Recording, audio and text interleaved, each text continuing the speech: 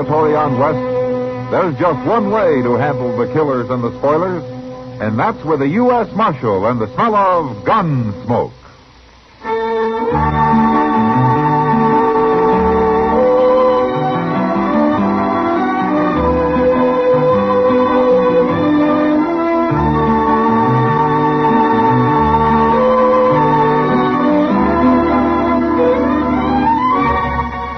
Gunsmoke, starring William Conrad. The transcribed story of the violence that moved west with young America. And the story of a man who moved with it. I'm that man. Matt Dillon, United States Marshal. The first man they look for and the last they want to meet. It's a chancy job, and it makes a man watchful. And a little lonely.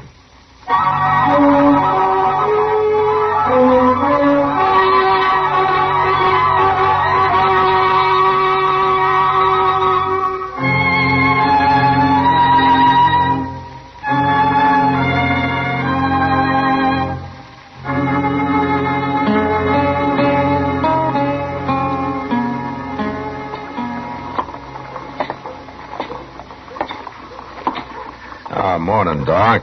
Custer. Hello, Matt. Hey, we've been waiting for you, Mr. Dillon. Oh, is there something wrong? Yes, sir, it's Mr. Dobie. He's at the desk in the hotel there. He's real upset about something. He wants to see you. All right. You both wait here for me. I'll be right out. Yes, sir. All right.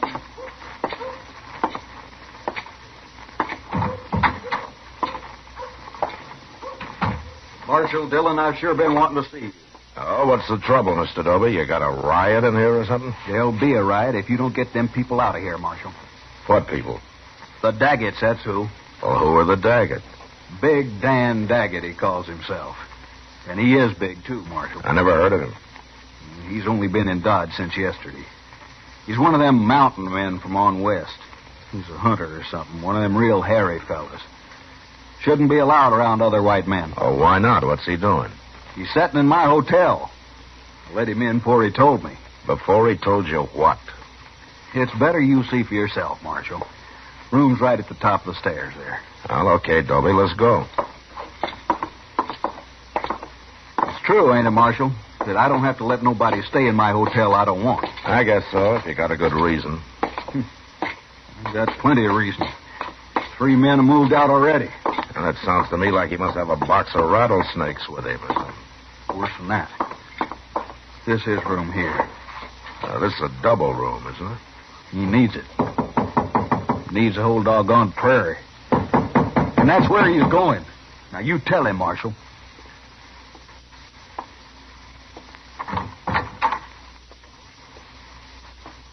Hello? I got the U.S. Marshal with me this time, Daggett. Oh? I'm Marshal Dillon, Daggett. Dobie wanted me to come over here and meet you. Come on in. Well, you were right about his being big, Dobie. Man can't help being big. It's no offense. It's all right. There have been times I wished I was smaller. Not that I can't move as fast as any man. I'm easier to see is the only bad part. Tell me, Daggett, what's the trouble between you and Dobie here? It ain't my trouble, Marshal. All right, Dobie, I guess you better explain. There's nothing wrong here that I can see. It ain't him. It's his wife. What? You don't like my wife because she's an Indian, Marshal. That's a lie. What do I care if she's an Indian? I don't understand. Where is she, Daggett? In another room? We'll bring her in here. Dobie, you know what I could do to you with the fingers of this one hand? Just the fingers? Don't forget I got the Marshal with me. I use the other hand on him. He starts ordering me around, too. Now, wait a minute. This kind of talk isn't doing any good. You're probably pretty good with that gun, Marshal. But I've killed mountain lion with this knife. I ain't afraid of anything alive and not many ghosts. Ghosts? You even talk like a savage. All right, that's enough, Dobie. Daggett, I didn't come here for a fight. I came to see what all the trouble's about. Now, if it's something that has to do with your wife, tell me. It has to do with Dobie, not with my wife. That's a lie. Dad? There she is. Look, Marshal. If it is me they are talking about, Dan, why didn't you call me? It's nothing to do with you. He was trying to order me around. At least he was. Dobie there. I only told you to get her in here so the marshal could see her. Well, now he's seen her. Now, what's all the fuss about? You're playing dumb, ain't you, Daggett? Wait a minute. I don't think he is. Tell me something. Where did you and Miss Daggett meet? Near Denver? Near Denver? Well, I'm a mountain man, Marshal. Never been on the prairie before. But what were you doing near Denver, Miss Daggett? I was sent there 4 years ago to complete my education. My father was a chief, Marshal. A chief? What chief? His name was Yellowhorse. Yellowhorse? That's worse. That's the worst yet. I don't understand either of you men. What are you talking about? Well, Dobie could tell that your wife was a Kiowa by the way she dressed. Well, she got to come from some tribe, don't she? Yeah, but being the daughter of Yellowhorse makes it even worse. Why? 2 years ago, the Kiowas killed some 18 settlers on raids through the country near here. Yellowhorse led them until he was killed. You never told me that. Is that true? I only heard my father was dead. They told me nothing else. Well, what difference does it make anyway? You wasn't on them raids. The feeling's still high against Kiowas around here, Daggett, but you're right. She had nothing to do with them. A Kiowa's a Kiowa, and we won't stand for him and die. Oh, don't be a fool, Dobie. How can you blame her for what somebody else did? I blame that whole tribe, and especially her father. And I won't stand for her being here. She's probably as murdering as he was. Dobie. All right, hold it, Daggett.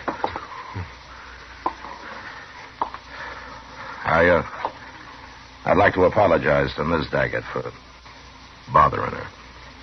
Apologize? Let's get out of here, Dobie. Now. No. You come here to throw him out, and you're going to do it. Dobie, I guess I'm a little like Dan Daggett here. I don't like taking orders very well either. All right, Marshal. If the law won't help me... The law won't help you.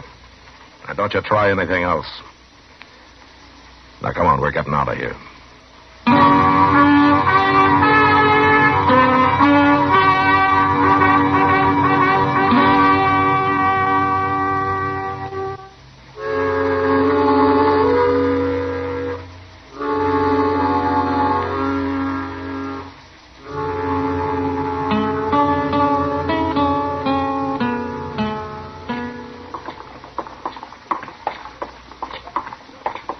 Mr. Dillon? Yeah, what is it, Chester?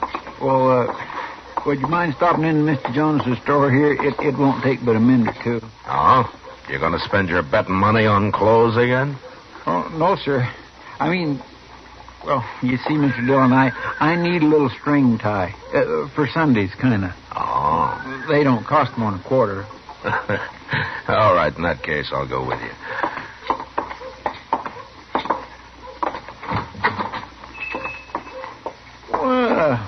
There's Miss Kitty. Hi, Miss Kitty. Hello, Chester. The ties is hanging back over there, Mr. Dillon. I won't be long. All right, Chester. Well, you're as bad as Chester, Kitty. Always buying clothes. As Chester? Matt, if Chester's always buying clothes, how come ever since I've known him he's worn that same pair of striped pants? Well, he's careful with them, I guess. He never gets them torn. You'd have to go to bed if he ever did. Where's Mr. Jonas? Out back. He's showing Dan Daggett and his wife something. Oh, are they here? Sure. He introduced me to him. Big Dan Daggett. Like you said last night, Matt, he earned the name. He's a buffalo, that man. Yeah, he sure is.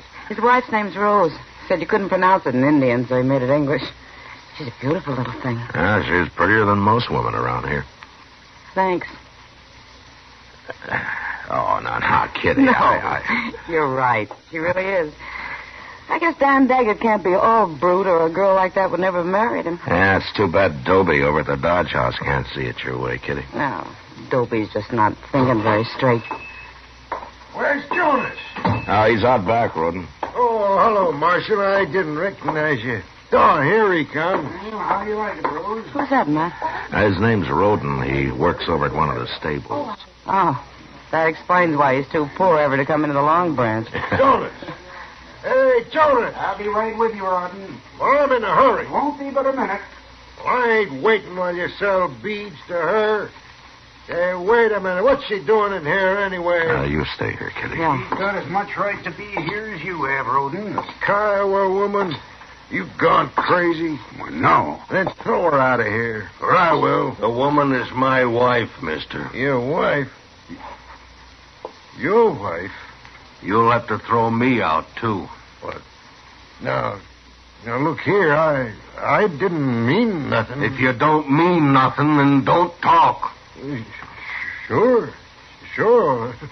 What do I care? It's your business. I don't care. And even if you do care, you shouldn't say nothing about it out loud. Well, I ain't saying nothing. I gotta go now. I gotta go.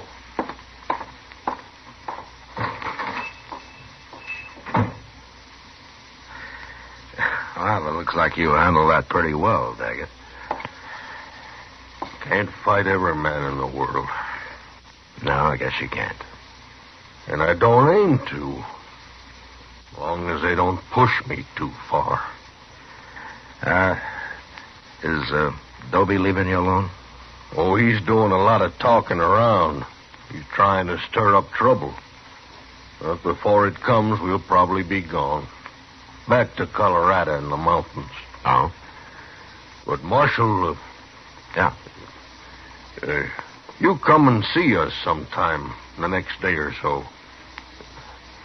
Rose would kind of like that. Well, thank you, Daggett. It'll be a pleasure.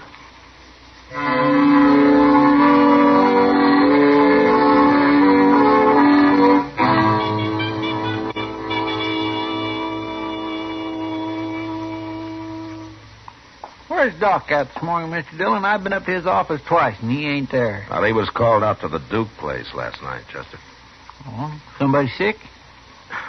Well, Doc doesn't get many social calls, you know. I was calling on him social. Huh? Oh, well, he'll appreciate that, I'm sure. Well, I think I'll go up to the Dodge House and make a call on Jim Dobie. More trouble, Mr. Dillon? Well, there will be if somebody doesn't stop him. He's been talking to everybody who'll listen about Rose Daggett being Yellow Horse's daughter. How they ought to run her out of town. It's like he's looking for help, ain't it? Yeah. He ought to know better than that, a man like Dobie. Well, that's what I'm going to try to explain to him, Chester. Marshal? Hello, Daggett. Marshal, I'm kind of worried. Why, what's the matter? It's Rose. I can't find her nowhere. You can't find her? No. Well, maybe you and Chester will help look for her. I've been everywhere. Of course we'll help you. Now, where did you see her last? Oh, right in our room. Let me tell you, I woke up real early. Couldn't get back to sleep. I didn't want to bother Rose, so I got dressed. I went out in the street and I walked around. I wasn't gone more than 1 hour, Marshal. Shouldn't never have left her. Well, did you ask him at the hotel? Did anybody see her leave? There wasn't nobody at the hotel. Not when I went out, not when I come back. Nobody could have seen her. Well, where could she have gone to that hour in the morning? She wouldn't have gone nowheres, Chester, not Rose. What I can't understand. Well, all right, let's start looking for her. Oh. Come on.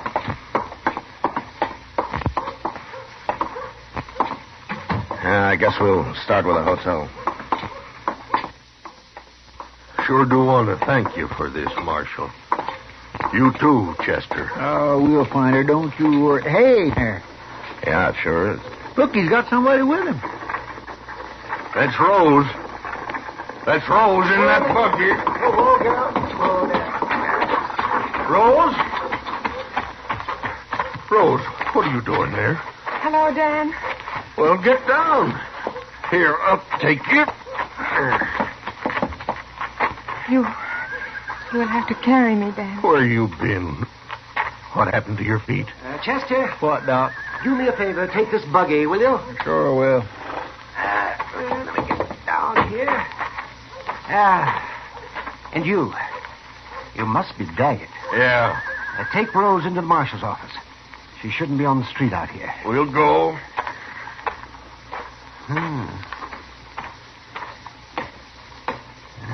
She told me about her husband, Matt, but she didn't tell me that he was that big.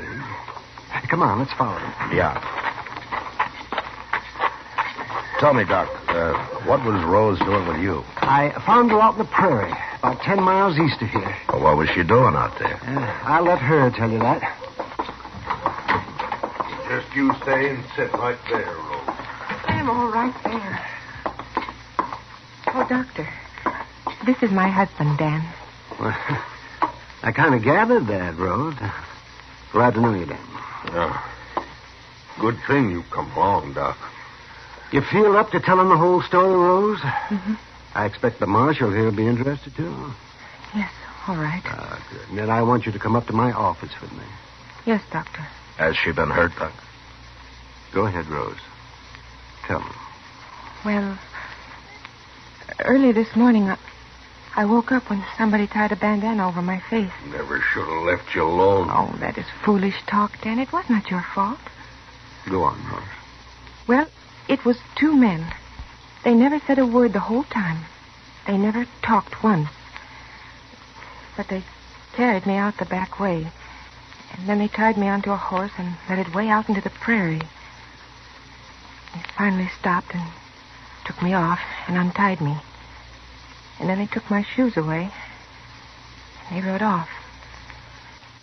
Finally got the blindfold off, and I walked and walked till I saw the doctor's buggy coming.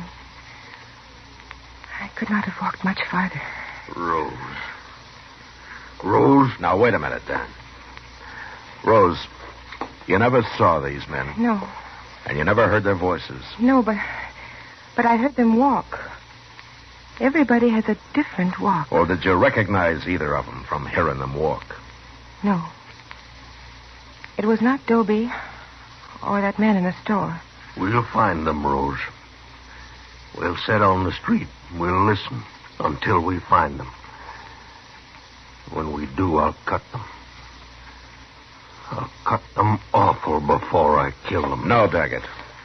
You let Rose find them if she can, and then I'll take them. They're mine, Marshal.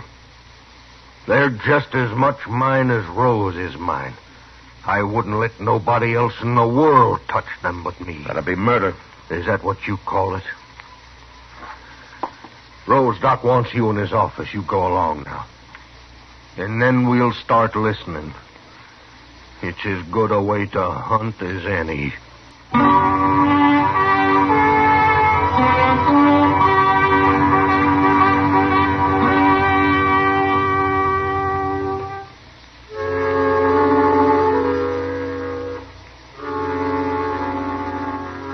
For the next few days, the Daggets took up their post on the boardwalk halfway down Front Street. Rose would sit there for hours, her head down, her eyes half closed, listening to the footsteps of hundreds of men as they passed. And Daggett would stand at her side, his bowie knife in his belt, waiting with animal patience for a sign from his wife. But it didn't come. And I began to hope that for his sake the kidnappers had left the country and nothing had happened. And then the morning of the third day, Custer and I were loafing around on the porch of the general store. Well, where's the Daggets this morning, Mr. Dillon? They ain't over there where they usually are. Well, I guess they haven't started yet, Chester. I swear every man in Dodge must have walked past there by now. All but two, maybe.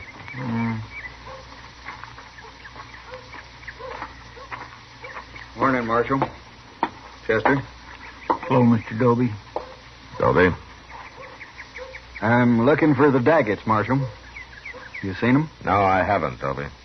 But Dan Daggett isn't taking things as easy as he was. If I were you, I'd stop looking right now. Doc told me what happened, Marshal. Doc did, huh? Well, he knew nobody else would, so he took it on himself. What for? For my own good, the way he put it. Well, did it do you any good? Made me mad. Mad at myself, mostly. Marshal, I've been a fool. Hey, Mr. Dillon, there's Rose now. What? In the street there. She's got a shotgun. Hey, what's she doing? Looks like she's following those two men. Oh, she sure is. Come on. She stopped them. She's got them turned around, but see, she's going to shoot them. Oh, they ain't making any move. How do you know it was us? What if it was? Guess you ain't learned nothing. Maybe we'll have to do it again. Don't shoot, Rose. I'll take him.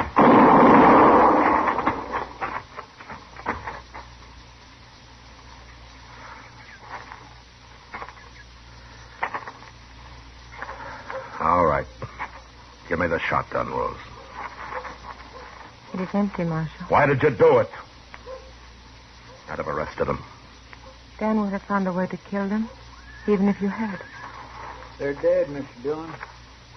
Both of them. Who are they, Chester? I never saw them before in my life. Couple of strangers, I guess. Rose! I'll go get somebody to give me a hand. Rose! Was that them?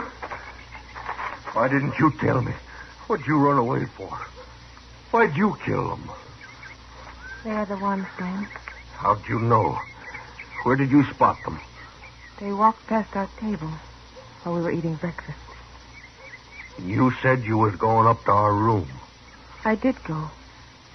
Long enough to get the shotgun. Why didn't you tell me? Why'd you have to kill him? I could not see you hang for what happened to me, Dan. I'd have gladly hung for it. Anything's better than your going to jail. I will not mind, Dan. It'll kill you. I won't let it happen. It ain't right. Don't try to take her, Marshal.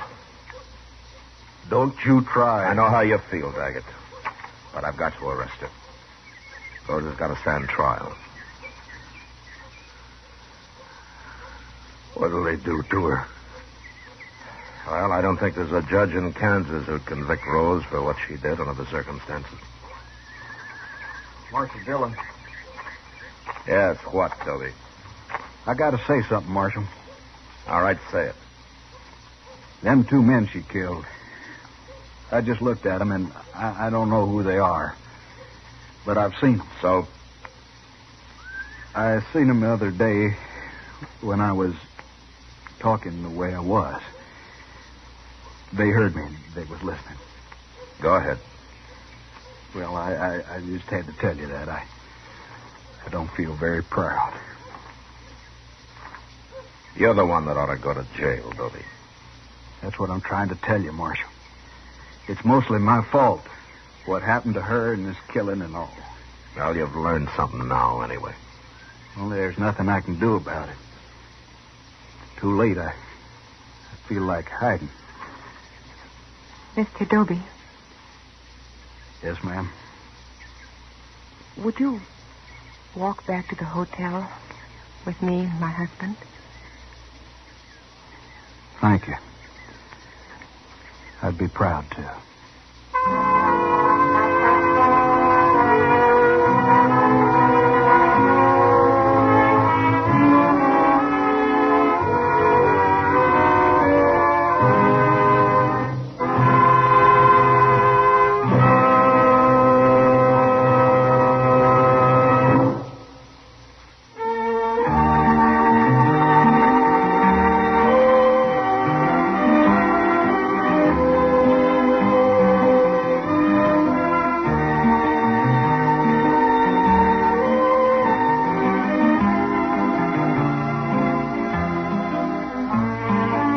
Gunsmoke, produced and directed by Norman McDonald, stars William Conrad as Matt Dillon, U.S. Marshal.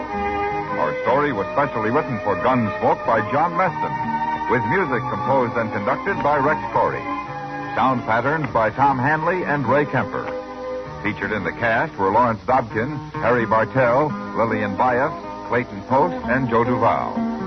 Harley Bear is Chester, Howard McNear is Doc, and Georgia Ellis is Kitty.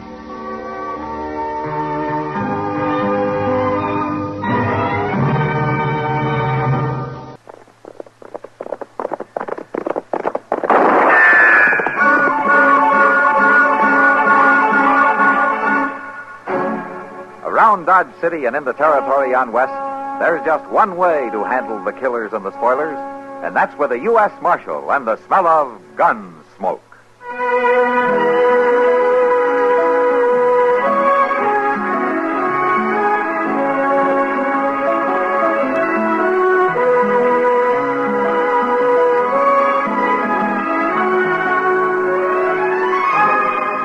Gunsmoke, starring William Conrad, the story of the violence that moved west with young America, and the story of a man who moved with it. I'm that man, Matt Dillon, United States Marshal. The first man they look for and the last they want to meet. It's a chancy job, and it makes a man watchful and a little lonely.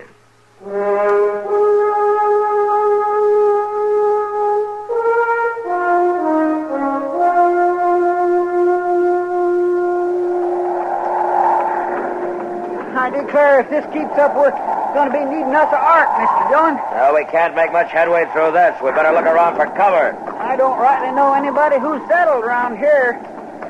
Sure would help if this prairie had a few trees to shelter a body. Yeah, if the lightning didn't hit him. Hey, look over there, Chester. Isn't that a light? Yes, sir, it sure is. Whose place do you suppose? I don't care whose place, as long as it has a roof on it. Come on.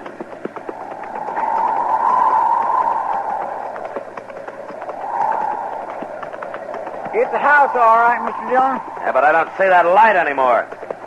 Oh, it seems to have gone out or something. Now, let's tie our horses around here out of the wind. All right, sir.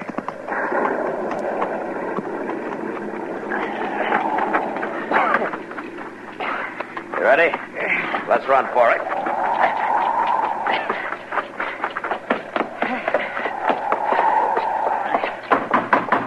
Hello? Hello in there.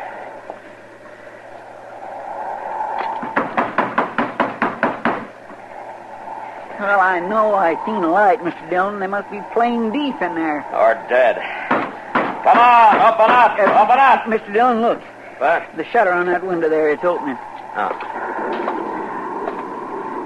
I'm sorry to roust you out, but I'd thank you for shelter till the storm lets up. Go away. I don't like to bother you, ma'am, but... Go away.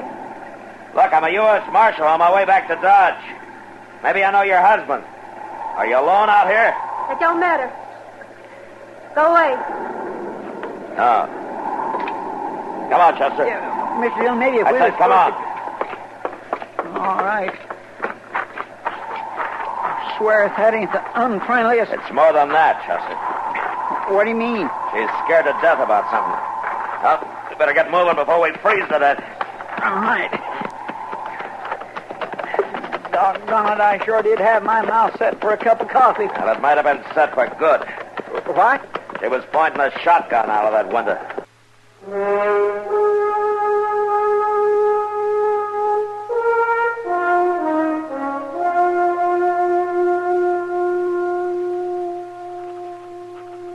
Sincerely, Matt Dillon, U.S.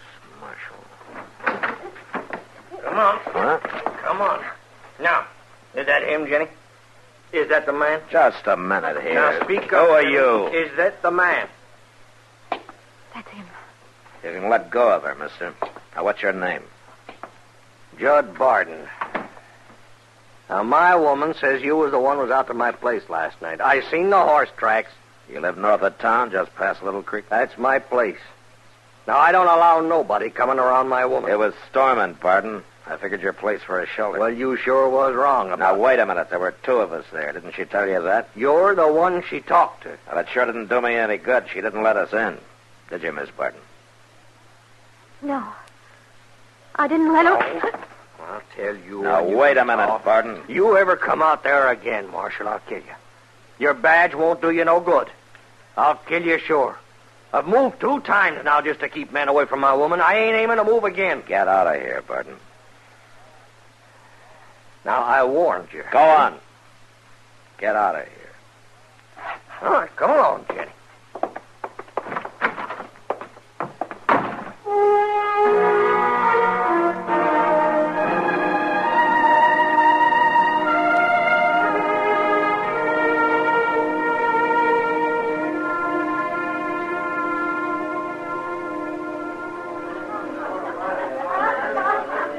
Want another beer, Matt? No, thanks, Kitty. I think I'll just sit here for a while.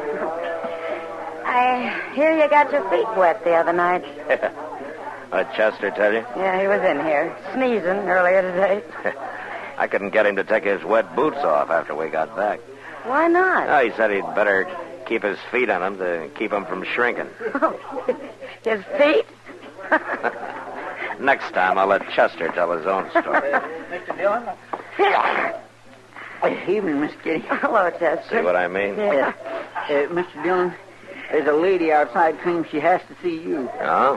Who is she? I don't know. She says somebody told her you was here, and she don't rightly feel she ought to come into a saloon. Of course not. Oh, well, now... Well, I better go see what she wants. I'll see you later, Kitty. All right, Matt.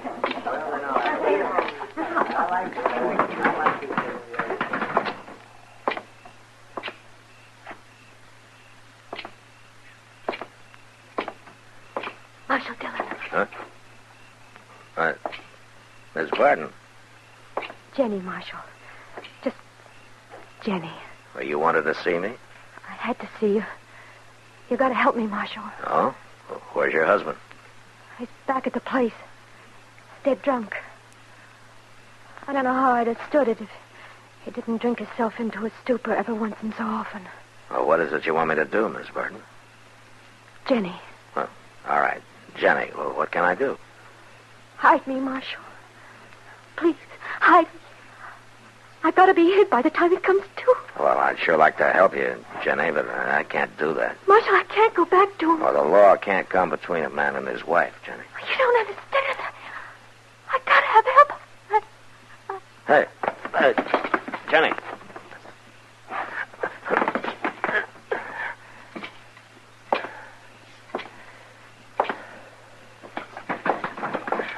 Mr. Dillon, what's the matter? She fainted, Chester. You go find Doc. I'll carry her on up to his office.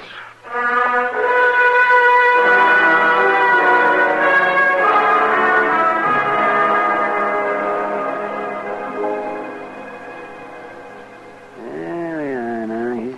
You just lie there quietly for a little while. That's it. You'll be all right. I'll be back shortly.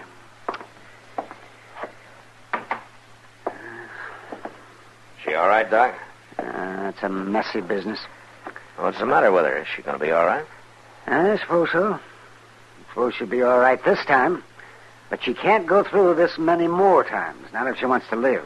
I don't understand. What do you mean? I mean that she's been beaten, Matt. Savagely and often. And I'll tell you something else, too.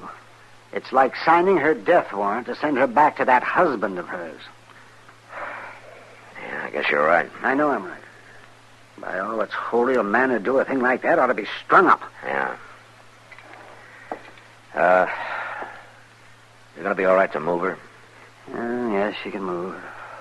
Won't be too comfortable for her, but she can move. Good, and I'll take her over to Kitty's till I can fix it so that this won't happen again.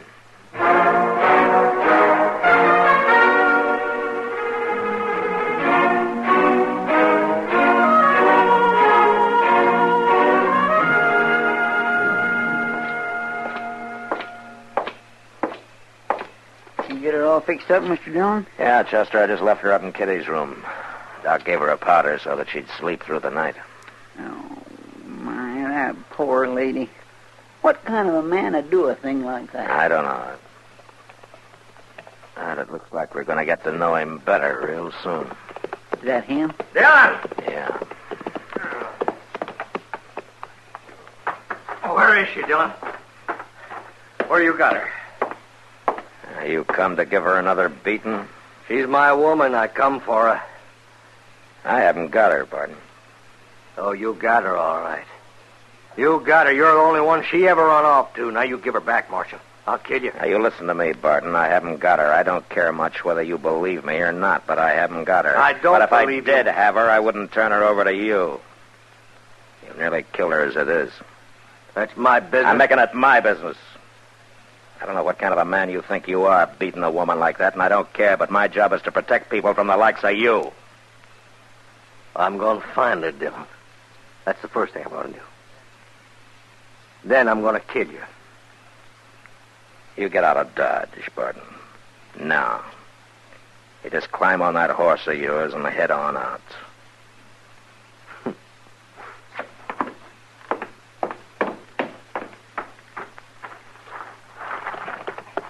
I'll be back, Dillon. And he will be back, too, Mr. Dillon. He's too all-fired mean not to. Yeah, I know. But right now I'm playing for time. How's that, Mr. Dillon? We gotta get Jenny out of here. Well, you got a plan? No, not yet. But I better come up with something by morning. Because Barton's not gonna stay put very long.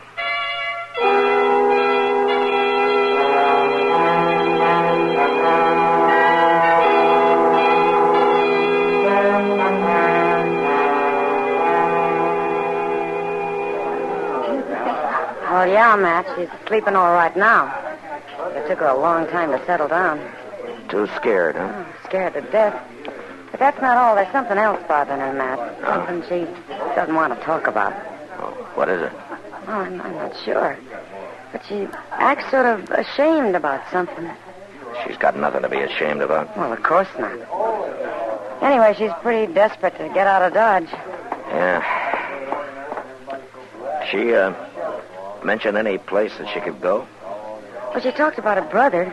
Oh? Said he'd always take her in no matter what. Oh, where does he live, you know? Yeah, north of here. Off the stage line someplace. 30, 40 miles away, I think. Well, that's the thing to do, then. But, Matt, the stage is one thing Barton's sure to watch. Can you get her ready in the morning? Oh, sure, but isn't that risky? She took a chance coming here, Kitty. She'll have to take a chance getting to her brother.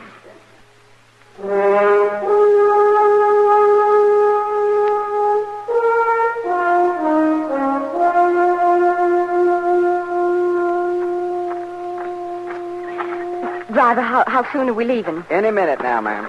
Oh, good. That's good. Oh, will you please watch the way you handle that case? Sure thing, ma'am. You've got it upside down. Oh, I'm sorry. Well, now, we'll fix that, and I'll set it right up there on top. No, I want it in the stage with me. Do you hear? Yeah, I guess that'll be all right, ma'am. Sure not full up.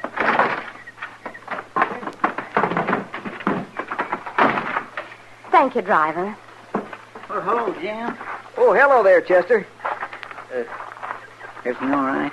I mean, is Oh, sure, Chester. There's nothing to worry about this trip. Only got one passenger. Oh, well, that's good. Unless this gent's figuring on riding with us, too. You take in the stage, mister? I'll let you know. Well, you better make up your mind, because I'm fixing to leave as soon as I cinch on these bags. Jim. Wait till I get around the other side for a minute, Chester. I want to tie off wait, this rope. Jim, I have to... Here, you. Yeah? Aren't you the feller that I seen with Marshal last night? Well, you might have saw me with him. I'm... Why are you so interested in this stage? Well, I was just down to see Jim for a minute. We're old friends. Now, what was it, Chester? Nothing, Jim, I guess. I guess I said just about all I had to say before. Well, I should certainly think so. I don't know how many times you have to tell me. Jim, just a minute. Jim. I'll make the stop all right, just like you said. Jim, for heaven's sake. You want to make a special stop? Well, mister, I don't know. Well, now, that's interesting, ain't it? I think I'll just ride along with you after all. You ain't got a ticket. This gun is all the ticket I need. Oh, But climb on up there now. Well, now... Go on. Yeah. Go on. And I'm going to ride right with you. Now, listen, mister. Oh, shut up. I'll take that whip. Hey-ya! Go! Well, who was that man? What in the world was he doing? I can't take time to explain it to you now, ma'am. I gotta get moving.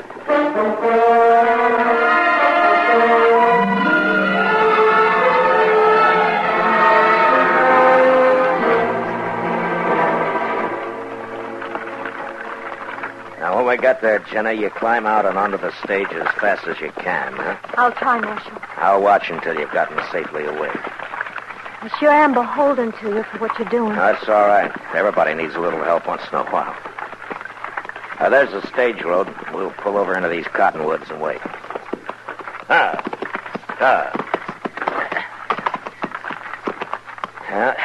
ought to be coming along any time now. I hope so. I'd just as soon this was all behind me. Now, you're doing fine. Lots of things I'm thinking I ain't saying, Marshal. No need to say anything. One thing I'd like you to know special. It wasn't true about me and them other men, Marshal. It never was true. It was just Judd's crazy way of looking at things. Any man I saw, he suspicioned. He had a crazy way. Yeah, that's about the kindest thing you could say about him. Maybe I deserved it. I can't help thinking maybe it was all due me. Here comes the stage, Jenny. It's Judd. What? It's Judd, Marshal, up by the driver. Oh, get down in the wagon bed and stay down. Jenny, I've seen you. I've seen you there, Jenny. I know you got her right there in that wagon, Marshal. And now I'm going to kill you. Don't do it. Pardon? No!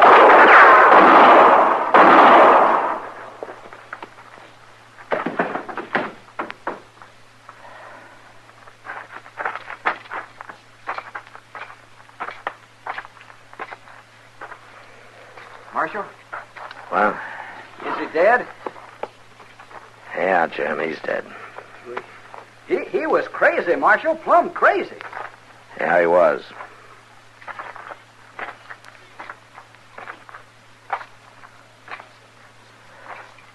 I'm sorry I had to kill him, Jenny. I don't think anything short of that would have stopped him, Marshal. He was full of hate. You must have seen something in him once, so to marry him. No, Marshal. Judd never married me. He just cleaned me. Well, why didn't you speak up, Jenny? Folks could have helped you knowing that and saved you a lot of hurt. It was a shame. I couldn't face the shame of telling folks I was living that way. It was easier taking the beatings. Yes, Marshal, it was. A woman needs to be thought of as respectable.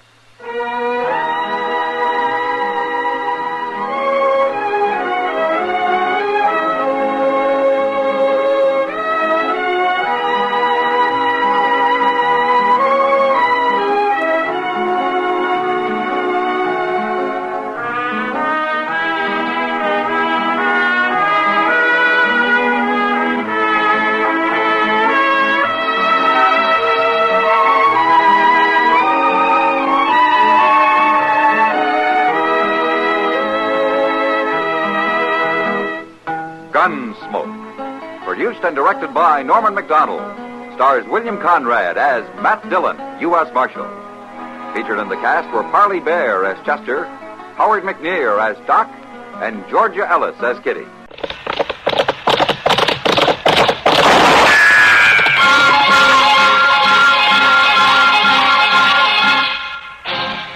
Around Dodge City and in the territory on West, there's just one way to handle the killers and the spoilers, and that's with a U.S. Marshal and the smell of Gunsmoke.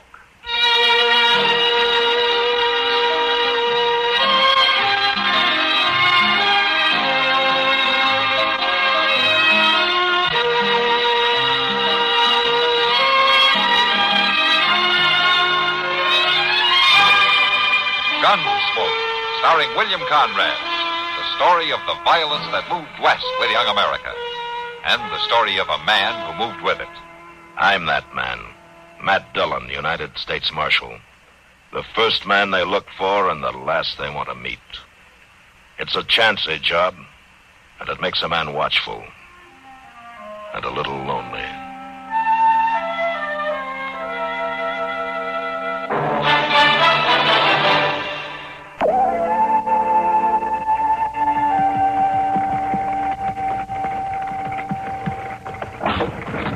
Oh, my.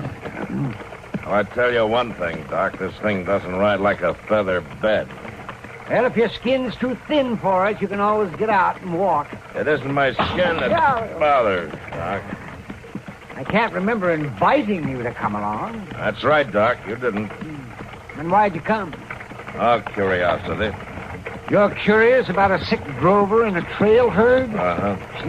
Well, you must have a lot of time to waste thinking of things like that. Well, I'm curious anytime anybody threatens to kill you if you don't make a cure, Doc. No, Shaw, Matt, that fellow who came after me was just all wrought up.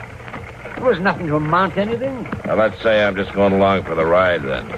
Any objection? Not if you stay out of my way.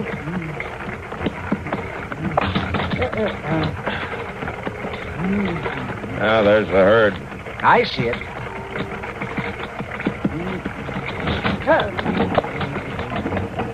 The cook wagon's over there at the edge of the clearing. I can see that for myself. Oh, you're out sheet today, aren't you? Well, I guess you might as well pull up here. Well, I don't see any sick tent. Hey, you the doc? I'm the doc. Where's the sick tent?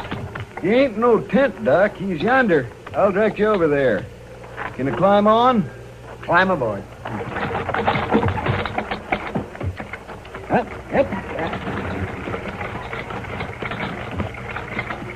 You afraid the rest of you'll catch it, moving him off this way? Oh, it ain't us the boss is afraid about. It's the cattle. The cattle? Got to keep him penned up. Keep him away. Right over there. Waddell's with him. I'll go get him.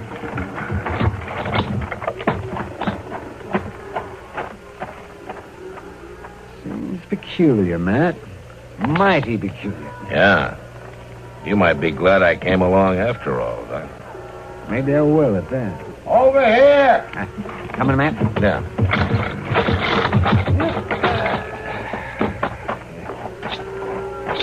This way. I'm coming.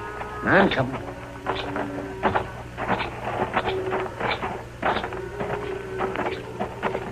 Well, mighty glad to see you, Doc. I'm Harb Waddell. I'm Doc Adams. This is Marshal Dillon. Glad to know you. Marshal, Well, now, where's the patient? you're looking at him, Doc. You? You sick? Not me. Right down there. That steer? He's awful sick, Doc. If you don't pull him through, ain't no man in the outfit sure of his pay. What do you mean? He's the lead steer, Doc. Man we ride for sets a terrible store by him. Says he's worth any 10 hands he's got. Oh, now, look, I'm not a veterinarian. I know that, Doc. But ain't there something you can do? Well, I'll take a look at him. You fix him up, Doc. There ain't no other way about it. Let me see. If we don't get him back to Texas in good shape. Oh, for heaven's sake, if you don't stop fussing, I won't be able to do anything. Matt, Yeah, Doc. walk him away with you, will you? He's worse than a first-time father. Yeah, sure. Come on, Waddell. Let's leave Doc alone, huh? You don't need me to help you, Doc? I do not. Come on, Waddell. Well, all right. We'll be over at the cook wagon, Doc.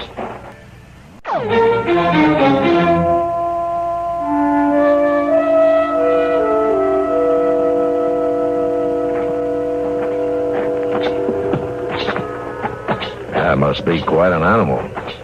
I tell you, Marshal, there ain't another like old Beller on any trail out of Texas. Old Beller? Oh, yeah, I've heard of him. Be surprising if you hadn't. Well, Doc has a way with everything. Animals included. He better have. Tell me, what's so special about that belled steer? Yeah? It's like he's got a human brain twixt those long horns, Marshal. Huh? Well, that's not always a sure sign of being smart, you know. Yeah, with old Beller it is. That steer gets a herd going, heads them up on the trail. Gets them to follow him across streams a man can't hardly get a horse across. Herd beds down nice and easy. Just as easy as you please when he stops. Old Beller has some way of dealing with him. I don't know what it is. Keeps them from spooking in storms. Well, that steer even leads them into pens at Abilene. He sounds like a good sergeant. Old Beller don't take no more nonsense than a sergeant, I'll tell you that. He has the run of the camp. Why, the boys even feed him off in the cook wagon. Oh? Well, Doc will fix him up. Sure do hope so. Charlie, Yes, sir? give us a couple of mugs of coffee. Yes, Mr. Waddell.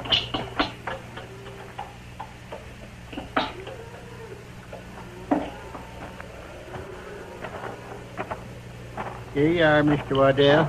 Thanks, Charlie. I don't mean to go on like an old woman, Marshal. But a steer like old Beller can sure be a problem. Oh, in what way? Well, he's worth a lot of money to any drive. Keeping the herd together like he does. There's always some other outfit trying to get me to sell him. Or they try to steal him. Ain't so sure right now that he ain't been poisoned. Well, who'd want to do that? Why, anybody, just with spite, maybe. Tell you, Marshal, nothing's going right with this whole drive.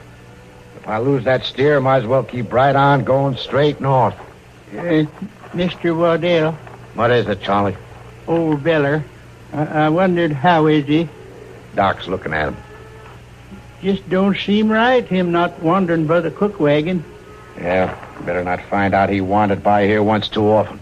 I don't rightly know what you mean. Ah, here comes Doc. You fix him up, Doc? No, I didn't. You mean you ain't gonna cure him? I don't have to. You mean he's dead? I mean he's cured himself. I never saw such carryings on about a sick animal in my life. Old Beller's all right? Whatever his name is, he's on his feet. He's taking on some feed. Yes, he's all right. Well, what was the matter with him, Doc? Oh, I don't know, Matt. He had something in him he had to get rid of, and like a sensible animal, he laid low until he did. He might have eaten something that poisoned him. So he was poisoned, huh? Now, wait a minute. No, I didn't say that. He didn't have the chokes or the heaves. It could have been bloat or colic. Or it could have been poison. You hear that, Charlie? Yes, Mr. Waddell, I hear. I always knowed the way you was handing out leftover food to that steer, we'd wind up in trouble. Well, I wouldn't do nothing to hurt old Beller. He likes my cooking. Well, he ain't going to get no more of it. Oh, sure, Mr. Waddell. If you say so, I won't feed him no more. You bet you won't. No, sir, I won't. You ain't going to get a chance to. Well, I'll watch it real close. You're through, Charlie. Oh, now, Mr. You Waddell. pack up your gear and get out, Charlie. Well, where'll I go? I don't care where you go. You ain't going to be hanging around this cook wagon no more, sickening the lead steer. Now, you be out of here by dinner time. And don't you come back.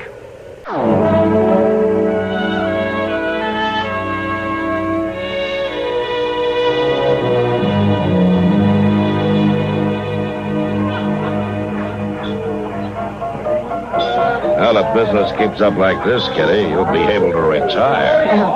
Sometimes I wonder if all this hoorah is worth it. Well, now the boys swallow a lot of dust on the cattle trail. You wouldn't want them to go thirsty, would you? Oh, no. But I wish they could be a little quieter about how they do their drinking. You're not running a church social, you know. I'll say I'm not. Hello, Marshal. Miss Kitty. Hello, Waddell. Hub. How's your steer? Well, I tell you, Marshal, the daggondest thing, he's frisking around like he was newborn. He is, huh? Well, Doc will be glad to hear that. Ain't no doctoring that done it. Old Beller, he knowed when he was sick and when he was cured. Hey, Mr. Waddell, I got to talk to Mr. Waddell. Go on, Charlie, you're drunk. I may be drunk, but I got to talk. Ain't done nothing to old Beller. Ain't no call to make me go. I told you to get... Never fed no poison. Me and that old Locke's his friends. Real good friends. Let me come back, Mr. Waddell. Now, look here, you. I'm going to... Let go of him, Waddell. I don't want to see him no more. I said let go of him.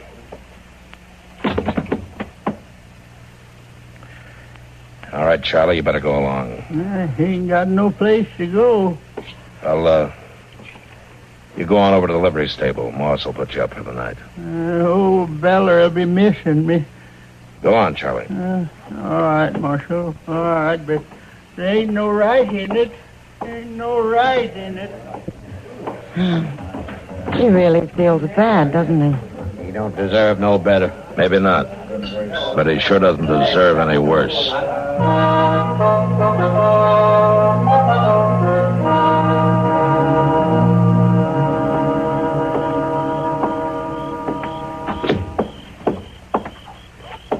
Ain't no right about it.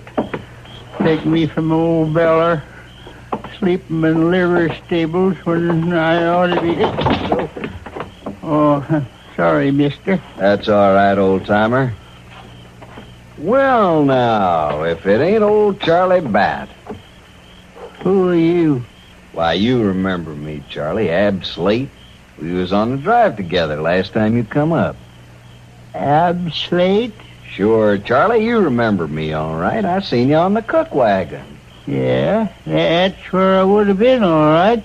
You used to give scraps and such to that lead steer. Old Beller. Sure, old Beller.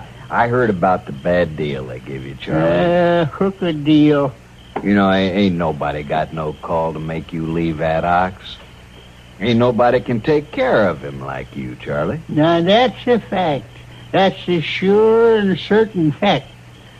He ain't gonna get along so good if you ain't there now, is he, Charlie? Nobody takes care like me, for sure and for certain. That's what I say. Yeah, that's what I say. Seems like we ought to do something about it. Do something? To help that lead steer. You want to do that? Oh, want to help old Beller? Sure you do. That ox needs you. Old Beller needs old Charlie. Gonna help him. That's right, Charlie. Let's go. Yeah, let's go. Let's go help old Beller right now.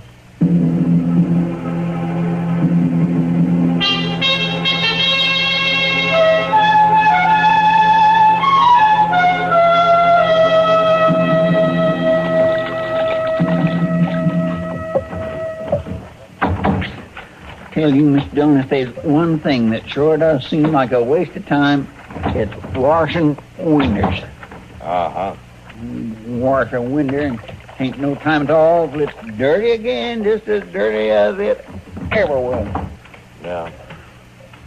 Seemed to me that when a fella got to inventing things, you do something about winders.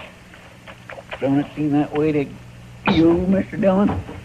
What? What was that, Chester? I say, don't it seem like to you that a fella could invent a window that was nice and dark so that it wouldn't show up the dirt?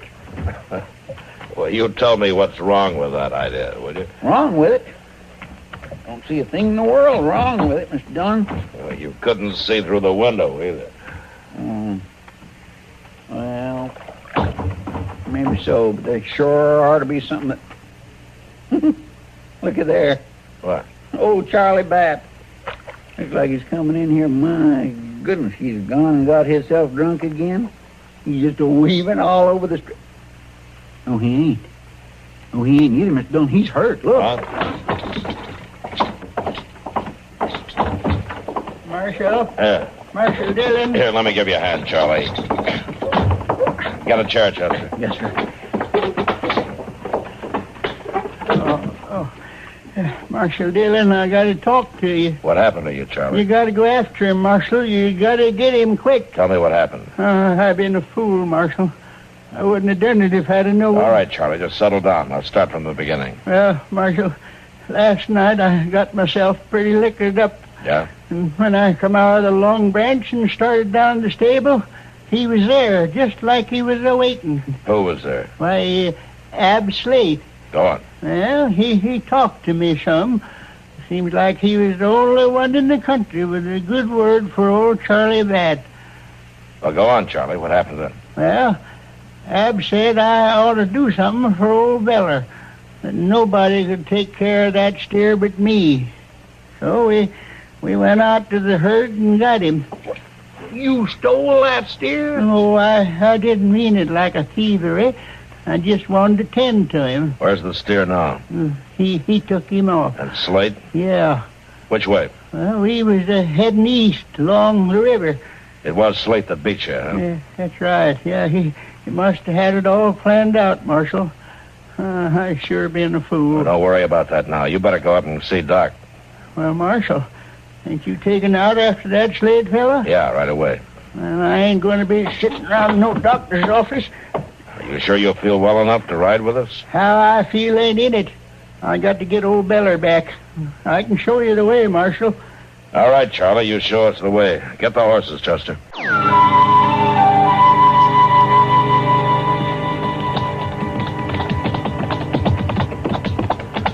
You remember the trail so far, Charlie?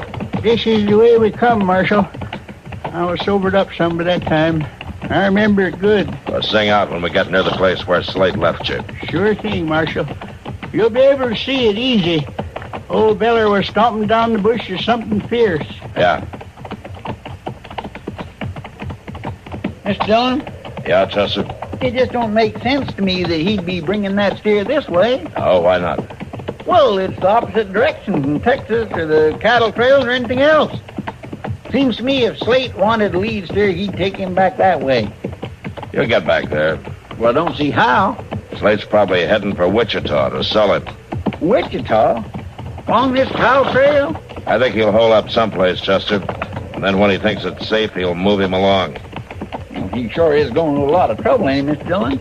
A bell ox like that is worth a lot of money. Yes, I reckon you're right. Up there, Marshal. Right up there a ways. You see all that trampled bunch grass? Yeah? Well, that's the place. That's the place right there. Right there's where Slade left me for dead. Yeah, looks like there was a ruckus, all right. Yeah, I ain't very young and I ain't very strong, but I'll give him as good as I could. I'll take a closer look here.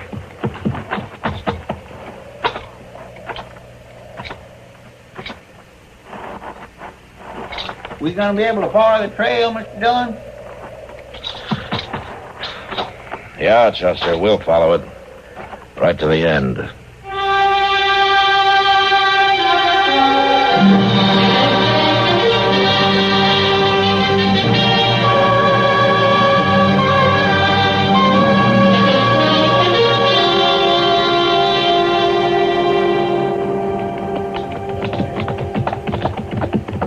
You holding up all right, Charlie? Don't worry about me, Marshal. Well, say, maybe we ought to stop and rest some, Mr. Dillon. Tell the truth, I wouldn't mind stretching my legs a little bit myself. Well, next time we reach some cover, we'll stop for a bit. You don't have to bother none about me. Yonder there, Mr. Dillon, right around that rise, there's some trees. Oh, yeah. And a couple of buildings, too. Hey, come on.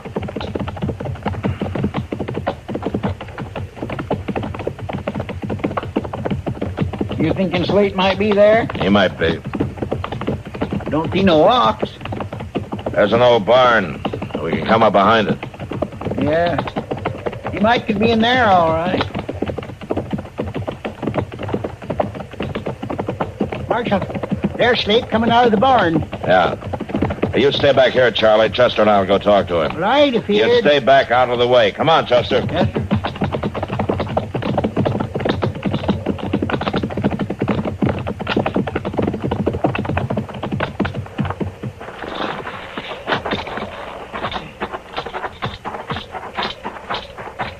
You, Slate. It ain't worthwhile to come no closer, fella.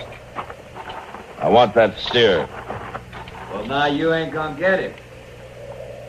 I want that steer, and I want you. Tell you how I feel about it, fella.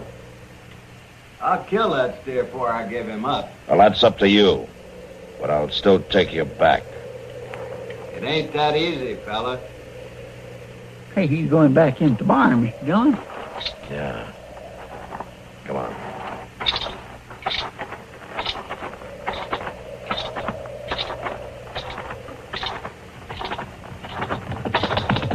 Mr. Dillon, he's right now. Look out, he's gonna shoot! You got him. Shot him right out of the saddle. Yeah.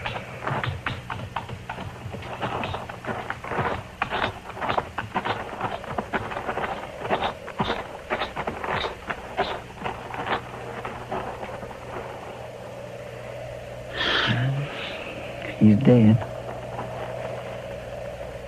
You better find old Charlie and go get that steer.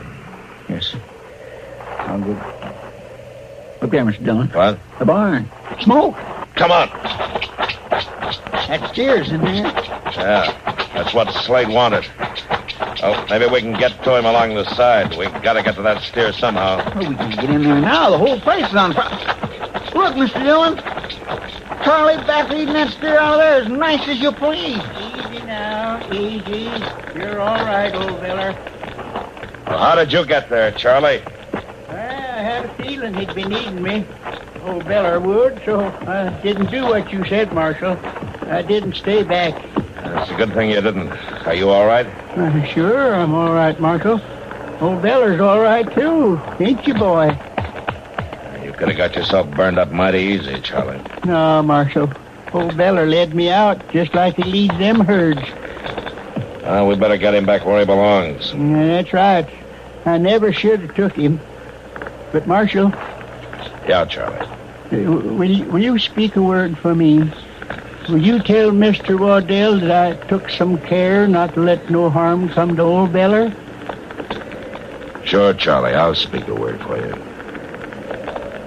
And I think your trail boss will listen.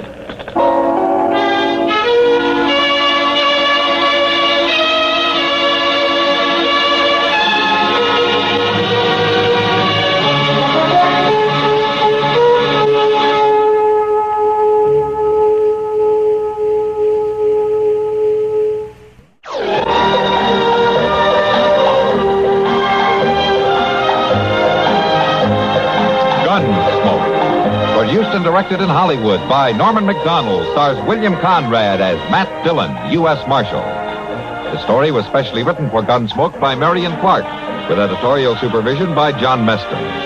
Featured in the cast were Ralph Moody, Ken Lynch, and Harry Bartell. Harley Bear is Chester, Howard McNear is Doc, and Georgia Ellis is Kitty.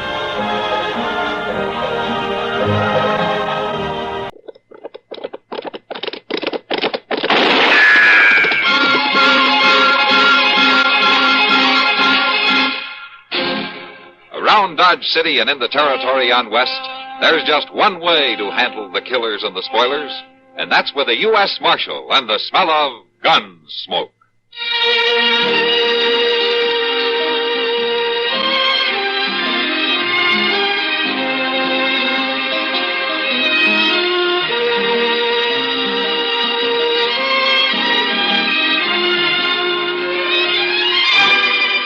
Gunsmoke, starring William Conrad, the story of the violence that moved west with young America, and the story of a man who moved with it. I'm that man, Matt Dillon, United States Marshal. The first man they look for and the last they want to meet. It's a chancy job, and it makes a man watchful. And a little lonely.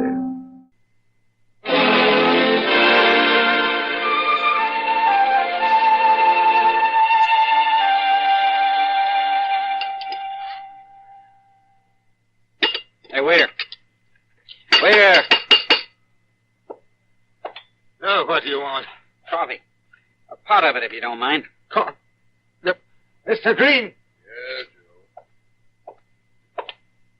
Now, look here, cowboy. Sandy King's the name, Mr. Green. Don't you Mr. Green me. Okay. Hank, what's on your mind? Feeding you is on my mind.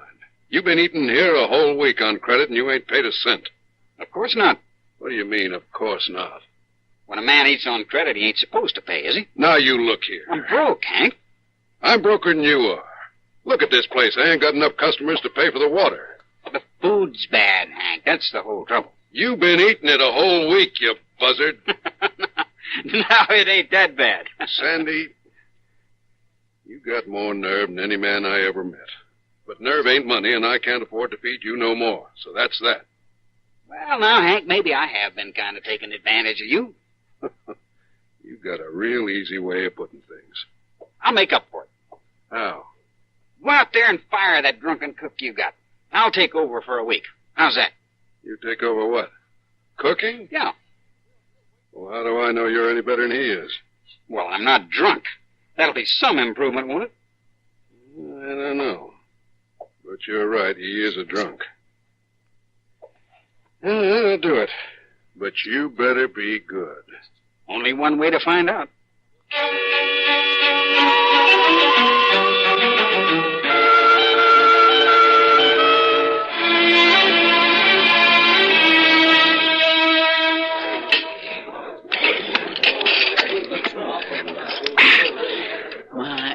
That's good. That is good. Oh, Chester, good food is no excuse for hog manners. Any way a man can get it down is fair, the way I see it. Yeah, but you're not the one who has to see it.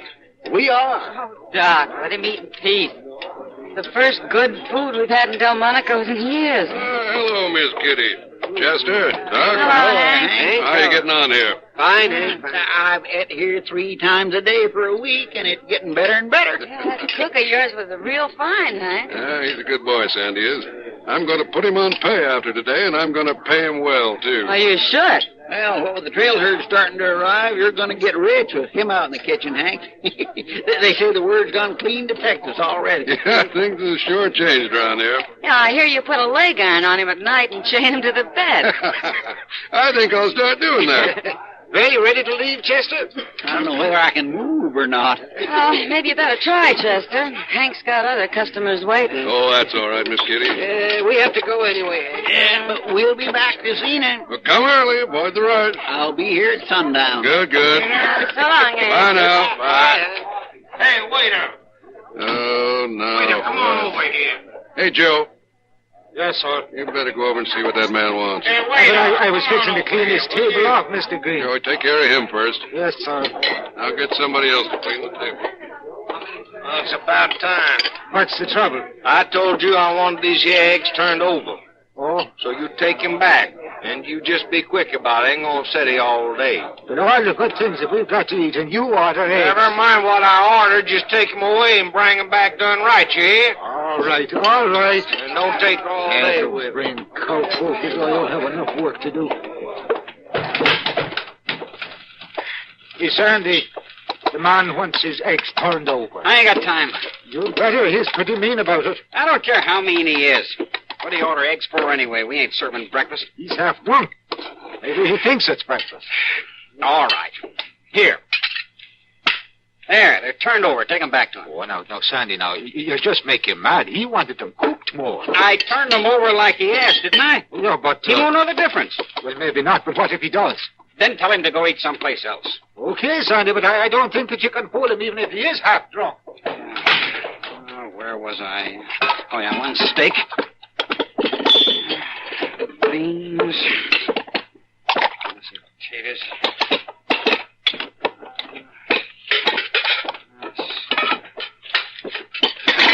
Hey, cook. What do you want? That was awful smart what you done. I told you it'd make you mad. Nobody fools me like that. Now, you wanted your eggs turned over, didn't you? I'll show you what I think of your eggs.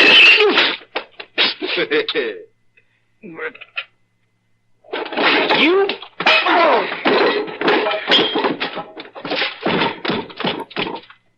Sandy, now look what you done. That'll teach him to shove his eggs in my face. But you could have killed him with that skillet. Throw some water on him and get him out of here. Now, wait a minute. What? Sandy. He's dead. What? You killed him. Yeah. Oh. Look, don't tell nobody about this. Are you crazy? I mean, for a while. Give me a half hour. I've got a horse over at the stable. They'll never catch me. But Sandy. Say goodbye to Hank Green for me.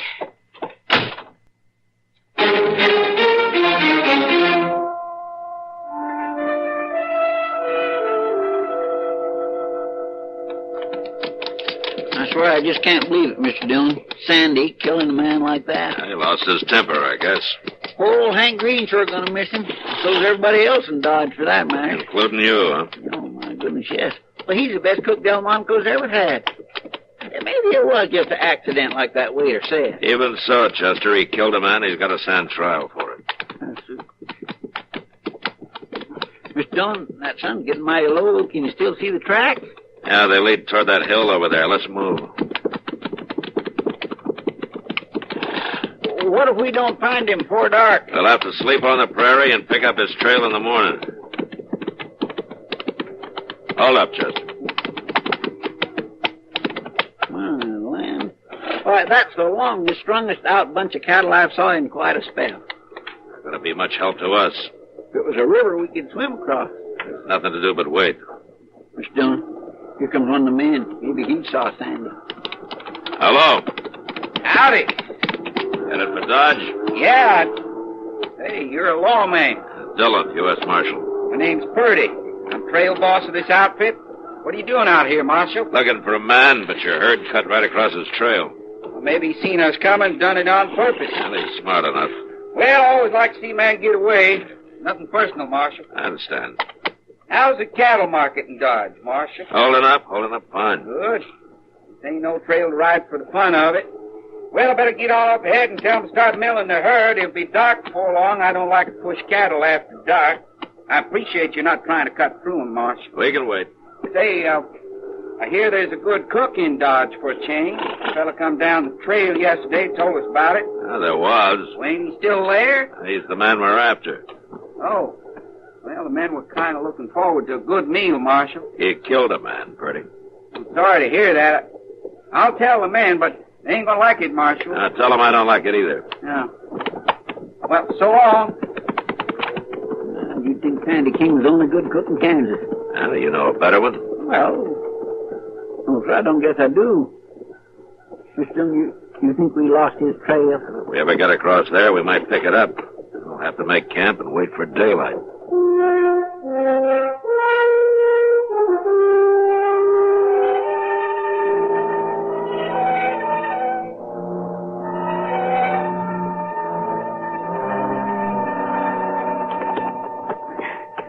Now, boy, we'll get some feed and rest and be on our way. You stop right there. What? What do you want here? Well, say something. I ain't gonna harm you. How could you? I got a shotgun, ain't I? Now, don't be scared, miss. I ain't gonna hurt you. That's close enough. All right. How come you put your horse in our barn? I had to get him out of the sun, didn't I? You don't mind if I rest a minute before moving on? Well, I guess it's all right. Now, you don't need that shotgun. Must be getting kind of heavy. Well, I didn't know who you was. My name's Sandy. What's yours? Effie. Gus Jayhorn's my pa. I guess you heard of him. Can't say as I have. Is he around someplace? He rode north today. We got a water hole up by Shale Bluff. Oh. And your ma? I never knew my ma. Effie, you got any cold water up the house? Yes, we do. Could I have some? If it's not too much bother. I'm terrible thirsty. I guess it would be all right. There needs no bother to it. Come on.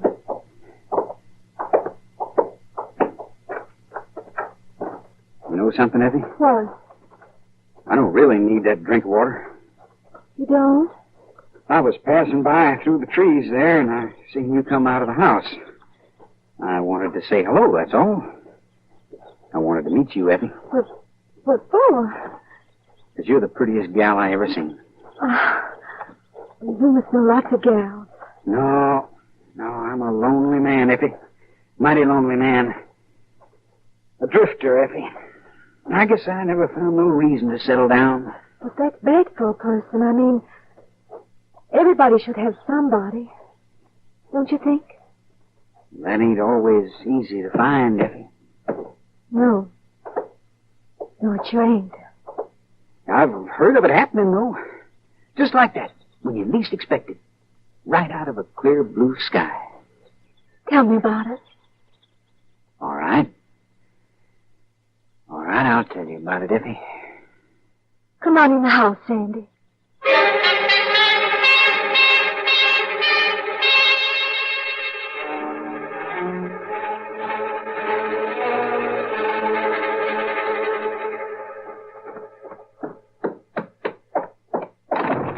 All right, mister. Pa, don't shoot him. I heard you cooing in here. Look, Mr. Strayhorn, it's not what you think. I wondered whose horse that was in the barn. How long you known this boy? We just met, Pa. I'd shoot you right here, boy. But I don't want to mess up the place. Now get outside. Pa, please, listen to If me. you don't want to watch this, stay in the house, Effie. Pa, you can't shoot a man for one kiss. It's all right, Effie. You can't stop him. Nobody can stop me. Outside. Pa, please. Please listen to me. Pa, he didn't do anything. Please, Pa, honest. Listen Now to me, you Pa. move right over there, mister. That's far enough. Pa. Pa, please. Hold up! What's going on here? Well, you won't shoot him now, Pa. You know this man? You're Marshal Dillon, ain't you? That's right. Now put that gun away. Okay. That don't mean I ain't gonna kill him. He don't know me, Marshal. He don't know nothing about me. You mean he's wanted by the law? For murder. Oh, no. He's a murderer to boot. Gal, you sure can pick him, can't you? Well, Sandy, looks like we got here just in time, doesn't it? To save me for a hanging? The court will decide that. Where's your horse? In the barn. Go get it, Chester. Yes, sir. Well, he sure made himself right to home. There's gall for you, ain't it? Let's go, Sandy.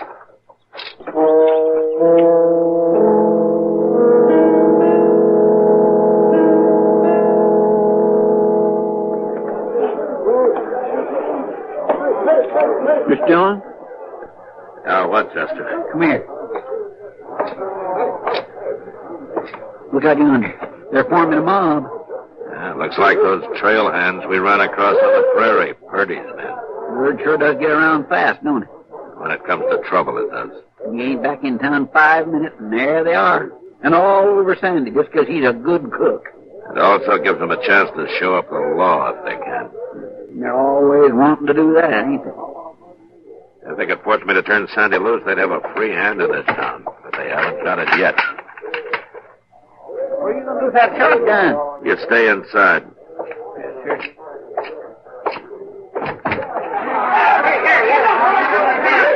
All right. Quiet. Listen to me. Quiet. Sandy King is in jail because he killed a man. And he'll stay there until he gets a trial. Men want him out, Marshal. Now, Purdy, I'm afraid I can't oblige him. Are all these your men? Some of them. I reckon most of mine are here, Marshal. I didn't expect to find a man like you taking part in a mob. They tell me some drunk throwed a plate of eggs in that cook's face, Marshal. That's no reason to kill a man. Well, the cook did hit him, but they say he didn't mean to kill him. Yeah. You'll get a trial and a fair one. I can't help you, Marshal. The men want him out. Hey, Marshal, you got yourself 10 minutes. Now, Sandy King ain't out here in 10 minutes. We're going to start shooting. And so do I. Now, 10 minutes, man. That's all he's got.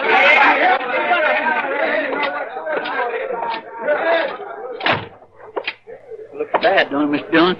Yeah. Well, I locked up out back. Nobody can't get in there without us hearing them. Good. What are you doing with that shotgun? Well, if there's going to be a shooting, I ain't going to get left out of it.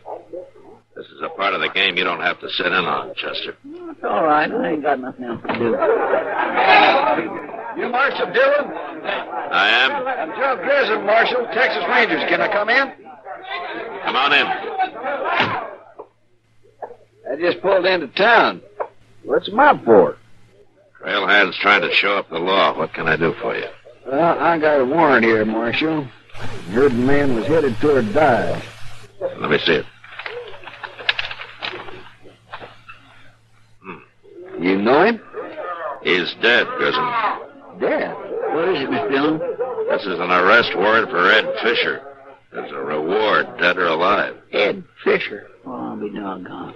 Who killed him? Man, I got locked up in jail for it, Sandy King. Is that what that crowd's all about? Yeah. This prisoner seems to be a popular man, Marshal. He's a good cook. He's a good cook. Chester, go tell Sandy the news and let him out as soon as I break up this mob. Yes, sir. Come with me, Grissom. All right, Marshal. All right, men. Listen to me. This is Joe Grissom, Texas Ranger. He just brought me a warrant for the arrest of Ed Fisher. That's the man Sandy killed. He was wanted, dead or alive. Well, you turn him loose, Marshal. You got no reason to hold him now. All right. I got no choice. I'll turn Sandy loose. First, you break this mob up and get out of here. We want him now, Wait a minute. No mob ever ruled me yet, and no mob ever will. Now, you men clear out of here. Or start shooting. All right, man. Let's go have a drink. You turn him loose. Yeah. Marshal, he just better be out in time to cook supper, is all. Well, Marshal, you got what you were after. You made him break up. Yeah. Well, tell me something. How does Sandy King kill Ed Fisher, anyway? He hit him on the head with an iron skillet. Bet it was provoked. I think the judge will let him off pretty easy. You were going to a lot of trouble to bring him to trial, weren't you? Wouldn't you have, Grissom? Yeah, I would. I kind of thought so. Here he is, Mr. Dillon. Sandy, this is Joe Grissom. Howdy. Howdy. Chester told me all about it. I'm a free man, huh? Yeah, free man. There's a $500 reward, mister. Fisher was wanted dead or alive. Well, now, I'm mighty broke, it's true, but I'm afraid that kind of money just wouldn't do me any good, Grissom. Thanks, just the same. Whatever you say. Well, Marshal, I'll be moving on, I guess. Moving on. Yeah, I've always had a hankering to see California, Chester. I guess this is as good a time as any. Well, but look here. Everybody's expecting you back at Delmonico's to cook up a whole batch of fancy victuals. What do you think this whole row is about, anyway? Tell them I'm sorry, Chester. I was just cooking to pay off a debt. I don't want to make a living at it. Besides, I hate cooking. Well, I'll be doggone. So long, Marshal. Bill. Miss Dillon, ain't you going to stop him? The men are going to be awful mad. He's a free man, Chester. Funny thing is, that's how the men wanted it.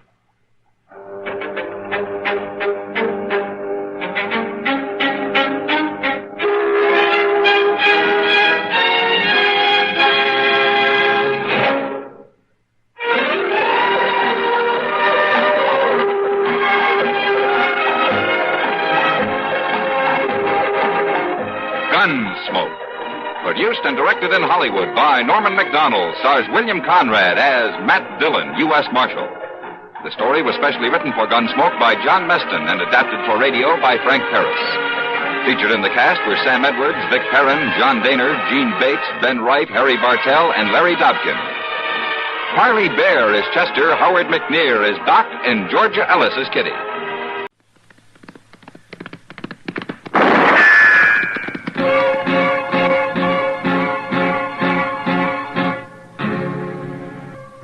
Around Dodge City and in the territory on West, there's just one way to handle the killers and the spoilers, and that's with a U.S. Marshal and the smell of gun smoke.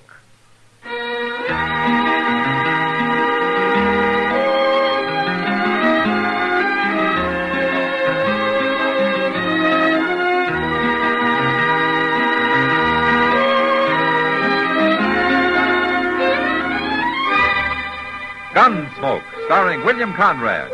The transcribed story of the violence that moved west with young America. And the story of a man who moved with it. I'm that man. Matt Dillon, United States Marshal. The first man they look for and the last they want to meet. It's a chancy job, and it makes a man watchful. And a little lonely.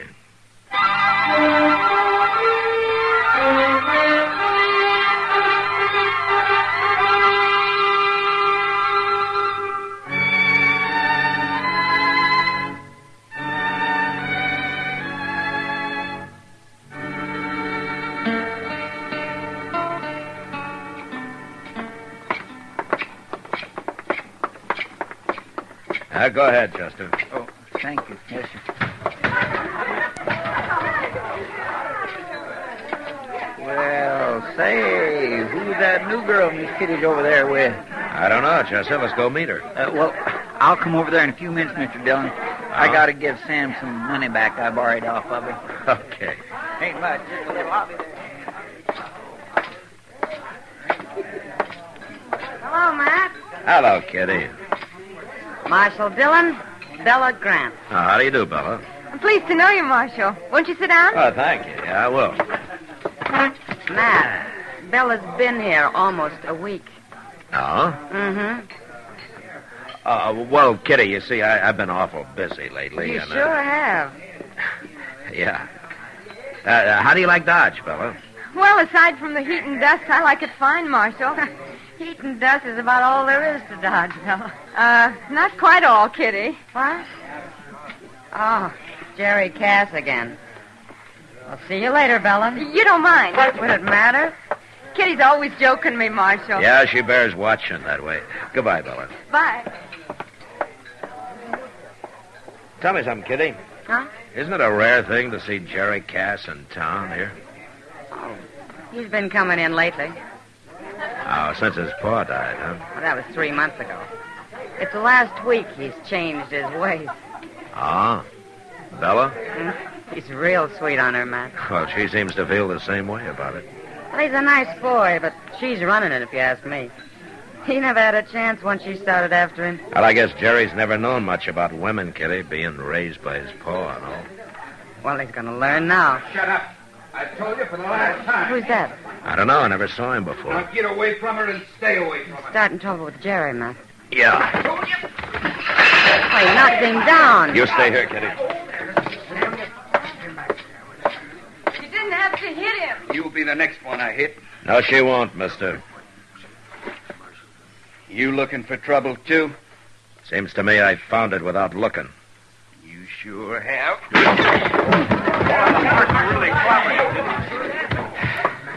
Hey, Chester. Right here, Mr. Dillon. Get a couple of men to help you carry him, huh? We'll let him come to in jail. All right, sir. Hey, Brony, you and Sarah, give me a hand here. Fella, I guess you can take care of Jerry. There's going to be trouble over this, Marshal. Oh, is there? Jerry will tell you. All right, I'll hear it from him when he feels like talking.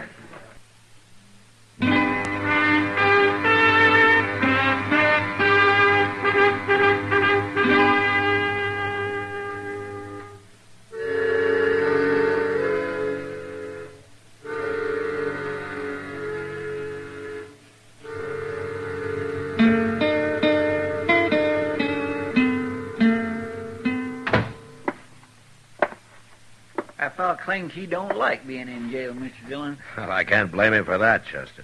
He says he didn't know you was the marshal. What would he have done if he had known? Try to shoot me? I didn't ask him that. In fact, I didn't feel much like talking to him anymore. Uh-huh. In fact, I was getting pretty sick and tired of his sassy remarks. Oh, hello, Jerry. Oh, Chester. Marshal. Well, I guess he didn't hurt you very much, Jerry. I never thought he was going to hit me. Kind of took me by surprise. It sure did. Marshal, I was wondering if you'd let him out of jail now. Oh? So you can go finish the fight somewhere? No. I don't want to fight him. I want to be friends with him. It's hard, but I want to try everything I can. Why, Jerry? Who is he? Why, it's Briscoe. Briscoe? Briscoe Cass, Marshal. What? My brother. Don't you know him? Your brother? I never knew you had a brother. Yeah, he come back last week. I thought you must have run into him around town somewhere. Well, I haven't till tonight. Well, what do you mean he came back last week?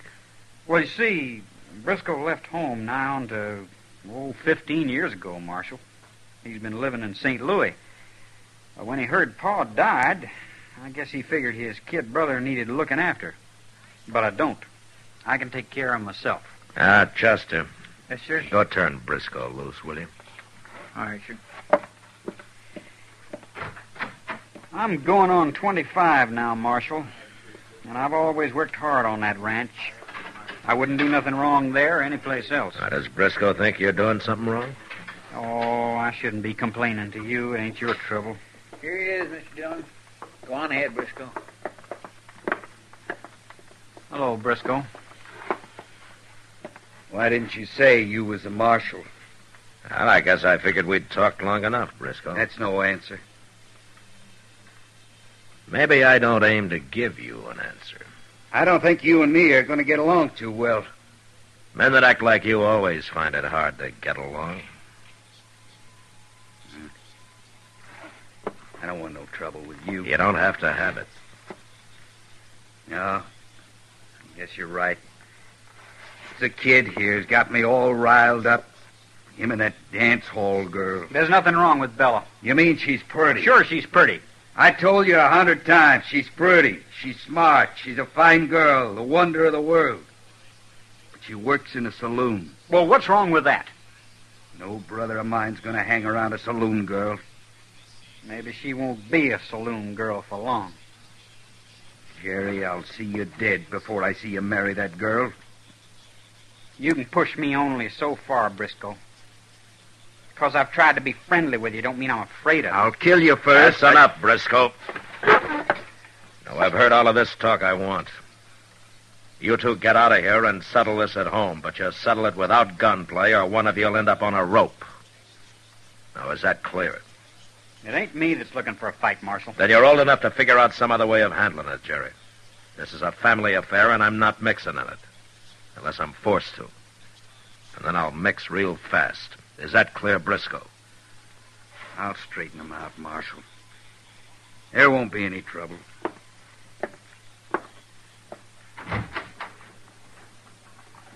Well, come on, Jerry. Okay. Bye, Marshal. Chester? Jerry? Bye, Jerry. I declare I can't figure that Briscoe, Mr. Dillon. Jerry hasn't got him figured either, Chester. What do you mean? I'm not sure myself, but he's playing a game of some kind. And from what I've seen of him, you can depend on its being no good.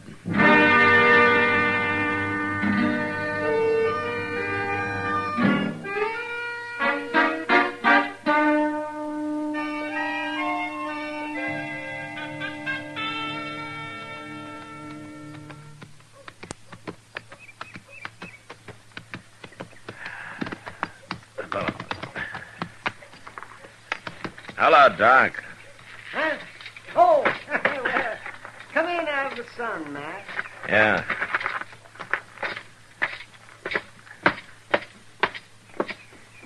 This is no day to be out riding horseback, Matt. I can't pick and choose when I have to work, Doc. Work, you said. What work you been doing? Well, I've ridden 30 miles since dawn. That's so. You get shot at? No. Shoot anybody? No. Well, then you've done no more work than if you'd spent the time sitting here watching Front Street. Uh-huh. You've been here all morning, I suppose. Well, I'm just settling my dinner. Oh, I ate awful heavy this noon. Not me. I don't have that problem. Hello, Marshal. Oh, Miss Cullen. How are you? Doc? Oh, hello, Miss... what's her name? So, say, where have you been, Matt? Checking on the trail herd coming up from Pampa. It's 2 weeks late, and the owner got to worrying some about it. Oh, so you find them? Oh, they'll be here in 3 or 4 days. Well, it's a good thing you didn't wait to ride in with them. Oh, why? You'd have missed the fun tomorrow. What fun? Jerry Cass is getting married. He is? Yes, he is. He announced it last night. And Bella's willing. What about Briscoe? Is he willing? Well, that's where the fun comes in. Briscoe says he'll stop it with lead if he has to. Well, I guess it's time I got mixed up in it. Huh? What? What are you going to do? I'm going to talk to Jerry first. Have you seen him, Doc? Well, isn't he generally over at the Long Branch eyeing Bella? Yeah, I guess he is. Now, don't you go to sleep sitting there, Doc. And why shouldn't I? Because we might be needing you before the day's out. Wide awake.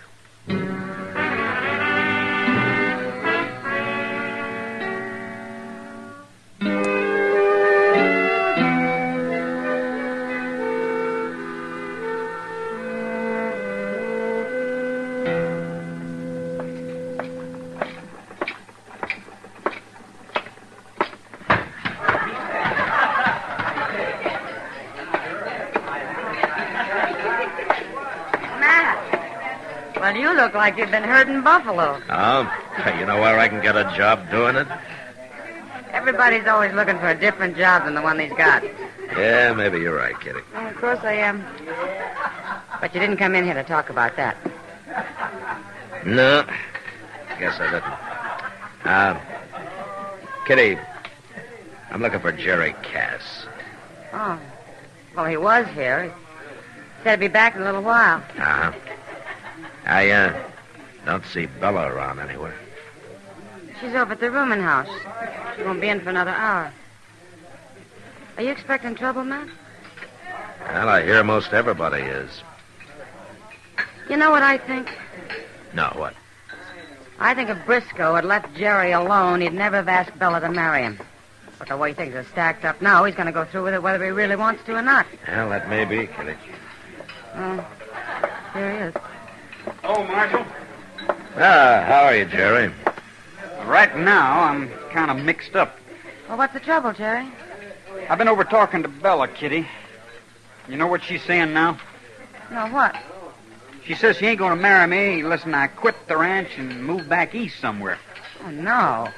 She wants to live where it's more civilized, she says. Jerry, she decided this kind of on the sudden, didn't she? She sure did. Well, how come she waited till now? I don't know, Marshal. But I like that ranch. I don't want to leave it. What would I do back east anyway? Well, what did you tell her? What could I tell her? She's got her mind made up. It's tomorrow we're getting married, Marshal. I'll lose her now. I don't know what I'll do. Where's Briscoe, Jerry? I don't know and I don't care, as long as he stays away from me. Marshal, I just don't understand it. Why should Bella suddenly start talking like this? Look, Jerry, I want you to wait here. What? I got an idea. Maybe I can find out what this is all about.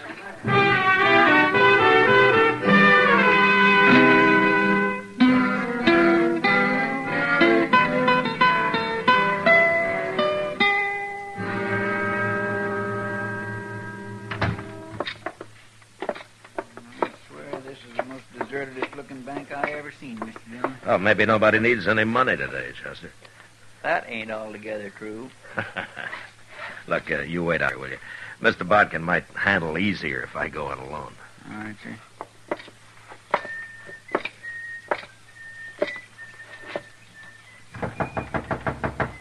Come in. Well, Marshal Dillon. Come in, come in. How are you, Mr. Bodkin? Fine, thank you, Marshal, just fine. Have a chair. All right, thanks. Now, what can I do for you? Well, I tell you, Mr. Bodkin, it's about old man Cass. Jerry's pa, you know. Well, I remember he was kind of peculiar in some ways, but not when it came to business.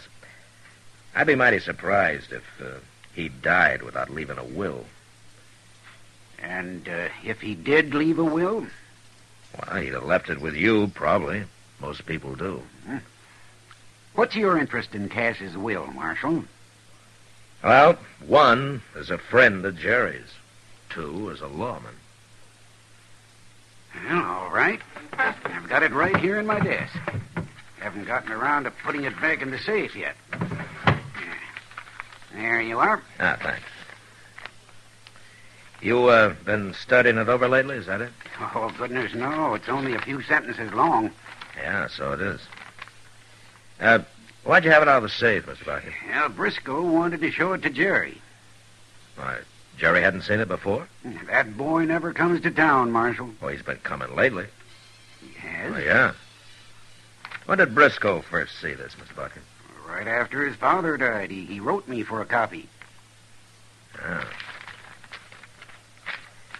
Well, I'll tell you what. I'm going to borrow this for a little while, if you don't mind. Well, take good care of it, Marshal. The best care it ever had, I promise you that. Thanks, and goodbye, Miss Barker. Goodbye, Marshal.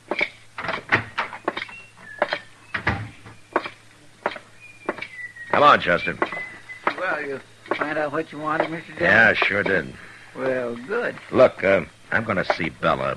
I want you to pick up Jerry Cass over at the Long Branch and bring him over to her room. You understand? All right, sir. I'll get him, Mr. Dillon.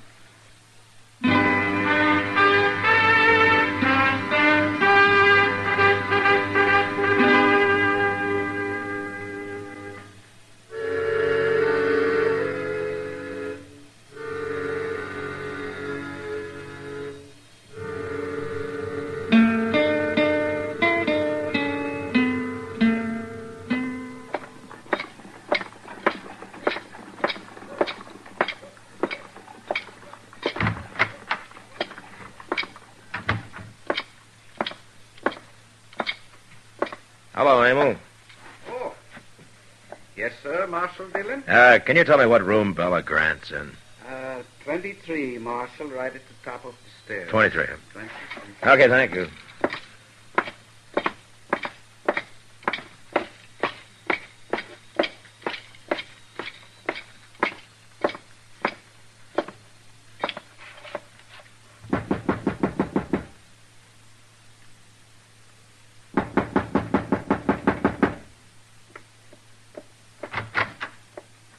Marshal Dillon.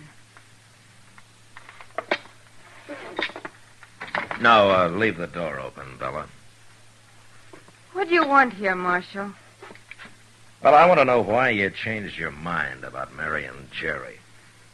Well, it's none of your business, but I didn't. I only said I thought it over and I couldn't live on a ranch. Uh-huh. Well, that's what you told Jerry. And that's what I'm telling you. I'm not made of leather. I'm a woman. A city woman. And I hate the country. Then why did you say you'd marry him in the first place? A woman can change her mind, can't she? You didn't change your mind, Bella. What are you saying, Marshal? Why don't you tell me the truth? Oh, leave me alone. I got enough trouble. I got him, Mr. Dillon. Oh, come on in, Jerry. Sure.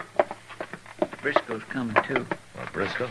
Well, he seen us and followed us. I couldn't stop him. It's okay, Chester. I'll get rid of him fast enough. There he is.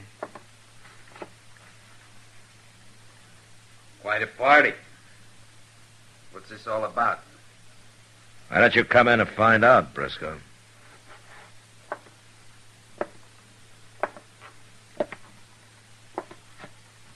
What are you up to, Marshal? You a preacher on the side? You're going to marry him yourself? Quit bluffing, Briscoe. What? It didn't work. You're all through. What are you talking about? There'd be a shooting if I told you. Now, Chester, you spend a lot of time at the depot. How soon can Briscoe get out of town? Well, the Santa Fe pulls out at 2:30, Mr. Dillon. 2:30, huh? Now, you just got time to make it, Briscoe. Are you crazy? Oh, Jerry. What? Here. What's this? I don't want you to open it yet. It's your pa's will. Pa's will? I never seen this. Where'd you get that, Mark? I borrowed it from Mr. Bodkin. Well, Briscoe? He's lying, Jerry. It ain't Pa's will at all.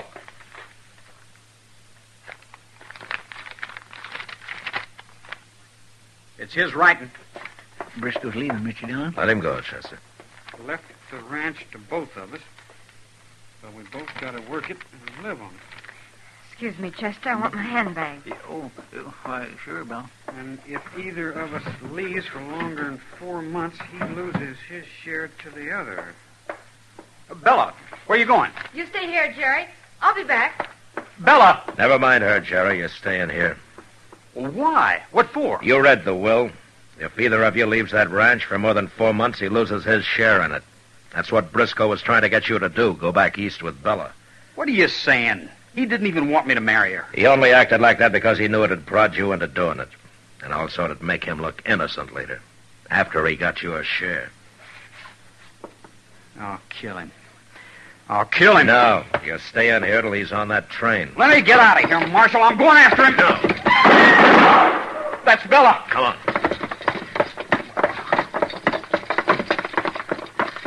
It's Bella. He shot her. And he got shot, too. Look at him. Bella. Bella. Briscoe's dead, Mr. Dillon. She got him plumb center. Bella. You hurt bad? He was no good. No good at all. Why'd you do it, Bella? I'm sorry, Jerry. You're a nice kid. I'm sorry I had to hurt you. He got me into it. He brought me here. I wanted to get out after I met you. He said he'd kill me if I tried. Oh, Bella. He killed me anyway. Oh.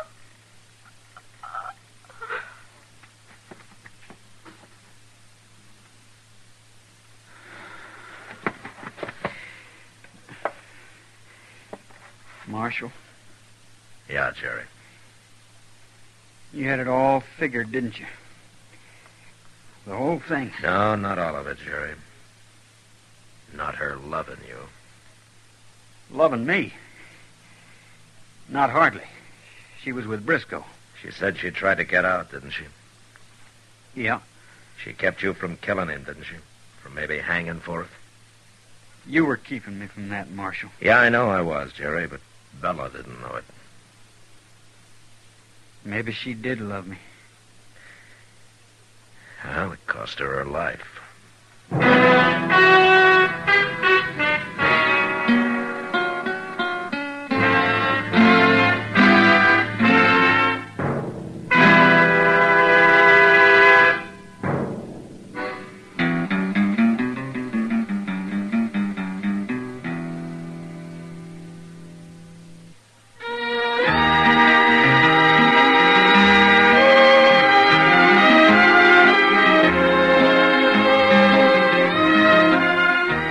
Gunsmoke, produced and directed by Norman Macdonald, stars William Conrad as Matt Dillon, U.S. Marshal. Our story was specially written for Gunsmoke by John Meston, with music composed and conducted by Rex Corey. Sound patterns by Tom Hanley and Bill James. Featured in the cast were Sam Edwards, Virginia Christine, Vic Perrin, and Joe Duvall. Harley Bear is Chester, Howard McNear is Doc, and Georgia Ellis is Kitty.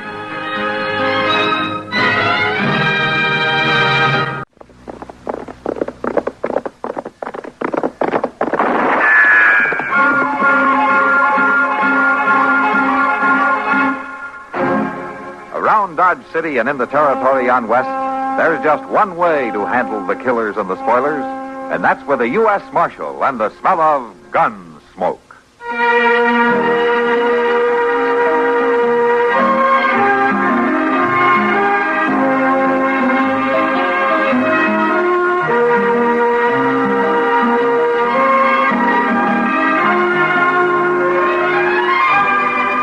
Gunsmoke, starring William Conrad, the story of the violence that moved west with young America, and the story of a man who moved with it.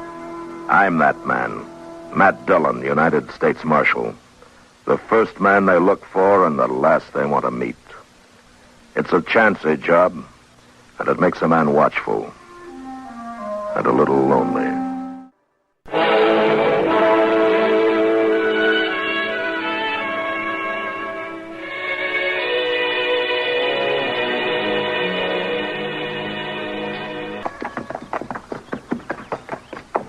I never thought of Dodge as a thing of beauty, Mr. Doane, but it's looking kindly pretty to me today. Yeah, it's been a hot trip. Sure I am glad to be back. You'd have done as good to stay right here. We picked you up, didn't we? We ain't gonna do you no good. What do you mean by that? Forget it, Chester.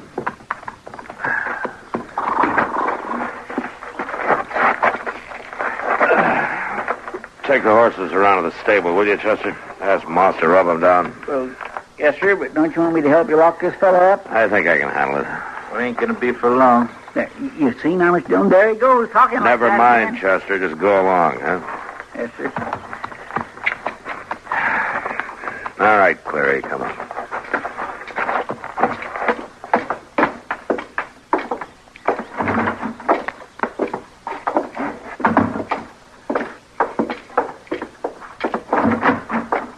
I just soon tell you, Marshal.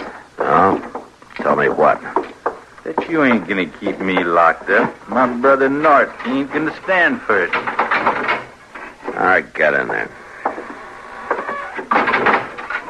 My brother North, you'll come after me for sure. Uh-huh. You better listen to me, Marshal.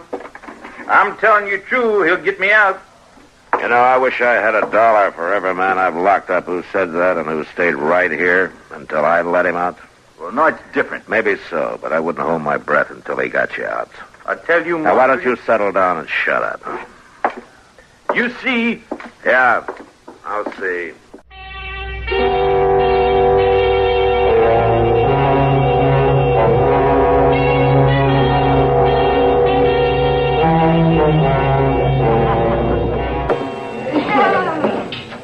Another beer, Marshal? No thanks, Sam. On a day like this, I'm afraid it'd put me to sleep. Yeah, all right. I'd like to buy you a beer, Marshal. Oh? I don't know you, do I? Well, No, Marshal, not yet. I was figuring on changing that. What's your name? Nort Small. Oh. You know my brother Cleary, Marshal? Yeah. He's in my jail. I was aiming to talk a little about that. Well, go on. Talk. Marshal, I just figured we could make a deal. A regular business deal, you might say. I wouldn't offer a bribe if I were you. Why, I ain't even thinking that way, Marshal. Well, I'm glad to hear that. No, sir, no. I'm a gambler, Marshal Dillon. I'll gamble for anything. Money, horses, a woman. Or your brother?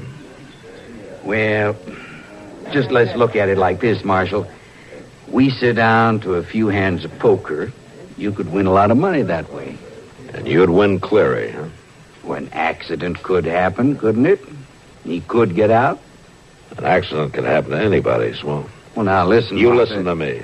You say you're a gambler. Well, if I were you, I'd bet on a poker game or a woman, but I sure wouldn't bet on getting Cleary out of jail. Every man has his price, Marshal. Yeah, folks say that. And don't be too high and mighty with me. You got your price, too, and I'll find out what it is. Get out. You mark my words. I said get out. Sure, Marshal. Next time, maybe it'll be my play. Don't count on it.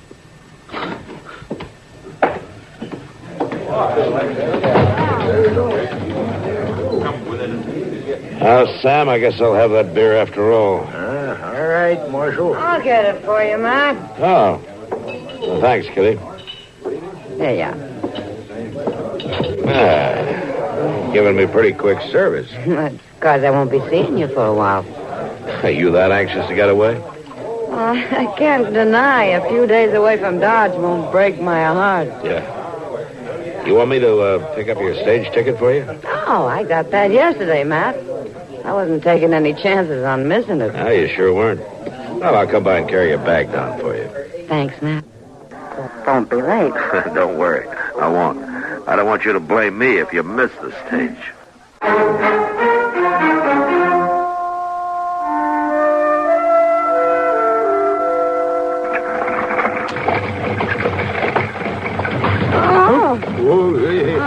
That road don't seem to get no smoother, I'll say that for it. Certainly doesn't. Yeah, I heard a doctor once. He said it was good for your innards getting thrown around like this. Well, that may be, but it's hard on the rest of you. That's sure a fact. Well, we'll be in Dodge for long. Yeah, I won't be sorry about that. I don't think I will either this time.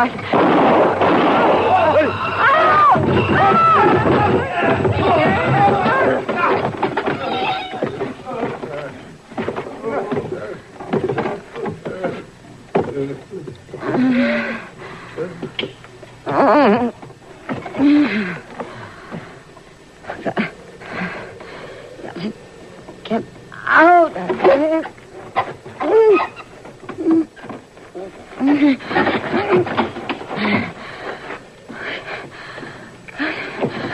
Climb up. Here.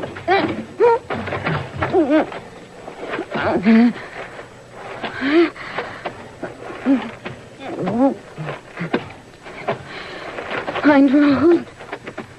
Road. It help.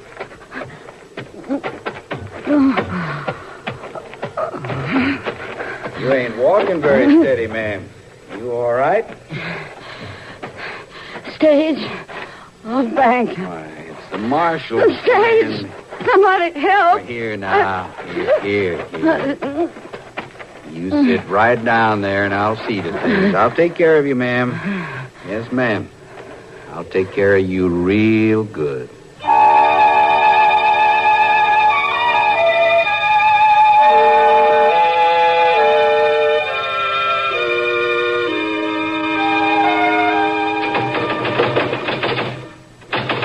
Marshal!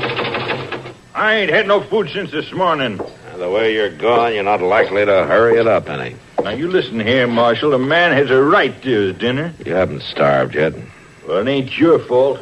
The stuff that Chester feeds me. You eat it or you don't. It doesn't make much difference to me one way or the other. I got a lot to get even with you when I get out. Yeah, when you get out. You better be ready, Marshal. Mr. Dillon! Mr. Dillon! Yeah, back here, Chester. Mr. Dillon, it's just awful. Oh, what's awful? Ain't nobody left alive. Bodies and dead horses. That's all they could find. What are you talking about? Mr. Dillon, there's been a wreck, a terrible bad stage wreck. What? Where? A few miles north. Stage pitched down off the bank there and turned over. Coming from the north? Yes, sir. Mr. Dillon? Have you told Doc? No, sir, not yet. All right, go get him. Yes, sir. Mr. Dillon? Go on, Chester. I'll meet you at the livery stable. But, Mr. Dillon... What is it now? Ain't that the stage Miss Kitty was coming back on? Yeah, Chester, it is. All right, go on now. Get Doc and let's get going. Yes, sir. Right away.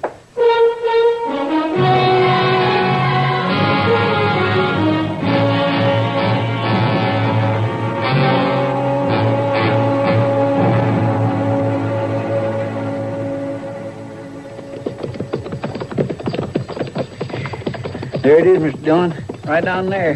Yeah. Well, that driver must have really been whipping them horses around that curve. Or else they were spooked.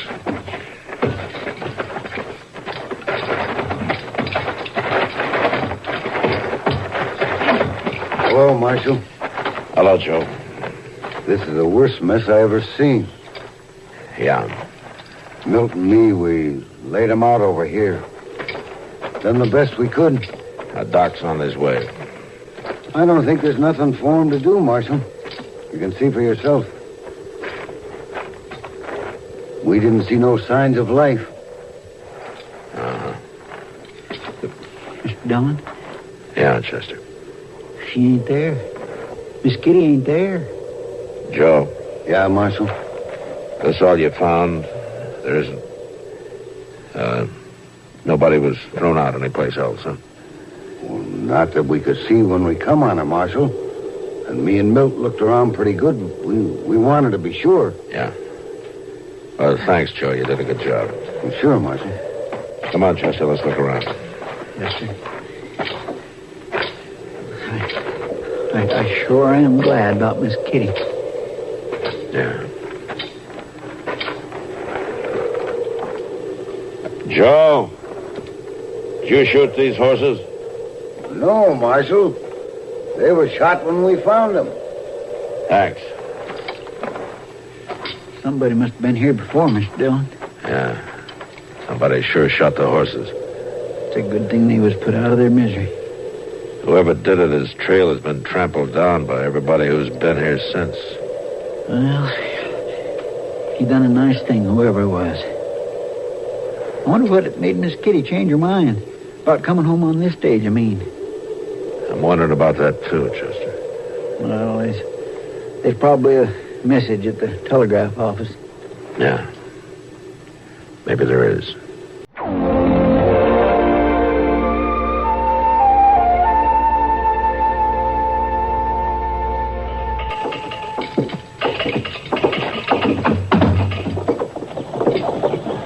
Sure am surprised, Mr. Dillon. I was sure there'd be a message. It just ain't like Miss Kitty not letting us know and all. Yeah. Of course, it could be that she maybe wanted to surprise us. That could be.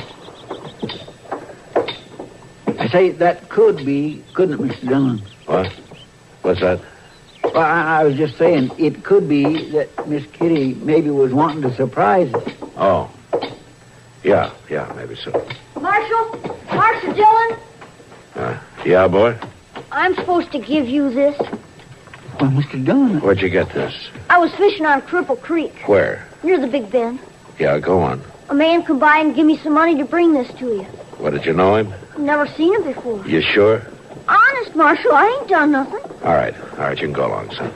I was supposed to tell you there's a note in it. Yeah, thanks.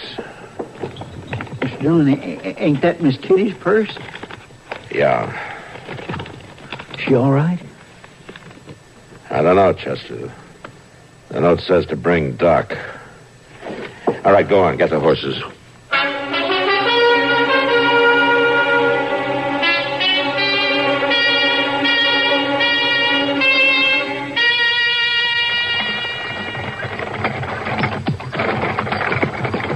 Oh, brother. Oh. Hello, Matt. Chester. Well, I came as soon as I got the message. Hello, Doc. Howdy, Doc. Well, what are you doing out here? Nobody's lived on this place since old man Craig left 5 years ago. I'm not sure, Doc, but I'm hoping we'll find Kitty. Here? Yeah, here, read this note. It was brought to me in Kitty's purse. Yeah, let me see here. Come to old Craig place. Bring Doc. Well, what does it mean? I don't know, Doc. Somebody must have Kitty. That's all I know. Well, did you look around here? Of course I looked around. Well, all right. I was just wondering. Mr. Dillon, look yonder. Now, that's Nort Small.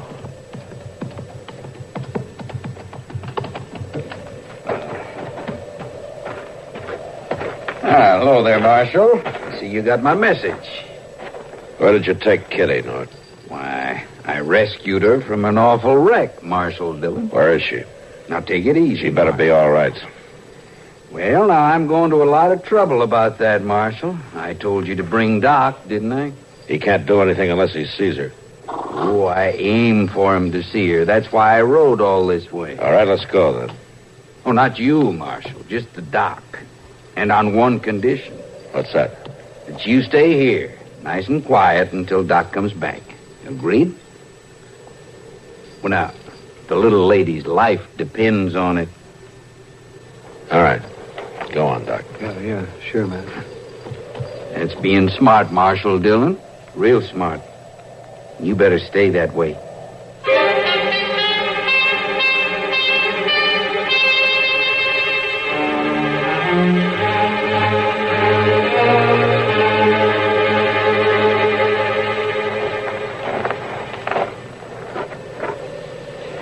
They've been gone an awful long time, Mr. Dillon. Yeah. Couldn't we... Mr. Dillon, couldn't we have followed them? Yeah, we could have followed them. Sure do hate just sitting around here while Miss Kitty's laying there hurt. That's why we're sitting here. How's that? To keep her from getting hurt worse. Well, I guess you're right. I better be right. Here they come.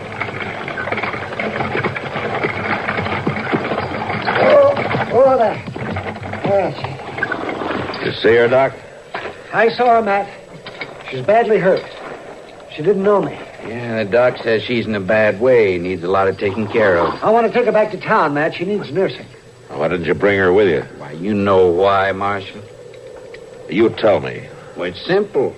I figure the doc can go right back to her. Back where? Oh, you're a smart man, but you ain't that smart. You ain't going to find out where. All right, Doc goes back. It's all right with me. It's all right with me, too, Marshal, just as soon as you get back here from Dodge. Oh, I see. Sure you see.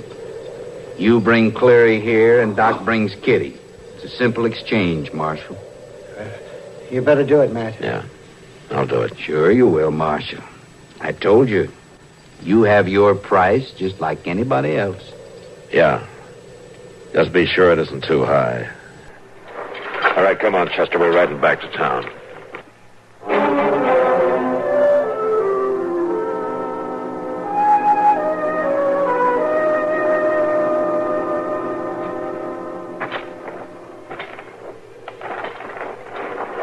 What's the matter, Marshal?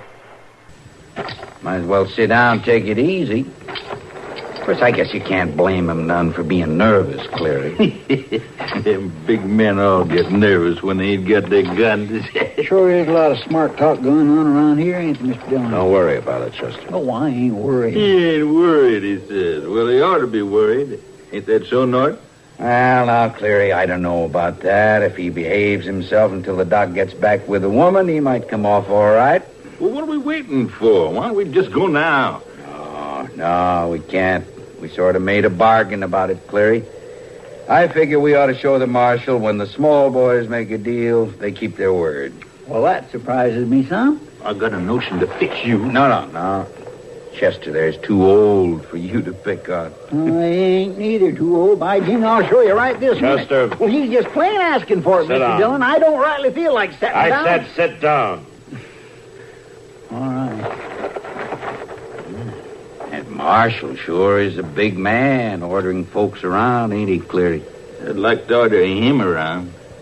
Yeah, I bet you would. All right, then, Cleary, you take a crack at it. Order him around a little bit. Why, sure I will, Nort. Sure I will. Let's see now. Chester, before we get out of here, I want you to fill our canteen. That's it. That's it, Marshal. You fill our canteen. I'll go do it, Mr. Dillon. No, never mind, Chester. I'll do it. You bet your life he'll do it with my gun on him. Bring him here, Marshal. Now empty him.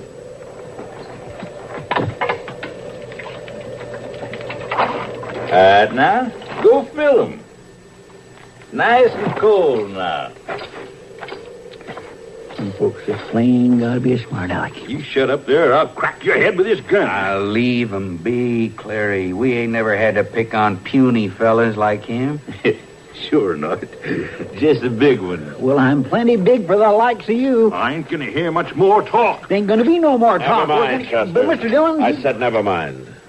Well, that's right smart of you, Marshal. Now go put them canteens back on our saddles.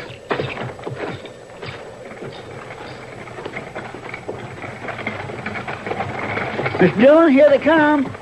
Yeah, I see them. You see, Marshal? When I make a deal, I stick to it. How is she, Doc? Well, she's better, Matt. She'll make it. Matt? Yeah, Kitty. My purse. Doc says you have my purse. Yeah, it's back at the office. Don't lose anything out of it. You see, Matt, when a woman starts worrying about things like that, she's going to be all right. Good. Oh, that's fine, Doc. All right, take her on then, huh? All right.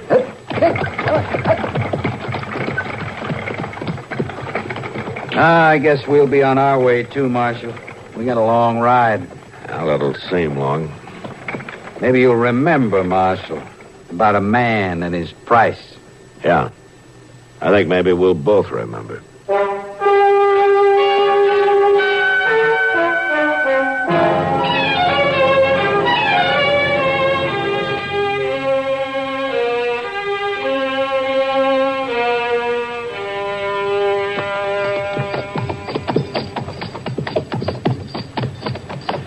Mr. Dillon? Uh-huh. I swear it just sticks in my craw. Oh, how's that? Well, you having to be so meek and nice and let them two fellows off scot-free? Don't worry about it. I ain't exactly worrying about it. I'd do anything to make sure Miss Kitty was all right. Uh-huh. But seeing them ride off bold as brass and seeing you even have to fill their canteens for them, well, it just don't set right, Mr. Dillon. Well, it's not going to set right with them either, Chester. How's that? You know why old man Craig left this place? Oh, sure I don't. Because that pond is full of bad water. His stock kept dying off on him. Mr. Dillon, you mean... Yeah, it's a hot day, Chester. Swilling that water all day, they'll either be dead or sick enough to come along peaceable. We'll wait a day and then ride out and pick them up. Okay? Okay, Mr. Dillon.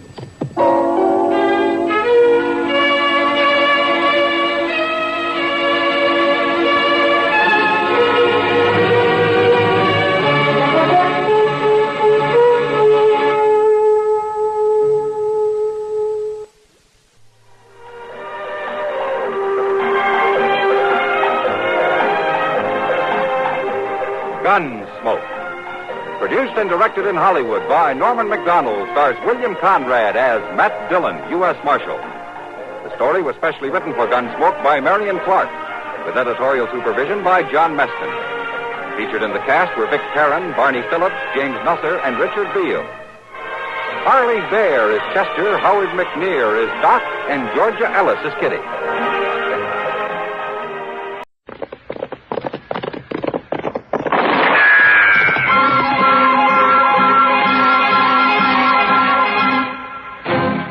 Around Dodge City and in the territory on West, there's just one way to handle the killers and the spoilers, and that's with a U.S. Marshal and the smell of Gunsmoke.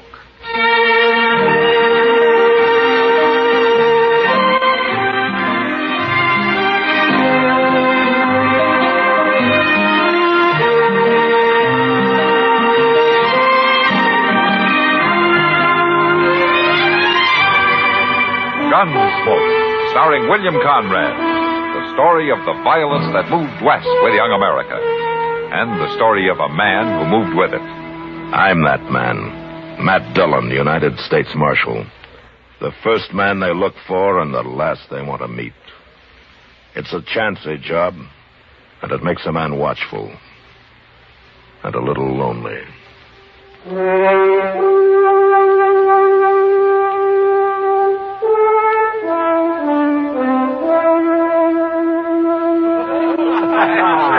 That's all right. Here, bartender, set out another bottle of that rifle. Now, Mr. Thatcher, just you tell us once more about this here stud colt you got. He's a good colt, Mr. Butler. Oh, he's a running colt, you tell me. He can run some. Yeah. About the fastest thing in these parts here. Now you're making fun of me, Mr. Butler. Well, I don't know why you'd think that. Out here, we're all interested in good horse flesh, especially if it's some sort of a fancy new breed. Quarter horse, you call it? Excuse me, my grandson's waiting for me. I understand these horses you raise have rumps so high they look like they're going downhill.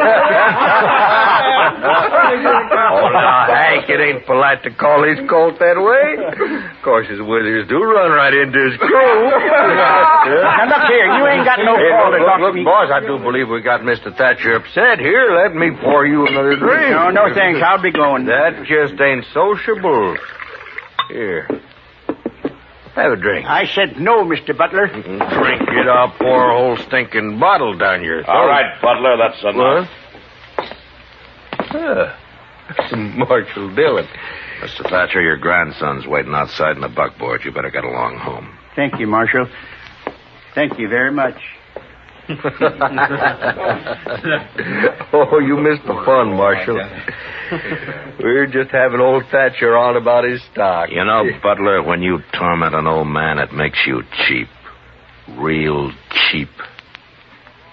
From now on, you leave him alone.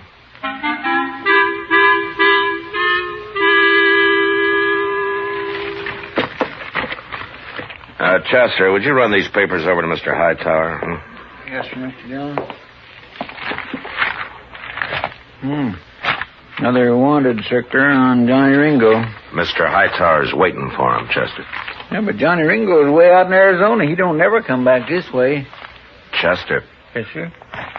Oh, yes, Mr. Dillon. I'll take him right over. Oh, excuse me, Mr. Thatcher. That's all right, Chester. Marshal Dillon. Morning, Mr. Thatcher. Marshal, I want to ask a favor of you. Well, sure. Come on in. Mr. Hightower's waiting, Chester. Oh, yes, sir. Sit down, Mr. Thatcher. I want to thank you for what you did last night over at the Long Branch. Butler and his crowd just had a little bit too much to drink, that's all. I guess I did, too. Maybe you shouldn't go to the Long Branch. Seems like every time you do, Butler takes his pleasure in riding you. That's what I wanted to talk to you about. Oh? Well, Ed Butler's always saying he's got the best horses around Dodge or anywhere else. Well, maybe he does. Well, mine are better. Well, I don't know anything about your stock. Marshal Dillon, Ed Butler's having breakfast right down the street at the Dodge House, and I want you to walk down there with me. Look, Mr. Thatcher, I don't want to get mixed up in any personal problems between you and Ed Butler. And I've got something here. I want you to take it. No? Here, the deed to my ranch. Well, why are you giving it to me? Because I'm going to challenge Ed Butler to a grudge race. My quarter horse colt against the best horse he's got. You mean you're putting up your ranch on this race? Yes, sir. And I want you to hold the stakes. Look, Mr. Thatcher, it's no business of mine, but you could lose, you know. No, sir. I don't figure I can. You mean you're putting everything you got on the race? What's so special about your colt? He's a little special in most every way, Marshal. His daddy was Cold Dick, and his mother was the best mare in Missouri. Oh, I know why Butler and others laugh at him. His head is small, and he carries it low. He's built close to the ground, and his muscles bulge and his legs are short. But I'll tell you one thing. He's just gone 4. And as he stands now, he's the most horse west of St. Louis. There's some like him in Texas now, too. And if I have my say, one day Quarter Horse will be all over the West. I believe in this Quarter Colt. He's sleepy and he's quiet. But he can unwind like lightning.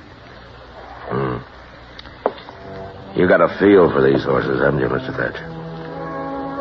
Will you walk with me down to the Dodge House? Yeah. Sure, I'll walk with you.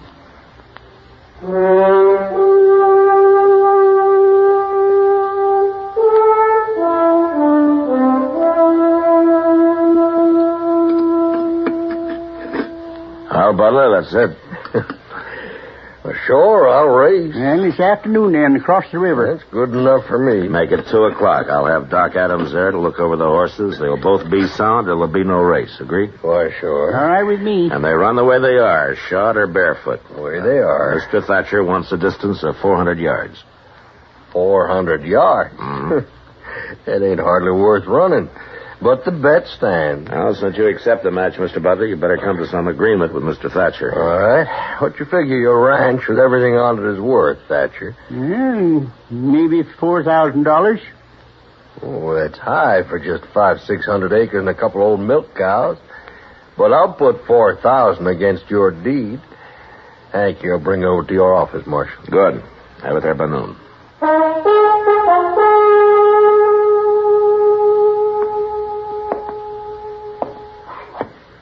You know, Matt, there's been horse races in Dodge lots of times, but never seen one like this. The whole town's betting, one way or the other. Yeah, I know, Doc. You're worried about Thatcher putting his ranch up on the race, aren't you? He could lose it, Doc. Mr. Dillon? Oh, hello, Doc. Yeah, Chester. Say, I was down at the bridge a few minutes back watching for Butler to take his horse across so I'd know which one he was running. Well? Ed Butler ain't putting in no cow pony, Mr. Dillon. He's running a thoroughbred. Oh. So Thatcher's betting everything he has on this quarter horse of his to beat a cow pony, and now Butler is running a pure racing horse, a thoroughbred. Well, it's past 1. Let's get on over to the other side of the river.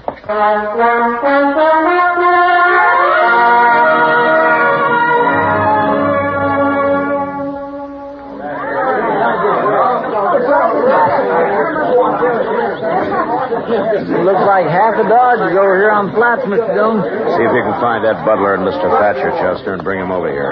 Yes, sir. Hello, Chester. Hello, Matt. I haven't seen this many people in one spot since Eddie Foy played the Opera House. Kind of a fiesta, isn't it? Yeah, in a way, Kitty. Oh, nobody would think it to look at you. Where's the finish line going to be, Matt? I want to see real good. Back up there, about 50 yards. Oh, I'll go find the place. Okay, Kitty. Matt, say, Matt. Oh, here you are, Matt. Hello, Doc. Say, Matt, Thatcher's getting all liquored up. Well, that's his affair, isn't it? Yeah, but he's got a skinful. And you know how edgy he gets when he's that way. Hey, Mr. Dillon, I found Mr. Butler, but I Afternoon, can't... Marshal. Where's Thatcher? Well, I wouldn't know. Last time I saw him, he was pouring down some red eye. So his losing won't hurt so bad, I guess. Butler, Mr. Hightower, and Doc here are going to act as judges. Chester will fire the starting gun. Marshal, this is all terrible fancy, just to butter up that old fool Thatcher, ain't it? Yeah, you might think I'm old fool now, Butler, but you'll think different after the You're race. drunk, Thatcher. Stay out of this, Butler. Any law say a man can't win a horse race if he's drunk? Mr. Thatcher, your grandson's riding for you. Is he all set? Yes, sir. All right, how about you, Butler? We're ready. And get your horses down there to where those 2 buckboards are. That'll be the starting line. You thought you'd fool me, didn't you, Butler, bringing out that thoroughbred to run? Yeah, I can still beat you. You're talking awful lot for a man who ain't worried. Don't ride me, Butler. I've had enough. Oh, listen to me, Thatcher. All right, that's enough out of both of you. You just see to what you do win, Thatcher. Or I'll have your ranch and that colt you think so much of. What did you say? You heard me. What did you say about my colt? What do you mean? Just what I said. If my bay mare wins, I get your ranch and everything on it. And that includes your colt. No, that ain't right. Well, what about it, Marshal? You were there when we made the bet. Butler's right, Mr. Thatcher. That's the way you made it. You're no good, Butler. You're no good at all. All right, both of you move your horses down to the starting line. Hank? Yes, sir, Mr. Butler. Hank, move that bay down those markers. Okay. Go on down, Mr. Thatcher. Yes, sir. Ain't gonna fool me. Chester, you walk with them, huh? Give them 5 minutes, and then you can start them off. 5 minutes. All right, sir. Yeah, you see? I was right, wasn't I, man? Thatcher's been drinking some. Yeah. Come on, Doc. We don't have much time. We'll look up Mr. Hightower. Yeah. You know, Matt, this is like a holiday. It's like a fiesta. Yeah, that's what Kitty said. Oh, she's out there, too, huh? Yeah. Well, I guess maybe outside of Mr. Thatcher, the only person not enjoying himself is you. Do I have to enjoy it, Doc? Hey. Come on, Doc, run.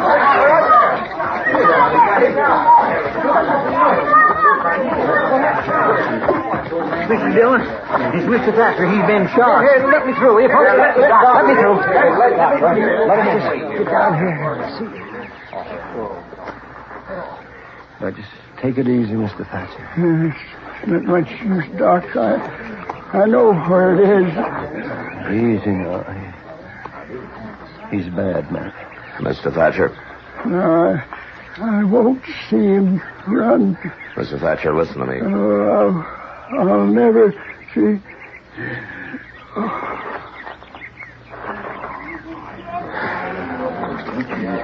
Chester? Yes, sir. What happened? You were with him. Well, I don't know. I was walking along, and Thatcher and Butler was up ahead arguing, and then suddenly Thatcher drawed on Butler. He tried to kill him. I shot him, Marshal. It was self-defense. He was drunk. He tried to kill me. That's right, Marshal. What Ed says is right. That's true. That's the way it happened, Mr. Dillon. Doc, will you take care of things? Get him into a wagon and back into town. I'll see you back there. Yeah, sure, Thatcher. Here, a couple of you men, give me a hand here. Let him through, will you? Marshal, what about the race? It's forfeit, huh? The race ain't forfeit. I'll still run it. It's the Thatcher boy, Mr. Dillon. Yeah. Come here, son.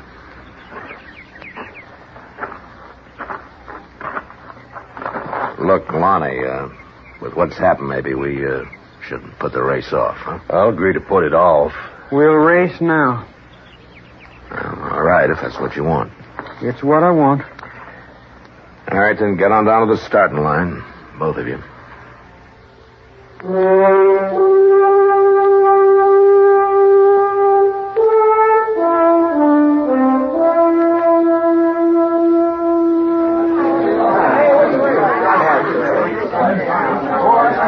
I was looking for you, Marshal. Are we going to have the race? Yeah. That's a good thing, you know. There'd be a lot of people disappointed if it didn't come off. And we wouldn't want that, would we, Mr. Hightower? How's that? Well, the killing's hardly enough to make the day complete, is it? Well, now, Marshal, I didn't mean anything wrong. It's just... Yeah, sure, forget it. You move on up the finish line, and I'll get a couple of these riders to clear the lane, huh? All right. Hey, you there. Yeah. Will you ride down toward the start and move everybody back to clear the lane? Yeah, sure thing. All right. All right, everybody. Would you get back, please? Clear the lane. Move back, will you?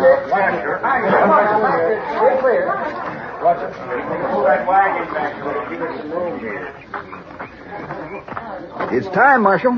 Yeah. Well, what's Chester waiting for? Looks like that colt's acting up. I've never seen two different breeds of horses run against each other. That colt's sure kicking up a storm. Make a good column for the paper, maybe. Get a hold of him, kid. Don't they make a good column, Marshal?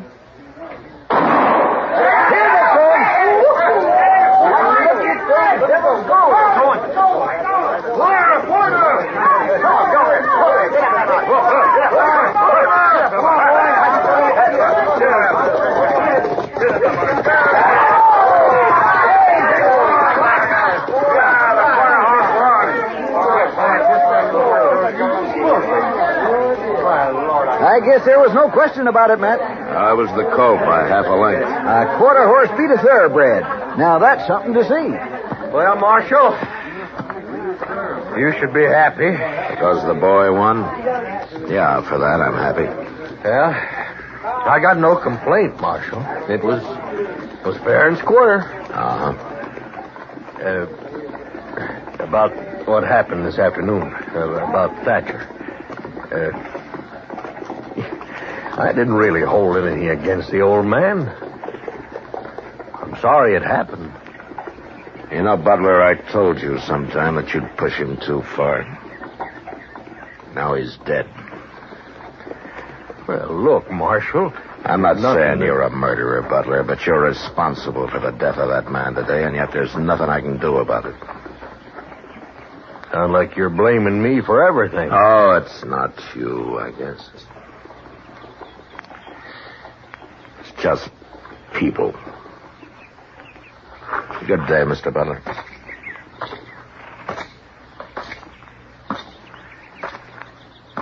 Hey, boy, you better get to walking that horse. Yes, sir.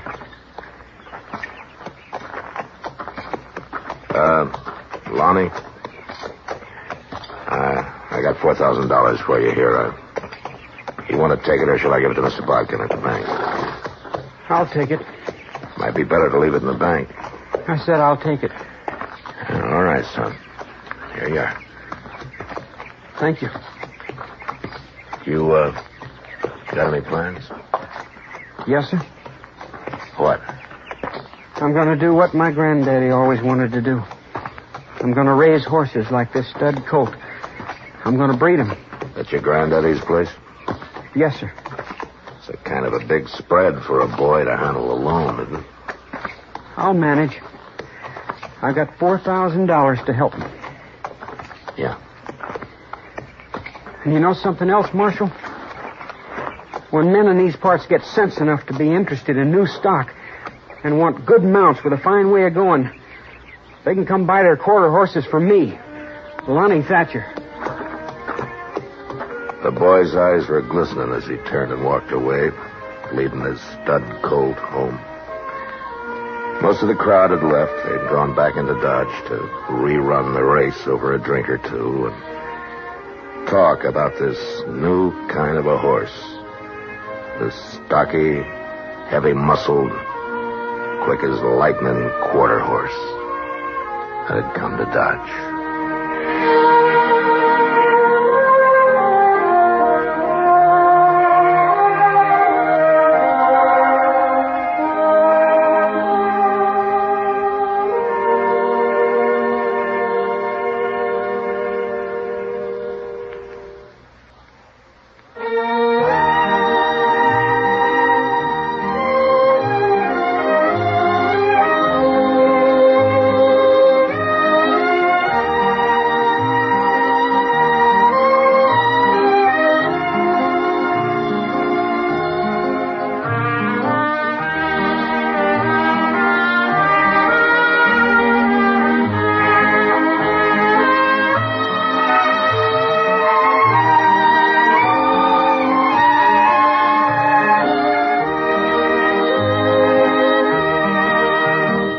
Gunsmoke. Produced and directed by Norman McDonald, stars William Conrad as Matt Dillon, U.S. Marshal. The music was composed and conducted by Rex Corey. Sound patterns were composed by Ray Kemper and Bill James. Featured in the cast were Parley Bear as Chester, Howard McNear as Doc, and Georgia Ellis as Kitty.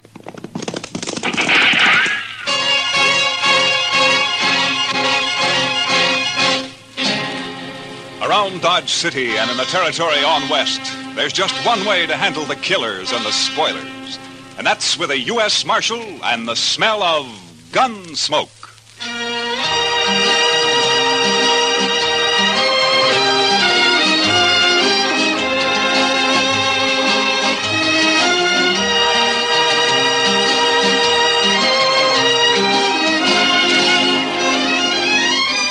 Gunsmoke, starring William Conrad. The story of the violence that moved west with young America. The story of a man who moved with it. Matt Dillon, United States Marshal.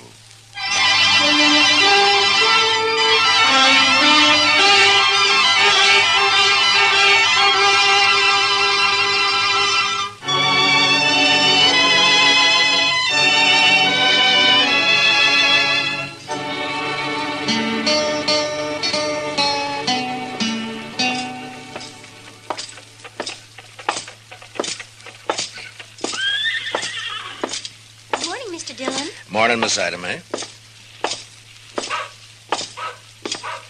Hi, Marshal. Good morning, John.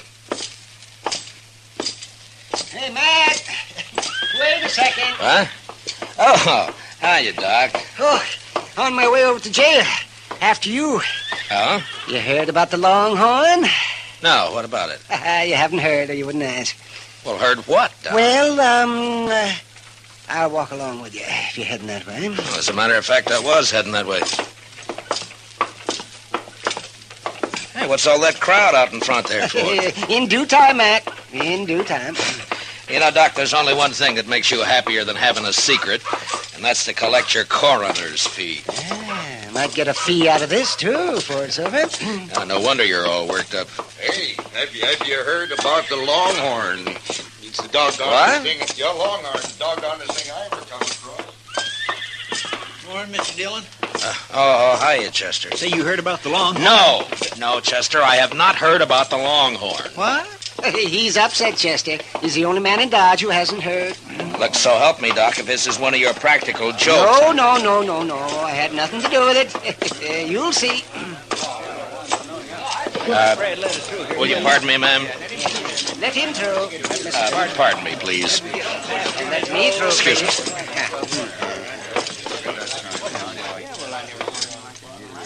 Well, Mr. Dillon? What do you think of it, Matt? Aside from the misspelled words. The Longhorn been closed all morning? Yep, locked tight. That sign was on the door daylight. The Longhorn Saloon will open at 8 o'clock tonight with new management and a new policy. Everybody welcome. Signed the new manager, Mamie. Mamie? That's a woman, Matt. Lately of Kansas City, St. Louis, and points east. Well, I don't know, Mr. Dillon. We never had a woman running a saloon in Dodge City before. And we won't now, Chester. The boys won't let her last an hour, I'm afraid. Be kind of fun for that hour, though.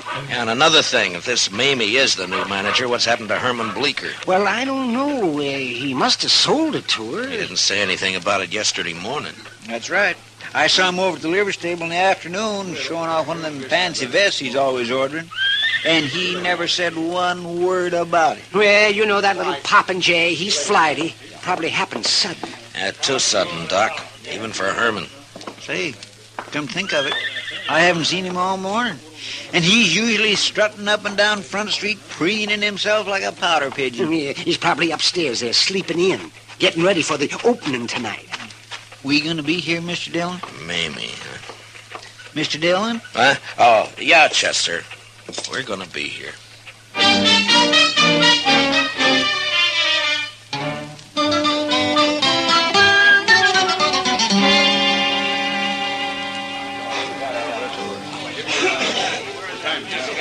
I'm sorry, boys, but she's upstairs. Said she'd be down about 8 o'clock, and that's all I know about it.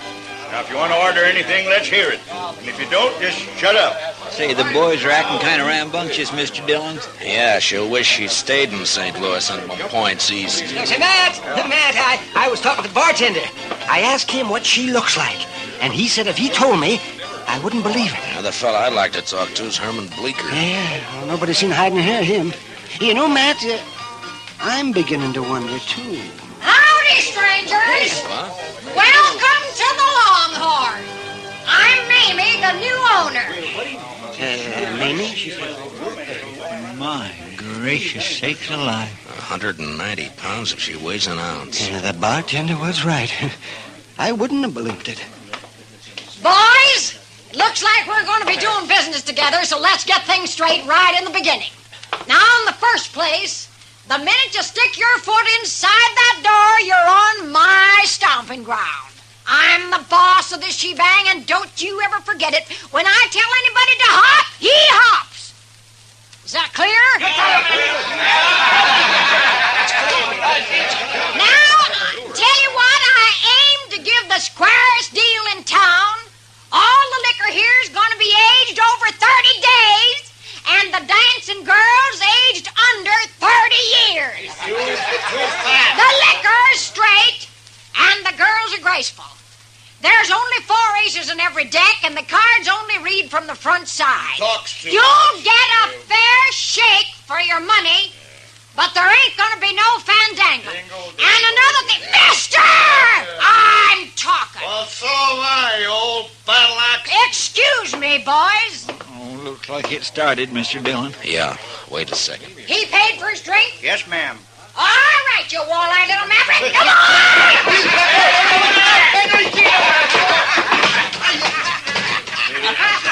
Throw his head out after him. Now, as I was saying, boys, I just won't stand for no fandangling. Now, maybe some of you figured I was wearing this six-shooter for a decoration. When I just cast your eyes on that ace of spades I got tacked up on the back wall. Now... What did you see? For the land's sakes, did you see that draw, Mr. Dillon? Yeah, and she got the card, too. Oh, the boys won't give her no trouble, man. All right, boys, the first one's on the house. And it's the last free one you'll get. And the only credit I give is for funeral expenses. Belly up, boys! Well, sir, Mr. Dillon? Chester, I want to talk to Herman Bleecker more than ever now. Say, you know, she's big enough to... well, I'll bet she forced Herman to sell. Yeah, maybe. Doc, I'll be right back. I want to talk to her. Oh, that shooting wasn't nothing, boys. Oh, you're the Marshal, huh? Yeah, that's right, ma'am. My name's Dillon. Proud to shake your hand, Mr. Dillon. Well, thank you, Miss Mamie. Welcome to Dodge City. Mighty decent of you to express the sentiment, Marshal. I reckon you won't get much business around the Longhorn. I'll take care of any trouble that's around here. It'd be quite a change. The boys used to push Bleecker around every now and then. Oh, that runty little prairie dog. I didn't know he was planning to sell, Miss Mamie. He must have made up his mind in a hurry. Yeah?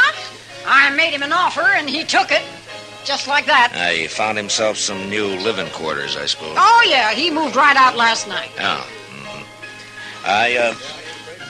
I wonder where he's holed up.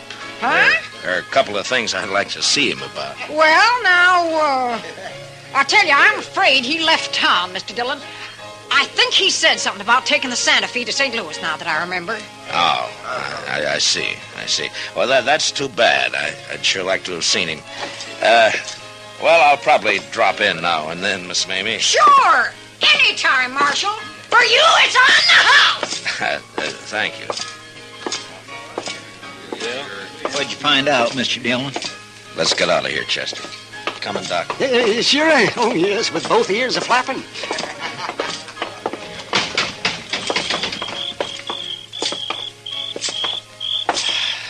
Well, boys, what do you think of her? Oh, my gracious, Mr. Dillon, I sure would hate to meet her in the dark. Oh, why, she's got a voice like a buffalo. Ain't it awful? It just itches your ears, don't it? Why, the woman's a human monstrosity. I still haven't seen Herman. Huh. What'd she say, man? She says she thinks he left town. Oh, Chester, I want you to check all the rooming houses and hotels along Front Street. I'm going to go to the railroad station and the stage lines. I'll meet you over at the jail. Huh? Yes, sir, Mr. Dillon. Say, Matt, I think Herman keeps a horse over at the livery stable. Yeah, I thought of that, Doc. I wonder, would you be good enough to look into that for me? Why, sure, be happy to. You know, Mr. Dillon, she is an awful straight shot. Yeah, Chester. I know.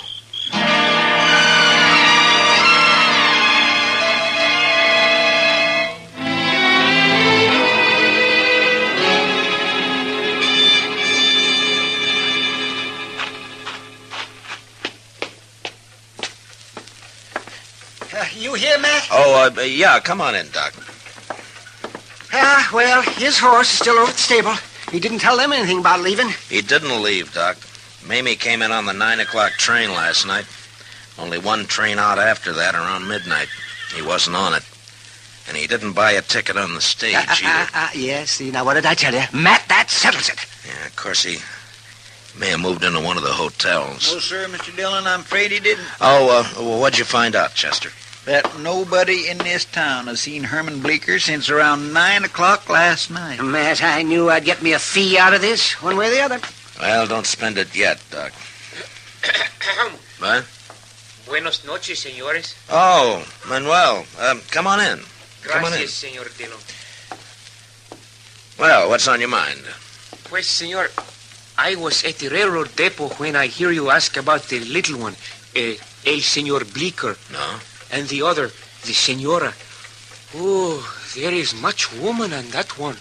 Well, there's no argument there, Manuel.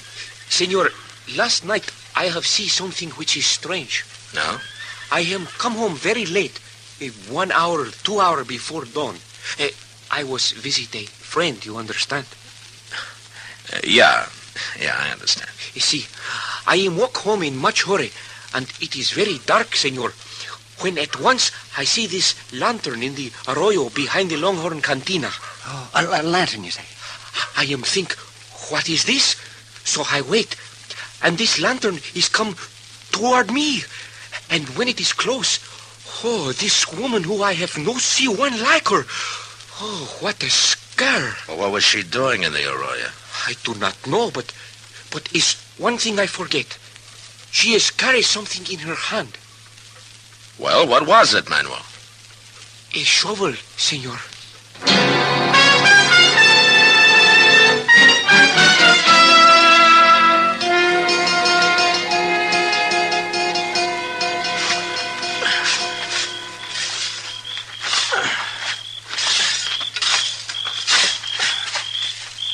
Find anything, Matt? Well, there's something here, Doc, but I can't quite...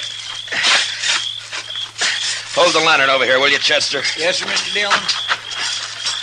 I found something here, if I can just get it loose. Lantern all right, Mr. Dillon? Can you see what it is? Yeah, it's fine, Chester. Yeah, I got it. Oh. It's a boot. Yeah, here's the other one. Yeah. Well, all that fancy stitching. Matt, those are his. I've seen them on him. Yeah, so have I, Doc. Yesterday, in fact. Here, take him, Chester. Yes, sir. There's a bundle of some kind here. Oh, you found the body, huh? No, it's clothes, I think, Doc. Let's have a look. Yeah. That's all there is, too. The hole doesn't go any deeper. It's hard pan on the bottom there. Hold the lantern down, Chester, and let me get this unwrapped. I'm not so sure about that coat, Mr. Dillon. A lot of them like that around town. Yeah, I know, but take a look at this fancy vest. Oh, that's Herman's. Nobody else in Dodge City'd ever wear a thing like that. Well, from the looks of it, he won't be wearing it again.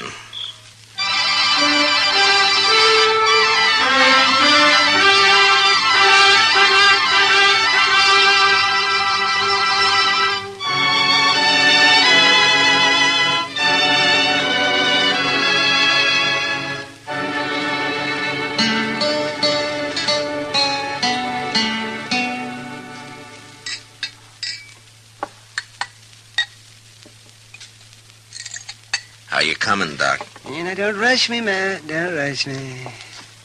I haven't made one of these blood tests in years. If you ask me, I don't see any use in making one now. Well, let me see. Pour the precipitant into here. What other kind of blood could it be except human? Doc, I only want to be sure, that's all. All right. Let me see. 5 drops of the sulfate. You sure look uncomfortable, Matt. Well, how'd you like to try arresting that lady, Doc? Not my job to arrest her. All I'm doing is stopping up these loopholes Matt's trying to wiggle out of. Well, that's real decent of you, Doc. Real decent. No, sir, Matt, I don't recall you ever being in such a predicament. Oh, of course, I remember the night you shot it out with the Barkley boys over in the Alafraganza. There were 3 of them, and you did not turn a hair. And then that other time when you got dry gulched by the Platte River gang. All right, Doc, all right. But this is different. If I go to arrest that woman, she's just crazy enough to start a gunfight. Oh, it's a problem. It's a problem, all right. Now, let's see. We'll just shake this up and warm it a bit.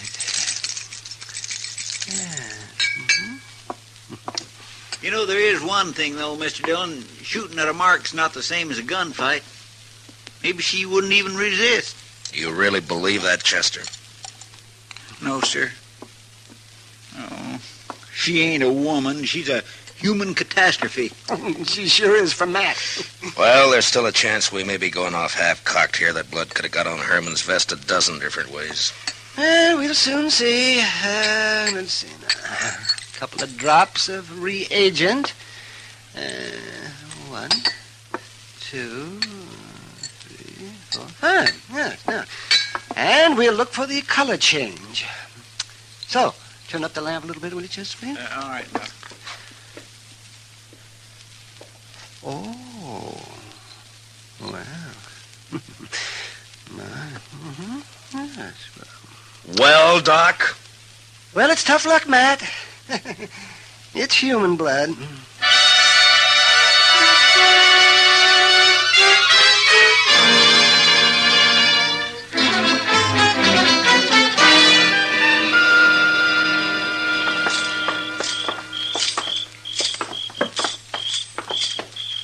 Hey, Matt, I thought we was going over to the Longhorn to talk to Mamie.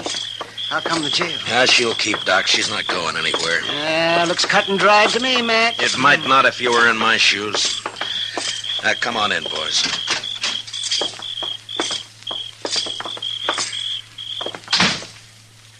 You know, Mr. Dillon, when I talked to the barkeep, Finnegan, he said that when he showed up this morning to open the saloon, that woman was already inside waiting for him.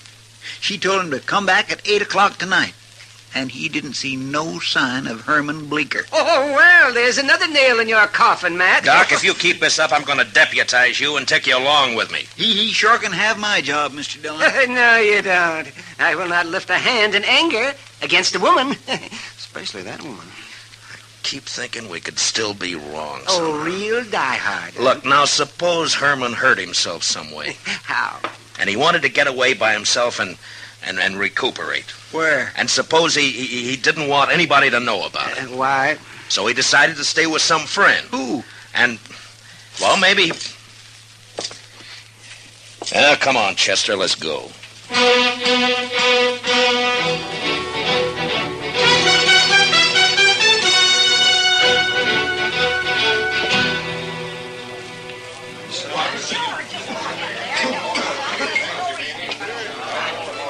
There she is at the end of the bar. What are you going to do, Mr. Dillon? Take her in, Chester. Maybe she'll talk when she's arrested. I gotta get that gun away from her some way. It's not going to be easy. And it's gotta be done. I've never drawn a gun on a woman yet, and I'm not starting now. If I could just manage to... I don't know. There might be a chance. Stick close to me, Chester. Yes, Mr. Dillon. Well, Marshal, mighty glad you dropped back in. I was just wondering how you were getting along, Miss Like a kid with 2 tongues and an all-day sucker. Say, now tell me, did you find that little weasel Herman Bleeker? I thought you told me he'd left town. Oh, well, I was just guessing, Mr. Dillon. He said something about planning to. Here, step up and have a shot of poison. No, thank you. As a matter of fact, I came back here for a particular purpose. Chester and I have a little bet on. Mr. Dillon, What kind of a bet is it, Marshal? Well, it was about that shooting trick of yours, hitting the center of that playing card, you know. Chester figures that it was a fluke of luck. He's betting me that you can't do it 5 times in a row. Well, we'll soon settle that. The card's still up there. Stand aside, boys! Mamie's gonna limber up for shooting irons and get out of the way. Get down there, Curly. All right. There's one. Couple of them. You're doing fine so far. How you doing down there, boys? All dead center so far. Say, you there, whatever your name is, what do you think of your bet now? Well, I guess I just kind of lost my head, Miss Mamie. Well, 3 down, 2 to go. There's 4. And 1 more. Oh, yeah. Well, what are you stopping now for, Mamie? Well, I got some rules I go by, Marshal. One of them's never to fire my last shot and leave my gun empty. Yeah, I see. Well, that's a pretty good idea, I guess. Sorry to lose your bet for you, Marshal. I'm convinced. Well, I guess that didn't quite... Chester.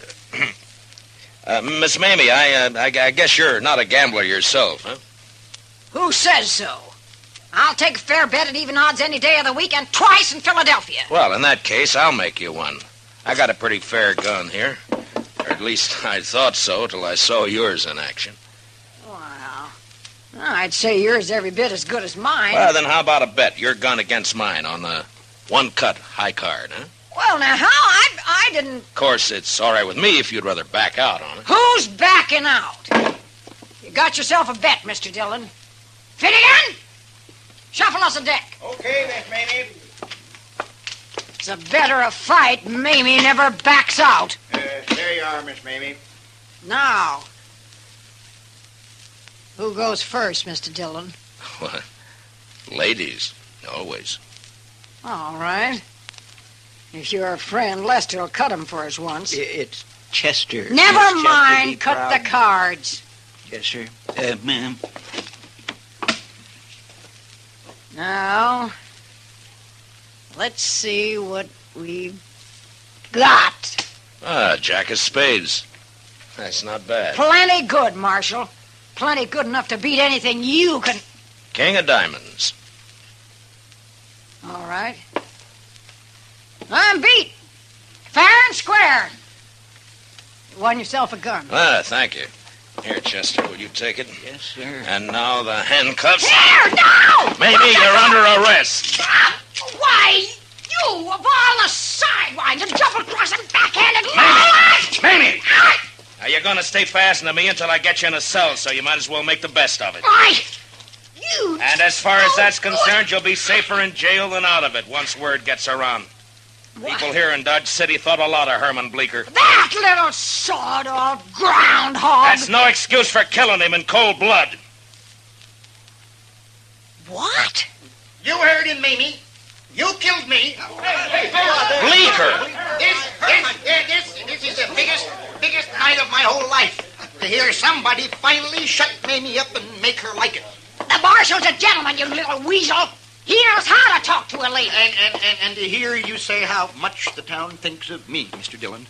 What's this all about, Herman? Well, I'll tell you what it's all about. Yes. This little grub worm ran out on me in Cincinnati 3 years ago.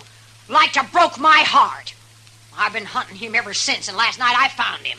I wailed the living daylights out of him. Yeah, he looks like it. But why did you bury his clothes? Mr. Dillon, would you want to be married to a man that dressed like that? She pretty near murdered me, though, Mr. Dillon. I've been up there in bed all day, just too bruised and embarrassed to hobble downstairs. Oh, we had our ups and downs, Marshal, me and Herman. You know how it is. Yeah. Chester, give me the keys to the handcuffs, will you? Yes, sir. I got them right here in... Well, I guess they're over in the... What's the matter, Chester?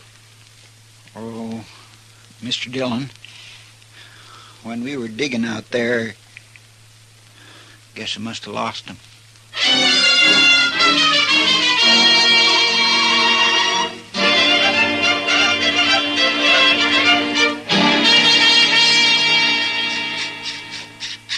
Chester, can't you file that thing any faster? You might just well relax, Mr. Dillon. Took a half hour to get that one off Miss Mamie's wrist. Oh, no. All right, but just hurry. I'm a-filing as fast as I can. What? Doc. Mamie gave me this bottle of Irish here to make the waiting a little easier. And it's Jameson's. Oh, well, fine, Doc, fine. Chester, let that go for a minute, huh? And open it up. Yes, sir, Mr. Dillon. Can you imagine it, boys? Little Herman Bleecker married for years to a woman like that. I don't want to imagine. Oh, I'd get nightmares. Here you go, Mr. Dillon. Oh, thank you, Chester. Doc? Oh, thank you. Well, gentlemen, here's to the weaker sex. Mr. Dillon, which one is that?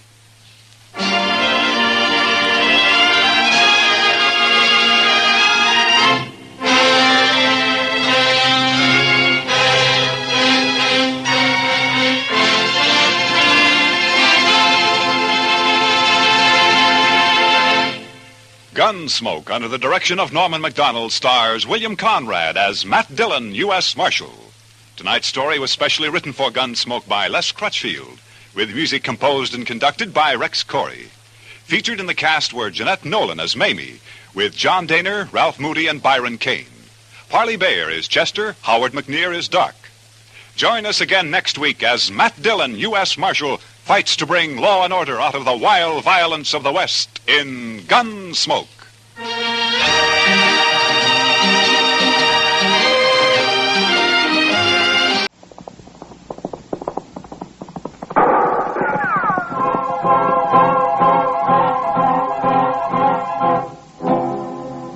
Around Dodge City and in the territory on West, there's just one way to handle the killers and the spoilers, and that's with a U.S. Marshal and the smell of Gunsmoke.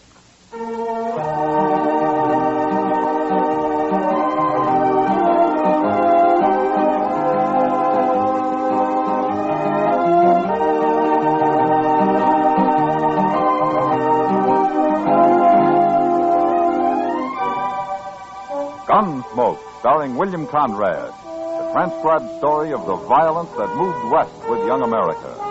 The story of a man who moved with it, Matt Dillon, United States Marshal.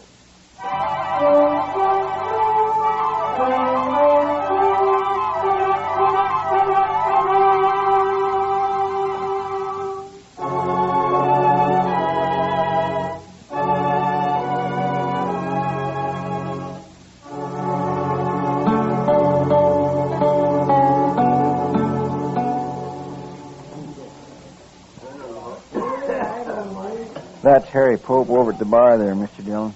A little short fellow. Ah. Where'd he tell you he's from, Chester? Boston. Or near there. He's a long way from home. Yes, sir. Well, it seems his wife died, and he wanted to move somewhere else. So he come out here about 4 months ago and built himself a little sod hut out on the prairie. Planted some corn, and now he's trying to raise a few hogs. That's all. And he's scared to death, huh? Yes, sir. That's what he told me. Well, if he's going to live out here, he's got to learn. Mr. Dillon, why don't you talk to him? Maybe you could explain it to him. I'll call him over, huh? From what he's told you, I don't think anybody could explain it. It's all in his head. Harry? Hey, Harry, come here. Hello, Chester. Oh, Harry. This is Marshal Dillon, Harry Pope. How do you do, Mr. Pope? Why don't you sit down? Nobody ever called me Mr. Marshal. All right. Chester tells me you've been worried lately. It's the Indians, Marshal. They come scratching around at night, and they hoop and holler some, too. Yeah, I know. Tell me, do they do this every night? No, sir. But maybe once a week they do. Well, what makes you think they're Indians, Pope? I can hear them, that's why. I got a good stout door, or they'd have been in on me long time ago. You know what coyotes sound like? They ain't coyotes. I can hear them talk. Oh? Well, what do they say? They just yell. I can't understand it. But I asked Chester here if maybe the army wouldn't come out and run them off. Marshal, if they ever catch me outside my hut, I'll be done for. Pope, let me tell you something. If what you've been hearing was Indians, you'd have been done for a long time ago. Indians don't just scratch around at night like that, and they don't come whooping and hollering like that either. Now, you've heard talk about Indians, and, well, you're scared of them, and, well, maybe your imagination's done the rest. No, sir. Them are Indians. They're right there. I can hear them talking, I tell you. Well, then why don't you shoot them? Well, I don't have a gun. What? Figured that'd just make it worse, Marshal, if I started shooting at them. Well, do you know how to shoot? Oh, yes, I learned in the Army. Well, then you better get a gun. A man needs one out here, Pope. And besides, if you go out of your hut after them the next time they come, you'll see what I mean. But if I kill any of them, don't you think they'll go after their whole tribe? No, Pope, I don't think they will. All right, Marshal, I'll try it. I'll get me a gun today.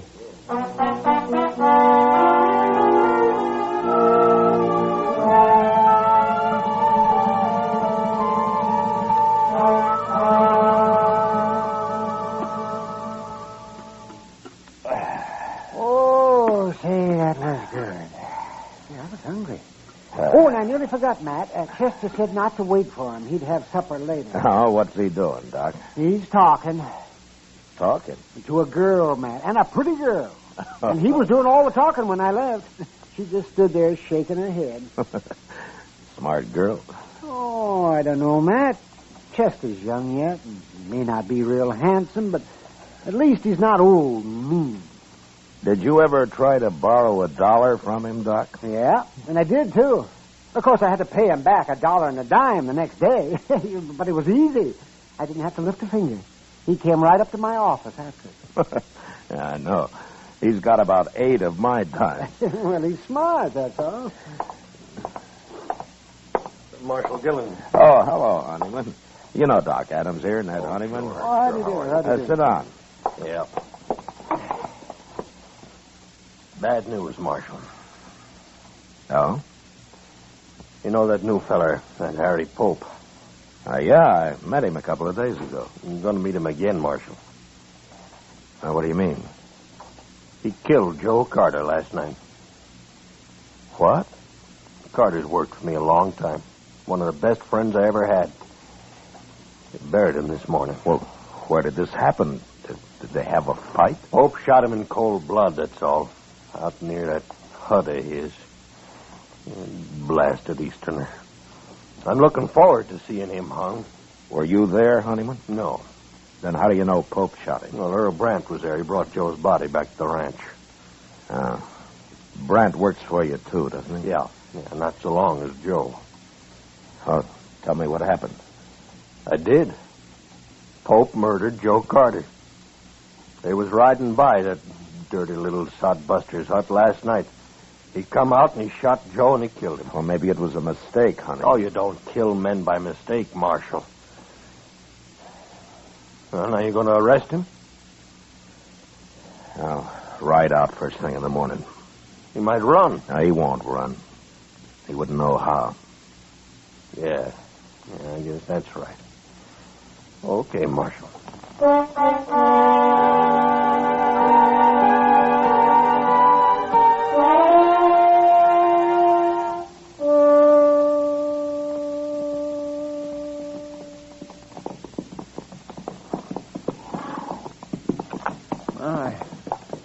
Ain't much of a place Pope's got here, is it?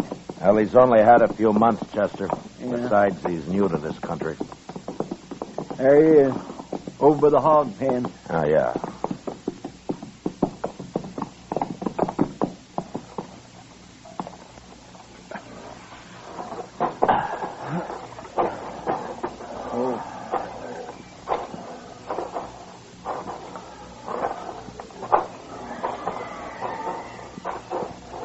Hello, Marshal.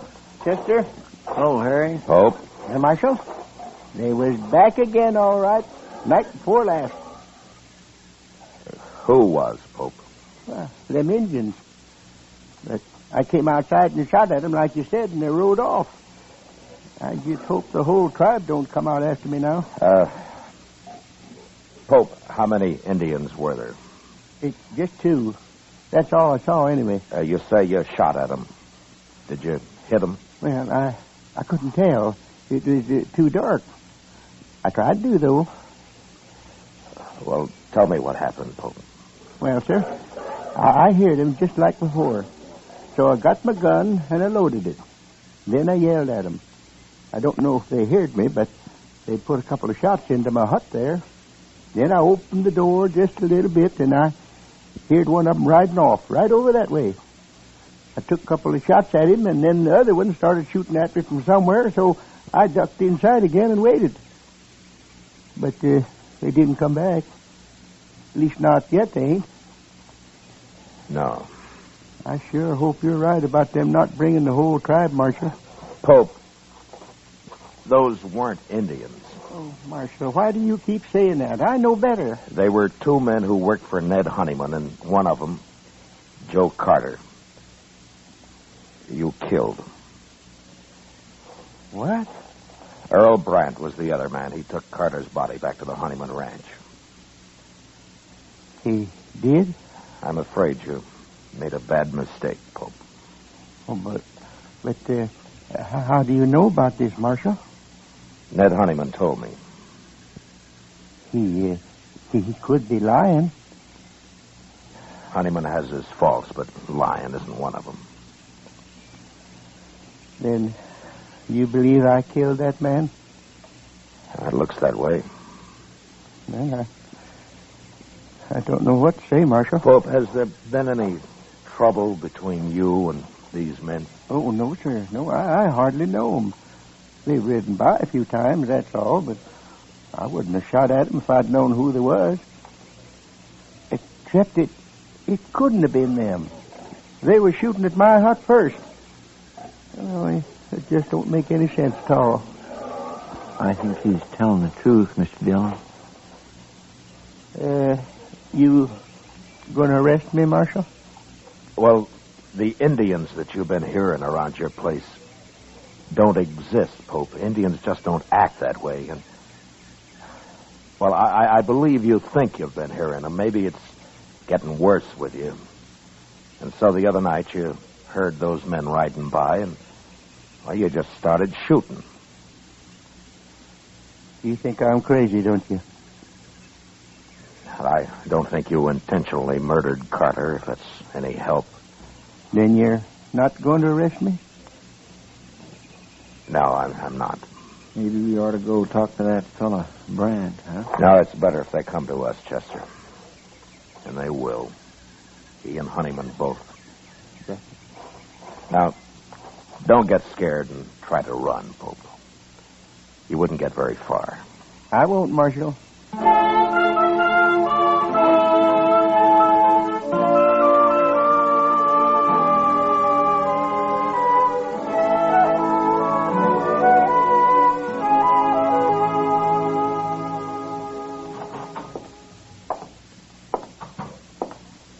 Morning, Mr. Dillon. Morning, Chester. You were right. They're in town already. I saw them on the way here. Ah, good. I think Brandt knows something he hasn't told Honeyman, Chester. Maybe we can get it out of him. I hope so. I sure do feel sorry for that poor little fellow, Pope, even if he is crazy. I'm not so sure he's crazy. But anyway, we'll soon find out. Yes, sir. Here they are. Good morning, Marshal. Good morning, Chester. Ned. Good morning, Mr. Honeyman. This here's Earl Brand I brought with me. Hi. How do, Earl. Mr. Brand? Marshal, I figured you'd want Brandt's report from the tribe. Me and Carter was good friends. I aim to see that Yankee sodbuster hung. All right, Brandt. Tell me about it. Nothing to it, Marshal. Me and Carter was riding past his place. He come out and started shooting at us. He killed Carter, and I took a couple of shots at him and drove him back inside that hut of his, and I packed Carter onto the ranch. Will you swear to that in court, Oh, Brandt? of course he will. Well, why shouldn't I, Marshal? That little murderer been telling you something else? Yeah? He thought he was shooting at Indians. What? Oh, that miserable Now, dog. you weren't there, Honeyman. How do you know what happened? Brandt told me what happened. Who else would have shot Carter? Brandt, why do you think Pope shot at you? I don't know, Marshal. He's crazy, I guess. Is that all? Well, that's enough, isn't it, Marshal? Look, he killed Joe Carter. Now, what difference it makes? The difference between murder and something else, Honeyman. Well, bring him in here and ask him. I'll beat the truth out of him if he lies. He isn't here. You what? I didn't arrest him. Well, why not, Marshal? He said he thought they were Indians, and I believe him. You mean you ain't going to arrest him at all? Not until I find out what this is all about. Well, I told you what it's all about. Come on, Honeyman, let's get out of here. Oh, wait a minute. Marshal, no man can kill a friend of mine and claim he thought he was shooting Indians. Now, what's the matter with you anyway? You think I'd let anybody get by with that? Carter was my friend, too. If the law won't see justice done, we will. Now, I'm warning you. You try to kill Pope and I'll arrest you. And if you do kill him, you'll hang for it. Well, I always thought you was a good man, Marshal. And I always respected you. But now I'm... shut up, Ned.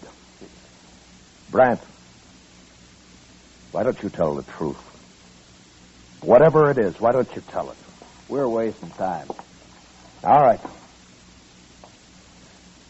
My guess is you and Custer have been hounding that man, making him think there have been Indians after him. Now, why? Were you trying to drive him out of the country? Why, Brant? Your talk gets crazier all the time, Marshal. I'm leaving, Honeyman. For the last time, Marshal, you going to do anything about Carter's murder? It wasn't murder, Honeyman. Don't you see that now? He's dead and Pope shot him. That's all I know. That's all I need to know. Come on, Brant.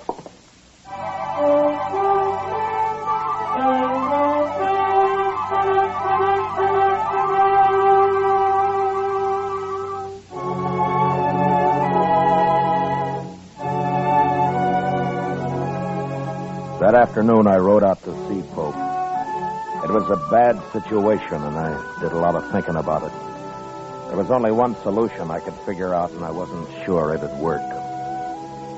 I found Pope weeding the few miserable rows of corn he'd planted out in front of the small bluff against which he had his pig pens and his hut built. I got down, walked over to him. Well, Marshal, have you changed your mind? No, I haven't. Good. Look, Pope, I don't know why they did it, but Carter and Brant were the Indians you thought you heard. They were trying to scare you for some reason. I know. What? Well, I've been thinking a lot about what you said, Marshal. And I figure you know what Indians are like and that you wasn't lying to me.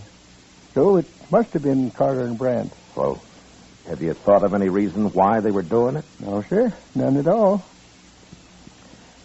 Honeyman and Brant want you arrested, Pope. You going to do it? I have no reason to. But they're threatening to take it into their own hands. Can't you stop them? I can't arrest them for talk. Listen, Pope. Now, you won't like this, but it'd be better if you left here. Now, it isn't your fault, but you've got enemies now, and you'd be a whole lot safer somewhere else. No. No, I won't leave. Let him come. I'll fight it out with him. Well, it'll just mean more bloodshed. Well, like you said, Marshal, it ain't my fault. And the man's got a right to defend himself. Yes, I know. But you won't have any peace here. You'll start jumping at shadows. I won't leave, Marshal. Well, all right. But think it over anyway. I have. I'm sorry about this, Pope. Thank you, Marshal. So long. Goodbye, Marshal.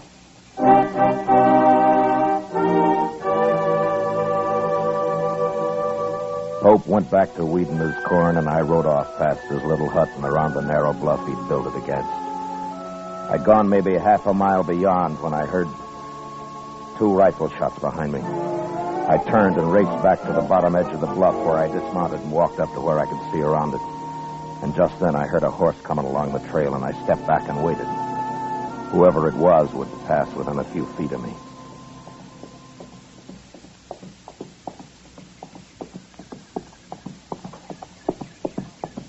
I got the drop on you, Brant. Don't shoot. Now keep your hands up. Now throw one leg over and slide off. Slow.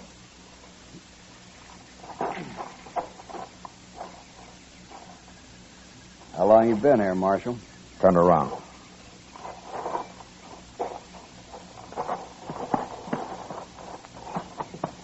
All right, you can put your hands down. I might as well tell you, Marshal. I just shot that Yankee sodbuster. Well, that's something to be real proud of, Brent. He killed a friend of mine. Pope meant no harm to either one of you. What were you trying to do to him, you and Carter? We were just having a little fun, that's all. fun. There's no use lying now, Marshal. There never was. Well, we'd have a drink or two and ride over now and then, give him a few war whoops. He'd just sit in his hut and shake. One night I sneaked up the door. I could even hear him crying inside. He was sure scared that time. Now, that must have been a lot of fun. Not as much as next day when we'd ride back and hear all about how the Indians were after him. I even wanted the army to come out and run him off. I know. It'd been all right if he hadn't gone and bought himself a gun. I advised him to. You did? I'm sorry if I spoiled your fun, Brent. Carter's dead because of you. Does Honeyman know about this? I told him I was going to get Pope, is all. And he agreed? He just said he sure hoped somebody'd get him. All right, Brent, let's go bury him. I ain't going to bury him. Let him rot. You'll bury him. Or I'll bury both of you. Now, you take your choice. You mean that, Marshal? Get moving. Sure.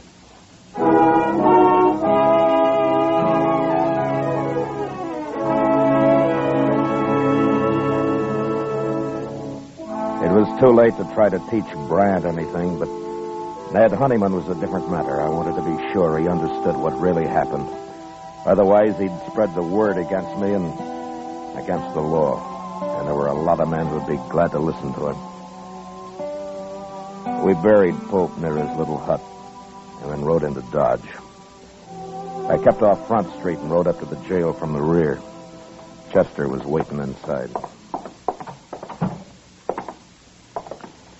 My gracious, Mr. Dillon, I thought you'd never get back.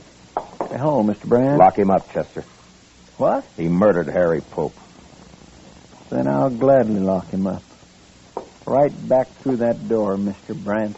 Yeah. He says Honeyman's still in Dodge. Have you seen him, Chester? Well, Doc saw him over at the Alfreganza a little while ago. I'll be over there, then. Yes, sir. All right, Mr. Brandt, you just head on back.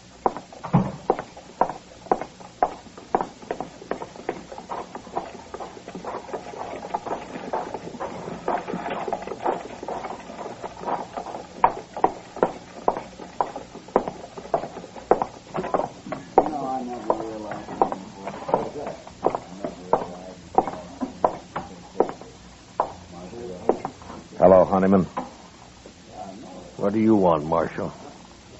I want to talk to you. I don't want to hear it. No, I don't think you do. What? I've been talking to Brant. He's told me the whole story. Where is he, anyway? He told me that he and Carter have been having fun, as they called it, with Pope. Making him think they were Indians. Well, you told him that this morning. He admits it now. I don't believe it. And even if they had, is that reason enough to kill a man? Pope was acting in self-defense. He wouldn't have shot Carter otherwise. It was a mistake. But Carter brought it on himself. I don't believe it. Honeyman, do you want the law in this country or not? Well, maybe that depends on who's representing it. It doesn't matter. The law's the same. Well, now, the law says you can't kill a man and go free. Now, don't it? It says you can't murder a man. Well, who decides which it is, Marshal? You or me? I'd like you to decide this time, Honeyman. You mean that? Yeah. All right, Marshal. You go and arrest Pope and get him hung. That's how I decided. Pope's dead. What? You wanted him killed, and he's been killed. What do you mean? You said this morning you'd take justice into your own hands, didn't you? Well, yes. Well, it worked. Pope's dead. How do you know? He was out weeding that little patch of corn he planted. I think he planned to feed his pigs with it, mostly. And he took 2 rifle bullets in the back. Who did it? Are you satisfied, Honeyman? Is that how you wanted it? Who did it, Marshal? All Pope had was a sod hut and a few pigs. He didn't know what this country was all about. He might have learned, but your friends got him so scared, Brant told me, that he'd sit in his hut and cry. Look, And then one night he loaded his gun and he went outside to fight. That took a lot of courage, Honeyman, for a man like Pope. But he did it. And today I told him he'd better leave his place, that you and Brant had threatened him and would give him trouble. What did he say? He said he wouldn't go. He said he'd stay and fight. And so he He did. stayed. He didn't get a chance to fight. What's a man like Pope know about protecting himself? Brant? Shot him in the back.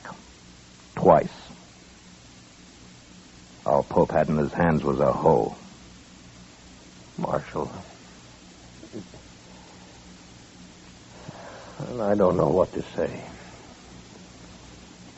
Brant's in jail. I'm going to see him tried for murder. And he'll be hung. Yeah, but I guess I'm just as guilty as he is. You could have stopped it. But you encouraged it.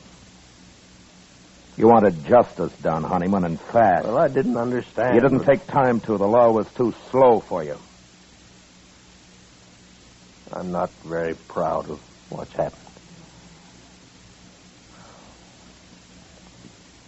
The law's new out here, Honeyman, and sometimes I think the only time people want it's when it seems to act the way they would act themselves if there weren't any law. But it won't work that way. According to the law, you're right or you're wrong. You're guilty or not guilty. People out here have had a hard time accepting that.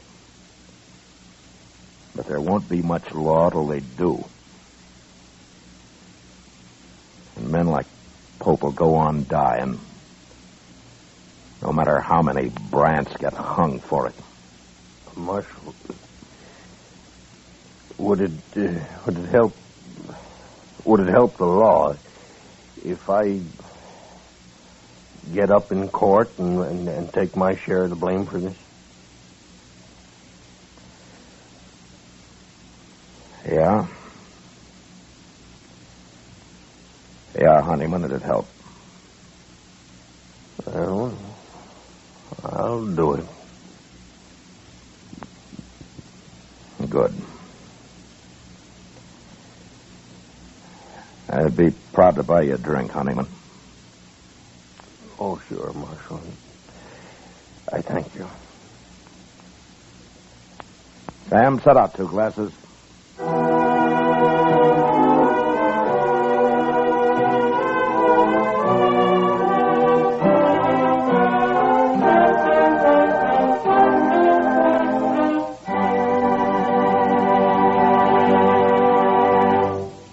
Gunsmoke, transcribed under the direction of Norman McDonald, stars William Conrad as Matt Dillon, U.S. Marshal. Tonight's story was specially written for Gunsmoke by John Meston, with music composed and conducted by Rex Corey. Featured in the cast were Lawrence Dobkin as Ned Honeyman, Ralph Moody as Harry Pope, and Harry Bartell as Brant. Parley Bear as Chester, and Howard McNear as Doc. Gunsmoke has been selected by the Armed Forces Radio Service to be heard by our troops overseas. Join us again next week as Matt Dillon, U.S. Marshal, fights to bring law and order out of the wild violence of the West in Gunsmoke.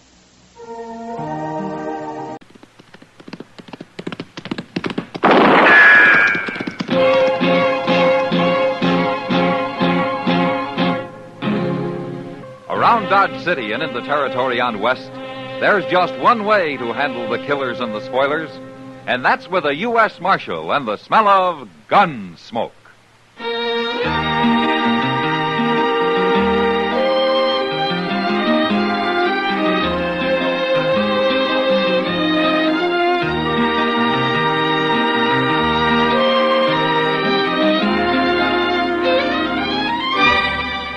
Gunsmoke, starring William Conrad. The transcribed story of the violence that moved west with young America. And the story of a man who moved with it. I'm that man, Matt Dillon, United States Marshal. The first man they look for and the last they want to meet. It's a chancy job, and it makes a man watchful and a little lonely.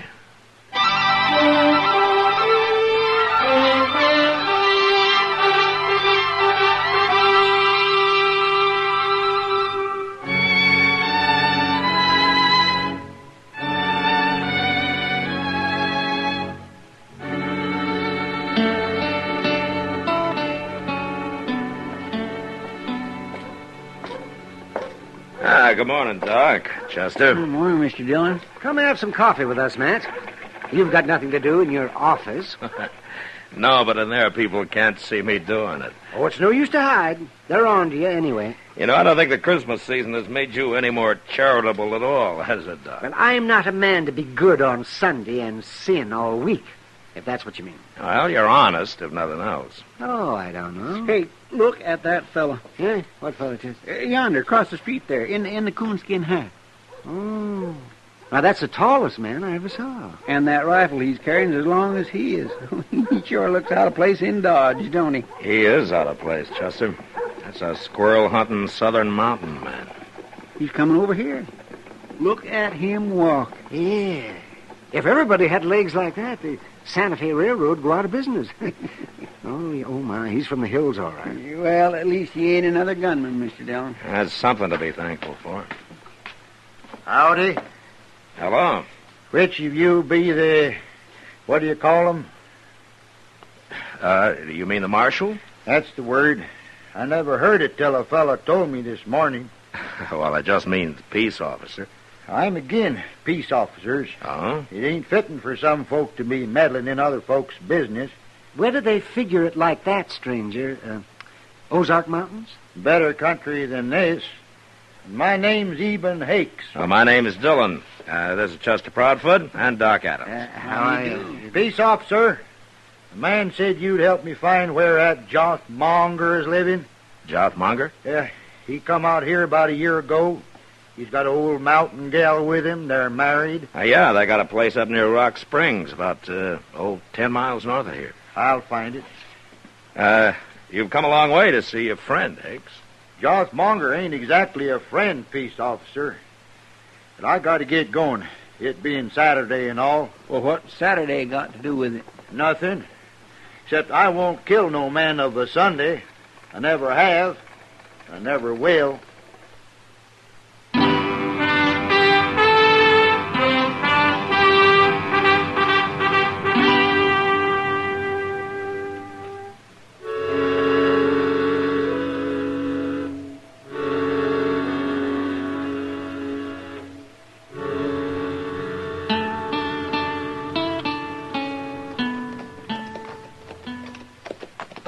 Monger's place don't look no better than it ever did, does it? No, not much, Chester. No, look at that poor Miss Monger. Out doing chores as usual. I wonder where Joth is. Asleep somewheres, probably. Morning, Miss Monger. Howdy. Hi, ma'am. Poorly. Is Joth here, ma'am? If today wasn't Saturday, he'd be here. What? Joth goes to Dodge every Saturday. He does. I never see him. If he socialized more, you'd see him. Joth's got his ways, Marshal. They're lonesome, but they're his'n. I see. Miss Monger, do you know a man called Eben Hakes? Hakes. If you speak that name round here, you won't be welcome, Marshal. There's trouble between you? If you call Joth being the only Monger left, and Eben being the only Hakes left, then you could say there's trouble. Oh, you mean it's a feud, huh? Both families been whittled down to just them two. I see. Is that why Joth came out to Kansas, to get away from it? Not if he's always talking about going back long enough to kill Eben Hakes. Yeah. Well, what do you think, ma'am? Don't you think it's gone far enough? Either one of them could call it off if he wants so muley. How did this feud start, ma'am? If you had any upbringing, you wouldn't ask. Oh, it's I'm a sorry. family matter. Mm-hmm. Where'd you see Eben Hakes anyway? Well, he was in Dodge asking about Joth. If he was asking, then he'll find him, and that's bad. Joth don't even know he's around. Well, that's why I came out here. Joth knew about him. I wouldn't worry. Joth's a better shot than Eben Hakes any day. Look, Miss Monger, the law doesn't hold with feuding. Whichever one kills the other, he'll hang for it. You start meddling, they'll shoot you. But I'm worried about Joth. He'll be drunk soon as it's dark. Well, I'll find him, ma'am. Goodbye. Goodbye.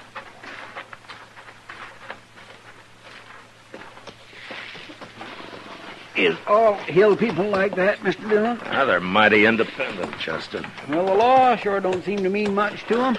Not when it comes to feuding. Now, look over there. To that little bluff there. Well, now, how did he get here? I don't see no horse. Well, let's go ask him.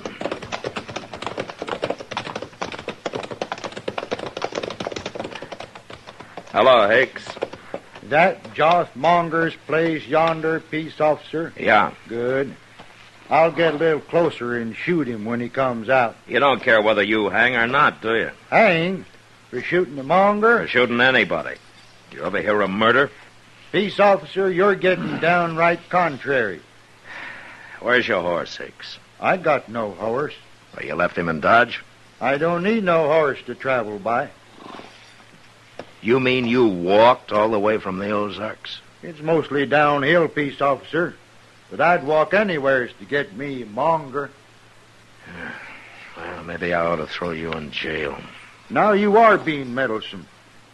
I gotta get closer to that house. And don't you fret none about the old lady. I don't aim to shoot her. Mr. Dillon, you gonna let Hicks wait here and shoot Joss? Now, let him go, Chester. Let's get back to Dodge. We'll find Joff and warn him. Why don't you just let them shoot each other and have done with it? Don't tempt me, Chester.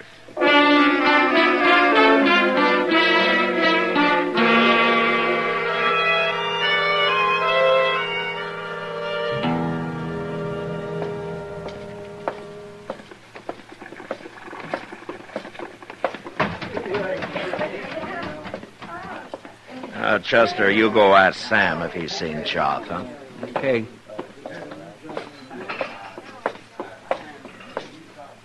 Evening, Kitty. Hello, Matt. Where you been? It's pretty near midnight. I've been trying to stop a feud. Well, it's a long time since I've heard of a feud around Dodge. This one kind of got transplanted from the Ozarks. The Ozarks? Yeah. No wonder that crazy Joss Monger isn't mixed up in it. Now, that's Joff I'm looking for. You are? I've been in every saloon in Dodge. He must have a cave somewhere. I'll bet you $1 he's right out back, Matt. Out back? Sure. He's there every Saturday night. Comes in and buys a bottle of corn from Sam and takes it out back and drinks it. Sits there all alone with his long rifle in one hand and his bottle in the other. Nobody knows what he's thinking. Yeah, no wonder I haven't seen him around. Hey, Mr. Dillon, Sam's... Oh, Miss Kitty. Hello, Chester. Yeah, Kitty just told me, Chester. Go out back and see if he's there. If he is, bring him in, huh? All right, sir. Well, who's Joss feuding with, Matt? Man called Eben Hakes, Kitty. Is he from the Ozarks, too? Yeah, he arrived today. On foot. On foot? Yeah, he's all legs. Real traveling man. Hey, I'd like to see him. He's got a face like a hatchet, and he's built like a piece of wire. Oh, I'll bet he carries a long rifle, too. He does. Here he is, Mr. Dillon. I made him leave his rifle with Sam. Hello, Joff. You just up and say what you want, Marshal, because I don't care to be cooped up inside here very long. Eben Hakes is looking for you, Joff. Of course he is. Mongers and the Hakes been looking for each other nigh to 40 years. They most all got found, too. You been drinking, Joff? Well, the missus won't allow no drinking on the place, Marshal, so I gotta come to town every Saturday. Joss Monger? It's Hakes, Mr. Dillon. Yeah, get out of the way, Kitty. Sure will.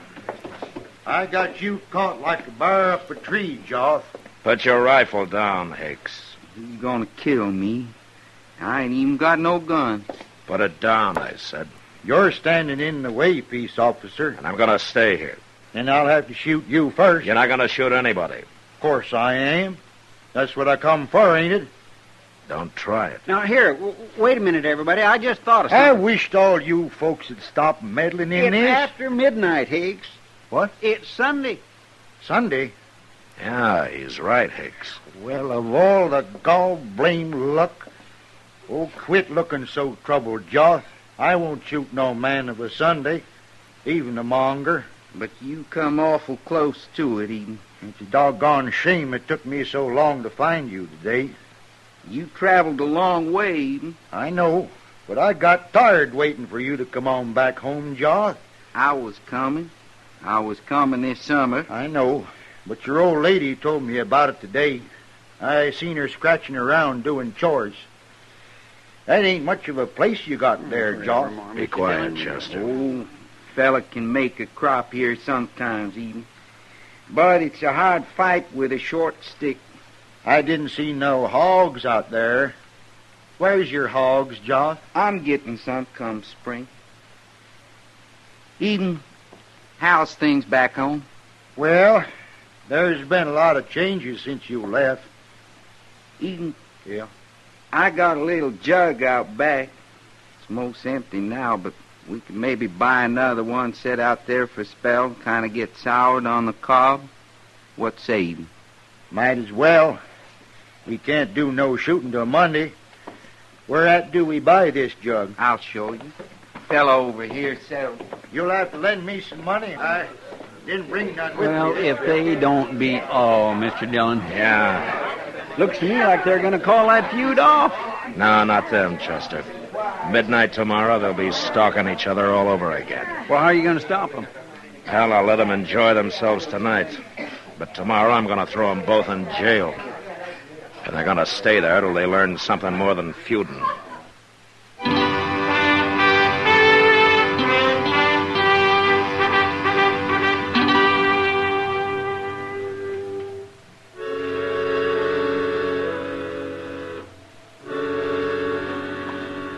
I wasn't sure that jail would teach Joth and even a thing, but I still couldn't let them run loose and shoot each other down.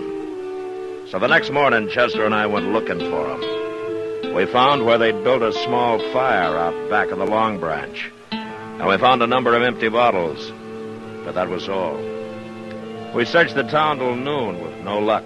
Then I decided to ride out to the Monger place and see if by any chance Joth had returned.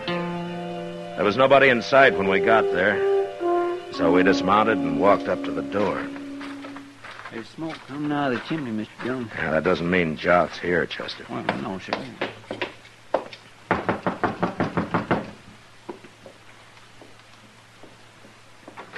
Afternoon. You go away, Marshal. Now, wait a minute, Miss Monger. If you don't want to get shot, you'll do what I say. Friendly, ain't she? Yeah. But she didn't have no gun. It must be Joth in there. Yeah, probably. Well, if it is, why would he want to shoot you? Well, there's one reason I can think of. You mean he's gone and killed Eben Hakes? I don't know, Chester, but I'm sure going to find out.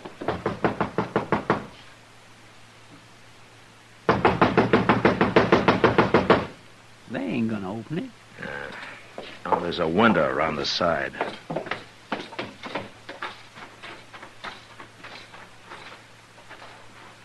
It ain't a very clean window. That'll do. Here, let me take a look. Well, I'll be... What is it, Mr. Dillon? Here, have a look yourself. All right. Well, they're eating dinner. All three of them. Yeah. Come on.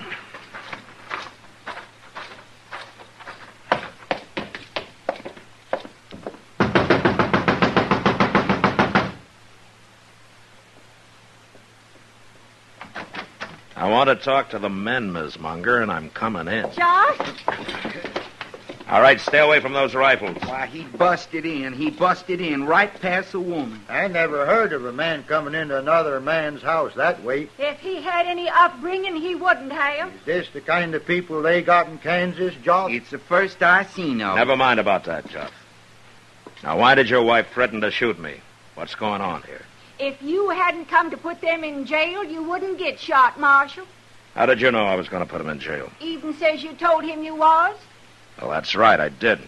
If he killed anybody. I ain't killed nobody. The feud's off. We stopped it. You stopped it? Sure.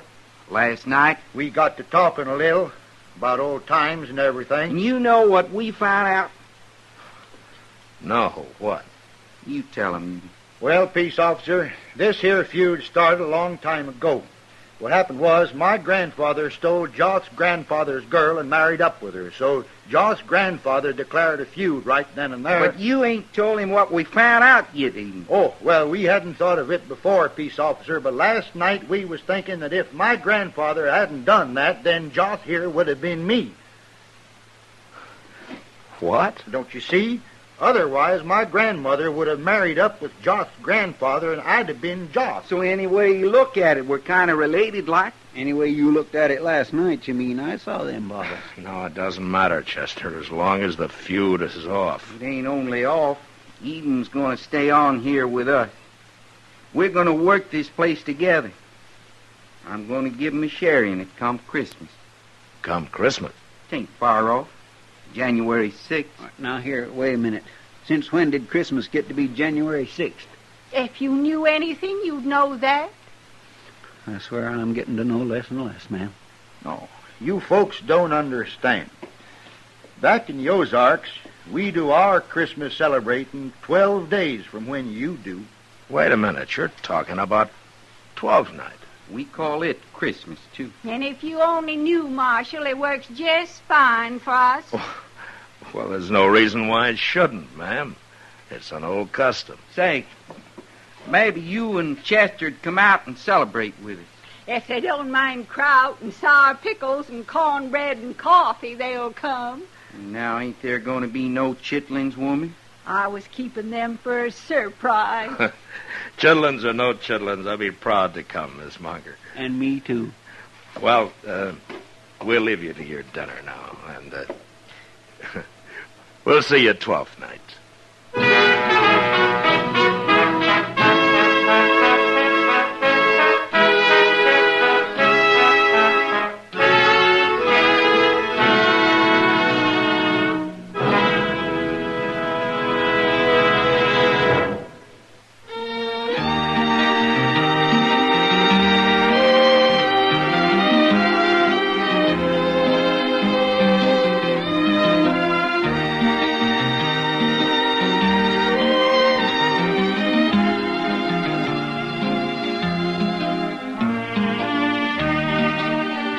Gunsmoke, produced and directed by Norman McDonald, stars William Conrad as Matt Dillon, U.S. Marshal. Our story was specially written for Gunsmoke by John Meston, with music composed and conducted by Rex Corey. Sound patterns by Tom Hanley and Bill James. Featured in the cast were John Daner, Helen Plebe, and Vic Perrin. Harley Bear is Chester, Howard McNear is Doc, and Georgia Ellis is Kitty.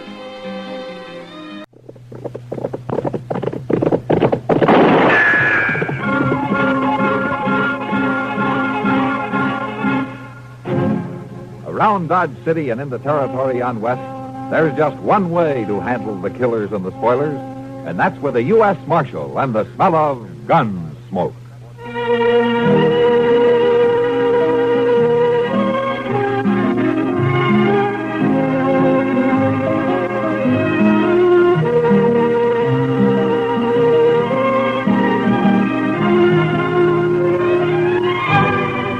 Gunsmoke, starring William Conrad, the story of the violence that moved west with young America, and the story of a man who moved with it.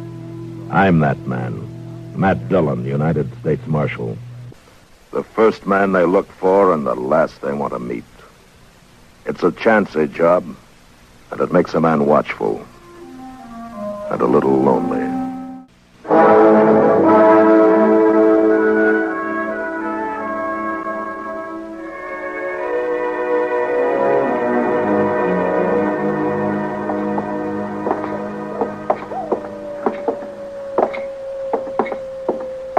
Quiet night, Mr. Dillon.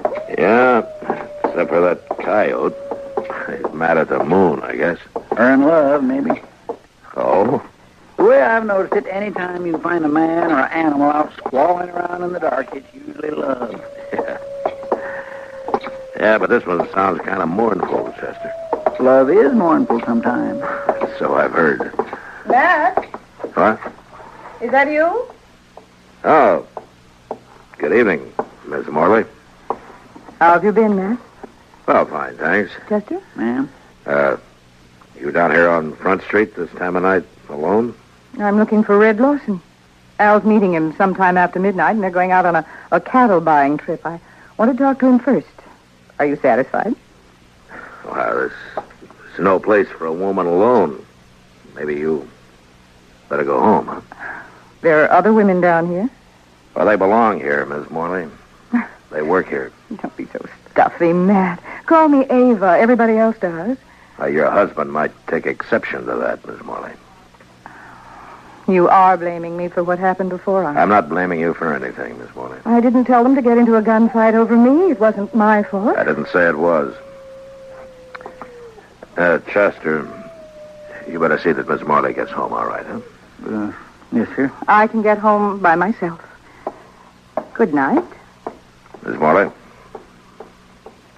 My, she's pretty as a picture. Makes you wonder. Yeah.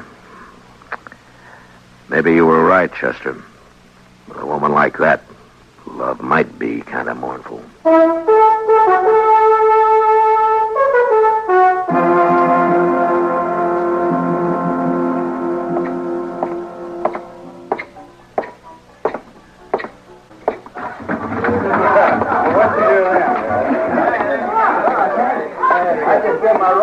Turns on that juniper stump, and I jerk back on Lawson. Oh, hi, Marshal. I wondered if I could see you for a minute. Yeah, sure. I'll be right back, boys. Okay, right. We'll wait for you right here.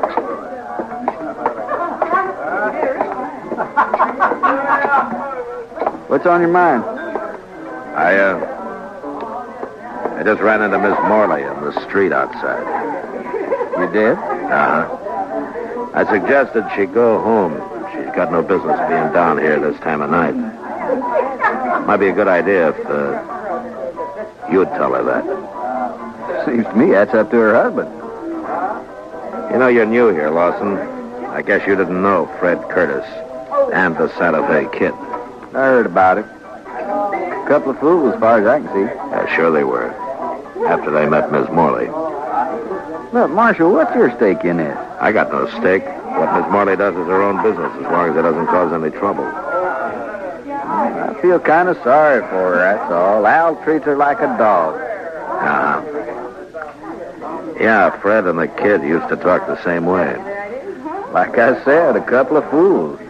I'm not. I hope not. I'll see you around. Yeah, sure.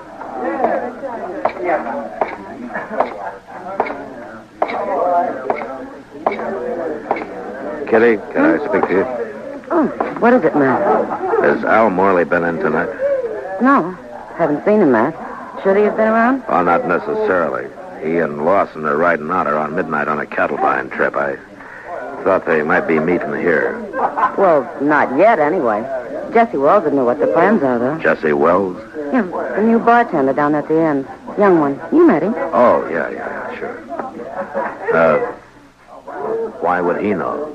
Well, he's going along. Al asked him to help out. They're going to follow the Lazy Bee roundup and try to get in ahead of the buyers from Chicago. Uh-huh. He's a nice-looking kid, isn't he? Yeah.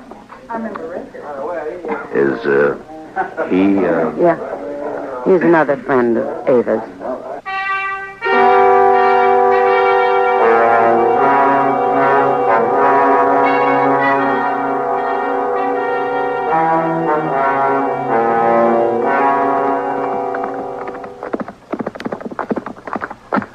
Oh, boy.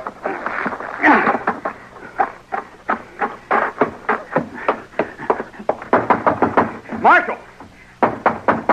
Marshal Dillon! Wake up! All right, take it easy. Who is it? It's Jesse Wells, Marshal. Open up. All right, just a second. Yeah, what's the trouble, Wells? You better get your horse. We got to ride back out there. Out where? What's happened? Buffalo Flats. We camped there to wait for the roundup crew. Al Morley is dead, Marshal. What? Knifed in the back. Well, you know who did it? Yeah. It was Red Lawson. He knifed Al and stole the money we were going to use to buy cattle. What in the world is going on, Mr. Dillon? You better saddle up, Chester. We got to ride. Well, what's the trouble? The usual. Nothing new but the names. Seems Red Lawson's turned out to be a fool, in spite of himself.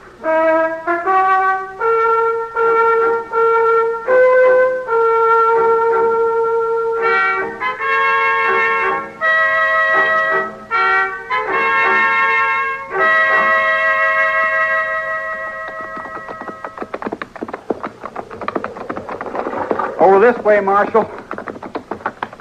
Camp's right there by the plum thicket. Right. Be daylight in another 20 minutes.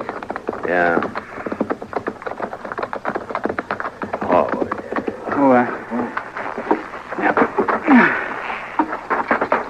He's lying there by the bushes.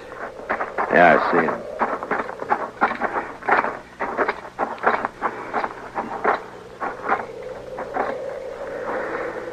Whose knife is it, Jesse? Al's. We were all asleep. We built a fire and made some coffee and then turned in to wait for daylight. The lazy bee bunch had planned to work their stock up this way. I see. Here, Chester, wrap the knife in something and hang on to it, huh? Yes, sir. Go on, Jesse. What happened from then on? Well, like I said, Marshal, we were all asleep. I guess it was the sound of the horse's hooves that woke me up. It was Red Lawson. He was pulling out. Yeah? I ran over to Al and shook him to wake him up and tell him, but... Well, then I saw the knife. He was dead. Where were you sleeping, Jess? Well, right about here, I guess. Red was across the fire there. And Al where he's lying now. Uh-huh. Well, what about the money? How did you know it was gone? Oh, I thought of it right off. I figured that's why Red had done it. You see, Al was carrying about $10,000 in a leather sack, and he'd stuck it under his blanket before we'd gone to sleep. I looked for it, and it was gone. Now, you figure Red killed him for the money, then? Well, sure. I doubt if he meant to, though. No, I think Red was trying to ease the sack out from under the blanket, and Al woke up and caught him. Yeah, that's possible. Be light enough to start tracking him in a few minutes, Mr. Dillon. Yeah. Which way did Lawson head out, Jesse? East. He seemed to be following the wagon tracks. He's got quite a start on us. Yeah, too much of a start. Well, we'll ride back into Dodge and take the train from there to Abilene and then work back from the east. Yeah, that's a good idea. Lawson probably won't be expecting anybody ahead of him. I can't understand it. I just can't understand how anybody could do a thing like this.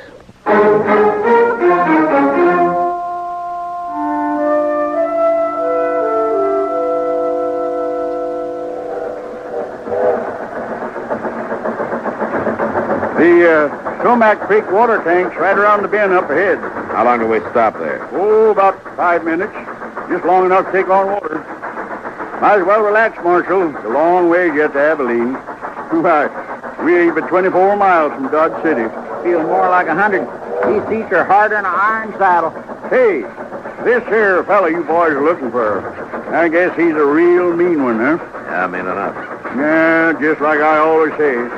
This prairie country ain't never going to be a law-abiding place to live in. Well, every time I pull out of Kansas City on the run west, I'm expecting every minute to be shot, hung, or scalped. Chester. What's the matter, Mr. Dillon? I got the window here. You're on the bend there by the water tank, see? Ah, looks like we don't have to go to Abilene. Oh, yeah. Some fella waiting to catch the train, I reckon. Yeah. Hey, is he the one? That's him.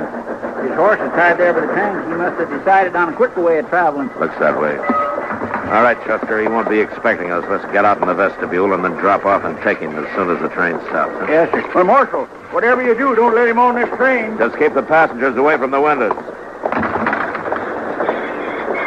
In a way, it's not bad, Mr. Dillon. Miss Morley would have really enjoyed that $10,000. You're guessing, Chester. Holly hasn't seen us yet. All right, let's go. Lawson, get your hands up. You're under arrest. What? I said get your hands up. Oh. Lawson! Come on, Chester. That's cutting it awful thin, Mr. Dillon. Giving a man a couple chances before you haul down on him. We're still on our feet. He's not. He sure is pushing the odds, though. I guess. Pick up his gun there, will you? Yes, sir. Lawson? He's still alive. Yeah. Can you hear me, Lawson? Sure. Sure, I can hear you. He's got the sack of money. Yeah, I see it. Lawson, there's no doctor on the train. Now, we're going to try to stop the bleeding and do the best we can for you. There'll be a train back toward Dodge City in about a half hour. We'll wait for it. I guess I don't have much choice, do I? No, I guess you don't. You made your choice last night. Was she worth it?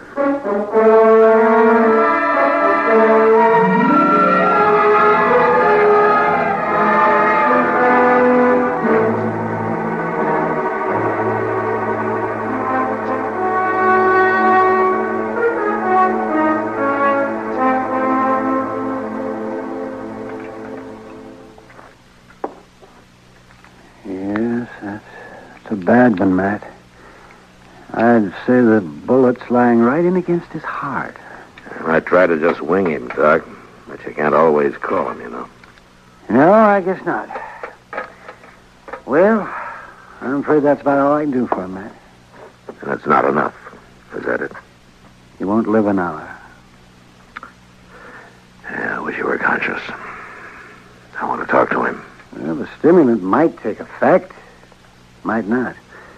Well, this kind of a case, you never know. What is it you're after, Matt? Ms. Morley. Accessory before the fact? Yeah, she could have been. Wait a minute. Lawson? Lawson, can you talk? Can you hear me? Sure. Was Ms. Morley in on it? Nobody was in on it. Did she know you were going to do it?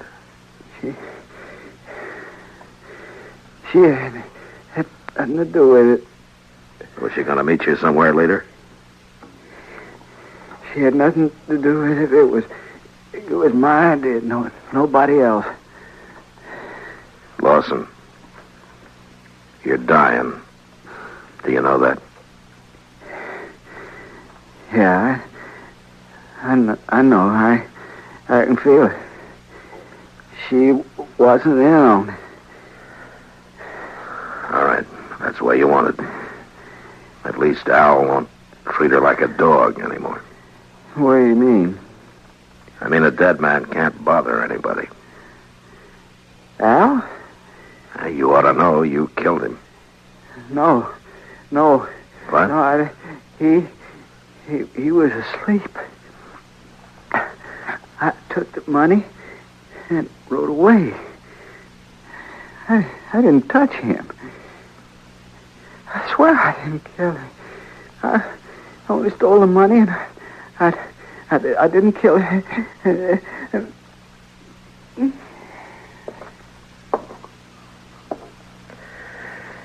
Guess I was wrong, Matt. The bullet was closer to his heart than I thought. Yeah. I was wrong about something myself, Doc. I thought this was the end of it. Now it's wide open again. Wide open.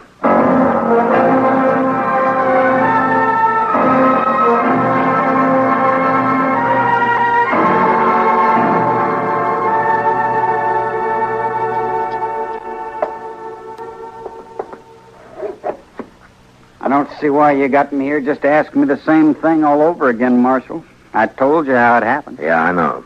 You caught Red Lawson with the money on him. What more proof do you need? That only proves he took the money, Jesse. It doesn't prove he killed Al. Now, what do you mean by that, Marshal? You killed Al yourself, didn't you, Jesse? You're out of your mind. You woke up and you saw Red steal the money and take off, and it gave you ideas. You slipped over and you knifed Al in his sleep. You knew Lawson would get the blame for it. Sure, because he did it. He said he didn't. Of course he'd say that. Did you expect him to tell the truth? He was dying, Jesse. He knew he was dying. I think he did tell the truth. I see. His word against mine, the word of a thief. I didn't say I could prove it, Jesse. You did it, though. We both know that. And sooner or later, I'll get you for it.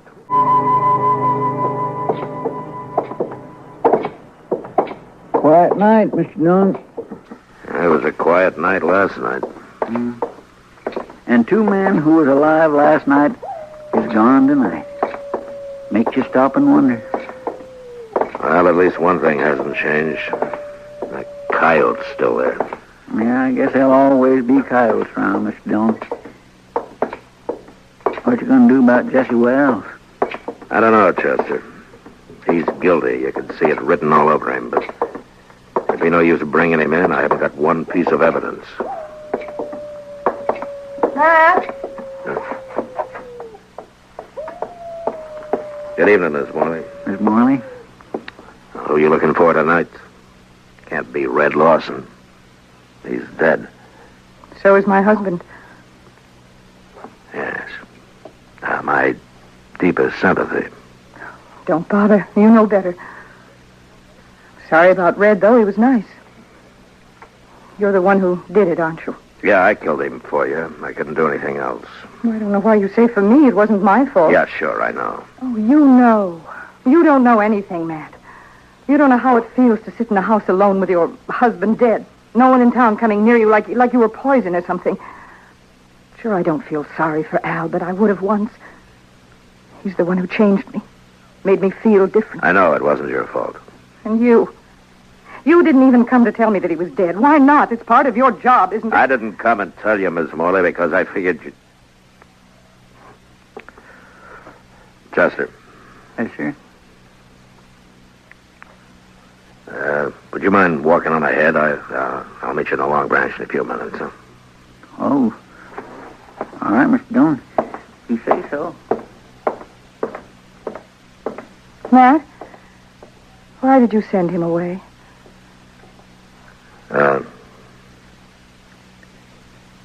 Ava, are you going to be home later tonight? I could be. Around 10 o'clock, say. Sure, Matt. Sure, I'll be there.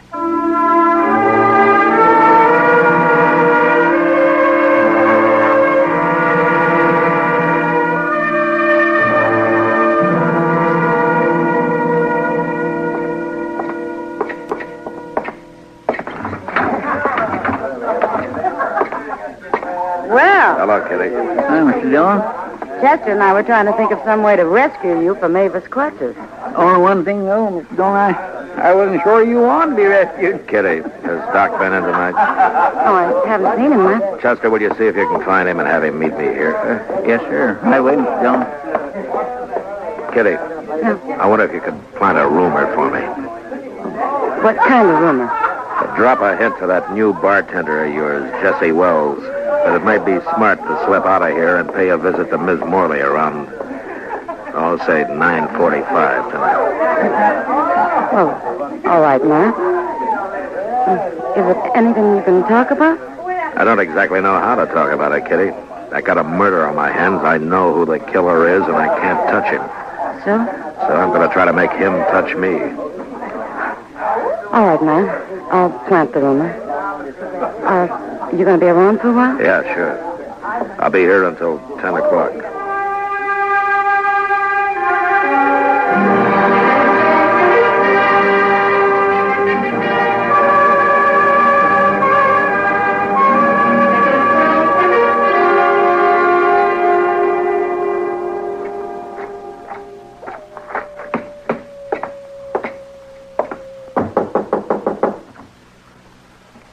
Who is it?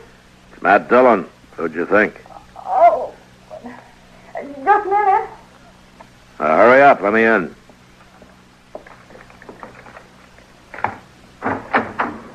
All right, Dillon. Come on in. Well, Jesse, I thought you were working. I was. Until a few minutes ago. I think the marshal just wants to ask me some questions or something. Yeah, I do, as a matter of fact. About Jesse Wells here, for instance. You didn't tell me he was going to be here, Ava. Well, What do you mean she didn't tell you? What about this, Ava? So you were expecting him. You knew he was coming. But... Of course you knew I was coming. You and Matt Dillon. For how long? And what kind of a fool does that make me? You were born a fool, Jesse. That's why she picked you. It would be so wonderful, you said, if only Al didn't stand in our way. Well, I didn't tell you to kill him. I didn't mention it once. No, you didn't have to. You just kept dropping hints and leading me on. And all the time, you and Matt Dillon. She's too smart for you, Jesse. You should have realized that. Sure. But instead, I played right into your hands. Both of you. How, Jesse? By killing Al. Getting him out of your way. Giving the two of you a clear field. You're under arrest, Jesse, for murder. Oh, you'd like that, wouldn't you? Both of you would. You could sit around and laugh about it, waiting for me to hang. I said you're under arrest. Now, hand over your gun. No, you don't, Dillon. You're not taking me in for something both of you wanted me to do. Hand over your gun, Jesse. If you want my gun, you'll have to take it away from me. Get away from that door. Sure, I'll get away from it. Over, Wells!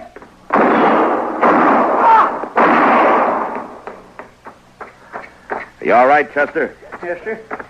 You were close, but he missed me. Well, you two didn't miss him. I don't know which one of you fired first, but either both would have done it. Well, you got what you wanted, all right, Mr. Dillon. Doc and I heard most every word. We sure did. Only one thing, though, Matt.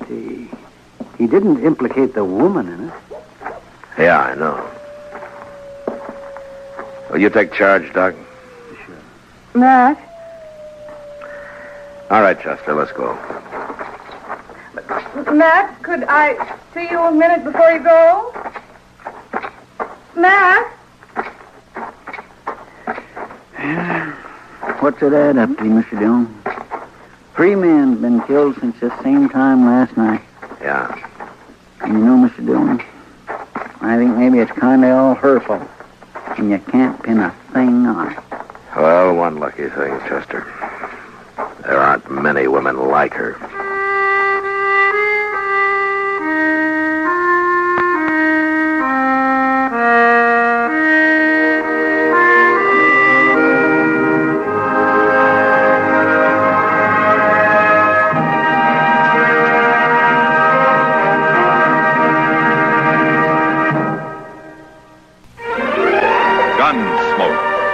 Produced and directed in Hollywood by Norman Macdonald, stars William Conrad as Matt Dillon, U.S. Marshal. The story was specially written for Gunsmoke by Les Crutchfield, with editorial supervision by John Messer.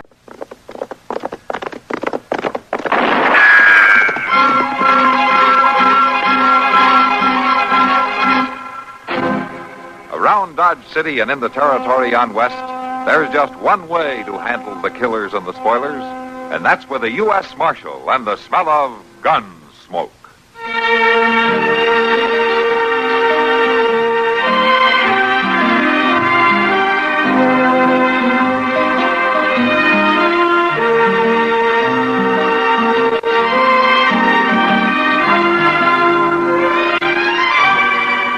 Gunsmoke, starring William Conrad, the story of the violence that moved west with young America, and the story of a man who moved with it. I'm that man, Matt Dillon, United States Marshal. The first man they look for and the last they want to meet. It's a chancy job, and it makes a man watchful and a little lonely.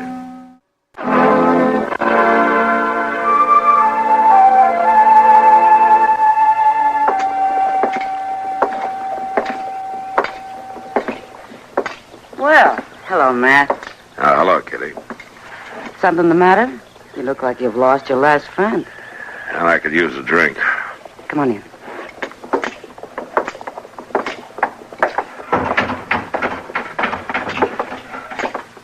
Sam, bring Matt a whiskey, will you? Sure, Kitty. Sit down, Matt. Yeah, thanks. Now, what's the trouble? Yeah, I just got word that a couple of old friends of Something happened to him? Yeah. They're dead. Oh, I'm sorry, Matt. Here's your whiskey, Marshal. Oh, thanks, Sam. Yeah, it's a tough one, Kitty. They both took the fever. And they left a kid. A young boy. Oh, that's a terrible thing. Yeah, it is. Boy's parents both dying suddenly like that? Now, it's kind of funny in a way. Joe and Lyda could have been killed a lot of times. He was in the war. They were on a riverboat that was sunk one time. They'd been living on a ranch in Apache country. And it was fever that finally killed him. Yeah. Were you close friends, Matt? Joe and I rode together on the border with his brother, Will. Yeah, we were close friends. I'm sorry. I hope there'll be somebody to watch out after the boy. Well, I don't know about the rest of the time, but I know somebody will be riding herd on him this summer. Somebody you know? Mm-hmm. Me. You? Yeah, Will figures the boy ought to get clear away for a while. So you're going to take him? Well, he asked me to in this letter. It doesn't seem like a lot to do. How old's the boy? Oh, 15, 16, somewhere along there. He won't be any trouble. You're certainly changing your tune. Oh, how's that? Seems to me you've always dodged being a family man up to now. Oh, Kitty, the boy needs help. Sure, Matt. Of course he does. And I think you have it in you to be a real good father. I always have. Oh, Kitty. I'm sorry, Matt. I couldn't resist it. I think it's fine. Thanks. When does the boy come? On tomorrow's stage. Well, Matt, let me know if there's anything I can do, huh? Who knows? I might be quite a mother if I had a chance. Yeah. I think you might, Kitty.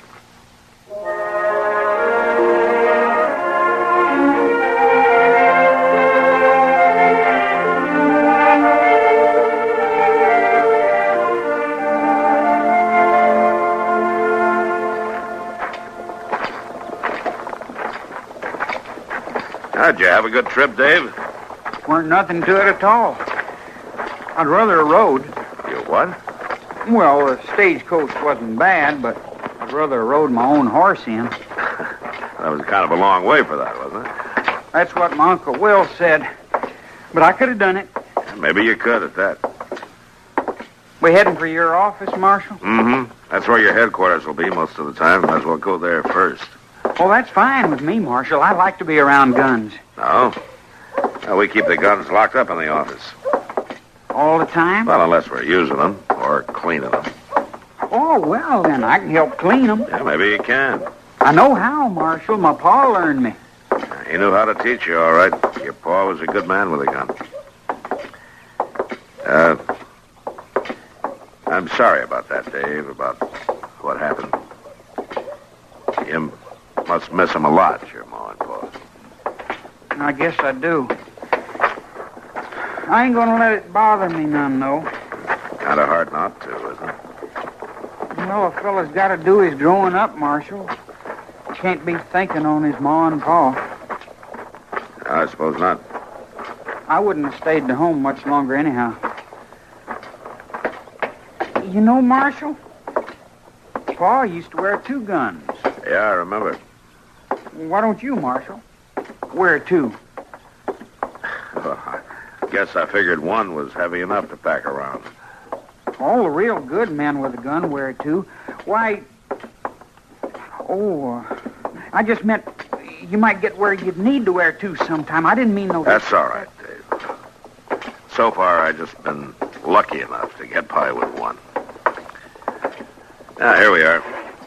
Go on, walk in. Well, hello, Mr. Dillon. And I guess this must be the boy. Yeah, Chester, this is Dave Barrett. I'm pleased to meet you, Dave. Dave, this is Chester Proudfoot. He really runs things around the Marshal's office. Well, I'm Mr. Dillon. Chester will keep an eye on you for the next few days. I'm going to have to ride up to Hayes City. I don't need nobody to watch out for me, Marshal. Now, it won't be no trouble at all. You show him around, Chester. I want to see Ed Brody before I go. Yes, sir, I sure will do that, Mr. Dillon. Oh, can't I go along with you, Marshal, instead of staying here with him? Now, don't you worry, boy. It won't be nothing tall for me to make you feel to home. You better stay here this time, Dave. Maybe you can ride with me another time before you go. Sure, a nice young fellow like you. You and me'll get along just fine. Thanks, Chester. You all right, Dave? Me? I'm always all right. Good, I'm glad to hear it. I'll see you later.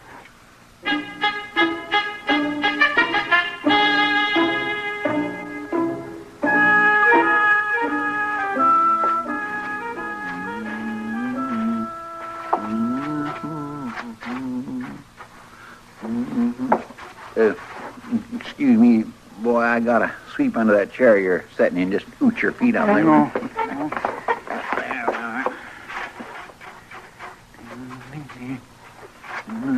You sure do a lot of sweeping around here. Well, that there's a fact, boy. Seems like folks brings mud on their boots all the way from Texas and the Territory just so as I can sweep up after them. That ain't no job for a lawman. Well, a lawman's got a right to live clean just like anybody else. Well, if I was helping the Marshal, I'd do better things than that. Well, now, Dave, I guess you do just about what Marshal wanted you to do. Well, I reckon a body has to do what he's fit for. Now, just hold on a minute there. I mean, it ain't like you could be no help in the gunfighting or nothing like that. Now, listen here to me, Dave.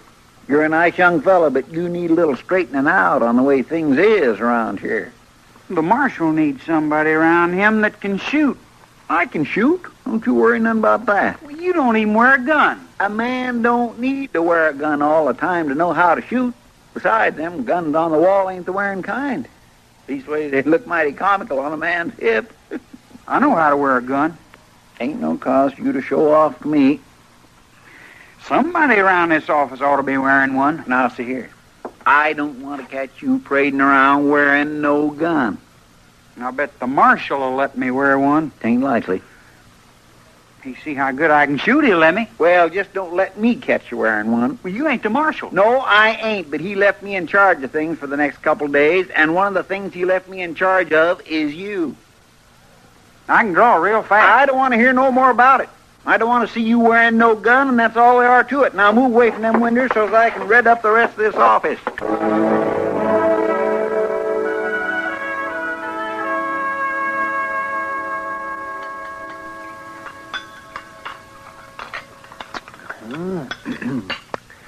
Well, I tell you, Dave, there's no particular trick to taking out a bullet. That's so, Doc? Nope. The trick is keeping the man alive afterwards. Well, how you do that? Well, if I knew the answer to that, Dave, I'd be the most famous doctor in the West. And the richest to boot. It sure would be nice. There's so many things to consider. The size of the wound, how much blood has been lost, infection, suppuration. Doc? Huh? I ain't so sure it's a good idea to go on about things like that. Why not? Well, we're eating our dinner, Doc. Oh, what's the matter, Chester? You getting squeamish? Me? Why, I'm as unsqueamish as they come, Doc. I can listen to your talk even though I am eating rhubarb pie. Oh, what's the trouble then? Well, Doc, it's the boy. He ain't used to hearing that kind of loose talk. Oh, well, yes, you may be right. Ain't no cause to worry about me. I ain't squeamish. Oh, no, of course you're not, but Chester's right. It's a matter of good manners. Yeah, that ain't no bother to me. It ought to be, boy. It ought to be. Chester, where in tarnation have you been? Well, I've been right here eating my dinner, Mortrees. I ain't exactly hiding out, you know. Well, seems there ought to be somebody taking care of things in the Marshal's office. Oh, just ease off, Mort. I'm taking care of things. What's all the caterwauling about, anyway? Well, they want you down at the telegraph office. Why didn't you say so? I had to find you first. They got a message that's got to be answered right away. All right, Mort, all right. Keep your braces up. I'm coming. I'll take care of it all right. I'll see you back over at the office, Dave. Shouldn't take me very long to handle this. Well, do I have to go right back to the office? Ain't it all right if I mosey around a little? Well, now, you know you're Oh, give the boy his head, for heaven's sakes. He's no child, Chester. I sure ain't. Well, I guess it'll be all right. Come on, Chester. I'm a-coming. Oh, But mind you be back there for supper, boy, here? Sure, I'll be there. Oh. Well, you wander around all you like, Dave. Chester gets more like a mother hen every day. I don't need no mothering. Of course you don't.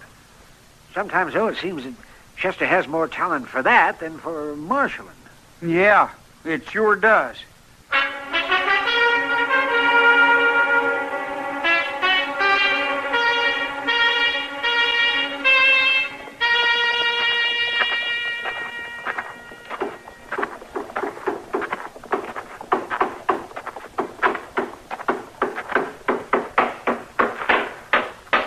A horse kick that down for you? Huh? Oh, hello, boy. Oh, some fool drove a rig right into the side of the door. Some folks rent a rig, just don't care what happens to it, else they just can't drive. I can drive. That's so? You're a new boy in town, ain't you? I'm visiting the Marshal. Matt Dillon? You better be good, boy. He'll run you in. I ain't afraid of him. You better mind your manners just the same. I wouldn't want to start no nonsense with Matt. I'm going to help him. Well, now, I'll bet he's glad about that. I wish I had somebody to help me around this stable. Hello, Feely. Hello, Moss. Take care of the horse, will you? You want us to feed him? Yeah, go ahead and feed him. I ain't fixing to be back for him till tomorrow. Gonna make a night of it, are you, Feely? I sure am. I gotta find the Marshal first, though. He ain't in his office. Ask the boy where he is. He's staying with him. Why, so? You know where he is, boy? Sure do. Up to Hayes City for 2 days. I might have knowed. Trouble, Feely? That's Hob Frank. He's out there at the old Prentice place, shooting everything in sight. You better get Chester, then. He ain't there either. I seen it, he wasn't. You know where he went off to? No, I don't reckon he'll be back for a while, though. Well, maybe I'll run into him. Somebody ought to get on out there. That's for sure and certain. Yeah. See you later. So long. Come on, boy.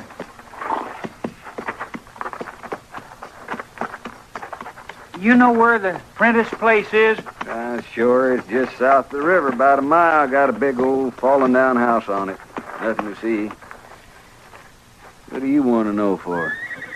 Why, I want to be able to tell Chester where it is, that's all. Shucks, boy, Chester knows the Prentice place. Everybody around Dodge knows it. Yeah, sure, I should have known. Here, boy, hold this bridle. Yeah. Say, mister, would you leave me have a horse?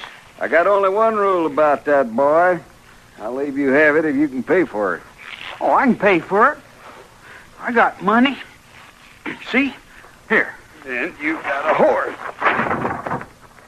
You can have that one in the back stall. You can ride him all right. I can ride him all right. And I can do a lot of other things just as good.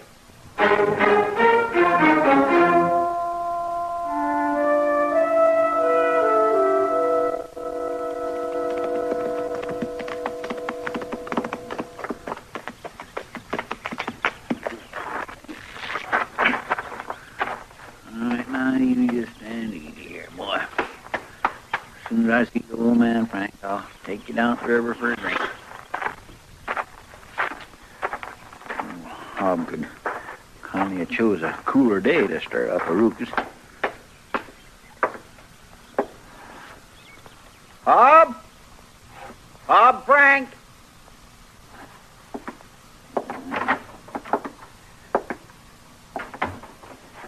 All right, now don't you go playing no hiding games, old man.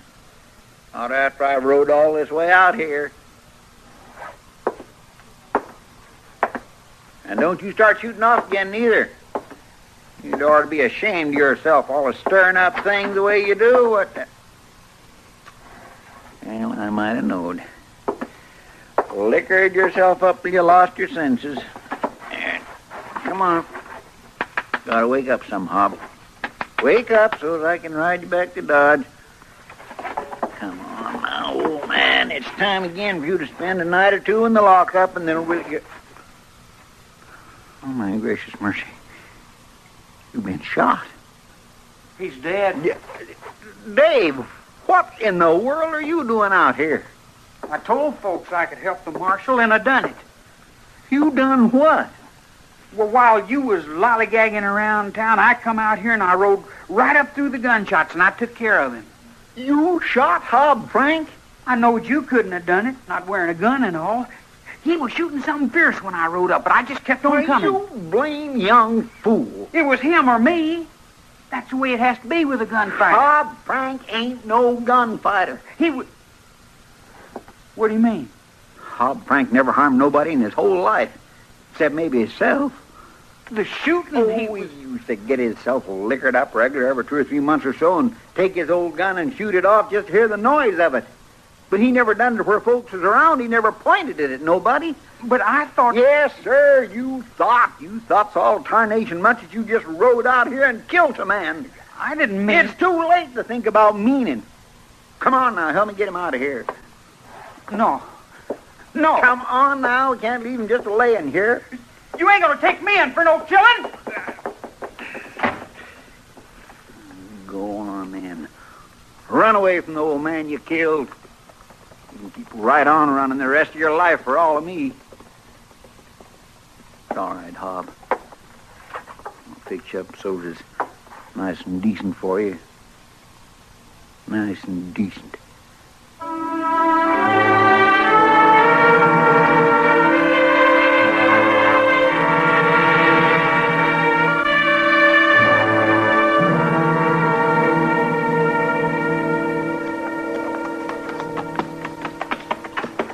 I tell you the truth, Mr. Dillon, I think it's too good for him. Oh, what do you mean by that? For that, Dave. to tell him that old Hob didn't die after all, that Doc pulled him through somehow. Yeah, maybe you're right. It was no thanks to him, and that's a certain fact. It just served him right to go on thinking he'd killed him. And if we don't find him, he will go on thinking it. I ain't so sure we'd ought to find him. Spending all this time riding out here in this weather. You'll live, Chester. Maybe I will, but I ain't at all sure we ain't just sending good money after bad, you might say. That's enough. All right, but what I said that's enough, Chester. You know we gotta find this boy. Yes, sir, I guess we do. Then let's do it. Mr. Dillon? Yeah, what is it? Ain't you veering some off the road? I'm heading for that cave up there. You think he's hid out there? And I know that if I was a boy running away, a cave would look pretty good to me as a place to hide. Yes, sir. Besides, this is the way his horse went. Yes, sir.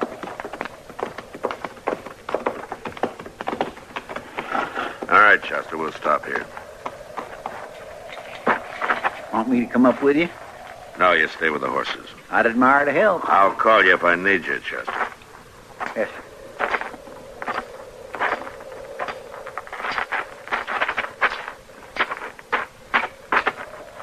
Dave! Marshal Dillon! Come on out of there.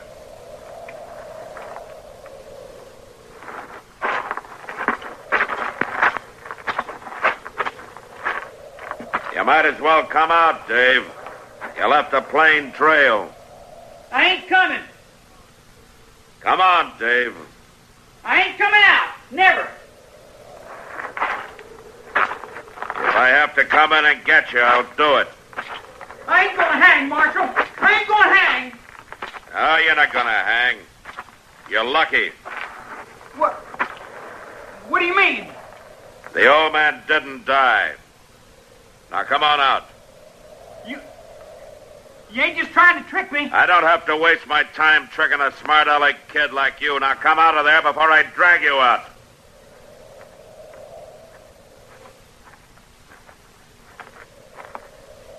All right, come on, all the way out. Now down here.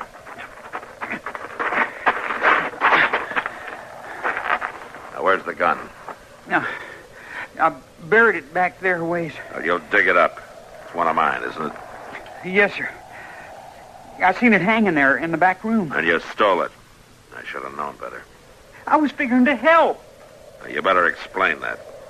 Well, Marshal, when I heard about that fella shooting out at the Prentice place, I figured I'd need a gun.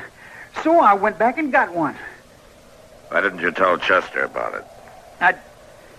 I didn't think he'd be no good taking care of it. Oh? Why not? What?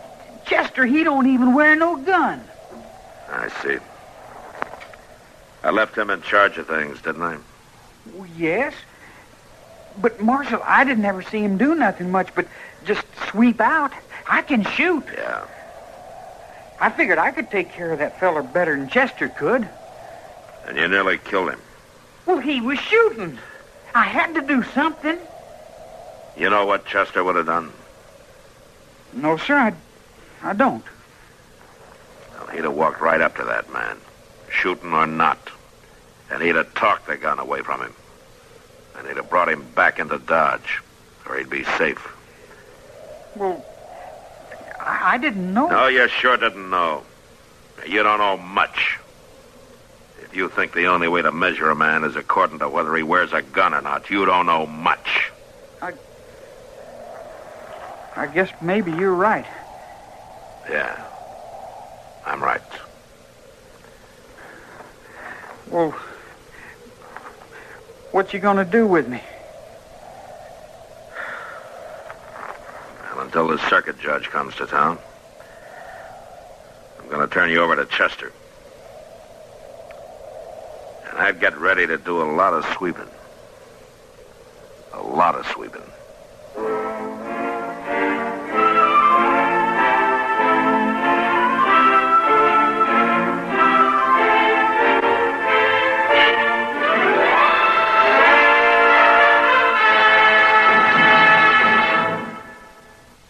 Gunsmoke. Produced and directed in Hollywood by Norman McDonald, stars William Conrad as Matt Dillon, U.S. Marshal.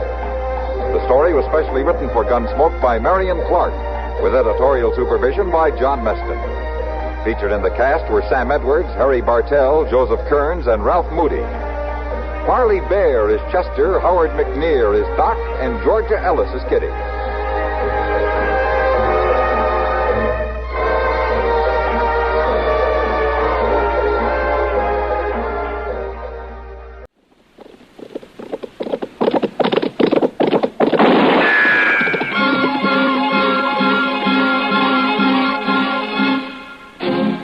Around Dodge City and in the territory on West, there's just one way to handle the killers and the spoilers, and that's with a U.S. Marshal and the smell of Gunsmoke.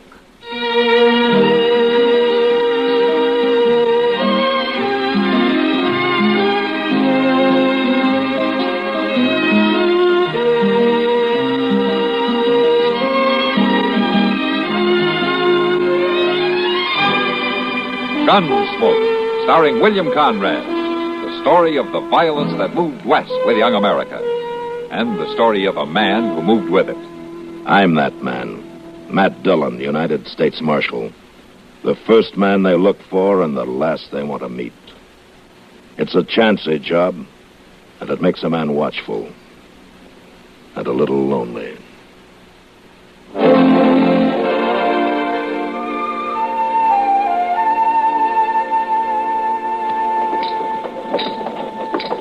Go get the horses saddled, Chester. I'll meet you at the stable in a few minutes, huh? Maybe I ought to stay with you while you tell her. I might be of some help if she starts throwing things. Don't worry about Kitty. She'll understand, all right. I wouldn't count on her, Mr. Dillon. She's been looking forward to this sociable for weeks.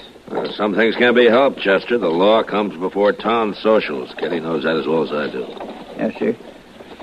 Well, good luck. If I'm not there by the time you're ready, you bring the horses back here to the Long Branch, huh? Yes, sir, I will. Hello, Sam. Yeah, Marshal. Where's Miss Kitty?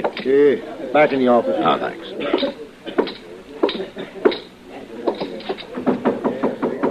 Come in. Hello, Kitty. Oh, Matt. You're early. Yeah, I came by to tell you that I won't be able to go with you after all. Oh? Yeah, you see, I just got a telegram from the sheriff in Springfield. I got to go over there and pick up a prisoner and bring him back here for trial. And you're leaving right now? Well, yeah, Chester's getting our horses. Well, couldn't it wait for 3 hours? Well, it's a 2-day ride up there, Kitty. Judge Blint will be in Dodge for the trial on Friday, and I'd be cutting it pretty close as it is. You understand that, don't you? Oh, of course. Doesn't matter. There'll be another social next year. Yeah. Besides, I'm not too sure I like this new dress I bought anyway. Oh, that's very pretty. I'm glad you like it. Kitty, I know you've been looking forward to this. Just because I can't take you is no reason that you shouldn't go. You know, there are plenty of fellows who'd be more than happy to take you. Oh, you're right, Matt. Shouldn't be any trouble at all to find 2 or 3 escorts for the next half hour. Well, sure. I'm sorry, Kitty. I'll see you when I get back, huh? So long. So long, Matt. I hope you have a real nice trip.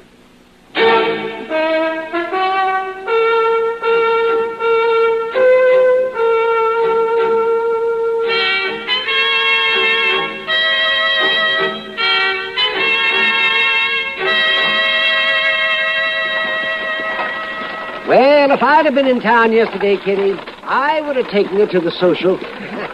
That's sweet of you, Doc, but I don't think I'd have gone anyway. Matt sort of took the wind out of me. Nah, but Kitty, never depend on a marshal. Or a doctor, either, when it comes to social affairs. I suppose I should have resigned myself to that by this time, but it hurts all the same. Sometimes I think I'd be better off if I got out of this town. Maybe went to San Francisco. Oh, no, now, Kitty. No, you'll feel different when Matt gets back. Everything will be the same again. Oh, yeah, that's one thing I can count on. Everything will always be the same. The Arkansas is just over there, Kitty. Maybe we better water the horse and head back to Dodge. You getting hungry, Doc? Oh, I won't have any trouble eating a good-sized breakfast. But more important, I have to be back at the office. Mrs. Ketchum is bringing her kids in this morning. All 6 of them? All 6 of them. Once been given their smallpox vaccinations. Doc, hey, look. Yeah. Is that a man lying over there? Yes. There's something wrong. He must be hurt.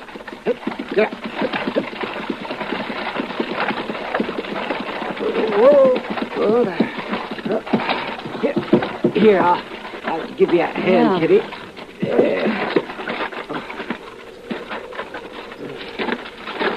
What's the matter, mister? This man needs help, Kitty. He's lost a lot of blood. What's wrong with him? He's been shot. He needs help, bad. Well, what can you do for him way out here? Best thing would be to get him into Dodge, but I don't think he'd make it. Rudd Stewart's place isn't far from here. Yes, you're right, Kitty. We'd better try to get him there.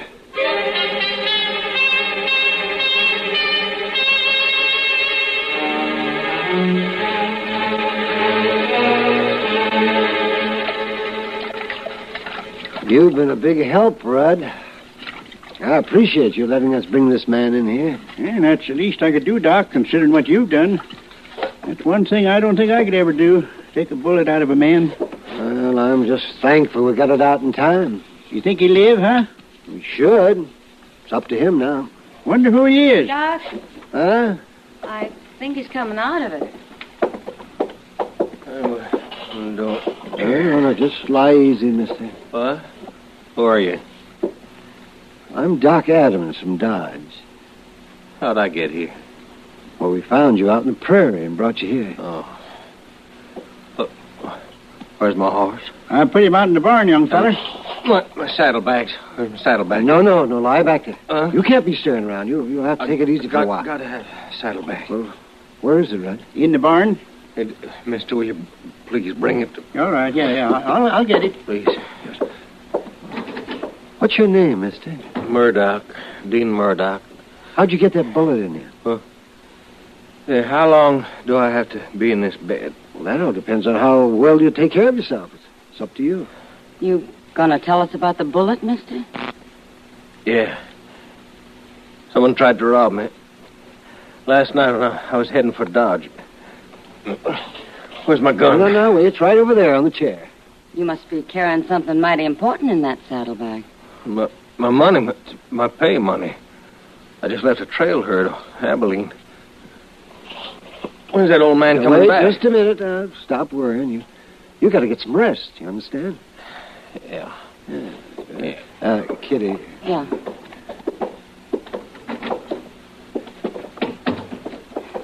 You believe him, Doc?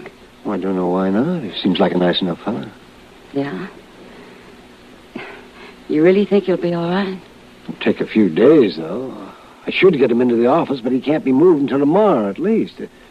But he'll have to have proper care today. Doc. Yeah? I'm a pretty good nurse when I have to be. Oh, no. This isn't your responsibility. Well, it's just as much mine as it is yours. You can't stay. Mrs. Ketchum's bringing her kids in. Remember? Oh, no. I'm not leaving you here. Rudd can take care of him. But you can't depend on Rudd. He's too feeble. I'll stay here today. Oh, well, I don't know. I suppose it'll be all right. But I'll come back this evening and see how he's doing. And then I'll take you back to Dodge. All right, Doc. And don't you worry about a thing.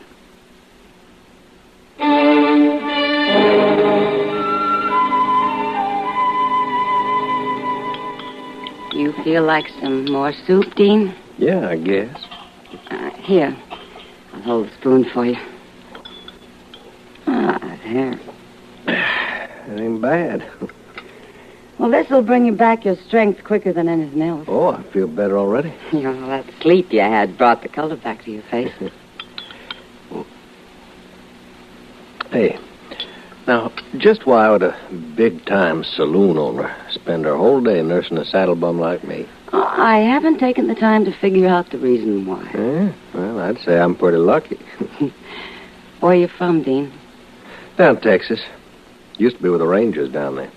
Why'd you leave? Oh, didn't want to be a lawman the rest of my life.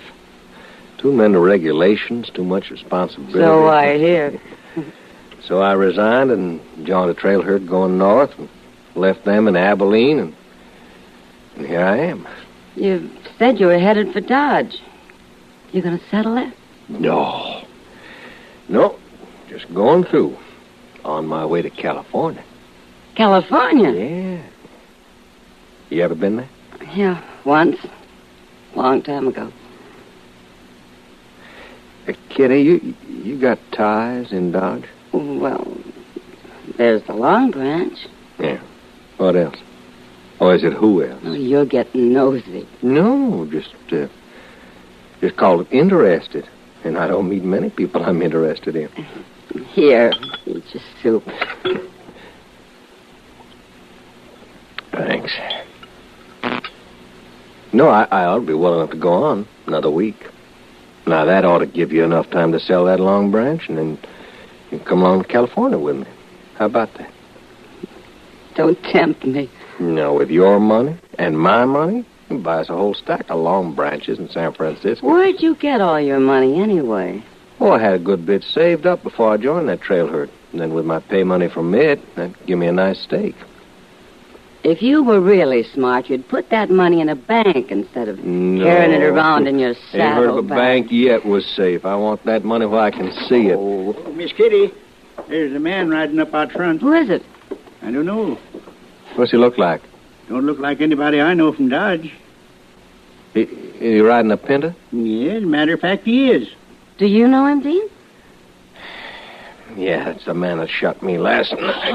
I gotta get out of Now, here. you wait a minute. You're in no shape This to could go mean anywhere. trouble for you and Rudd, Kitty. He knows I have this money. Dean, please lie down and listen to me. No. Now, Rudd can go out and tell him there's no one here. He'll believe Rudd. There won't be any trouble. That's right. I can tell him. I'll go out and meet him. Hurry. Yes, ma'am. But, Kitty, you don't know this. Go ahead.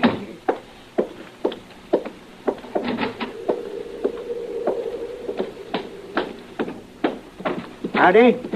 Hello. This your place?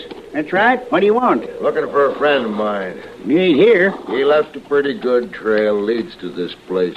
There ain't nobody here besides me. When's the last time you looked in your barn? There ain't nobody down there either. You wouldn't mind if I seen for myself, would you? Ain't no use. You can take my word for it. I was just down there a bit ago. Who's in that house? Nobody. Well, I just saw something move in there. You're lying, old man. No, I ain't. No, that's my wife you saw. Well, you said there was nobody else here. And I meant besides her. You turn around. No. Turn around and lead the way. No, get that gun out of my bag. You do as I say, old man, or I'll kill you. All right.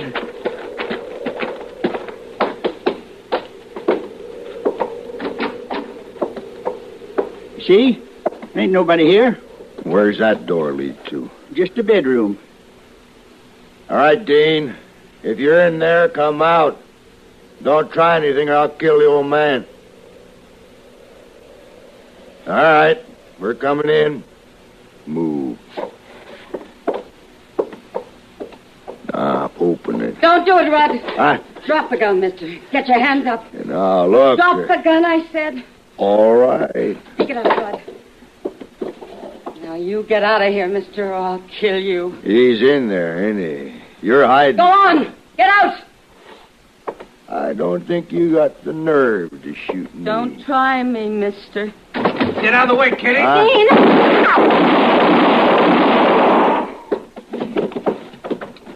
You killed him. Ian, you didn't have to do that. He was going to leave. You don't know what he'd have done, Kitty. Well, for a man flat on the back, you sure got well in a hurry. I owed him them bullets.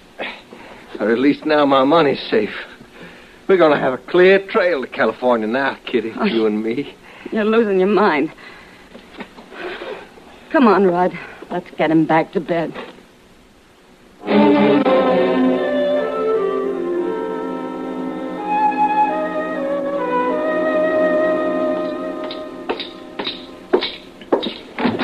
Matt. Hello, Doc. Well, Matt, when'd you get back? A few minutes ago. Oh, we had a little excitement while you were gone. Yeah, so I hear. Moss Grimmick was telling us something about it down at the stable. Thought I better come over here and get the full story. Well, Kitty should be the one to tell you. She was right in the middle of it. The Moss said I'd find her up here. No, she's not here right now, but she usually is. You see, that Dean Murdoch fella is in the next room then. Kitty's been watching over him like a schoolgirl with a lame kitten. She has? Yeah. Well, how's this Murdoch doing? Oh, fine. So all I do is keep him in bed. Ordinarily, a man as bad off as he was when we found him would be laid up for a couple of weeks, but not him. And this is only the 4th day. What'd you do with the man he killed out there? Well, we buried him at Rudd's place. I got out there not long after it happened, and poor old Rudd, he was struggling to dig a grave, so I helped him. I knew that you'd want to know all about him, so I wrote down a full description. Now, let me see it. Yeah, it's on the desk along with my coroner's report. Yeah. What'd you bring Murdoch into Dodge, Doc? Well, not until the next morning. I didn't want to move him that day, and it's a good thing I didn't, too. He started to run a bad fever, so Kitty and I spent the night at Rudd's place. You should have seen her, Matt. She was up most of the night, keeping wet cloths on his forehead, and if you ever need a good nurse, you know where to get one. Doc, this description fits the man I was supposed to pick up in Springville. What? Yeah, his name is Blade Grant. By the time I got there, he'd broken jail. Well, You mind if I go in and talk to Murdoch? No, come on. Dean, this is Marshal Dillon. He wants to talk to you. Oh, hello. Dean? Didn't know this town was big enough to have a marshal. Oh, now, don't tell me Kitty hasn't told you about Marshal Dillon. No, she didn't. Well, I'll be in the other room if you need me. Thanks, Doc. Dean, how well did you know Blade Grant? Who? Blade Grant, the man you killed at Rudd's place. Oh, was that his name? I'm pretty sure of it. What did you know about him? Nothing. Well, Blade Grant and his partner robbed the bank in Springville. The sheriff stopped Grant and jailed him, but the partner got away with the money. Now, 5 days ago, the partner came back, killed the sheriff, and let Grant out of jail. Marshal, I don't know nothing about I just that. got in from Springville. I was supposed to bring Grant back here for trial. Well, all I know is, Marshal, he's a man who tried to rob me, if it's the same one. Yeah. They tell me you keep your money in that saddlebag, huh? That's right. If you don't mind, I think I'll take a look.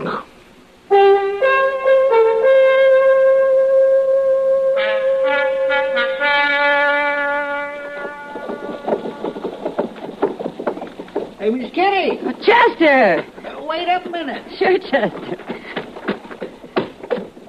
Well, I seen you from across the street. I didn't know you were back. Yeah, we rode in just a little bit ago. Where's Matt? He went up to Doc's office. Well, I was just going there myself. Oh, well, I'll walk with you. Sure. Hey, we heard all about what happened to you out at Rudd's place. That sure was something. Well, I'll never forget it. How was your trip? Long, dusty, and all for nothing. Gunshots. Sound like they come from Doc's office. Let's go.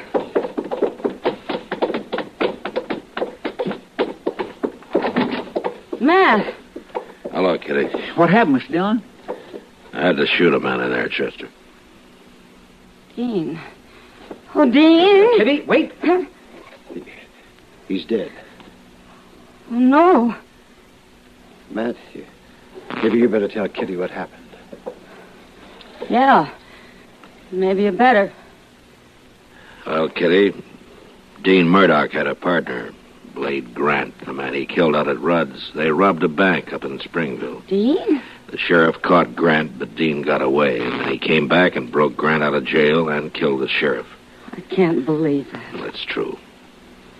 When he took Grant to the place where he hid the money, Grant tried to take all the money and shot Dean in the process. Dean got away, and you know the rest. He told me that just before he died. But he wasn't that kind of a man. The bank money was marked, Kitty. It's in there if you want to see it. Oh. Why'd you have to kill him? Because he drew first, Kitty. When he knew I had him dead to rights. I'm sorry it happened the way it did. I understand how you felt about him. There's no reason for you to be sorry, Matt. It's your job, I guess. Part of your rotten job. If you'll excuse me, I think I'd better get back to the Long Branch. Kitty, It being Saturday and all. Kitty. Could I walk you back, Miss Kitty? Thank you, Chester.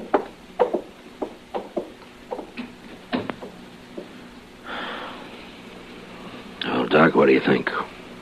Well, she took it a lot better than I thought she would. Why don't we take care of things here and then Going down to the Long Branch. Buy Kitty a drink, huh? Yeah. I think she'd like that.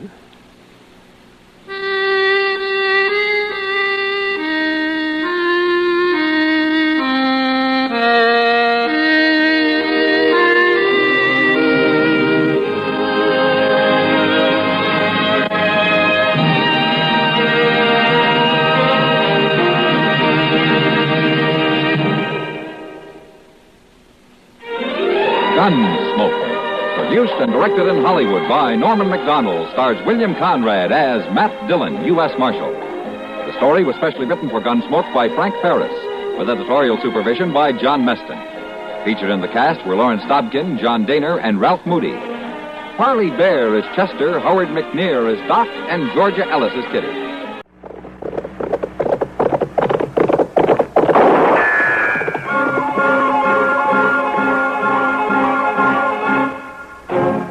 Around Dodge City and in the territory on West, there's just one way to handle the killers and the spoilers, and that's with a U.S. Marshal and the smell of Gunsmoke.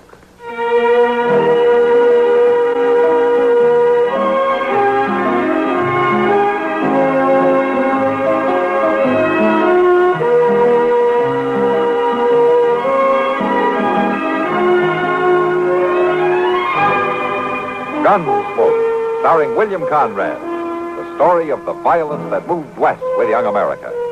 And the story of a man who moved with it. I'm that man. Matt Dillon, United States Marshal.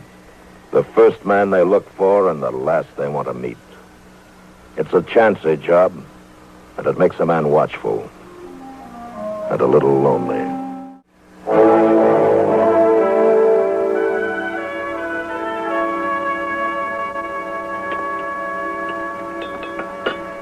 Chester, if you put any more chili powder on those eggs, you'll go up in smoke. Well, I like eggs good and hot, Doc. Yeah, well, what you do to your stomach is your business, but Kitty and I have to sit here and watch. Oh, my gracious, you don't have to watch. When Matt has breakfast with you two, does he have to listen to this kind of nonsense? Yeah, when Matt's around, Chester isn't so cheeky. There's one thing sure, Miss Kitty. Mr. Dillon don't interfere with a man's natural pleasures like some people I know. Oh, for heaven's sake, Chester. Pour me some more coffee, will you, Doc? Yeah. Coffee. Oh, of course, yes, here we are. Oh, by the way, did Matt say when he'd be back? Yeah, he told me the end of the week. After all, Doc, it's a 2-day ride to Tascosa, and he didn't leave here till 2 days ago. Well, I only asked a simple question, Chester. Anyhow, how was I supposed to know? Nobody ever tells me anything. Nobody don't have to, the way you snoop around. What's Matt doing in Tascosa, Kitty? Talking to the men that sent for him, that's what. What men, Kitty? The Citizens Committee. Huh? Something to do with hiring a new sheriff for the town. I guess they figured Matt would know where to find one. Hire a sheriff? What in the world for? To keep the town from running wild. That's what in the world for. The man they've got a sheriff now is no good, and the decent citizens can't get rid of him. Well, if he's no good, why'd they hire him in the first place? Oh, Tascosa was a pretty wild camp a few years back, and they needed a rough man to clean it up.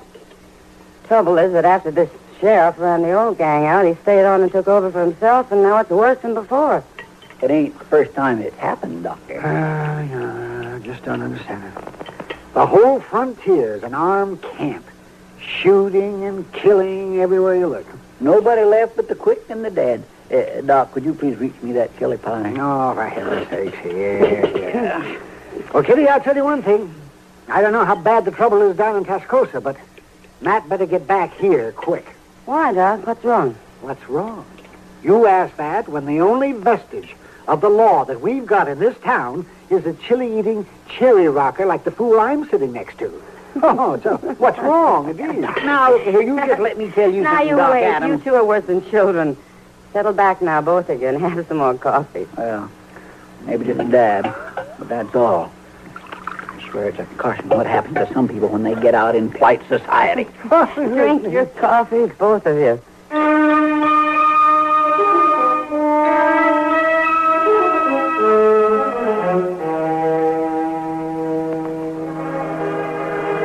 It was a 2-day ride from Dodge down to Tascosa.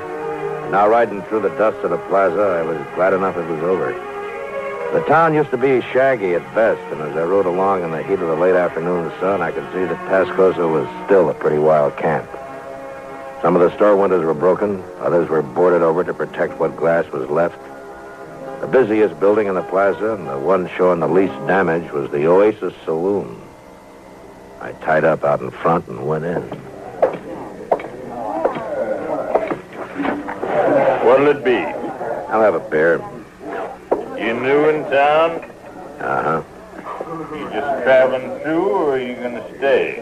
I don't know how long I'll be here. That'll be 25 cents, mister. 25 for a glass of beer? Pay to go thirsty, mister. Maybe I'll try another saloon. You hear that, boys? He don't like the prices we charge. He gives you any trouble, we'll shoot him in the foot. Might just shoot him twice. Make sure. Are these friends of yours, bartender? We all work together here, mister. I see. And just who is it you work for? Clegg Rawlins. Sheriff Clegg Rawlins. Sheriff, huh? Well, that's a pretty good title to hide behind, isn't it? You never been in Tascosa before, have you? No, not since Clegg Rawlins took over. You act like kind of a troublemaker, mister. I got a feeling he don't like the way this town is run. Where are you from, stranger? Dodge City. What are you doing down here? I don't think that's any of your business. Let's drag him out of town, Ponce. Good idea. I'll just stay. All right, you. You drag your friend out of here unless you figure on doing something. No, I ain't gonna try nothing. All right, get moving then and take him with you.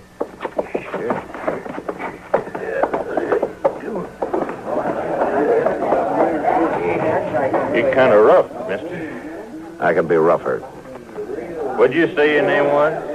Dillon, Matt Dillon. Oh. I'll tell you something else, bartender. After I put up my horse, I'm going over to the Tascosa house for a room and a bath. You might tell that to anybody that seems interested. Yeah, well, sure, Mr. Dillon. How much did you say the beer was? 25... 15 cents, Mr. Dillon. Keep the change.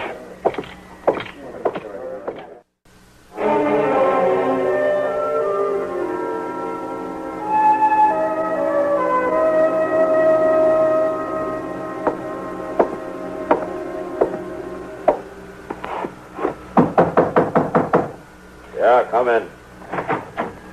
Your name, Dillon? That's right. You're that U.S. Marshal from Dodge. Uh-huh. Well, I'm Clegg Rawlins, Marshal, the man the Citizens Committee wants to be rid of. Yeah, I know. I talked to several of them earlier this evening. You've been busy since you got to town. Was here 5 minutes, you knocked the gold teeth up in Gil Ponce's mouth. Maybe he won't be so free with his talk for a while. I like a man like you, Dillon. A man that acts. Ain't all just talk. Why don't you come to the point? All right. I came up here to your room to tell you how wrong they are. Mr. Parks and Mr. Sykes and Mr. Stiles and all those men on that Citizens Committee. Oh? No, I know they paint a black picture. I want you to know I'm a reasonable man. Oh, is that so? Oh, sure is. In fact, people can do business with me. Real easy. Even you, for instance. Well, what's on your mind, Mr. Rollins? No, a while back, they brought me here to Tascosa to kind of clean it up some. Now, I did that for them. Now, all of a sudden, they want me out. I call that downright ungrateful, Marshal. Yeah. Go on. I suppose they give you the money at the meeting? Money to hire a new sheriff here? Yeah, that's right. Yeah. Well, Marshal, it kind of forces me into talking business. What I had in mind was, I'm a rich man. And a marshal don't make all the money in the world, now does he?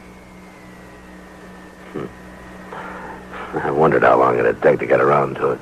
Now, just wait a minute, Marshal. Wait a minute. You might be missing a good thing. The only thing I'm interested in is hiring a peace officer to come down here. You're through in Tascosa, Rollins. Now, you might as well make up your mind. Oh, a man don't always give up that easy, Marshal. You better, Rollins. You've got as much time left as it takes for the man I hire to get back here from Dodge. As short as that? As short as that. You know, Marshal, There's a lot of prairie between here and Dodge. I sure hate to see anything happen to you on your way back. Get out, Robert. Oh, sure. But like I say, it's a long ride. There's just a few people around Tascosa might be real pleased to hear that you was dead. And it always seems kind of too bad when a man dies for something that ain't even his concern.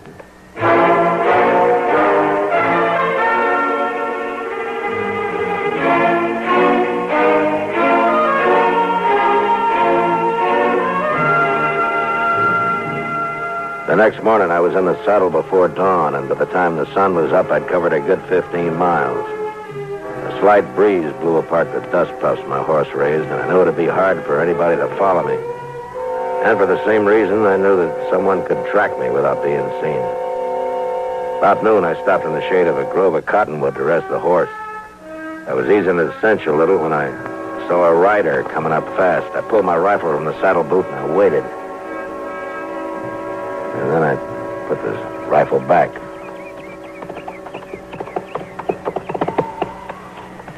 I've got to talk to you, please. All right, right on in.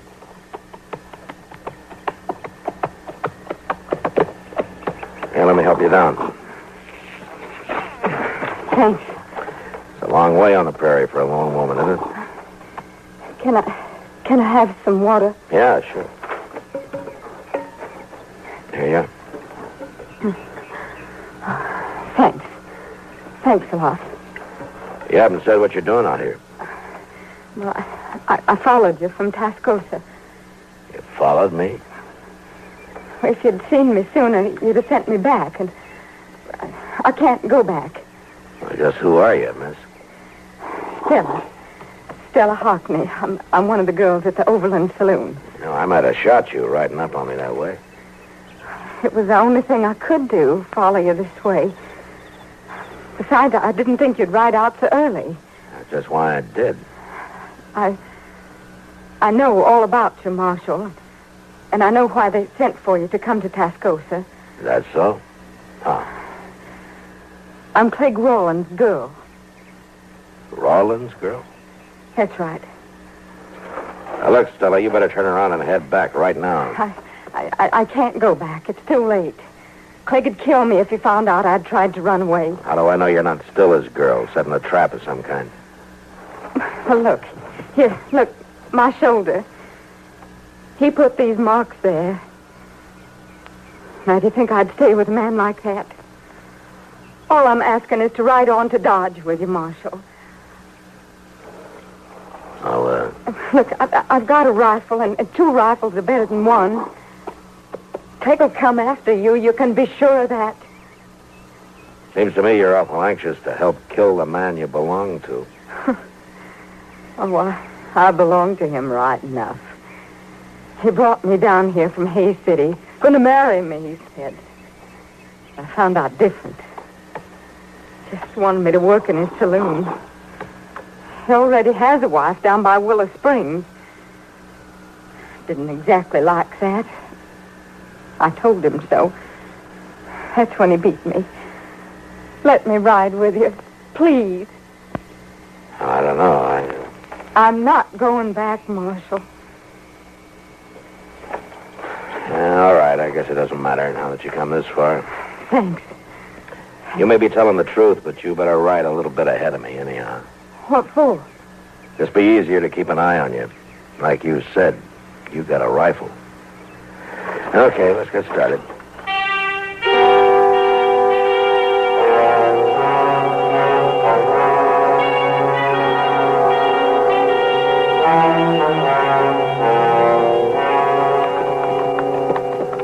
You pretty tired, Stella? I'll make it. Now, there's a Nestor's cabin not far from here. If we can find it before dark, maybe he'll put us up for the night. It sure feels good to walk around a little. Are you saddle weary? Well, dance hall girls don't do much riding, Mom. Get on. Get on the horse. Get on. Just lie still now and don't make a move. Where are they? Where'd they shoot from? Off to the left somewhere. It's Clegg. I know it's Clegg. Now, it's more than one man. All right, probably in that box elder over there. Dirty coward. Well, I can't get him from here with a 6-gun. I can't get to the horses for a rifle. I knew Clay Goodfellow was Look, if we play dead, maybe we can draw him out. Marshal, I'm sorry. You just lie still and don't talk. Yeah, here they come. 2 of them. You just hold still now. I've seen those men before. They work for Clegg. When I give the word, you yell as loud as you can. Scream, it'll throw them off. You ready? All right, now.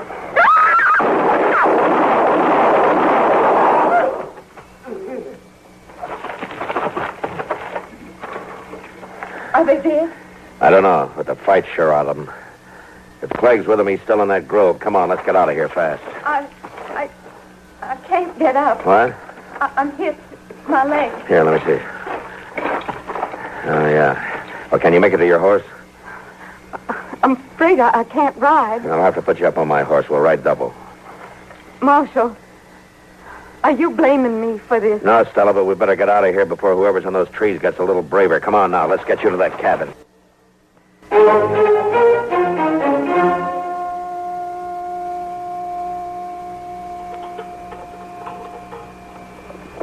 There you are, miss. You just lie back now. The morning will be fit as a fiddle. Thanks, mister, but that coal oil you poured on my leg like to set me on fire. Yeah, it's the best way to clean a wound there is, Stella. Less than it's whiskey, of course. Yeah. But that'd be pure waste, wouldn't it? You two can afford to make light of it. It's me who's got the bullet. Now, like they say, Stella, a bullet hole in your leg's not serious. It's too far from your heart. Well, I'm going out to feed my pigs. Having company like this has thrown me clean off schedule. I'll be back directly. Right. Having me along has caused you a lot of trouble. Slowed you down. Clegg's probably going to ride into Dodge ahead of you. He'll be waiting there. Maybe. And he won't go back to Tascosa without trying to kill you, for sure. Well, maybe he won't try again, Stella. After all, there are other towns for him to take over. Oh, it's more than that, Marshal. A lot more now that he knows I'm with you. He's a jealous man. He's crazy jealous. Now he'll think there's something between us. Between you and me, I mean. Well, let's not worry about that now. You just get some rest. It's foolish to think you might have any feelings about me, isn't it? Not knowing me any longer than you have. Stella... I don't suppose any man could take to a woman he'd known for only one day. Could he? Look, Stella, why don't you get some sleep? We've still got a long ride to Dodge. Yeah. I'm sorry, Marshal. Good night, Stella. Good night.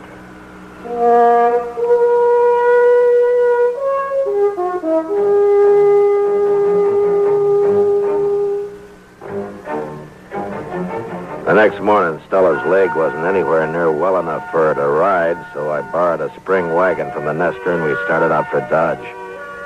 It was a rough trip and a slow one. Stella sat there, not saying much, just staring ahead.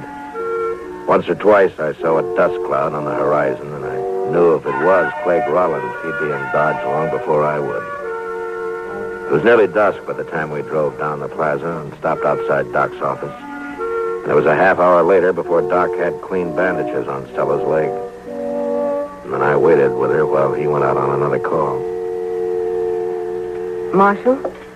Yes, Stella. I had a lot of time to think today while we were driving in. It was a rough trip on you. Oh, not so bad. But what I wanted to tell you was I'm not going to stay in Dodge. Oh? Well, where are you going? Oh, I don't know. Abilene, maybe, or even St. Louis.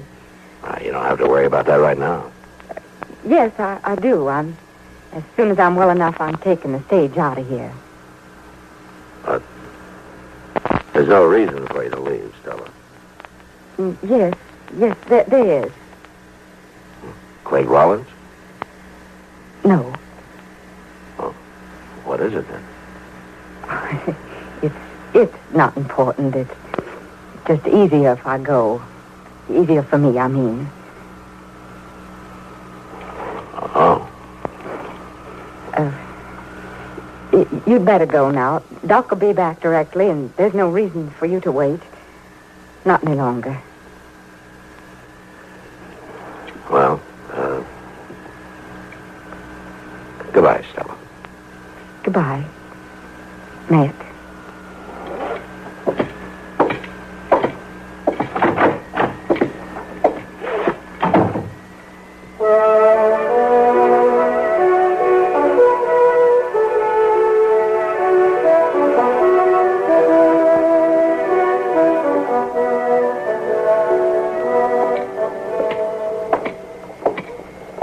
Marshal. Hello, Rollins. I've been waiting for you, Marshal. Last time you sent a couple of your men to do the talking. I don't know what you're saying. Your two riders who tried to dry gulch me. I hope you buried them, Rollins, because I didn't have time. You don't know that they was my men, Marshal, and you can't prove nothing about me being there neither. Not hiding in that grove like you were, no. I come here to tell you, you and I can still work things out, Marshal. You didn't get me killed, so you still want to buy me off, huh? Any man can use money. The government pays me. Not as much as I could. Listen, Rollins, so far I got nothing personal on you, nothing I can prove anyway. Now, if you're smart, you'll saddle up and you'll ride out of here. And you'll keep away from Tascosa, too. We'll see. And in the meantime, how is Stella? I'm telling you, Rollins, you get out while you can. Oh, sure. Oh, sure.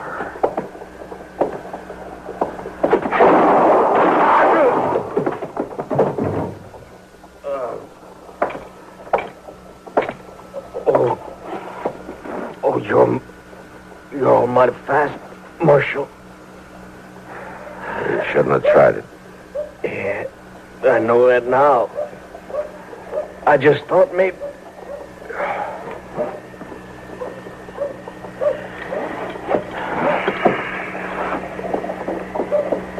Miss Dillon?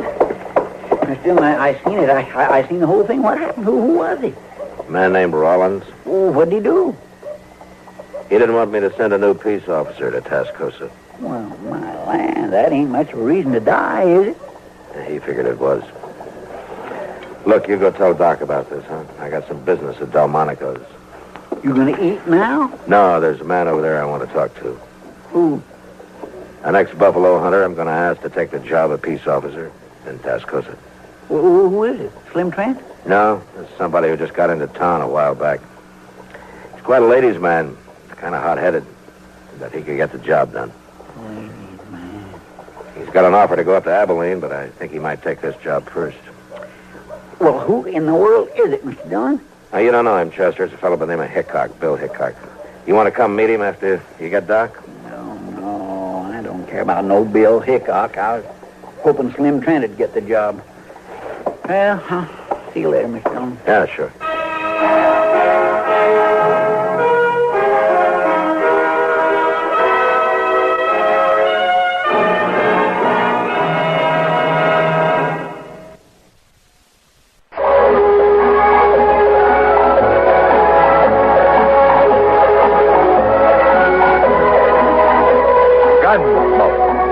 Produced and directed in Hollywood by Norman McDonald, stars William Conrad as Matt Dillon, U.S. Marshal. The story was specially written for Gunsmoke by Norman McDonald, with editorial supervision by John Meston. Featured in the cast were Virginia Christine, Lawrence Dobkin, Barney Phillips, James Musser, and Dick Perrin. Harley Bear is Custer, Howard McNear is Doc, and Georgia Ellis is Kitty.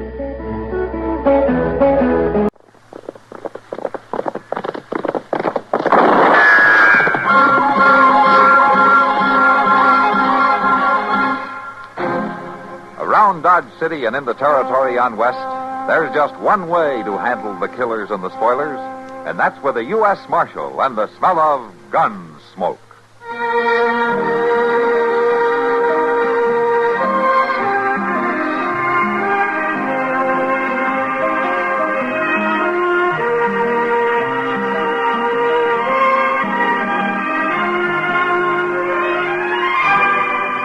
Gunsmoke, starring William Conrad. story of the violence that moved west with young America, and the story of a man who moved with it. I'm that man, Matt Dillon, United States Marshal. The first man they look for and the last they want to meet. It's a chancy job, and it makes a man watchful and a little lonely.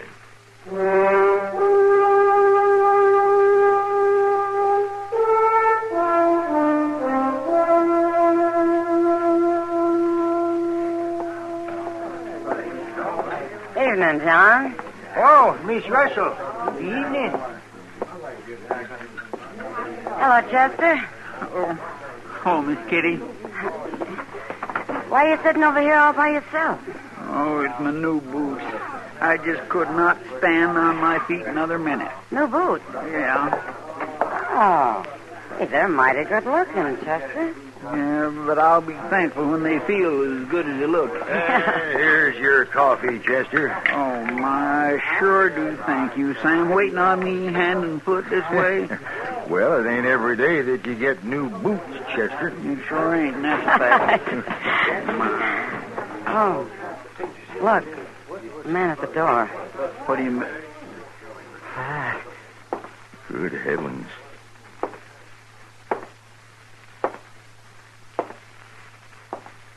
Did you see his face? Yeah, I did. Hey, you. He means you, Sam. Say, look, maybe I better go get Mr. Dillon. I want to talk to you. I guess I better go see what he wants, Kitty. Uh-huh.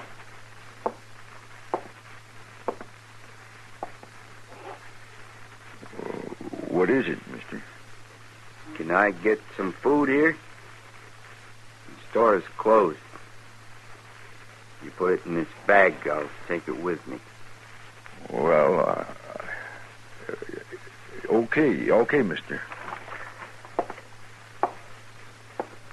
Charlie, put some bread and meat and some ground coffee in this bag right away. Okay, Sam.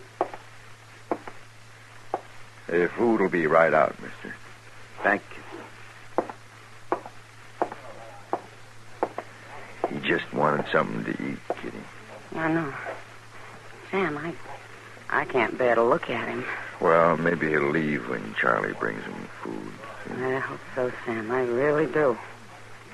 It'll be 35 cents, mister. Oh. Thank you. Yeah, he's leaving now, Kitty.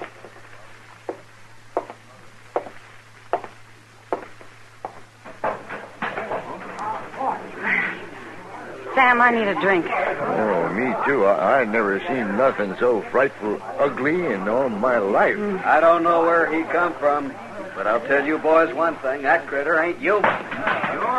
Matt? Hello, Kitty. Sam? Kitty, there was a ghost. What's going on here? Well, didn't Chester tell you? Tell me what? I haven't seen Chester. A man was just in here, Matt. A man with a face that was horrible. Well, there are some faces still here that won't take any prizes, you know. Oh, no, it's no joke, Marshal. This was worse than anything I ever seen. That's true, Matt. Well, what'd this fella do? Nothing. He just bought some food and left us all. Marshal Dillon? Yeah. What is it, Frisbee? If you want some help to run that critter down, me and the boys are ready. Now, wait just a minute. As I get it, an ugly man walked in here and bought some food and left, and that's all. He was more animal than man, Marshal. Ask anybody. Now, hold it! Now, we don't arrest people around here for the shape of their faces. Matt, it wasn't a face. No, it was all twisted and slick-looking, like tallow that had commenced to melt. You mark my words. You leave that critter run loose in this territory, and you'll have trouble. Mr. Dillon? Mr. Dillon? Yeah, what is it, Chester? That ugly-looking man, he's after Doc. What? Yes, sir, I seen him. There was a light in Doc's office, and that man was sneaking up, and when he seen me, he busted right in on Doc. Well, Marshal? You stay out of this. All of you. I'll handle it.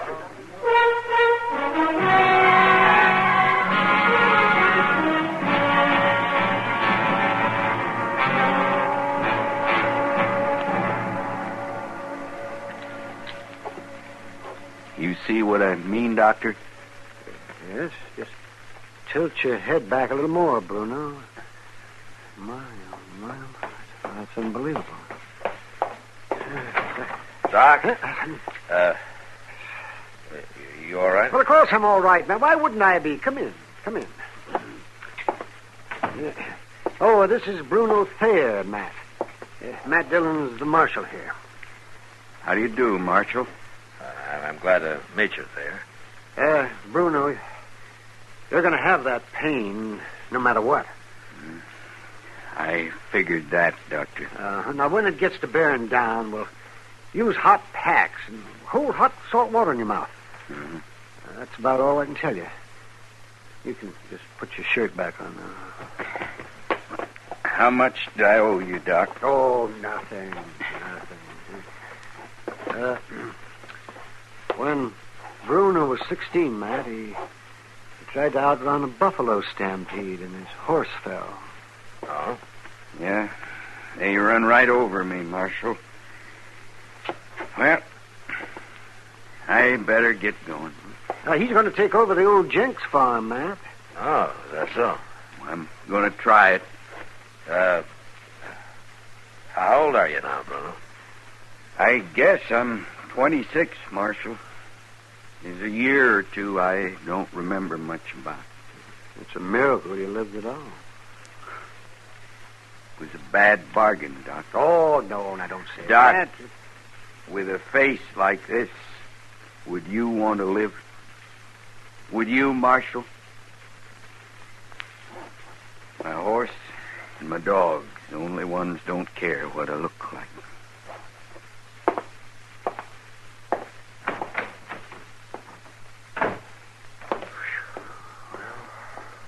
Well, man. I don't know about you, Doc, but I'm not sure that I would want to live.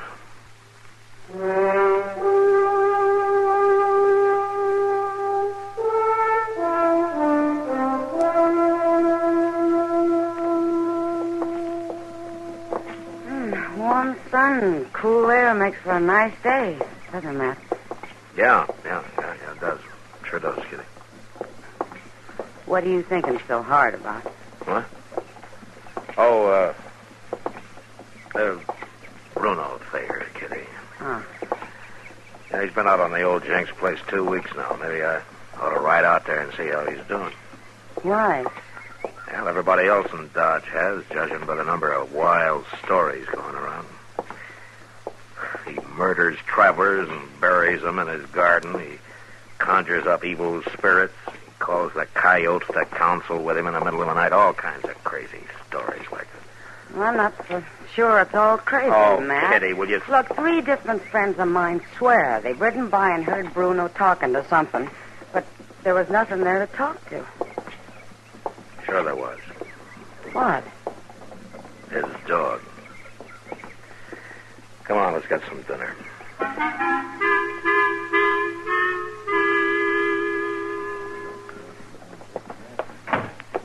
Hurry up, Doc. Come on, hurry up. I'm coming. Yes, what happened? It's Hazel Perkins. They found her out south of town, scared half out of her wits. Oh, Doc, he was right over me.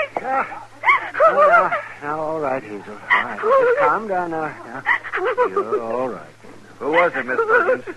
Was it that Bruno? Yes, that's who it was. Oh, now, she's in no condition to talk now, Frisbee. I ran, but he came after me, and he chased me, Doc. No. Doc, what are those gashes on her arm? Well, I don't know yet, Sam. Looks like some animal clawed her. You mean some half animal, don't you, Doc? Now, Frisbee, you're a fool. Get out of the way. No. Come along, Hazel. Right at you. Fool, am I? Maybe I'm just fool enough to believe that the women folks ought to be protected. I say it's time something was done. I say we got to stop that ugly brute and stop him for good, like they used to do in the old country. Yeah, but how do you mean, Frisbee? My grandpappy knew. He told me when a hateful, unnatural monster like Bruno was found, they burned it. And they took what was left and drove an oak stake through it. Then they was safe, and not before. Well, I never heard of that. Seems to me the Marshal... The Marshal had his chance. My chance to do what, Frisbee? It was you let that critter loose on us, Marshal. What happened to Hazel Perkins is your fault. Hazel Perkins? Bruno grabbed her, Marshal. She's all bit up and scared half to death. Where is she? She's up in Doc's office. What are you aiming to do, Marshal? I'm aiming to find out what really happened, Frisbee. We've had about enough talk. We want action. Just one more word out of you, and I'll give you more action than you can handle. After I've talked to Hazel, if Bruno Thayer needs bringing in, I'll go get him and I'll bring him in, but I'll do it without you or anybody else.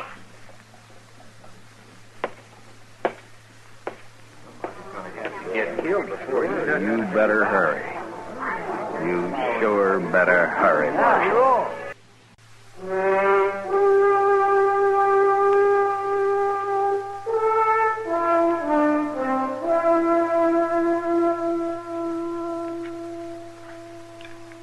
Hand me that bottle, will you, man? Yeah, sure, Doc.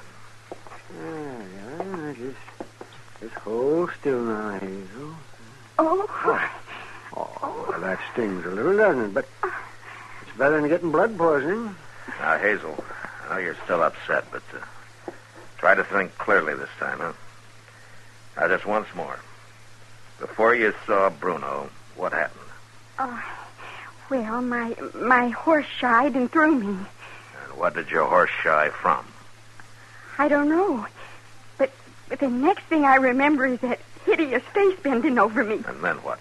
He grabbed me, and I felt his long nails sink into my arm. This arm here, where these scratches start? Well, yes, of course. And then? Well, then he began to laugh. To laugh? That's right. Oh, it was dreadful, just dreadful. I tried to fight him off, Marshal, but he was terrible strong. And... Well, Hazel, why didn't Bruno laugh the last time? Well, what do you mean, Dr. Adams? Well, I mean that every time you tell this story, it gets better. You figure you're pretty important because you've been chased by Bruno Thayer. I think you're beginning to enjoy it. Enjoy it? Yes, enjoy it. Sure, he's ugly, and perhaps you were shocked by his face, but you're not entitled to tell lies about him, to be sopped up by some of the fools in this town. Oh, Doc, These scratches were made by a dog or a coyote or maybe a wolf, but not by a man. And the only reason that animal didn't kill you is because somebody killed it first. Bruno saved your life, didn't he? Didn't he? Oh, yes. Yes, he did. The wolf that made my horse shy came after me, and Bruno killed it. But he scared me half to death, Doc, with that face, that horrible face. And I didn't mean to. Marshal! Yeah, what is it, Sam? Frisbee and some others just left the Long Branch to get Bruno. I sent Chester after your horse. Oh, thanks, Sam. They was talking wild, Marshal. They're going to kill him, sure. Kill him? Oh, I didn't realize, Marshal. I'm sorry. It's not me you owe an apology to, Hazel. Oh, Bruno, I couldn't. But I'm sorry. I am sorry. Well, that's what I'll tell him, Hazel, if I get there in time.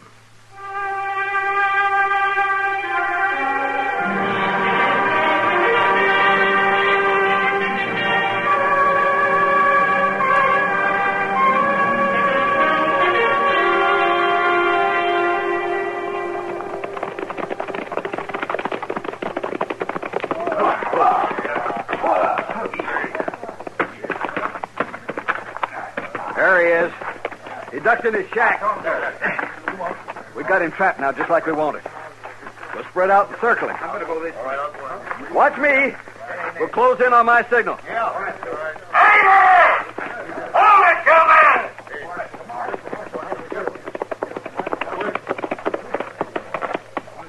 in! We're just saving you some trouble, Marshal. What are you planning to do with that wood stake, Frisbee? I'm going to nail down a monster with it, that's what. All right, Frisbee. Don't you try to get up or I'll splinter this piece of oak across your skull. Now, the rest of you men, get back on your horses and don't stop in Dodge City. If I see any one of you there again, I'll lock you up. Now, move!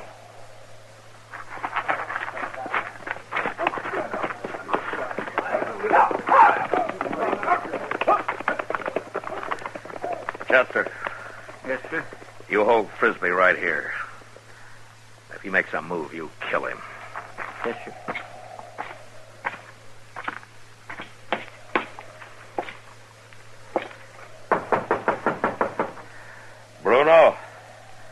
Matt Dillon.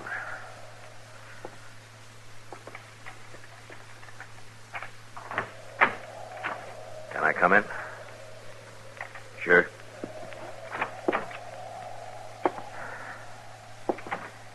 You saw those men out there, huh? I saw them. You know that they were out here to get you, didn't you? I figured somebody'd be coming out here. That girl got pretty scared of me. But there wasn't anybody else around to help her. Aren't you even going to defend yourself? I hadn't decided, Marshal. I saw what you did to them, though. I'm grateful. Grateful? For what? Well,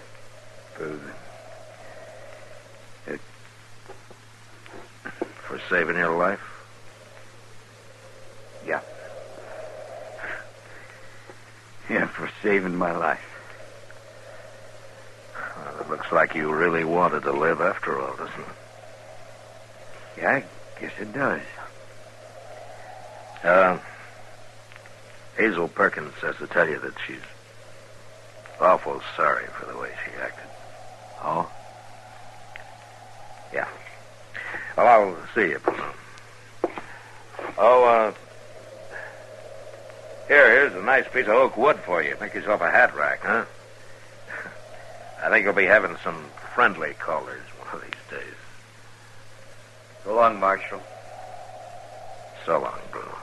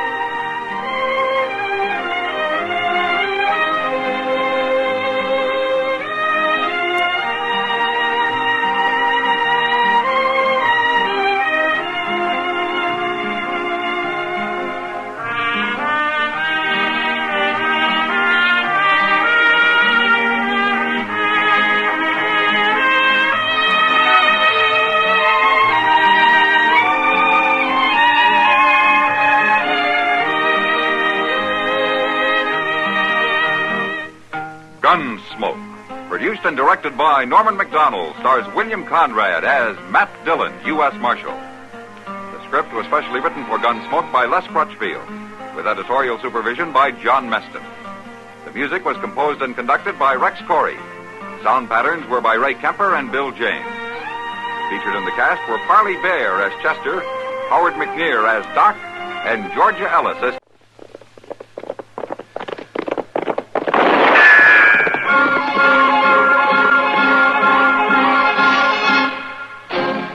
Around Dodge City and in the territory on West, there's just one way to handle the killers and the spoilers, and that's with a U.S. Marshal and the smell of Gunsmoke.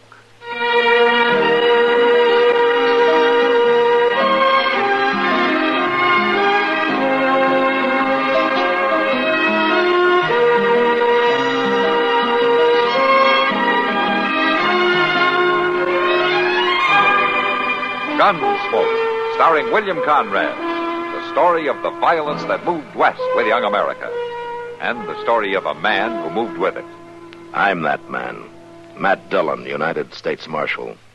The first man they look for and the last they want to meet. It's a chancy job, and it makes a man watchful and a little lonely.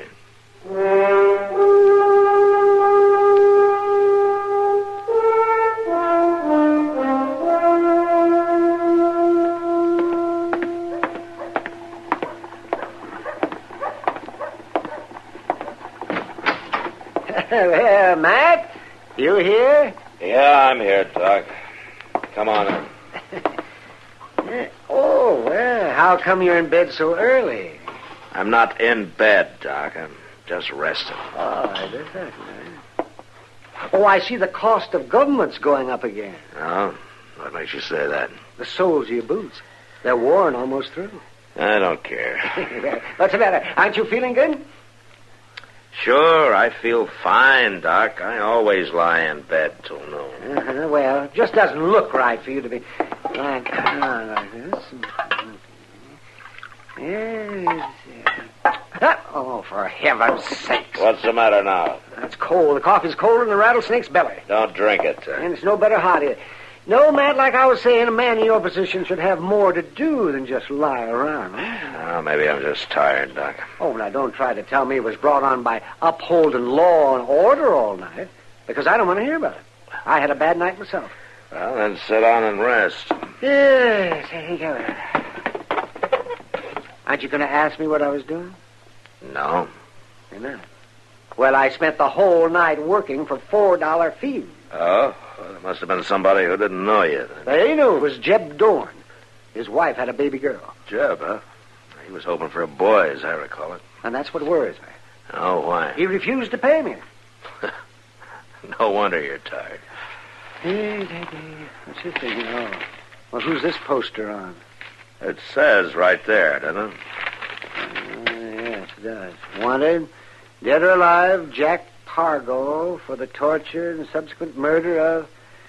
This man is noted for armed hold-up and is believed heading in the general direction of Missouri, Kansas, or Nebraska. Oh, he's a mean-looking devil, isn't he? Uh-huh. Well, I can see that he'll certainly find his comeuppance if he sticks his head in Dodge City. Well, I'll tell you, Doc, I'll worry about that if he comes here. Huh? Oh, well, that gives me a nice, safe feeling. Marshal, here is he.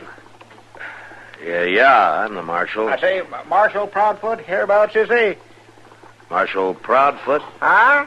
No, neither one. I'll say neither one of you ain't the Marshal, I can tell. I'm his pa. I'd know him anywhere. Doc, go find Chester, will you? Sure, Matt. No need to get up. Just come see my boy, Marshal Chester Proudfoot. Made good somehow, he did.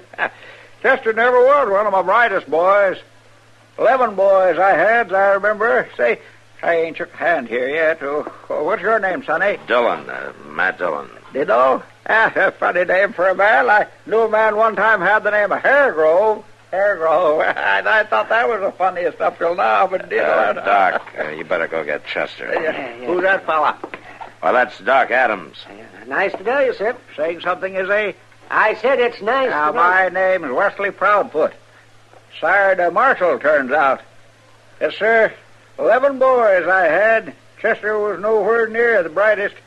No, sir, he'd rate about number 9 there. That's very interesting, Mr. Proudfoot. Chester bordered on being ignorant, I'd think. Oh, no, I can't imagine how he ever got to be a Marshal. Chester Wesley Proudfoot, Marshal of Dodge City. Look, Mr. Proudfoot. They named all them boys with the middle name of Wesley. After me, they did. Hoped at least one of them would mount something, like me. What'd you say name was? It's Adams. Dr. Adams. Dr. Adams. Horse or people? What? What's the matter with you? I say, do you doctor horses or people? People. Oh, well, it's too bad for you. I wouldn't never let a people doctor work on me, and I got a great many things wrong with me, too. Hey, where's Chester? Well, he's out getting the mail for me. Well, good for him. Got spunk. Probably running down some of them bad men he always writes about. Used to have an assistant named Dillon working for him. Whatever become of him? Dillon, that's me, Mr. Proudfoot. Matt Dillon, that's me. Oh, yeah. Well, you do a fair job, according to Chester. Says he can usually depend on you. Well, that's very nice of him. Look, Mr. Proudfoot, maybe you should know something. Hello, Doc. Chester? There wasn't none too much mail, Mr. Dillon. Forget it, Chester. What? Chester, you've got company. Who's a fat fella? That's Chester. That's the Marshal Proudfoot. Pa, Mr. Dillon, Pa, that you, Chester? Yeah, that's him, Mr. Proudfoot. Ah, you fatted up a good deal, Chester. Your assistant here looks better than you do. I'd like an explanation. Matter of fact, so would I, Chester. Mr. Dillon, Doc, Oh, Paul.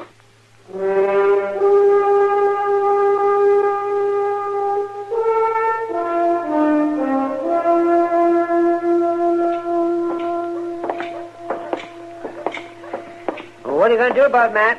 Do about what, Doc? Chester. Telling his father that he's the marshal. What can I do? Well, not going to let him get by with it, are you? I don't know, Doc. Wait a minute, Matt. Wait, no, Matt, no. Let me by. Oh? An assistant doesn't make too much, you know. Easy, Doc. Hello, Doc. Matt. Oh, Kitty. Doc, you're looking pretty strange today. How come? Tell her, Matt. You tell her, Doc. You're the one looking strange. Well, come on. Somebody tell me. Sit down. Thank you, thank you. Have you seen Chester, Kitty? No, why? Yeah, we may never see him again.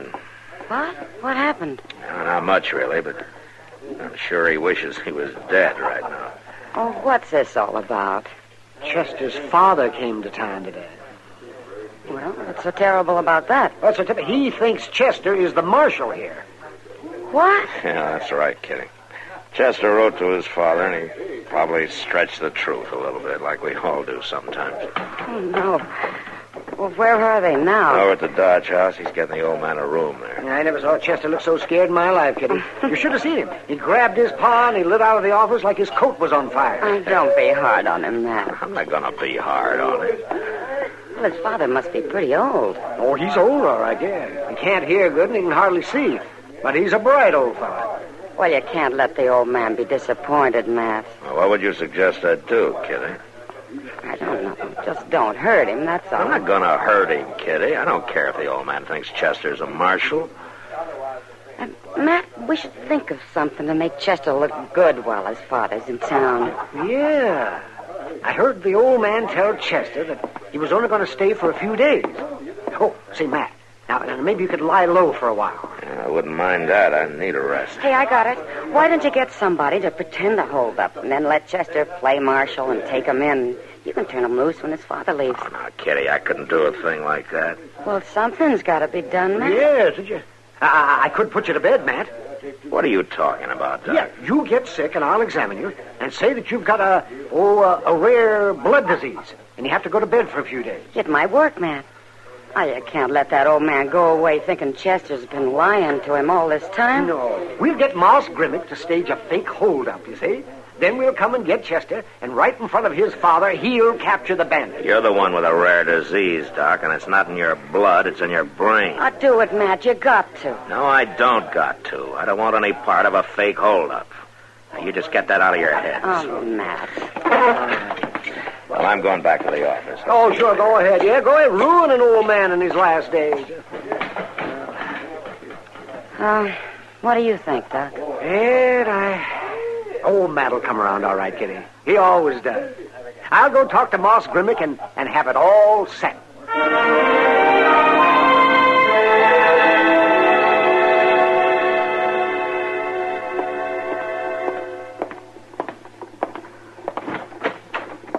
Anybody here? I say, anybody in here with you? Oh, there you are, Dillon. Took to your bed kind of early, didn't you? Ain't but 4 o'clock. Hello, Mr. Proudfoot. Where's Chester? Yes.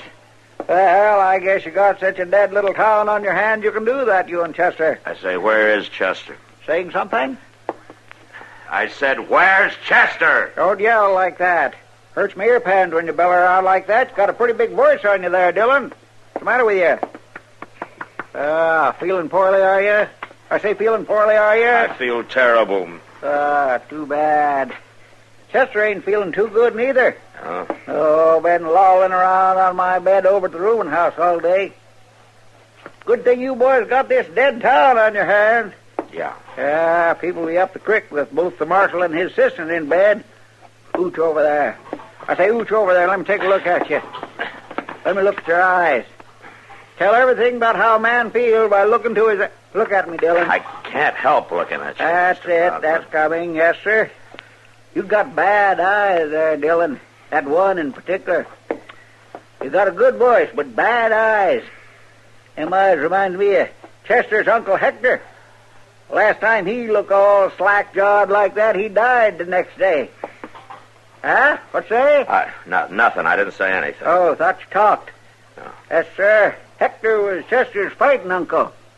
Reckon that's where Chester gets all his get up and go. Uh-huh. Yes. Was something different, though. Hector fought agin the law, Hector did. Ever seen a man stirred up agin the law all the time like old Hector was? Have you had your dinner yet, Mr. Proudfoot? Oh, indeed, he was a winner. You're right there. Won all his battles. Killed 2 marshals, Hector did. Killed them dead.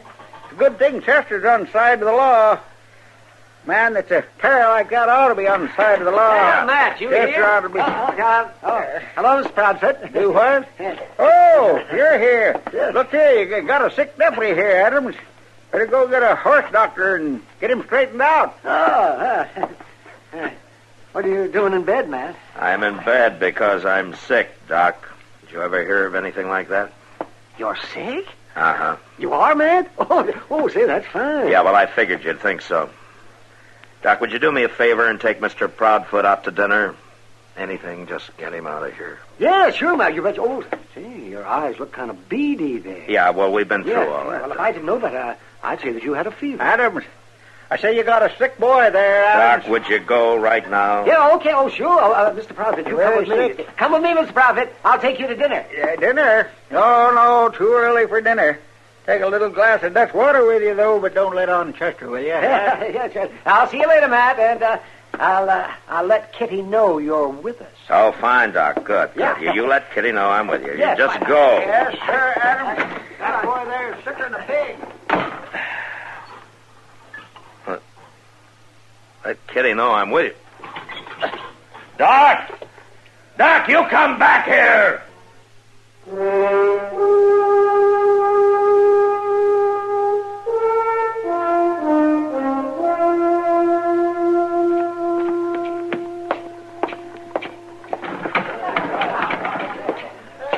Hey, Kitty. Doc. Where's Doc? I don't know, Matt. He was here a little while ago. Why? Well, I've wasted a half hour looking in all the eating houses for him. He's got Chester's father with him. I gotta stop him. Stop him from what? From that fool idea that you and he had. What do you mean, fool idea? Doc came by and said it was on, that you were playing sick in bed. Kitty, I was in bed because I really was sick, and I still am sick. Have you and Doc lost your senses? Well, we're just trying to help Chester, that's all. Now, look, what if somebody else sees that hold-up Moss Grimmick is staging? How do they know that he's just playing games, huh? Doc and I aren't going to let anybody get hurt, Matt.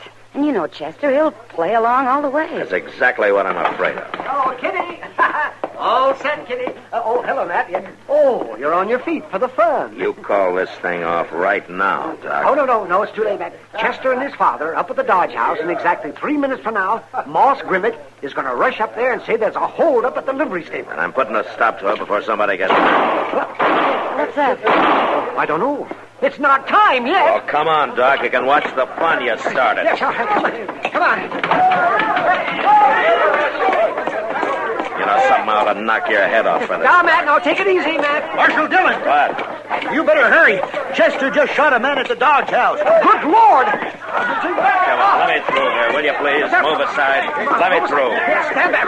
Matt, wait. Oh, look. Chester's sitting on somebody. Chester, what are you doing? Get off of that man. Doc, check that one line over there. I will. That's my boy, the marshal there, Dillon. Stand back. He shot and wounded one fella, and we subdued the other one. All right, Knocked Mr. him cold, we Fine. did. Ain't a bad night's work, is it? No, Chester, will you get up? Well, Mr. Dillon, he tried to kill me and Paul. Get up, I said. He's unconscious. Oh, Matt, wait a minute. Look here. What is it, Doc? Look at this man. It's Jack Pargo. What? You know the man on that wanted poster? Yeah, that is Pargo, all right. Matter, Dillon? That fellow a friend of yours, is he? He tried to hold up the hotel office here. No, Mr. Proudfoot, it's not a friend of mine. Huh? What say? Or anybody catch that comment? Chester! What? Chester! Hurry up, Chester. There's a hold up at the livery stable. Moss, go home. Yeah, but Doc told me that Just go back to your livery stable and call off the holdup, huh? Yeah, forget it, Moss. Forget it. We've had the real thing, right? Well, goodbye, Moss. Well, yeah, sure. Goodbye. Goodbye. Yes, goodbye. Wait, our fella come here. Notice something here, did you, Dillon? Chester was right on the spot, he was. That's the reason he took my bed for so long. Uh-huh. He got an instinct for these things, Chester has. Put him right here on the spot for this hold-up. Now. There's a reason for everything, I always say, Yeah, Dillon. well, there's a reason, all right. What say, Dillon? Mr. Dillon, I can explain all this. No, Chester, you and your father take care of things here. I'm sick and I'm going to bed. Don't count on me taking care of things, Dillon. I'm leaving on the morning stage. Now I've saw my boy in action. Yeah, well, all right, Mr. Proudfoot. Goodbye and good luck to you. You wait right here a minute, Pa. Mr. Dillon. Yeah, what? Mr. Dillon, I can explain. You don't have to, Chester. But yes, sir, I do have to explain. I swear I've never been so humiliated in all my whole life. I've been thinking about it all day, Mr. Dillon. I never wrote but 2 letters to Pa, and, well, maybe I did stretch a couple things, but Pa, he put it all together and made me out more important than what I am. But I'll set him straight, Mr. Dillon, honest, I will. I'll tell him the truth, and I'll do it right now. Chester. You do, and you're fired. Now you go on back and help your father take care of things. Yes, sir, Mr. Dillon.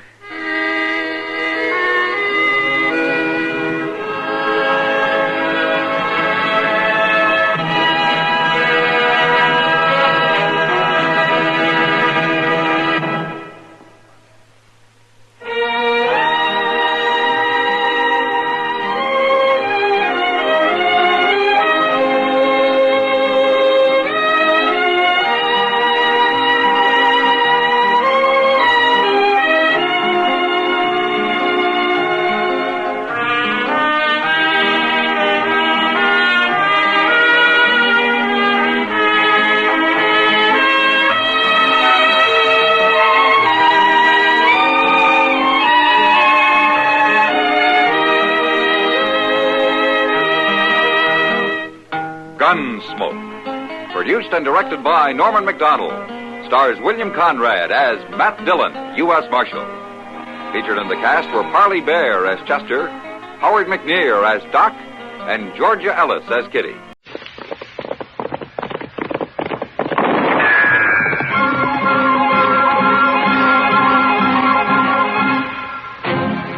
Around Dodge City and in the territory on West, there's just one way to handle the killers and the spoilers, and that's with a U.S. Marshal and the smell of Gunsmoke.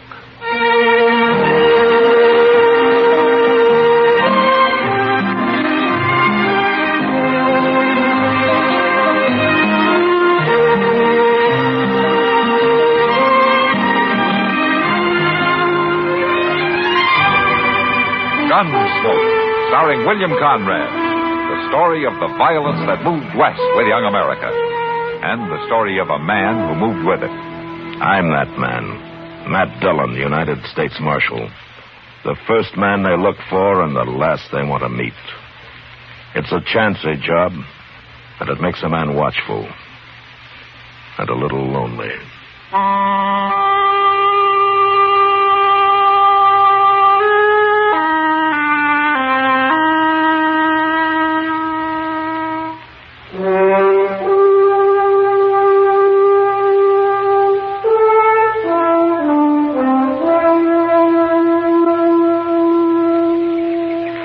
I got our horses saddled, Mr. Dillon. I swear I'm so hungry I could eat a whole hog. Yeah? Well, all the hog you got this morning's cooking on that stick right there, Chester. Is it done? Well, that depends on how hungry you are. It's done. Thank you. That's hot, ain't it? It sure will be good to get back to Dodge tonight and sleep in the bed again. You know something, Chester? Civilization's made you soft. Well, maybe so. But I get mighty tired of using my back for a mattress and my belly for a covering. Obviously, you were born for greater things than rooting around on the prairie and living in the rain. It ain't been raining, Mr. Dillon. No, it hasn't, Chester. But it will. Sooner or later, it's bound to rain. Yes, sir. Wish we'd brought some more bacon.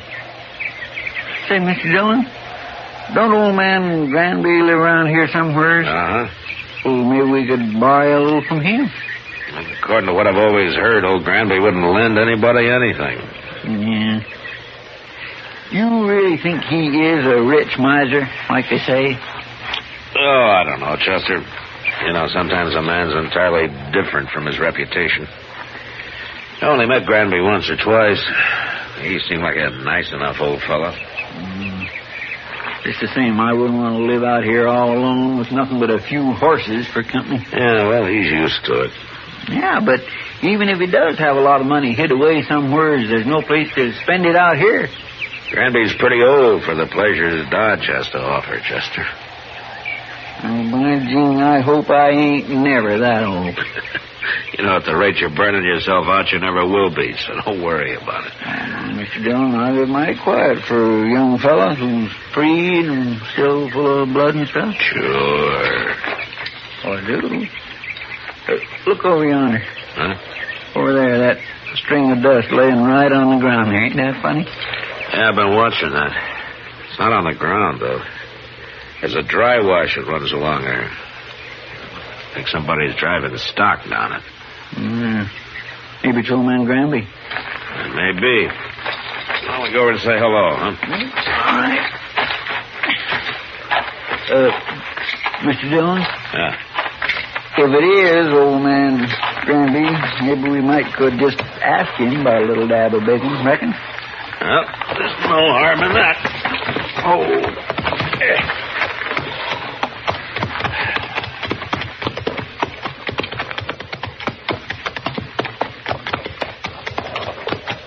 That looks like horses down there. Yes, sir. I can see their heads now. But I don't see nobody driving them. They'll be along in a minute. Now, let's wait here. Yonder he comes. That's not old Granby.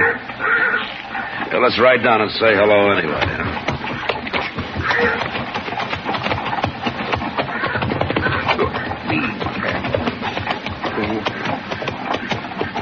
Granby's brand on those horses. You must have hired him a hand. Yeah, maybe. Hello. Hello. You working for Granby? I ain't working for nobody, mister. Oh? And where is he? Where's who? Granby. I don't know no Granby. Those are his horses you're driving. They are? Yeah. I ain't driving them. What do you mean? They got ahead of me in the wash there, that's all. Oh, I see. You a cowboy? Yeah, sure. I'm a cowboy. Somehow you don't look like one. You don't ride like one, either. You're asking the questions, mister. And no decent cowboy would run another man's horses down a dry wash just because he didn't want to get up on the bank and ride around them. I told you they got in front of me, is all. How come you're not carrying a gun? Does a man have to carry a gun? No. But I'll bet you're the only man within 1,000 miles of here who isn't carrying one. Well, maybe I got a better conscience than the rest of you. Maybe. But look, mister, you've run those horses about 5 miles off of old Granby's place. You want to give us a hand, we'll run them back. I'm in a hurry. It won't take long. The old man might be a couple of days finding them if we don't. You worry about him. I got to get into Dodge. We'll ride in with you afterwards. I ain't going to do it. It'd look a lot better if you did. I'd like to, mister, but I can't. I'm leaving now. So long. Well, forevermore, Mr. Dillon, you just going to let him go? Wait a minute, Chester. I'm going to let him hear what lead sounds like. Don't shoot! Don't shoot me! All right, then ride back here.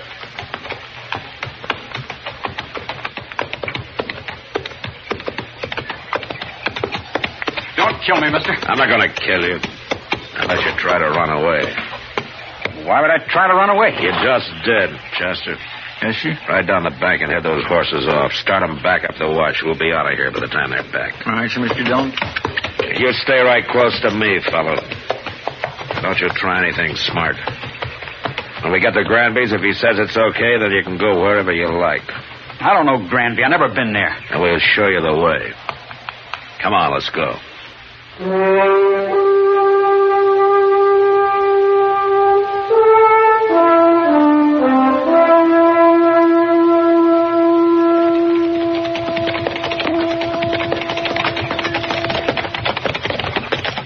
man Granby sure can find his horses all right now, Mr. Dillon. Yeah, but I want this cowboy here to meet him. And we'll see if he's in the house. I'll wait for you. Get off the horse, fella. Go on. That's better. All right, come on. We'll take a look.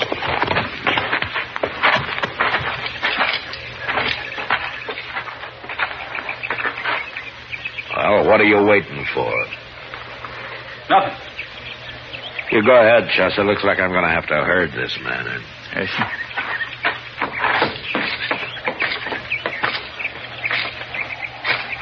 You've been kind of balky ever since we ran into you, haven't you?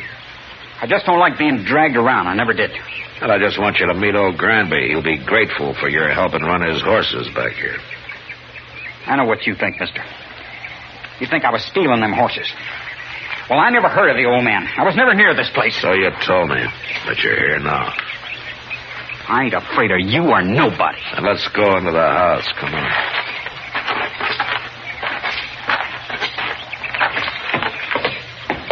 Mr. Dillon? Yeah, what is it, Chester? Old Granby, he's in there. Oh, what's wrong? Right in the room there, Mr. Dillon. He's just hanging there. What? Somebody went and hung him right in his own house. I don't want to see him no more. You go take a look at him. Pull your gun and hold it on this man, Chester. If he makes a move, shoot him. Yes, sir. Now, you just stand right there, real quiet like. I ain't gonna do nothing. You sure ain't. Just because I happen to be in the country don't mean I killed nobody. Yeah. Mr. Dillon will decide about that. Who is this Mr. Dillon, anyway? He's a United States Marshal, that's who he is. A marshal? A marshal. Looks like you run into the wrong people, fella.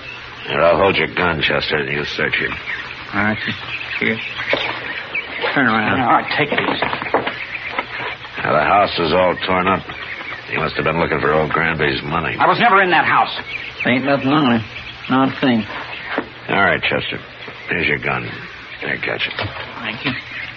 What's your name, fellow? Trimble. Joe Trimble. Where are you from? Up north. Up north where? All over. What are you doing down here? Making a change. Sure. And some cowboy you ran into told you about Granby being rich. So you came here and you kicked the old man around and then you hung him and you tried to find the money. That's a lie. This is the first time I was ever near the place. I'm sure you did it, Trimble, but I wish I had more evidence. The court of law just might not convict you the way things stand. You gonna let me go? No, I'm not gonna let you go. I'm arresting you and you're gonna stand trial, and I'm gonna do my best to see you hung. I didn't do it, I tell you. And I'll go free, too. You'll see. Now, there's something mighty wrong about you, Trimble, and I can't figure it at all. But I'm sure gonna find out.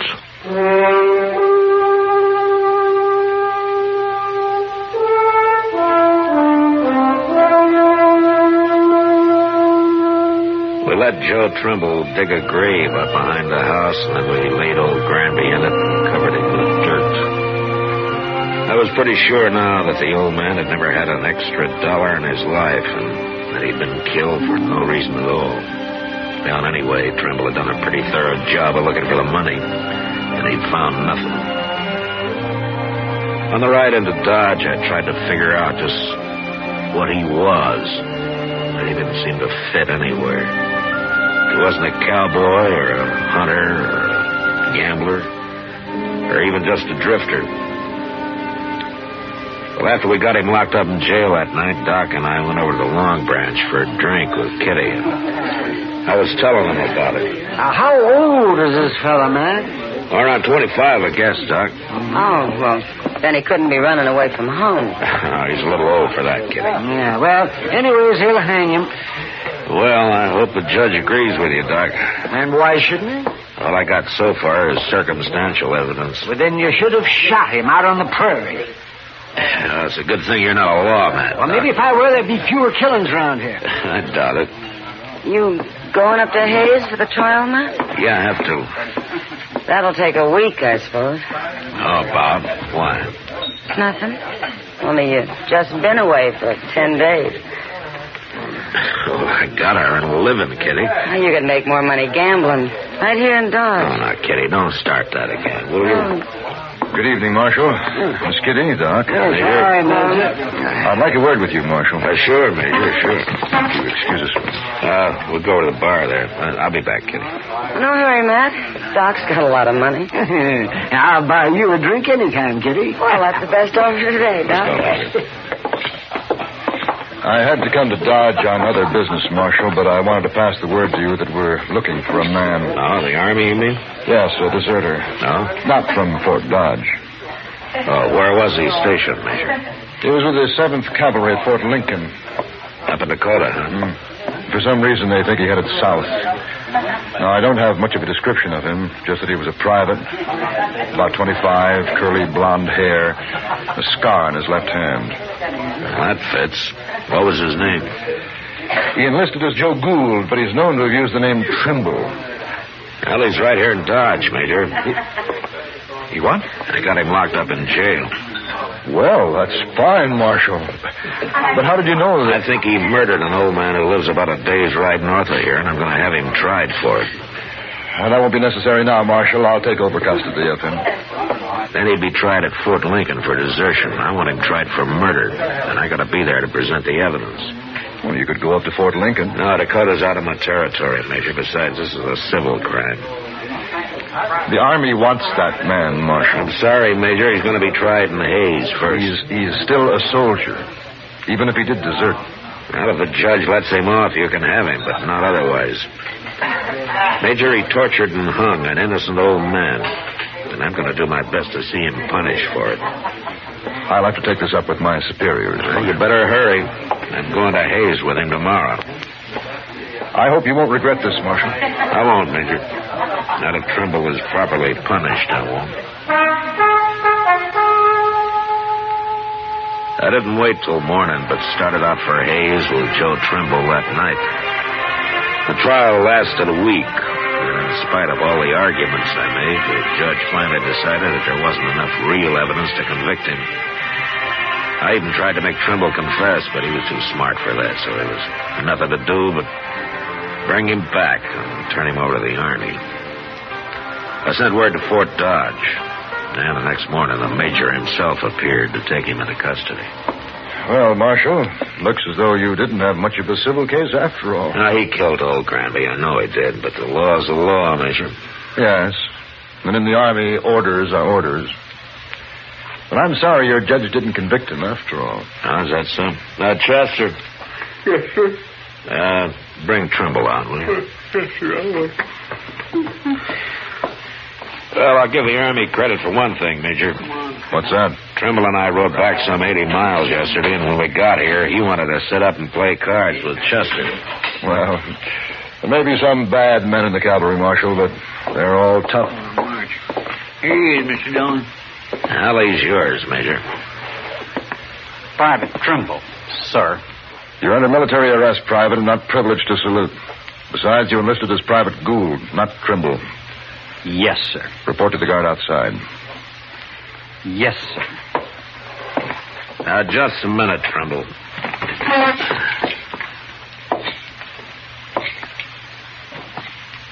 You know that you're mighty lucky, don't you? You should have died for what you've done. I told you I'd go free, Marshal.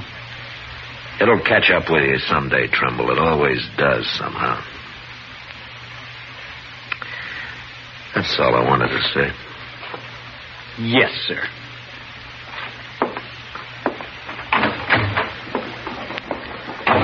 Well, thank you, Marshal. I'll be getting along. Major, you said you were sorry that the judge didn't convict him. Why have you changed your mind? Marshal, now he won't even be tried. Not for some months, anyway. Right. You mean that the 7th doesn't want him anymore? Oh, they want him all right. My new orders are to send him right up to the Dakotas. Oh? Seems that the 7th Cavalry needs every man available. They're leaving Fort Lincoln soon on an expedition against the Sioux and the Northern Cheyenne. The Sioux, huh? I wonder if old Sitting Bull is still the chief medicine man with him. Sure he is. But at any rate, the 7th will be heading into Montana territory. Yeah, well, if they're after Sitting Bull's tribe, they will. He's always had a large camp over on the Little Bighorn. Yes, I know. By the way, who's in command of the 7th Cavalry now? An officer I served under a couple of years. I never did care for him much. The Colonel George Custer.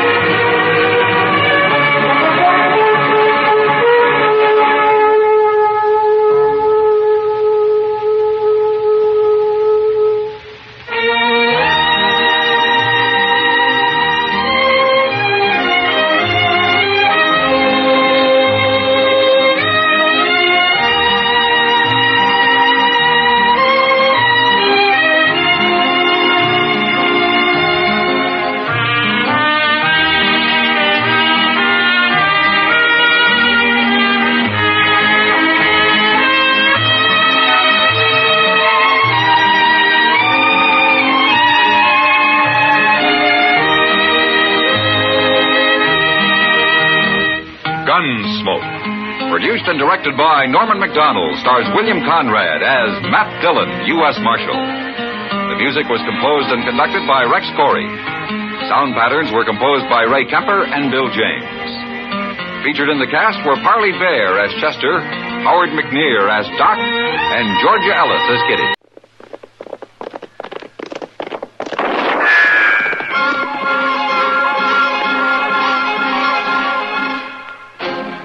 Around Dodge City and in the territory on West, there's just one way to handle the killers and the spoilers, and that's with a U.S. Marshal and the smell of Gunsmoke.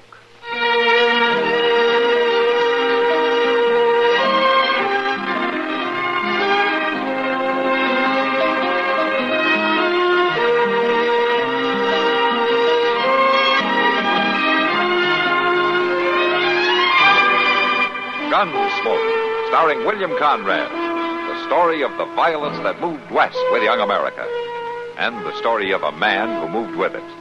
I'm that man, Matt Dillon, United States Marshal. The first man they look for and the last they want to meet. It's a chancy job, and it makes a man watchful and a little lonely.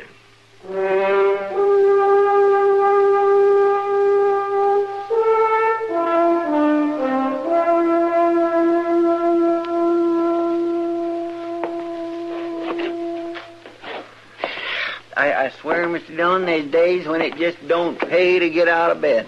Why don't you sit down, Chester? Like today, for instance. I've been thinking back over it.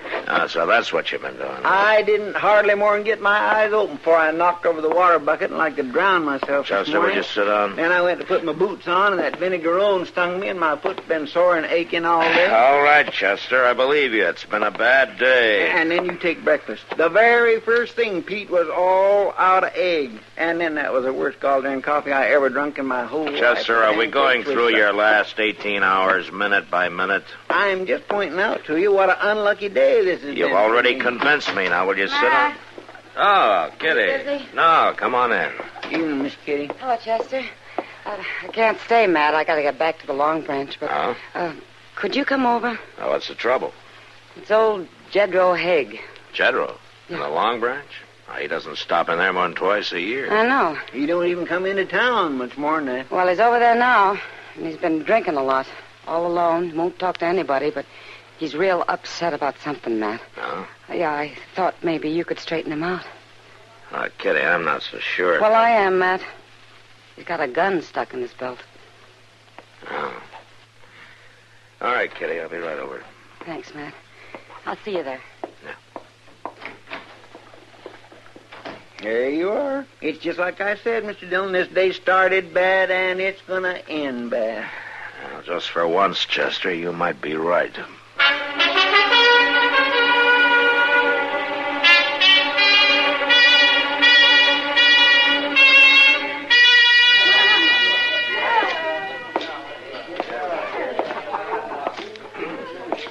Evening, General. Marshal? Well, I haven't seen you for quite a spell. How have you been? Well, I reckon somebody told you. Mind if I sit down? Tell me what? Nothing. I ain't got no complaint to make to the law. You know, when a man acts against his nature, like you coming in off the ranch and sitting around here drinking all night, wearing a gun in your belt, I know something's wrong. Now, who's the gun for, General? Well, the youngin's back, Marshal. Ramey? Yeah. Come home last night like a bad penny. Oh, it's 3 years now. Where's he been all that time? Well, wherever it was, it ain't done him no good. He was just ornery before and sassy. Now he's mean and no good.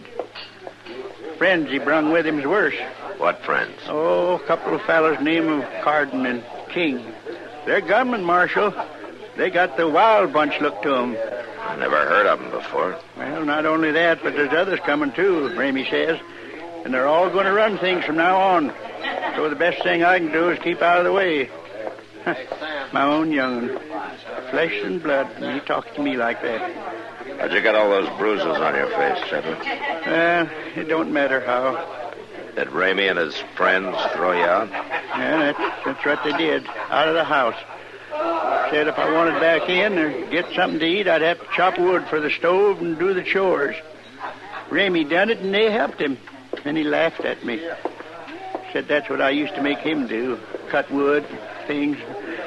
Things are turned around now. He's still your son, General. You can't take a gun to him. Well, I've been sitting here studying what to do.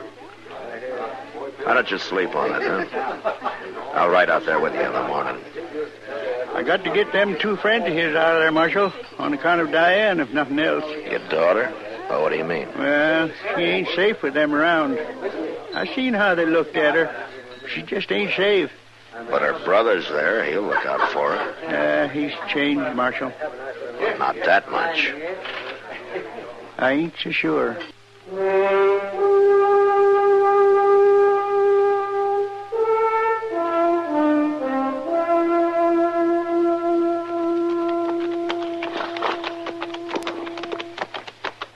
Sure is a mighty pretty ranch, Mr. Dillon. Too bad old Jedro's getting thrown out after working so hard on it. Yeah. I can't figure what young Ramey wants with it anyhow. He ain't the kind of work for a living. Maybe he's not planning to, Chester. It'd make a good base for a gang of outlaws. Outlaws? Yeah, he brought 2 gunmen back with him. And there's more coming, according to Jedro. Hit the ground!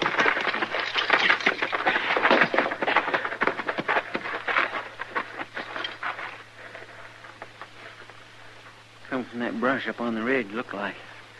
Yeah.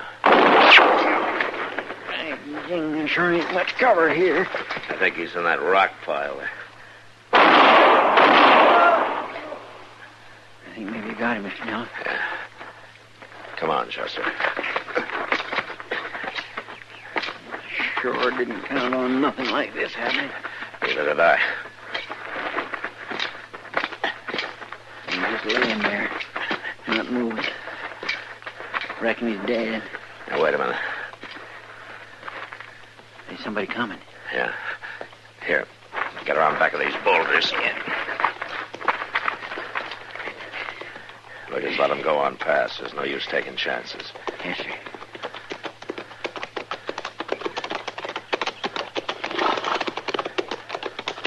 All right, hold it! Now, just sit easy now, both of you. Oh, Marshal. Well, what was all the shooting about? I was just about to ask you, Ramey. Well, we just heard and come to find out. Ain't that so, Carden? Sure is. Carden, huh? And it must have been your other partner I just killed. King? Now, how come you done that, Marshal? Because I don't like being dry-gulched. Did he do something like that? Big surprise to you, huh? We ain't seen King since late last night. That's right, Marshal. That's funny. I kind of got the idea he might have been keeping a lookout on the trail here. If he was, we sure didn't know nothing about it. Uh-huh. It must have been drink that drove him to it. Time and again, me and Carden warned him about his evil ways. Where's your sister, Ramey? Diane? What do you want with her? I want to talk to her. About what? She's up at the house. Yeah, but if you think you're going to start any trouble... We'll ride on up to the house. You got any objections? No, of course not. All right, let's go.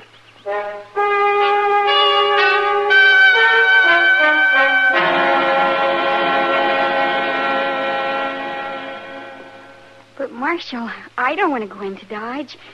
Where'd you get such an idea? From your father. He thought you might want to get away from here for a while. Pa's getting old and soft in the head. Diane likes it here, and she's going to stay home where she belongs, ain't you, Diane? Yes, Ramey. You don't have to stay, Diane. Understand that. If Ramey or Carden here have threatened you, you can forget it. I'll see that you're protected. Threatened her? Why, I'm her brother. Marshal, I wouldn't hurt her. Ain't that right, Diane? Yes. That's right, Ramey. And old Jedro's your father, Ramey, but that didn't keep you from beating him up and throwing him out of the house. Now, there, you see? Pa is losing his wits. Nothing like that happened at all, did it, Carden? Of course not. Diane? No, nothing like that. Pa just left, that's all. Well, I'll go about my chores, Marshal, if it's all right with you. Yeah, sure, go ahead. Well, that take care of your business here, Marshal? Right now, maybe. And Pa didn't make no charges, did he? No. And I say you got no reason to be on our land. I'll see you, Ramey. Real soon, more than likely.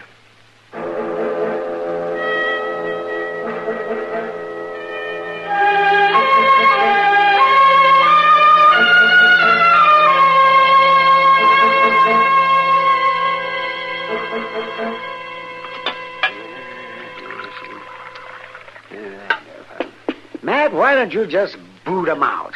I don't figure they boot too easy, Doc. Yeah.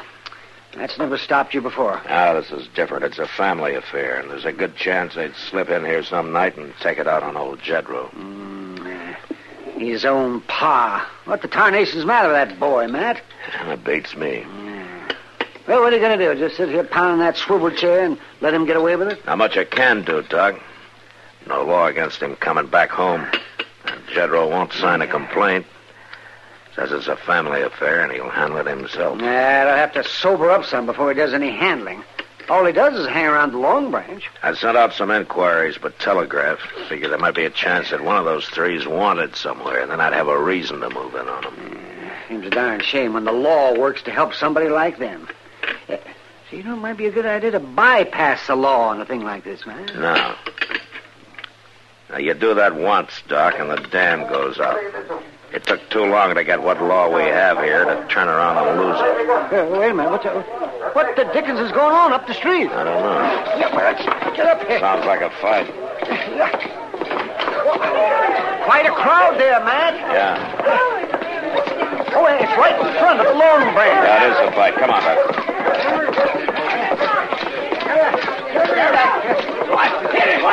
Now, let me through here. One side. All right, move back now. Let the marshal on the old half. All right, hold it, Carden. Don't kick him again. I'll kick his head off. Carden! I told you not to kick him. He's lucky that's all I done. He tried to draw on me, Marshal. I could have shot him if I'd been a mind to. But you liked it better this way, is that it? An old man half blind and half drunk. He hadn't ought to jump me, Marshal. And you hadn't ought to kicked him. You're under arrest. Well, you got no call to arrest me. Carden, I warned most men twice, but after what you just did, I guess once is plenty. You want to fight, Marshal? You got one. Good.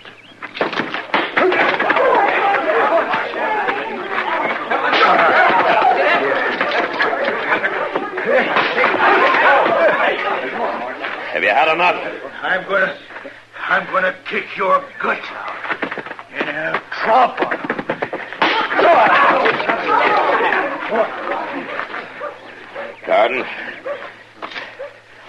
Carden, can you hear me? Well, you're under arrest anyway. When he comes to, a couple of you men bring him down to the jail, huh? You all right, Matt? Yeah, I'm all right, Doc. What about Jedro? Yeah, not too bad. May have a cracked rib where Carden kicked him once. He came to in time to see the finish there. I'm going to take him up to my office. Well, I'll walk with you. I want to talk to him.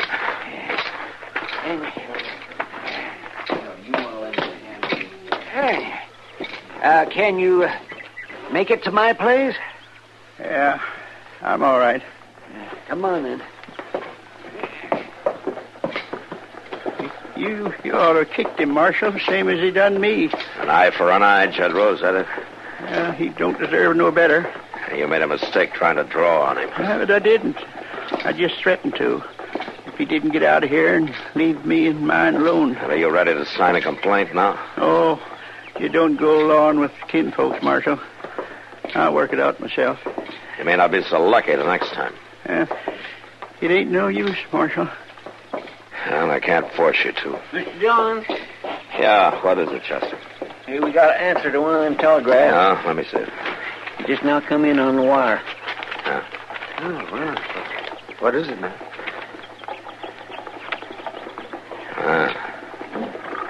Ramey, Carden, and King are wanted in Las Cruces for the murder of a bank guard.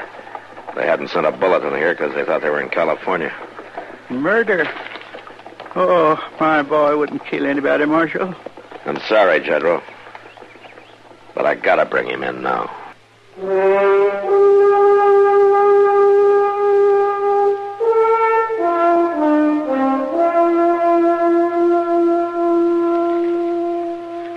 Here she comes, Mr. Dillon. I didn't think we'd have to wait very long.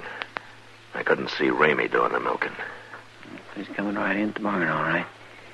She got the milk pails with her. Well, you stay back from the door till she gets inside, and don't let her yell out and warn him. Huh? Yes, sir. Diane? What? It's all right. Just take it easy now. Marshal, it's Ramey. You've come here after Ramey. Grab her, Chester. Hand over her.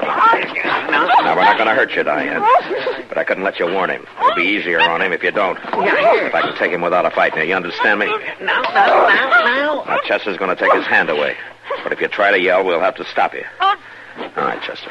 Yeah, there now. I'm awful sorry we scared you. What are you after him for, Marshal? It's his home. He's got a right to be here. I'm afraid it's a bit more serious than that now. Yes, but he's still my brother. That's why I stayed to see if I could help him. Didn't he threaten you? Well, yes, but Ramey always did talk mean like that. It's more than just talk, Diane. Oh, it's not his fault, Marshal. It's them two men with Wait him. a minute. Ramey, come on out of that house. It's old Jedro. Yeah. Chester, you stay here with Diane. I'm going out the side door of the barn and see if I can slip up there by the porch. All right, so Mr. Dillon. Now, they want me to stand easy here. You hear me, Ramey? What are you doing back here, you old fool? You got no call to talk that way to your pa. Going back to town and stay there. There ain't no room for you here. I got plans for this place. No, you ain't, Ramey. Now, you're all alone now. King's dead, and Carden's in jail. And the marshal's on his way out here to take you in for murder. Who told him about that? You? No, I didn't know nothing about it. If I thought it was you, I'd put a bullet through your head right now. Hold it, Ramey.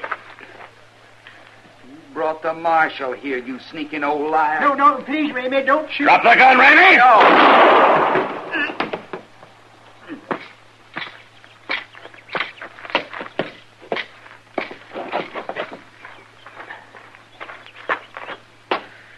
He's dead, Marshal? I'm sorry, Jedro. My own boy. I just never could believe it. My own boy. Oh, you killed him, Marshal. You killed my brother. I'm sorry, Diane. I had no choice. He'd have killed your father. Oh, Ramey. He was a killer already, and he'd have killed again and again. But he was still my brother, Marshal. Yeah, I know. Oh, Pa, why can't everything be like it was when we was little? I don't know, Diane, honey. I just don't know.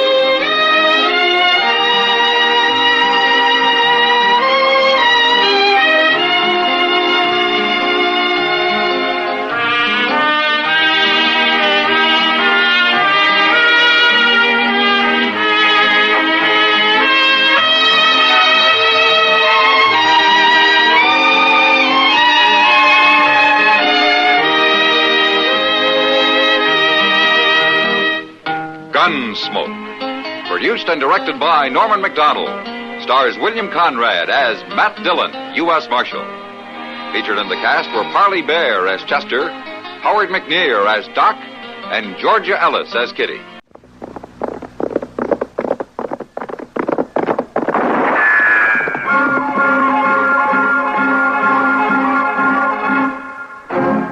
Around Dodge City and in the territory on West, there's just one way to handle the killers and the spoilers, and that's with a U.S. Marshal and the smell of gun smoke.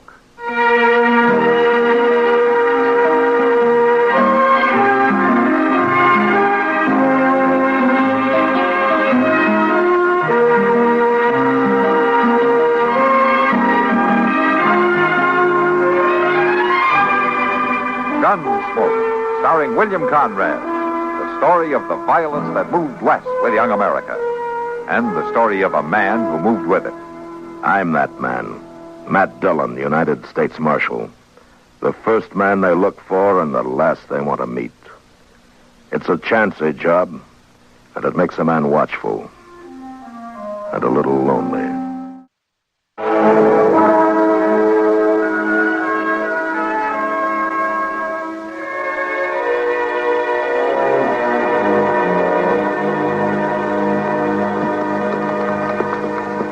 Mr. Dillon? Yeah, Chester.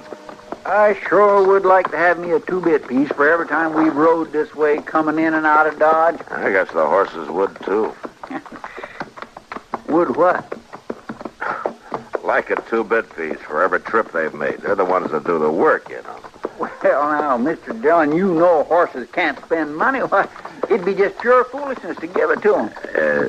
Yeah, I guess you're right. Well, of course I'm right, Mr. Dillon. My good gracious, alive. All right, Chester. But giving money to a horse, why, there ain't nobody would want to Wonder what that fellow's up to. What fellow's that? Over there to the right in that big tree. Well, I declare, Mr. Dillon, it looks like he's stringing up a rope. Yeah, it sure does. That's what he's doing, all right. Stringing a rope. And he's got a noose on it. Yeah.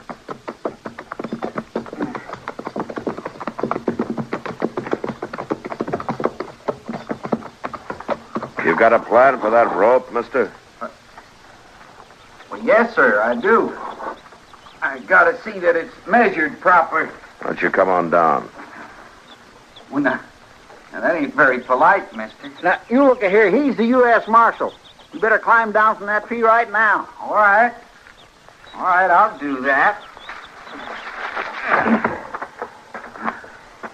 I've always been a law-abiding man myself. What's your name?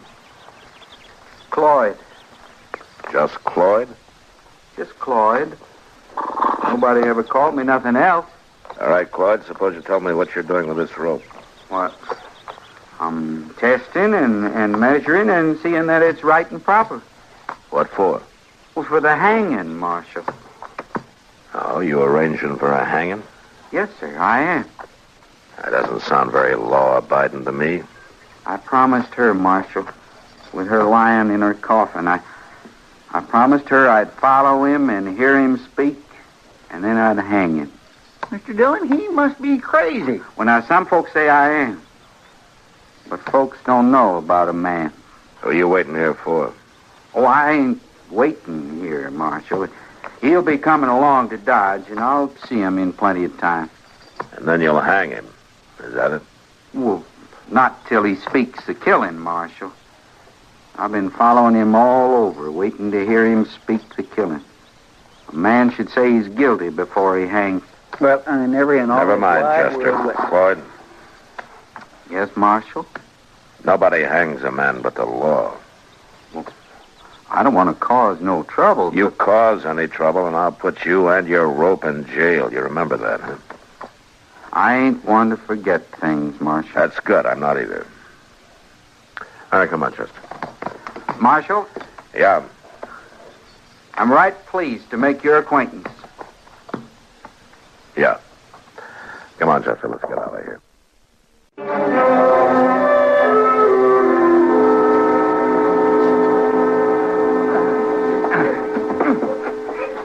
come on now. I can show you some new twists to that rope. You leave it be. There are lots of ways to wrap the noose. Let me see it. Here. Let it go. Some ropes is made for dragging, ain't they, Pete? Let go there. Hey, Cal, you pull that away and I'll haul on it like this. Then we'll see how good this rope is. Turn him loose. Huh? I said turn him loose. Well, we ain't doing no harm, Marshal. We just having a little fun. Try to drag a man's head off. And goes around wearing a rope with a noose on it all the time. He ain't right, Marshal. It's not up to you to judge. Now go on, move along. Yeah, you better do something about that, Marshal. The town's getting spooked at the sighting. I said move along. We'll move. All right.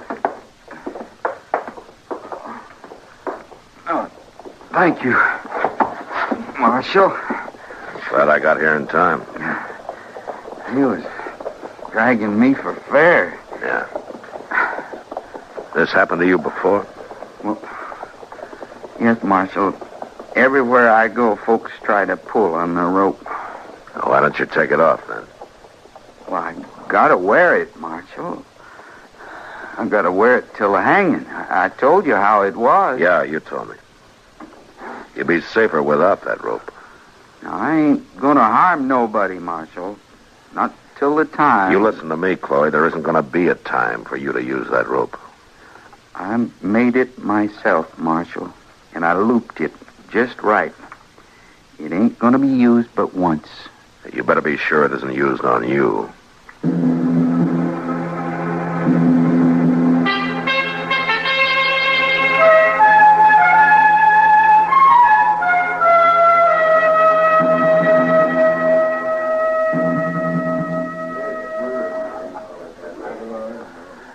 Sure is a lot quieter in here than it was last night, kid. Yeah. When those cattle drives hit, I sometimes wonder if it's worth it. You make a lot of money off those cowboys. Well, I have to spend most of it putting the place back together again after they go. Well, now, they didn't do so bad last night, Kitty. Seems to me it looks pretty good around here. Sure it does. After we carted out the broken chairs and took down the mirror they smashed, we're still missing a window. Yeah? In this weather, they did you a favor to knock it out. You may be right at that. Ah, there he comes, Matt. Who? Oh, Cloyd. Yep, and his daily round. Good afternoon, Miss Kitty. Marshal? Hello, Cloyd. Cloyd. You and Cloyd have much to say to each other, Kitty? No, Matt. Can't say we do. Sam? He comes in every day just like that and goes up to the bar, but he always speaks very politely. Yeah. Yeah, he's polite, all right. Well, I wish his good manners would make him take that rope off before he comes in here. It gives me the creeps, Matt. And that'll be good for business. I don't care if it is or not. Isn't there some way you can keep him from wearing it? Kitty. I know. There's nothing in the law that says a man can't wear a rope. Well, I hope whoever he's waiting for comes along so we can stop coming in here and looking around every day. The one drink he buys isn't worth it. See? There he goes on out. Gonna look someplace else. Bye, Miss Kitty. Marshal? Bye, Clyde. So long, Cloyd. Matt, do you think he really is waiting for somebody? He's such a strange little man. Yeah, Kitty. But, I don't think he's strange enough. What do you mean? I mean, I think that he is waiting for somebody.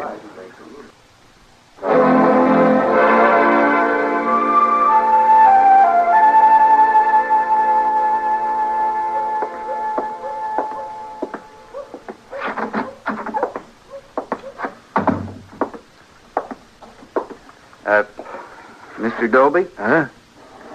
Oh, it's you again. Yes, sir. I'm glad to see you remember me. Oh, I remember you all right. Well, Then I guess you recall I've been asking after a man who might have come in here to your hotel. You've been asking every day. A big fella, tall, straight fella named McCreel. That's who I've been looking for. Yes, I remember. Well, then, Mr. Doby, I figured maybe you'd tell me what room he was in. Well, now you listen here. I heard on the street out there that a fella like that come in here last night. A lot of folks come to Dodge House. Well, I'd just like to go up them stairs, Mr. Doby, and now look see around. here. All I want to do is... Oh, well, thank you, Mr. Doby, but I guess I won't have to trouble you after all. Mr. Creel?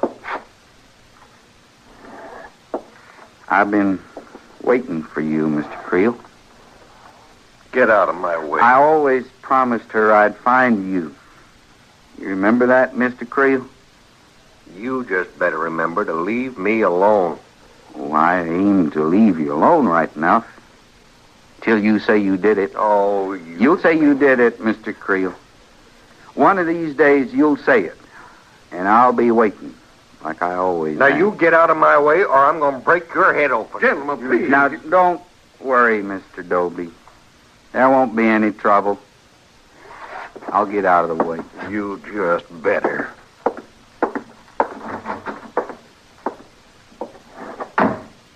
I can wait.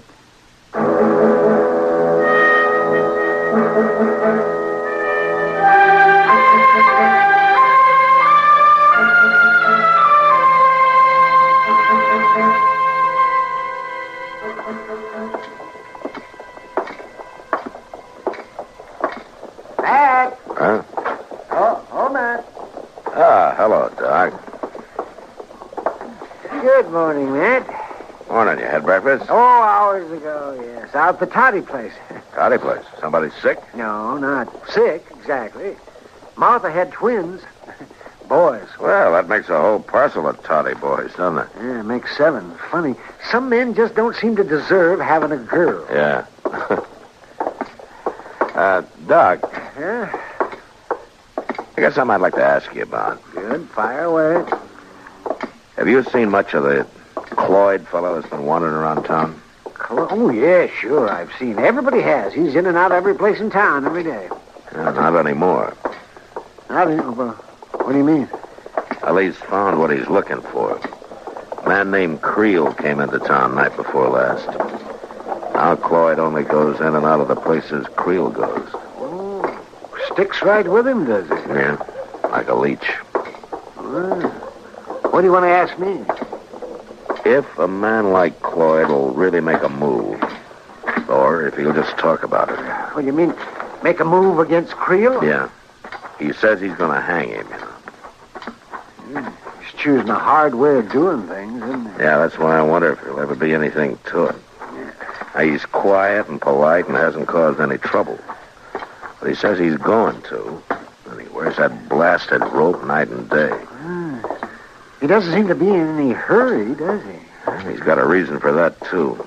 He says he has to wait until this man Creel admits to whatever he's done. Then he's going to hang him. You think he'll ever do anything, Doc?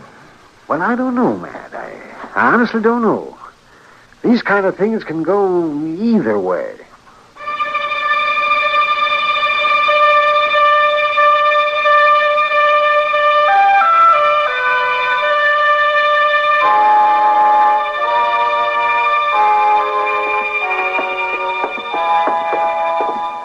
I'm still here, Mr. Creel.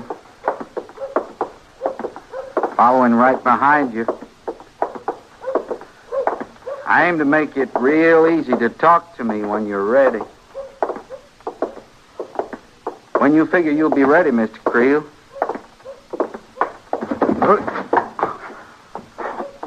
Sorry, Mr. Creel, but when you stopped so sudden like, I didn't mean to run into you like that. Afternoon, Marshal. Chester. Hello, Cloyd. Ain't always easy to keep my distance when I don't know where you're going, Mr. Creel. But I'm right here. Right here behind you. Mr. Dillon? Yeah, Chester, I know. Well, Ain't that a mighty unnatural sight now, them two walking all over town, one behind the other, and only one of them doing any talking? He talks enough for the two of them. Yeah, sure he does. But if I was that fella Creel, I'd have to say something. And that's what Cloyd wants him to do, say something. Mr. Dillon, do you really believe that Cloyd fella has anything on him like he says he does? I don't know, Chester. But I got a feeling we're going to find out.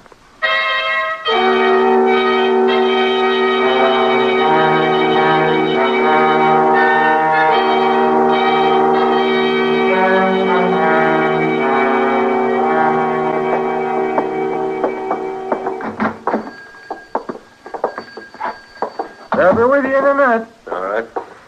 Here now, Miss Murray, and I'll let you know when that new bolt of cloth comes in. I thank you, Mr. Jonas.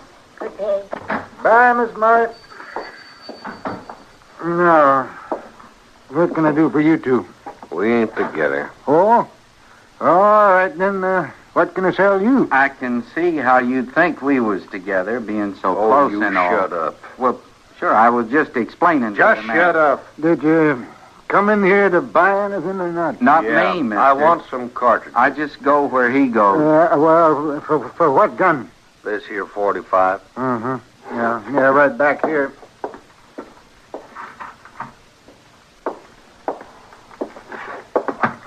There you are. Thanks.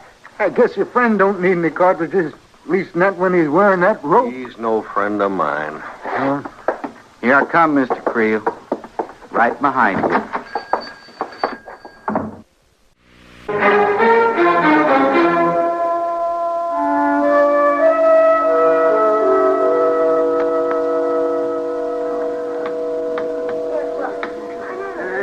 No, I don't think so. That beats me, Creel.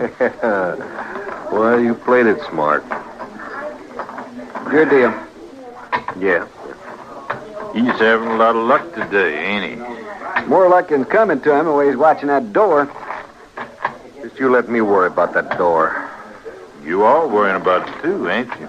Don't worry, he'll be along, Creel. He always is. Now, listen. You want to play poker or you don't? Well, sure. We was just thinking maybe you was missing your friend. Well, I ain't missing him. And if you ain't going to shut up about it, we call the game off right now. All right, we'll shut up, Creel. Go ahead and deal. It's just that I was wondering... Wondering what?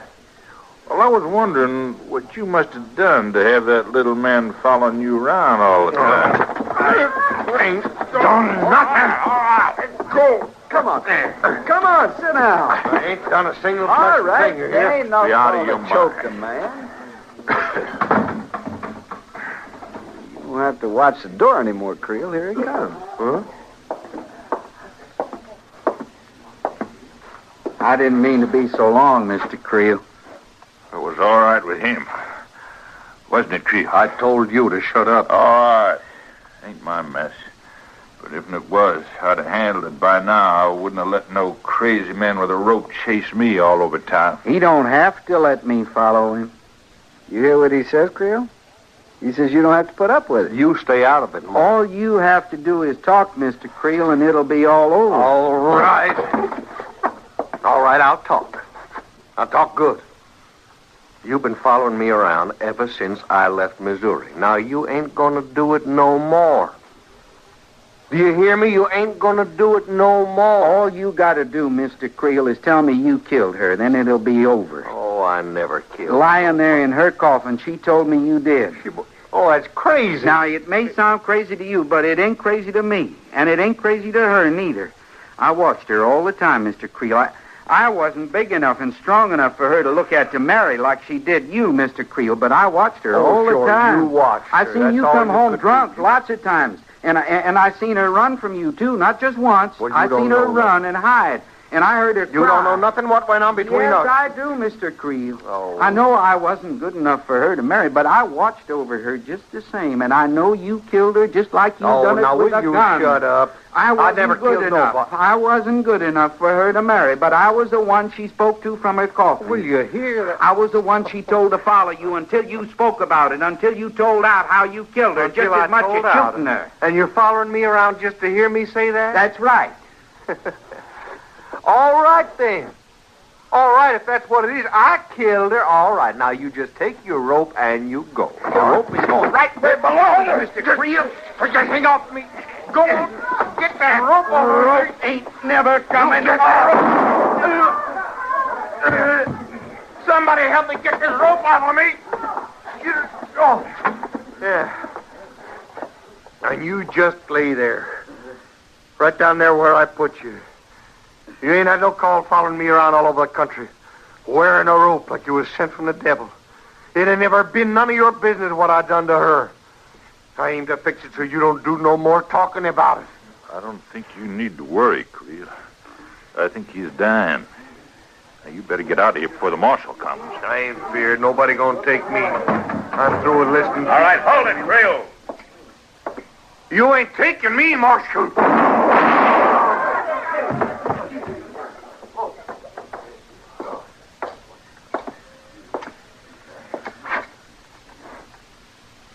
He's dead, Marshal.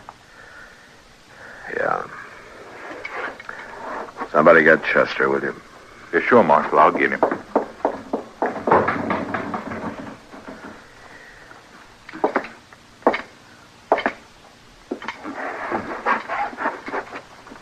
Marshal? Yeah, Claude. You bring me my rope? Here, Marshal. It's here, Claude. That's good. I ain't never gonna use it, Marshal. You won't have to. Creel's dead. Yeah. But I'd like to have it with me, Marshal. All right. It's a good rope, Marshal. It's a true rope. It made him speak his guilt. A man should speak his guilt, Marshal. Yeah. If he's guilty. He was guilty, Marshal. Just like he'd used a gun, just like he used it on me. You see that I had a rope, Marshal. Yeah. You'll have the rope.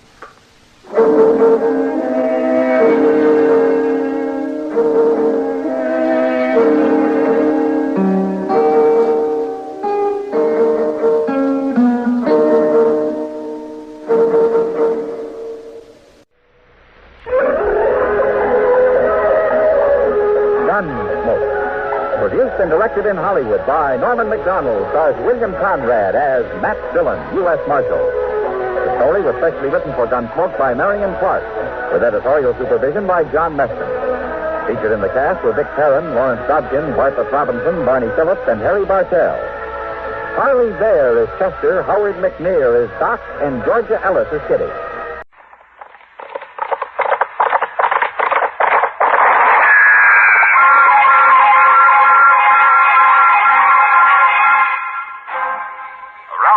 City and in the territory on West, there's just one way to handle the killers and the spoilers, and that's with a U.S. Marshal and the smell of Gunsmoke.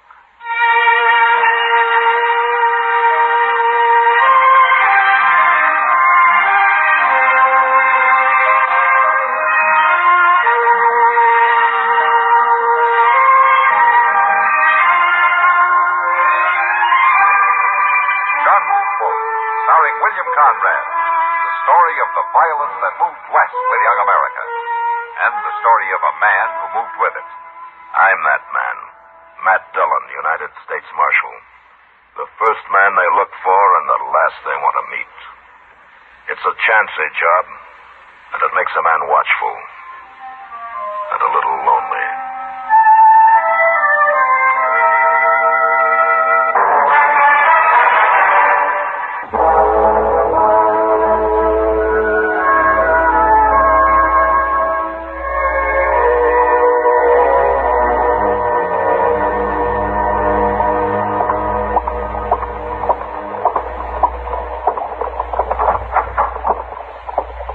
Good morning, Matt. Hello, Doc. Yeah,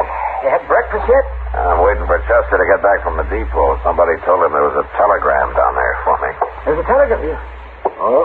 You should have left it there, Matt. No? A telegram usually means somebody's coming to Dodge looking for you, or that you got to go somewhere and look for them. Either way, it spells trouble. Well, if it wasn't for trouble, Doc, I wouldn't have a job. Well, then you ought to quit. It's a poor thing when a man has to make a living off of other people's troubles. Uh-huh. Tell me something, Doc. How long has it been since anybody came up to you and told you how good they were feeling? I hadn't thought about that. I guess we are pretty much alike after all, man. Chester? Yeah, I got it, Mr. What are you looking so glum about, Chester? What does it say? You better read it yourself. Kind of private like. Huh? U.S. Marshal, Dodge City, Kansas. Coming to get married. Noon train. Saturday. Meet me. Signed, Mavis McCloud. Oh, Mavis McCloud, eh? Oh, that's a right pretty name, Matt. She pretty, too? Mr. Dillon, you really going to get married? Oh, you're pretty foxy, Matt, keeping this so quiet. Now, wait a minute, you two. If you're all through talking, I'll tell you something. Oh, now, quiet now, Chester. Don't say anything. This is an important moment. I'm listening. All right. Now, this may be kind of a shock to you, but as my two closest friends, I wanted you to be the first to know. Yeah, Mr. Dillon, yeah? Doc? Yes, Chester? I'm not about to get married, and what's more, I never heard of any Mavis McCloud. Well, but she still might be pretty. I don't care if she looks like Lily Langtree. But, Mr. Dillon, ain't you even going to meet her? Yeah, I'm going to meet her, but right now, let's go get some breakfast and talk about something else.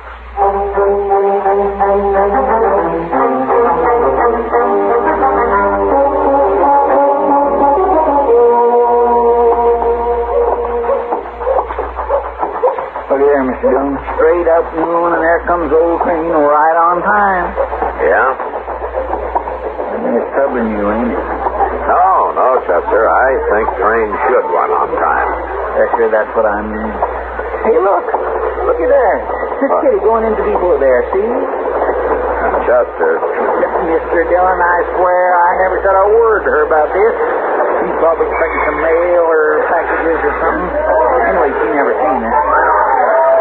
Say, how are we going to tell Mavis McCloud from anybody else? I don't know. Look, there's a girl. Would that be her, do you think? Would that be her? Chester, I told you I never even heard of her. How would I know what she looks like? Well, that little girl's right pretty, Mr. Dillon. And she's the only female lady there. Okay, let's go ask her then. I'd judge her to be about 18, wouldn't you? Yeah, about that. I'd say she's pretty nice. She is pretty. Excuse me, miss. Yes? I'm Matt Dillon. Oh, maybe you can help me. Oh, maybe. I'm looking for the U.S. Marshal here. Do you know him? Well, I'm the Marshal, ma'am. Oh, you are? Then you got my telegram. I did. Oh, that's right. You didn't have my name on it, did you? Of course not. How would I know your name? Oh, my goodness. Well, you didn't think I was coming to marry you, did you? Oh, how awful. I mean, how awful for you. Well, I'm still a little confused. This is Chester Proudfoot. Mavis McCloud. How do you do, Chester? Well, I'm proud to know you, ma'am. Yes, miss. Oh, I'm so sorry, Marshal Dillon. I guess I should have explained more in the telegram. Oh, that's all right. Who did you come here to marry? Well, I don't know. You don't know? Well, not yet. I just got here. You two are the only men I've met. Chester. Chester? Go over to the depot there and see if you can find Kitty, will you? Mister, I sure will. Mavis, how old are you? I'll be 19 in December. No? Well, where are you from? I won't tell you. Well, why not? Because it isn't polite for a gentleman to ask a lady so many personal questions. All right. Well, why did you send me that telegram? Well, because I thought I'd be safe with the Marshal helping me. Well, helping you do what? get married. Oh, don't look like that. I'm not crazy. They need women out here, don't they? Well, don't they? They need them. And I'll make a good wife, too. But, of course, it'll have to be the right man, Marshal. I won't marry just anybody, you know. And you can stop shaking your head like that. John, I found her. Hello, Matt. Kitty, this is Mavis McCloud. Hello, Mavis. Welcome to Dodge. Oh, thank you, Kitty. Kitty. I know, Matt. Chester told me all about her. Don't mind the Marshal, Mavis. Sometimes he's a little slow to understand these things. You know, it certainly is. Why, he's been looking at me as though I were a bug of some kind. Kitty, you take care of her, will you? I'll go try to figure something out. Yeah, she'll be okay. And, Kitty, don't... don't worry. I won't take it as long, Branch. Okay. You let me know if you need anything, Mavis. Besides the husband, I mean.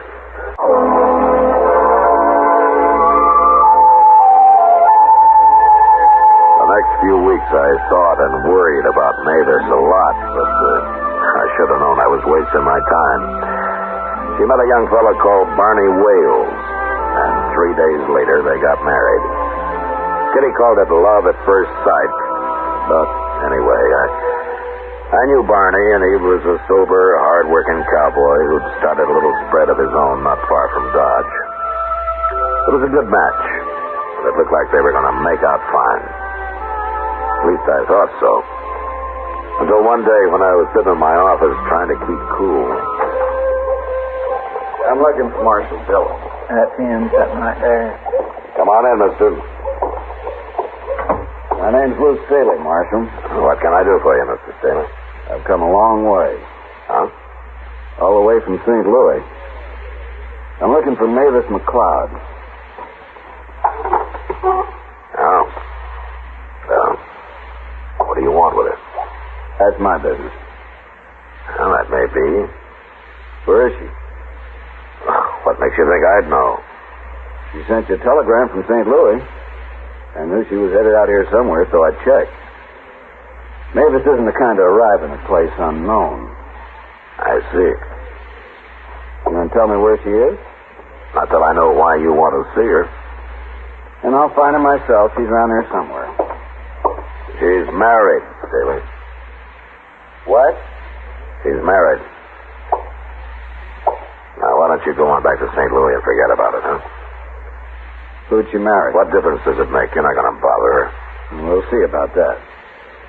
In the meantime, I hold you responsible. Okay, so you hold me responsible. Why don't we settle that right now? I'll find her first, Marshal. And after I've killed her husband, I'll come looking for you. Well, now there's about the bloodthirstiest man I ever did see. I declare he's going to kill everybody. He might try it, Chester. I think I better ride out and talk to Barney Wales. Oh, sure, not today, you ain't. What? Well, Barney and Mavis is in town today. I seen them over at the Dodge House this morning. They're staying the night there. And I'll go find them there before Lou Staley does.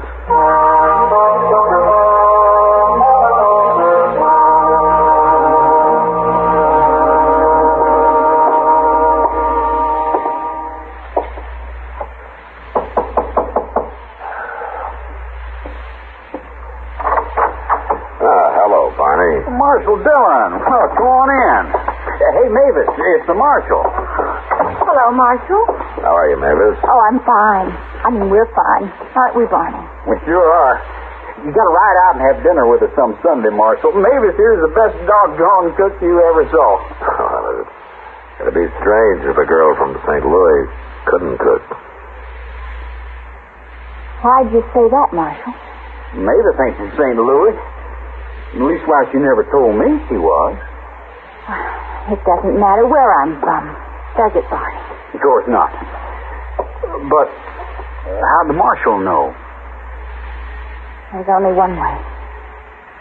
Lou told him. Lou? Yes, Lou Staley. Well, who's he, Marshal? I don't know, Barney. But he says he's going to kill you. What? For marrying Mavis.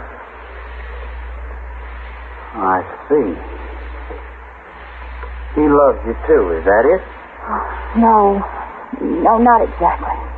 Well, what then? I made up the name McCloud, Barney. My real name's Staley. There's only one thing I want to know, Mavis. Yes? You love him? I hate him. Okay. Let him come, Marshal. I'll fight him. No. You go out to your ranch. I'll take care of Staley. I never run from a fight in my life, and I don't aim to start now. Oh, please, Barney. It's no use arguing. If this Staley's looking for me, he can find me. I'll go about my business like always, but I'll sure keep one eye open.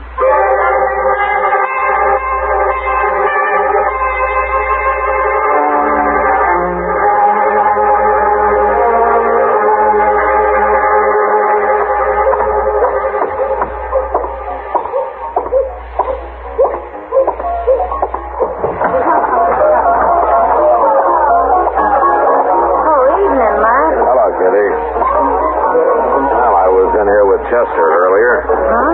Where were you? Oh, I took a walk after Custer. Anything to get out of the saloon for a while.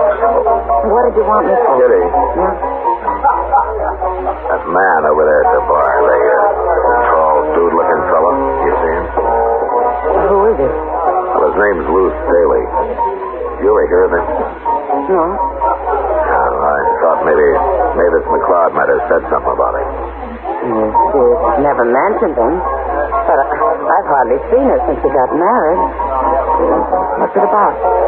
Well, Staley's kind of disappointed over Mavis getting married. Said he's going to kill Barney. And then me. And I don't know who all. Oh, for heaven's sake. He followed her out here from St. Louis. Well, that's it. Jealous lover. No. Mavis' real name is Staley. What? Yeah. Well, I guess Mavis kind of fooled all of us. I can understand Staley wanting to kill Barney. Now, that's not my business how Mavis messes up her life or anybody else's, but murder's wrong, Kitty, no matter what the cause, it's wrong. Matt, look. Yeah, I see her. She's seen us, too. Hello, Marshal. Kitty? You shouldn't be in here, Mavis. I know, Kitty, but I had to come. Where's Barney? He's talking business with some cattle buyers over at the doghouse. He doesn't know I'm here. This is no place for you, you know. Well, it's good enough for Kitty, isn't it? Why own the place? I explained all that to you. Well, I didn't come here for fun. I ran into Chester out in the plaza, and he told me I'd find Lou Staley here. I've got to talk to him. It probably won't do any good, but I've got to try. Well, he's over there at the bar. I know, I saw him. But I didn't dare walk up to the bar, and not with all those men watching. Okay, Mavis, I'll get him. No, I guess I won't have to. I knew I'd find you sooner or later, Mavis. I want to talk to you, Lou. It's too late for talk. I told you what I'd do, and I'm going to do it. Lou, I want to talk to you alone. You can go out back, Mavis. Door's right over there. Nobody will bother you outside. Come on. Won't do any good, Mavis. You know it won't. I don't like this, Kitty. Why not? Talking's better than fighting, isn't it? Talking isn't going to stop him. Now, there's something wrong about him. Sort of like he can't hear or see anything but himself. Like he's all alone in the world. Well, any man in love acts like that now. Maybe, but if I didn't think he'd just keep coming back, I'd tie him up and throw him on a train for back east. Well, I wish you'd do something. Matt.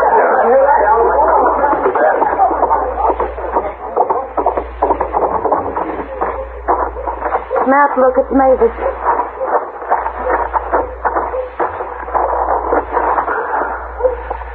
Mavis? Mavis? Did he kill her? No, she's still alive. Well, you go after Staley, Matt. I'll take care of her. I'll get Staley, Kitty. And I'm going to carry Mavis over to Doc's first. Hey, you better come along.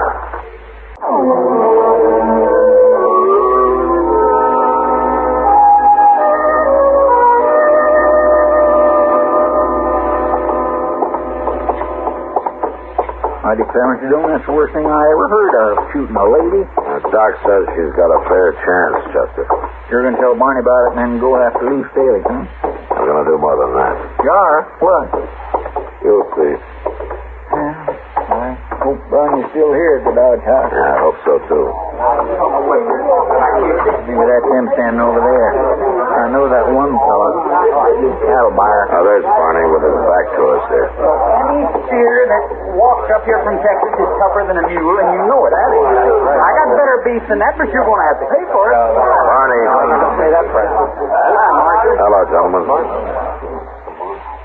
What are you doing here, Marshal? Something wrong? Yeah, Barney, there's something wrong. Well, what is it? Tell me. Where's Mavis? Now, wait a minute, Barney. Look, do you trust me? We sure do, Marshal.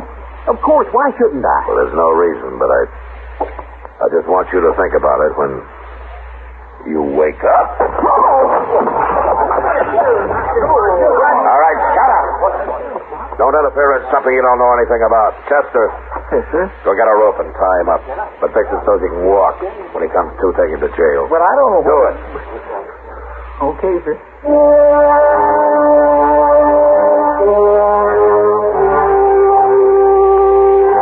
I warned the cattle buyers there not to say a word to anybody about Barney, and then I went out looking for Lou Staley. I tried every saloon and gambling house in Dodge, and I finally gave up. Went over to the jail and got Chester. It was past midnight when we entered the Dodge house once more. Had a talk with the clerk, and went up to Barney and Mavis' room. You reckon Staley's run off, Mr. Jones? No, he won't run until he does what he came here to do.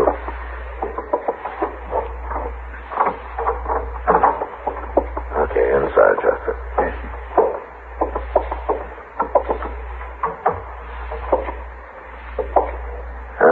You stand over there, Chester, so you'll be behind the door when it opens.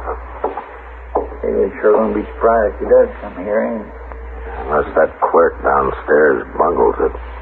On my land, all he's got to do is say, Barney come in a while ago and went upstairs. Well, it sounds easy, Chester, but he might get scared and say anything. Well, what may be scared of a man who goes around shooting women? The clerk doesn't know about that, Chester. Besides, Staley may be crazy, but he's armed and he's dangerous. Yes, I guess you're right. Hey, Barney got real wild when he come to and found himself all tied up. I had a terrible time with him with... Quiet, Chester.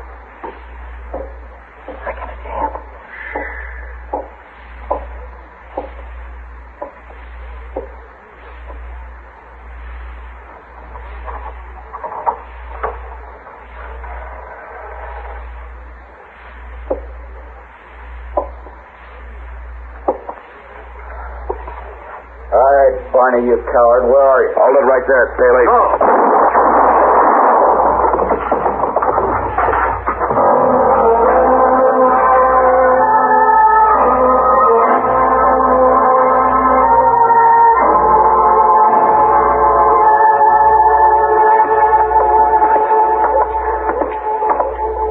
That's Doc's office at the top of the stairs, Barney. He says Mavis is going to be okay, huh? She's doing fine. Now, here we are. Wait a minute, Marshal. Yeah. About last night, I'd have found Lou Staley somehow, and I killed him any way I could, Marshal. It might have been murder, Barney. Yeah. I guess this is the first time I ever thanked the man for knocking me out. Let's go on in now.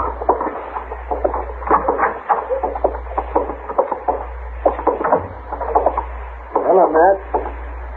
Barney? Where's Mavis, Doc? Well, she's in the back room there. Well, except for a little fever, she's coming along fine, Barney, just fine. Of course, you'll have to stay quiet for a few days. You can't be moving around. Can I see her now, Doc? Sure, you go ahead.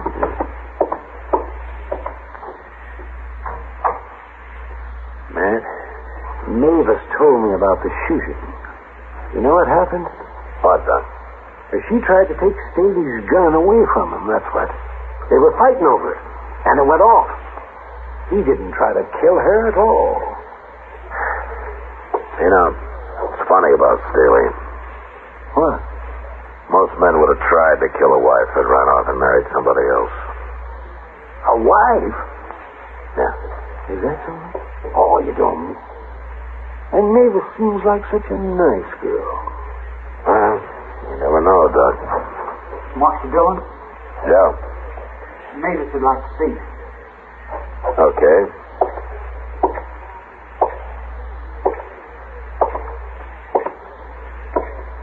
Hello, Marshal. Mavis. There's something I want to tell you, Marshal. Okay. Barney already knows. I told him yesterday after you left. Go on. Well, it's about Lou. I know what you think. But I've known him all my life, Marshal. And Lou was crazy. There was something wrong with him. I guess I was ashamed of it, or I'd have told everybody sooner. Especially Barney. You're not responsible for his being crazy. No, wait. Lou always did say he'd kill any man I married. That's why I ran away. Mavis, you were asking an awful lot of a husband, crazy or not. Marshal, Lou Staley wasn't my husband. He was my brother. What? You know, Mavis, you've been nothing but trouble to me ever since I got that telegram. And I don't ever want to see you again.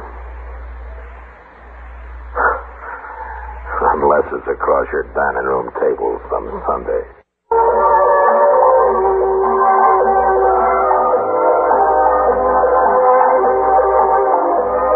Gunsmoke.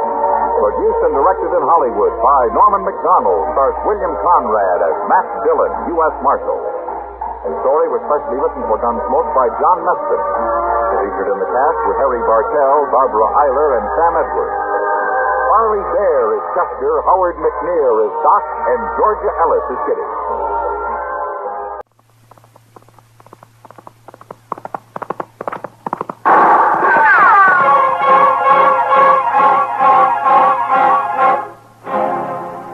Around Dodge City and in the territory on West, there's just one way to handle the killers and the spoilers, and that's with a U.S. Marshal and the smell of Gunsmoke.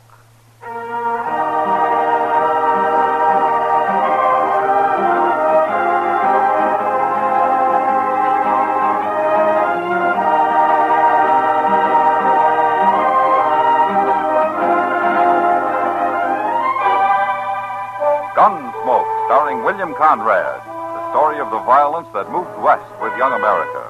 The story of a man who moved with it. Matt Dillon, United States Marshal.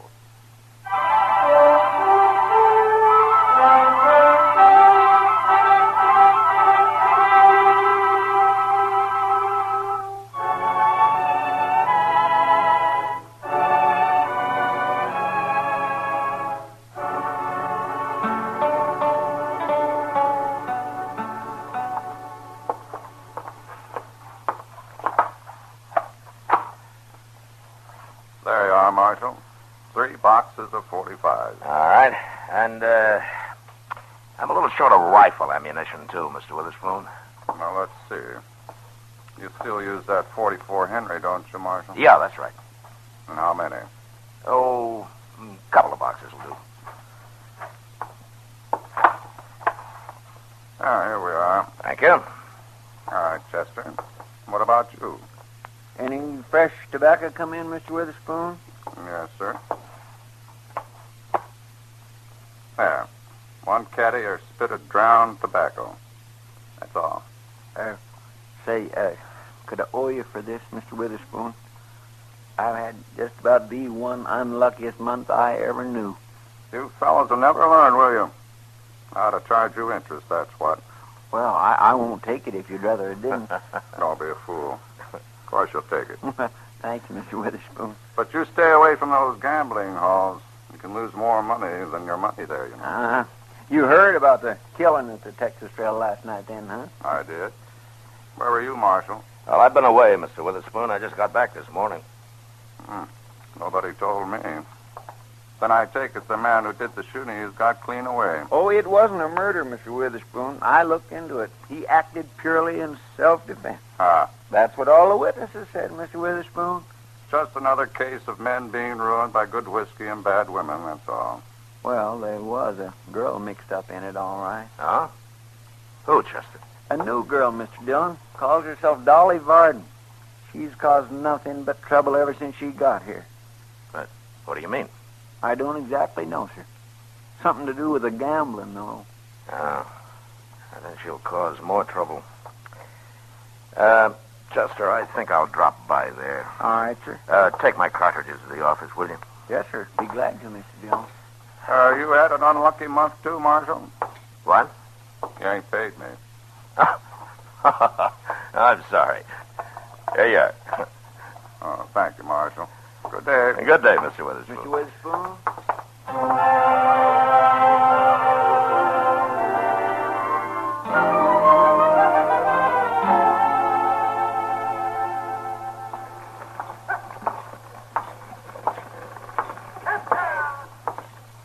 Hello, John. Oh, hello, Marshal.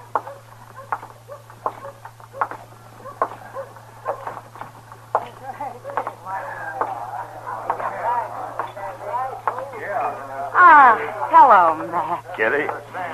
Did you have a good trip? Successful anyway. Never sit down. Yeah. Well, I guess you heard about the killing last night, huh? Yeah, I did. Kitty. Huh? Who is this Dolly Varden? Oh, I don't know, Matt. She says she's from St. Louis, but she is the luckiest thing I ever saw. Oh? Mm-hmm. Does she gamble? No, she says that'd spoil it. She's just lucky for other people. How? Whoever she's with, he wins. It's real simple. Oh. And they cut her in to stand by them, is that it? Yeah. You never saw anything like it, Matt. She goes from man to man, whoever pays her the most. But they figure it's worth it, huh? Yeah, they sure do. Unless she's with a man, he just doesn't seem to win. So, naturally, in time, they offer her practically anything to stay with him. Yeah. Oh, she's made a lot of money here. Which game, Kitty? Faro. Only Faro. Mm-hmm. She says it wouldn't work with anything else. Does anyone walk out ahead of the game? No. No, not from what I've heard. Everybody's losing sooner or later. If they can't afford Dolly, they go on trying anyway. And the fight starts over one man offering her more money than another, is that it? Well, that's what happened last night. Who's running the Faro game? Oh, that's Frank Paris. Oh, yeah. I don't remember it. Oh, he came here a few days after Dolly did. That sounds like an old setup. Well, nobody's caught him cheating yet, Matt. And if he and Dolly know each other, they're pretty smart about it. I've never seen them together once. Mm-hmm. Where is Dolly now, Kitty? Upstairs. You want to meet her? Yeah. I'll go get her. Thank you, Kitty. Dolly. Yeah, come on with me. I want you to meet somebody. She was on her way down, Matt. Dolly, this is Marshal Dillon. Hello, Dolly. How do you do, Marshal? Let's sit down. Thank you. Well, I'll see you later, Matt. Yeah, sure, Kitty. Tell me, Dolly, did you come here with Frank Paris? Why, no. I got here before he did. Sure, but that's not what I meant. What did you mean, Marshal? I hear you got a lot of money for making a man lucky. Is that against the law? Only when it leads to trouble and killing. I'm not responsible for what these men do. No. But I am. Then why don't you do something about it, Marshal? That's why I'm talking to you. Go ahead, then. Talk. Have you been this far west before, Dolly? No. Well, you see, men out here settle their differences a little faster than they do back east. Most of them don't spend much time in towns. But when they do come in, if there's anything or anybody that smells like trouble, it seems like they always find it. What's all that got to do with me? You're trouble, Dolly. Man got killed last night because of you. I don't think I like you, Marshal. You'll like me less when I run you out of town.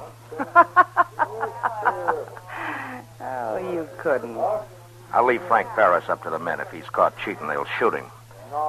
But I don't want any more killing because of you. You understand? No, I don't understand. Why should you think that I... It's simple, Dolly. I don't believe in luck, that's all. If I did, I'd have been killed a long time ago.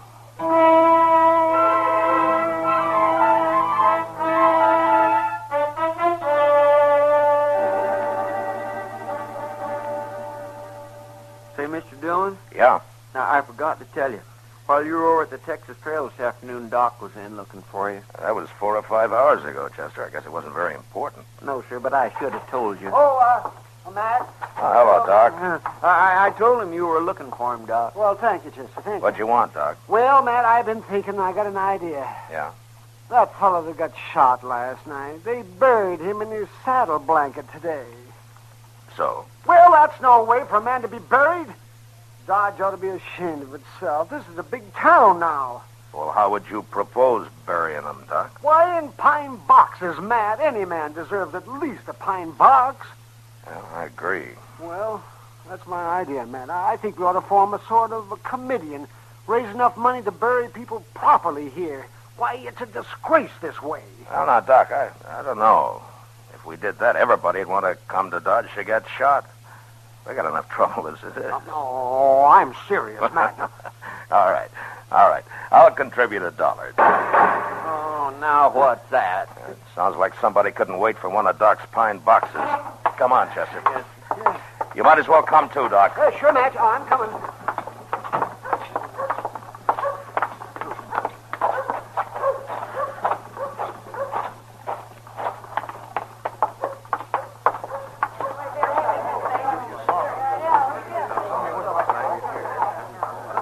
I thought you were going to stop all this, Matt. I am, Kitty. Where is he? Dead on the floor over there. Oh, well, I better take a look at him. I meant, where's the man who killed him? Oh, Jack Singer there. But it was self-defense, Matt. Anyone can tell you. Jack Singer? Yeah. He's not a killer. I know. Was it Dolly again? Yeah, same thing. Where is she? Oh, I see her. Excuse me, Kitty.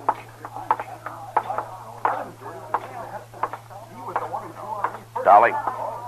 Don't bother me, Marshal. I didn't shoot him. I warned you once, Dolly. They're grown men. I'm not responsible for them. There's a stage leaving Dodge at noon tomorrow. Be on it. What? I'm sure you've got enough money for a ticket. And don't come back to Dodge. Ever. Sure, Marshal. Sure.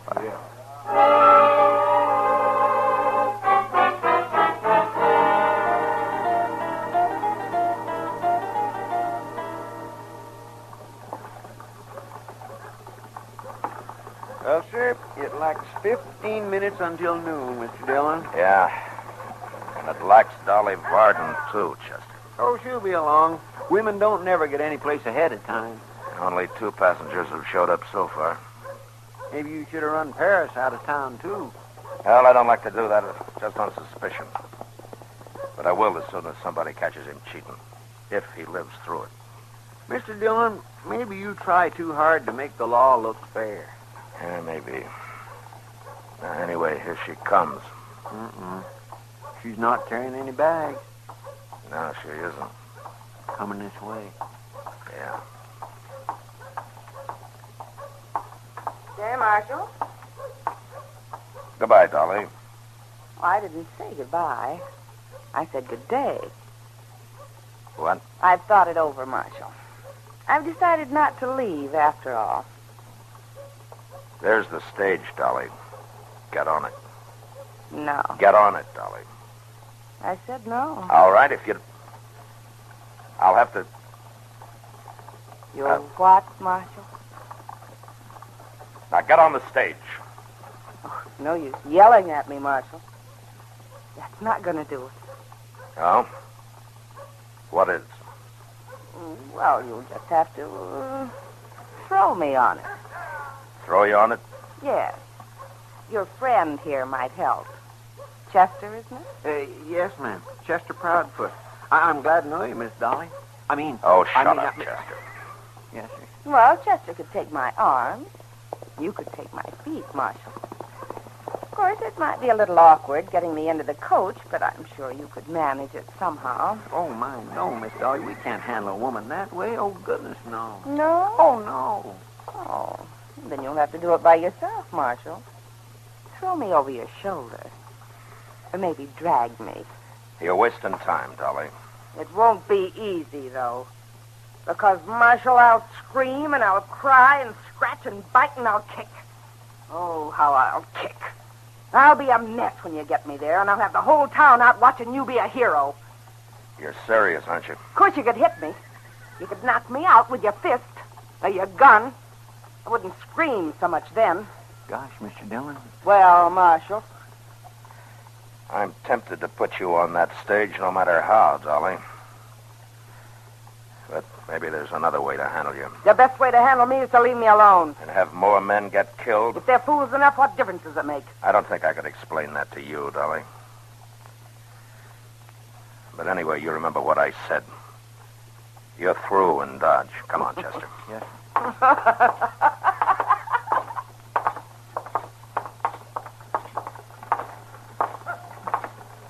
Gosh, Mr. Dillon, how are you going to get rid of her? I'm going to start by ruining her game, Chester. But how? I'll show you. Right here at the Dodge House. Here? Yeah. Frank Paris stays here. Go find out what room he's in, will you? Yes, sir.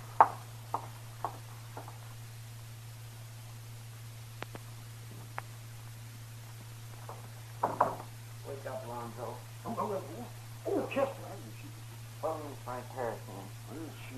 Room 10. Thank you. It's room 10, Mr. Dillon. All right.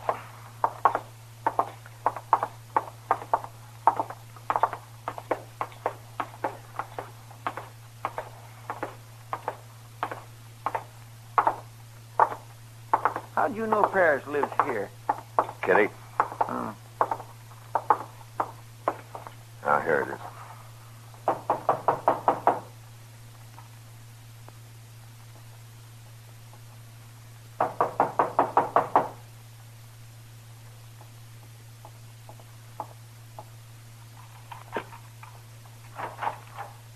Who is it? Oh. You're Marshal Dillon, aren't you? Yeah. I want to talk to you, Paris. Sure. Come in, Marshal. You too, Chester. That's right. Well, what can I do for you, Marshal? Paris, I told Dolly Varden to leave town on the noon stage today. Oh? She refused. I'd have had to force her physically to make her leave. Well, why are you telling me this, Marshal? Because I thought I'd leave you alone, Paris, and let whoever caught you take care of you. But I've changed my mind. Oh, I don't know what you're talking about, Marshal. Don't you? No. No, I don't. Now, just remember this. If Dolly Varden comes anywhere near your table from now on, you stop the play till she leaves. Is that clear? Now, look here, Marshal. I've got nothing to do with that woman. If you can't handle her, you've got no right wrecking my game trying to. Why, I wouldn't have a player left if I started that. Paris, maybe I can't rough up a woman and run her out of town, but you're a man, and I won't even waste time arguing. You'll do as I say, or you'll leave. There's too much money in Dodge for me to leave, Marshal. It's the way I said, Paris. I won't even argue with you. Good day.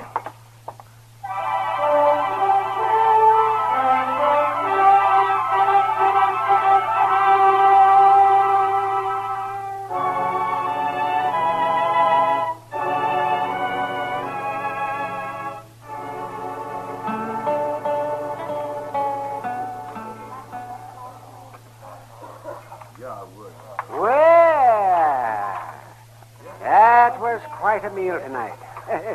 Quite a meal. Yeah. Sure was, Doc. I was nearly starved, too. Yeah, haven't had a meal like that since we got snowed in at Fort Fletcher a few years back. What do you mean, Doc? Well, one night, 4 of us were down to a quart of dried peas and a bottle of vinegar. But by heaven, it made a better meal than Delmonico's puts out. Oh, Doc, it wasn't that bad. Doc likes southern cooking, Chester. And any man who works hard deserves good food. I'll let Chester answer that, Doc. When you're through, Chester, I'll see you at the office. All right, sir, I'll be along directly. So long, Doc. Bye, Matt.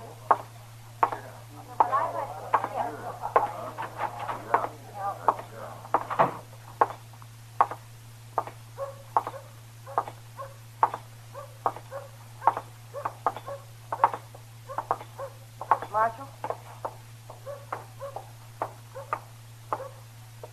Hello, Dolly. Mind if I walk along with you for a minute? All right. What's on your mind? Marshal, I'm sorry I behaved the way I did this noon. What? I shouldn't have done that. It's just that I was so desperate, that's all. Desperate? About what? I've got to tell you. And I want to. But I can't out here in the street. Somebody will come by and then I'll be embarrassed. Here, let's just get around the corner out of the light. Please. Please, Marshal. Go ahead.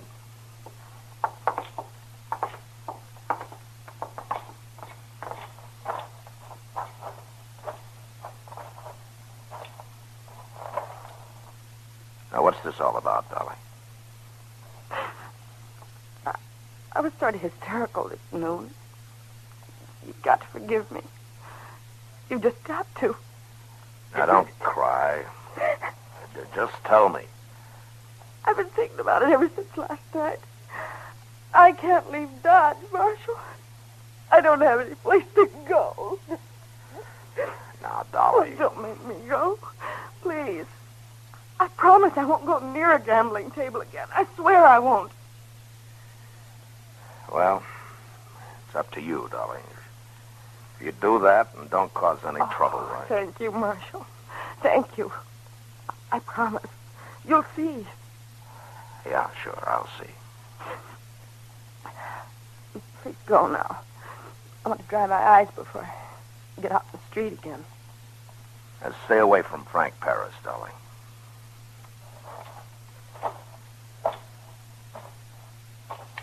And that's for your gun. All right, drop it. You mean you're going to shoot a woman, Marshal? I doubt it. Drop it. Oh, not! Give it to me. There. Well, you're quite a girl, Dolly. I'll kill you yet. You're going to jail. Ha! You're too dangerous to be loose, woman or no woman. Put me down! You brute! Put me down! You hear me?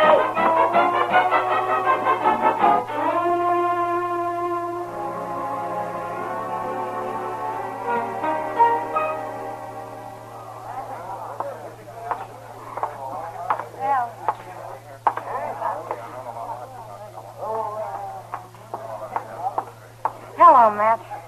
Where's Frank Paris, Kitty? Well, he moved his table. It's beyond the bar. There. Oh. And that's him with his back to us, huh? Yeah. What's the trouble, Matt? You're mad about something. I just threw Dolly in jail. Now it's Paris's turn. You stay out of this, Kitty. Hey, come on. That's yours.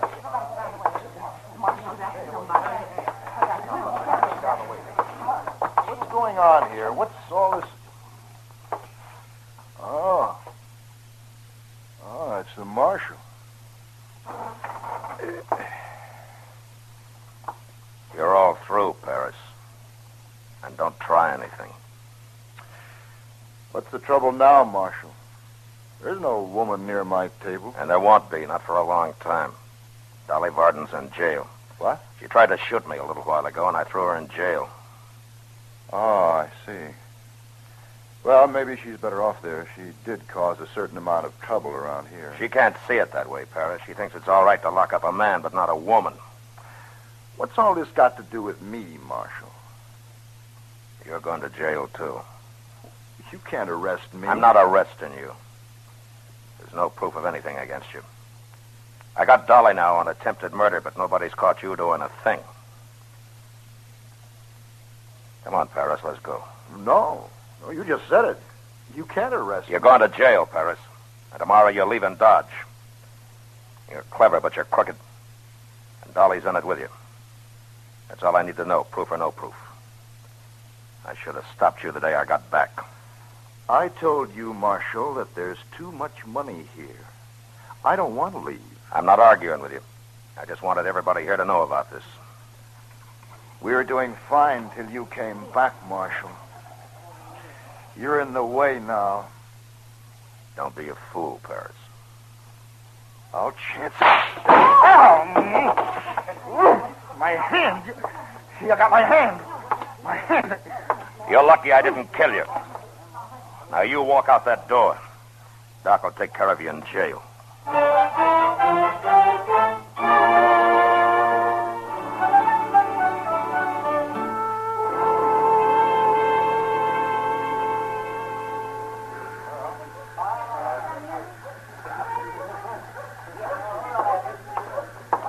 Here's their tickets, Mr. Dillon. All the way to St. Louis. Thanks, Chester. And here's your change, Mr. Parrish. Give it to Dolly. Here, Miss Dolly. Thanks. You think I'd better count it, Chester? Oh, no, ma'am. I counted it. It's all there. Oh, I'm joking. I trust you. I'm not suspicious of everybody like the Marshal here. Well, who wouldn't be suspicious? You both tried to kill him. Sure. But he trusts me now. Don't you, Marshal? I do. Well, you think I'm going to get on that train without making you throw me on it, don't you? No, I'm not sure. But I'll throw you on it if I have to. Yes. I know. You would now. I would. Why don't you shut up, Dolly? The Marshal could still bring us to trial if he wanted to. I know. Tell me, Marshal, why didn't you? The judge is busy enough without my hauling in everybody who tries to shoot me. And besides, you've sort of had your wings clipped. How? Oh, Dolly, what's the use of lying to him anymore? He's talking about me. I may never be able to deal cards the way I used to with his hand. Ray! It's the truth. But think about it, Dolly. There are quite a few people who manage to get along on an honest living. I never knew how, but we're going to have to find out. Well, there it is. Bye, Marshal. Chester. Bye. Yeah, bye. Marshal, I don't think I hate you as much as I did. Good. Dolly! Coming! So long, Dolly.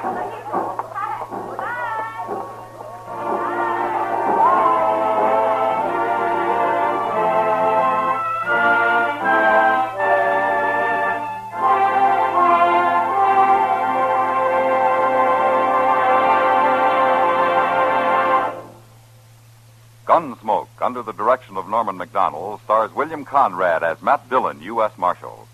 Tonight's story was specially written for Gunsmoke by John Meston, with music composed and conducted by Rex Corey.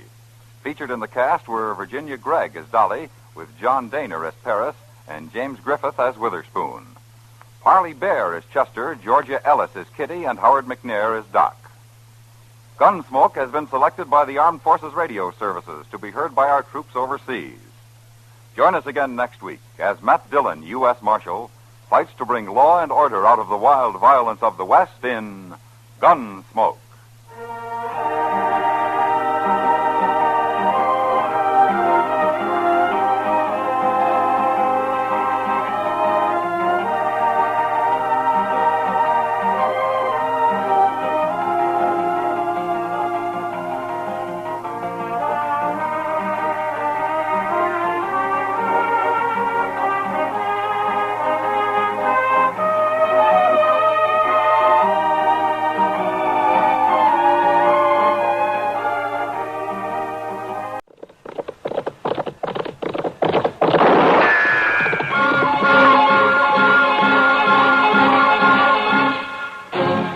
Around Dodge City and in the territory on West, there's just one way to handle the killers and the spoilers, and that's with a U.S. Marshal and the smell of gun smoke.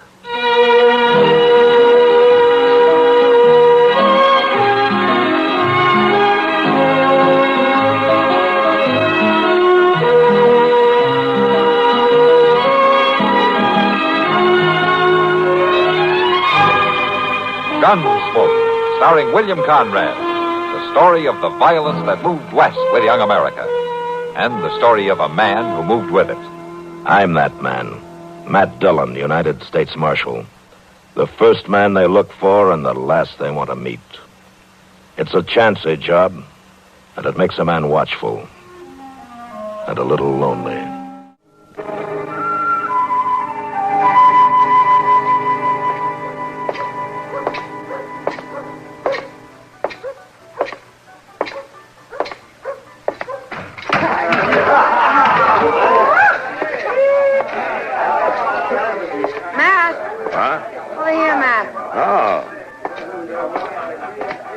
Hello, Kitty. Hello. Where'd you get the crowd? Oh, some trail herd just came in. Circle B, I think. Come on upstairs and have a drink with me. I gotta get clear of here for a few minutes. All right, let's go.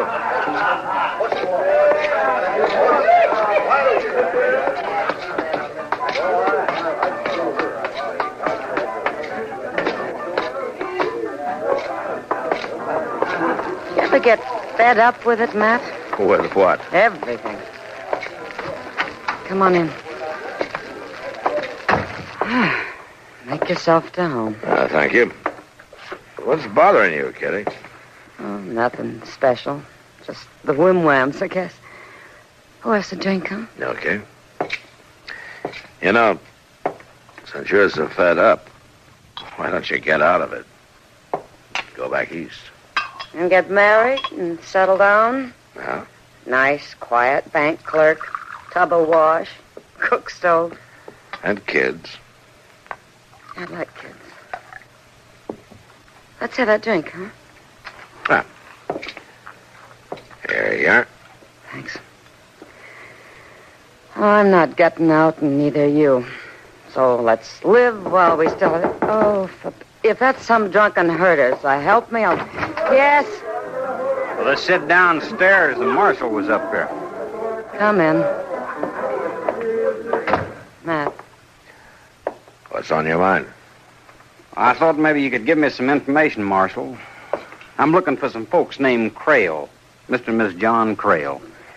I understand they got a place around Dodge somewhere. Yeah, Ms. Crail does. John Crail died about 3 years ago. No. Are you old friends of theirs? They're my folks. My ma and pa. What? I'm Billy Crail. Maybe they've mentioned me. Yeah, your mother's always said that you'd come home someday. She's never given up hoping. How is she, Marshal? Well, she's not too good. She's got a big ranch on her hands. Been trying to run it alone since your dad died. You think she'll recognize you? Well, she might not at first. It's been 17 years since I run away from home. But I'll convince her, all right. Yeah, you probably will. Where you been all these years, Billy? Just drifting. Here, there. You know how it goes. Yeah. How do I get out to the place? I'm anxious to see her. It's about 5 miles east of town. Follow down river. You can't miss it. Oh, thanks a lot, Mark. I guess we'll see each other again since I'm going to settle down here. Oh, sure. So long.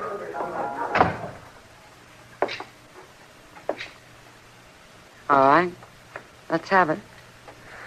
What do you mean, Kitty? Something was wrong there. What was it?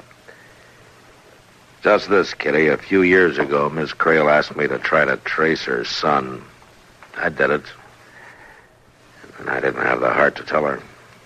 Tell her what? I got a report back from the War Office. Billy Crail had joined the Union Army at the start of the war. He was killed in action at the Battle of Shiloh.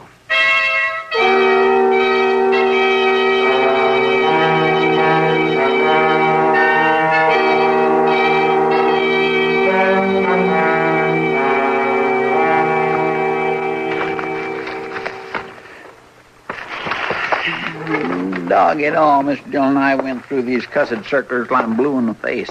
There's cutthroats, cattle rustlers, horse thieves, bank robbers, everything you can think of. There ain't nary a one of them fits the description of that Crail fella. Keep looking, Chester. It might be 2 or 3 years back, but I've seen that face of his somewhere, and it has to be in one of these circulars. I just don't understand how he figures to get away with it. You can't fool a man's own ma. You might in this case. She hasn't seen him since he was a boy.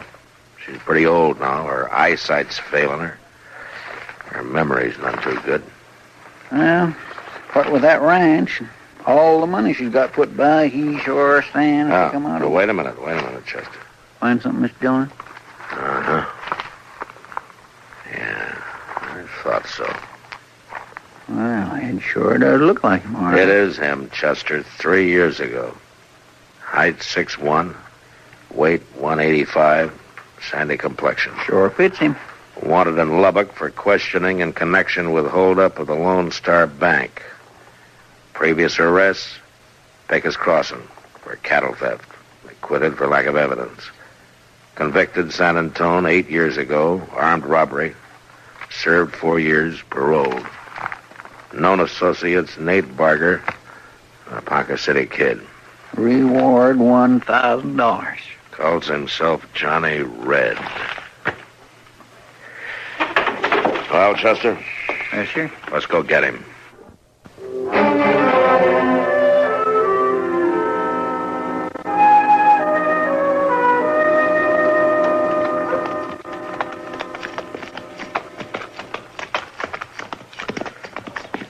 I don't see him nowheres around. Good.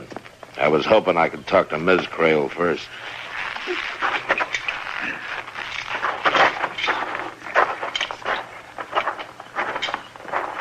Reckon he'll put up a fight, Mr. Dillon? I don't know.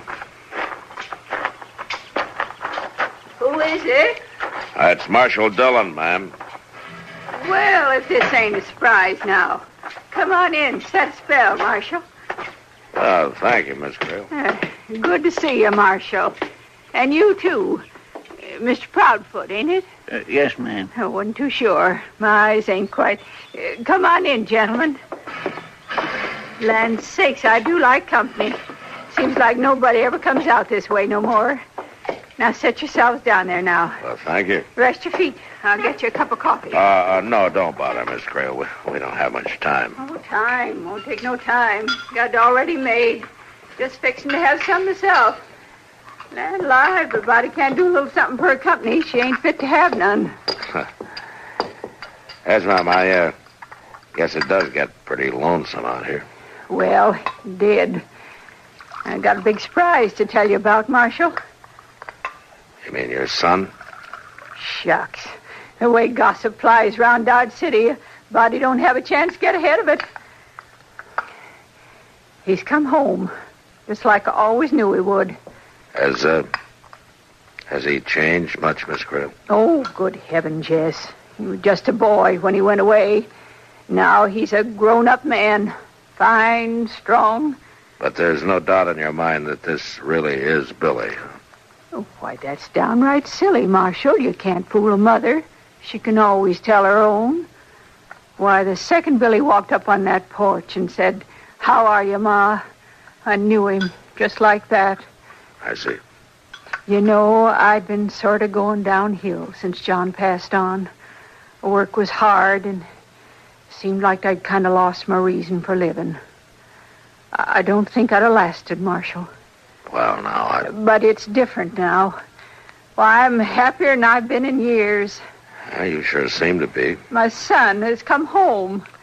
Could a mother ask for more? No, ma'am, I guess not. I suppose that's all that matters. That's all. Well... Oh, I'm sorry, Marshal. Here I've been talking a leg off of you, and I haven't even thought to ask what brings you out this way. Oh, nothing, Miss Crail. As a matter of fact, we just rode out for a friendly little visit. Well, I'm mighty glad you did, Marshal. You just stop by any time. You too, Mr. Proudfoot. Thank you, ma'am. Goodbye, Miss Crail. Goodbye.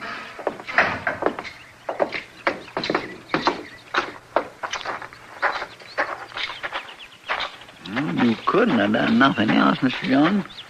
Well, it'd have broke her heart if you'd have told her. Yeah, I guess so. But she's going to find out anyway, sooner or later, when he steals her blind and then runs out on her. And that's a bad deal, Chester, any way you look at it. Marshal? What? Well, kind of sets you a problem now, don't it? Well, I may set a few problems for you before I'm done with you, Johnny. And break an old lady's heart? I don't think so, Marshal. And the name is Billy, by the way. Billy Crail. Not in Lubbock. Lubbock? Where's that? Don't worry, Johnny. When I send you back, there'll be somebody along to show you the way. I don't know why you keep on calling me Johnny. Because that's your name, Johnny Red. Bank robber, gunman, cattle thief. You fill out the list. Maybe you could get my mother to fill it out. Miss Crail's an old woman. She doesn't know that her son was killed at the Battle of Shiloh. That report was a mistake, Marshal. But I figured it was best to let it stand. I deserted 2 weeks before Shiloh. Yeah, sure you did. I don't know where you got this crazy idea I'm somebody named Johnny Red. A man's own mother ought to know. And before you go off half-cocked, I'd say it might be a good idea to check with the sheriff in Lubbock. Meanwhile, I figure it's like your friend there was saying. You wouldn't want to break an old woman's heart, now would you?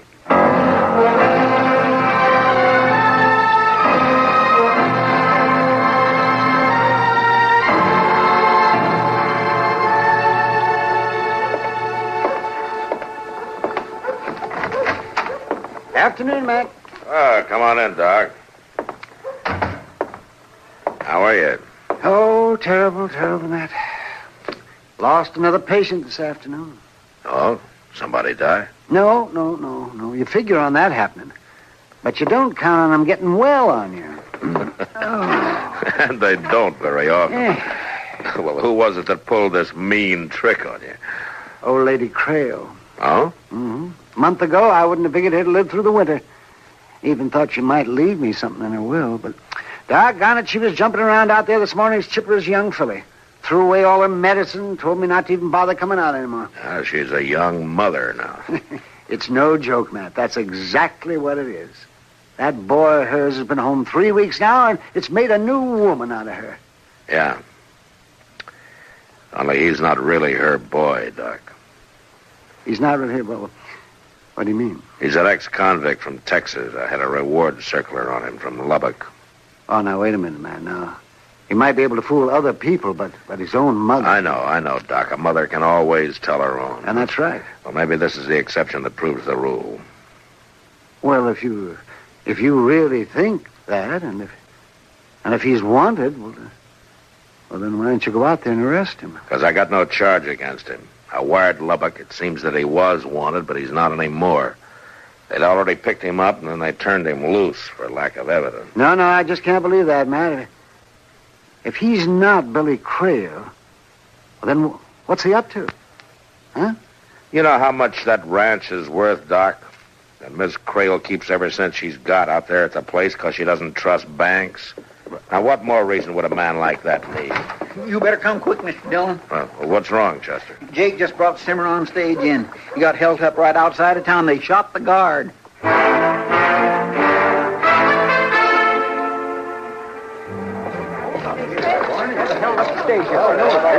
Oh, here comes the marshal. Let me get through here, please, will you? Stand back.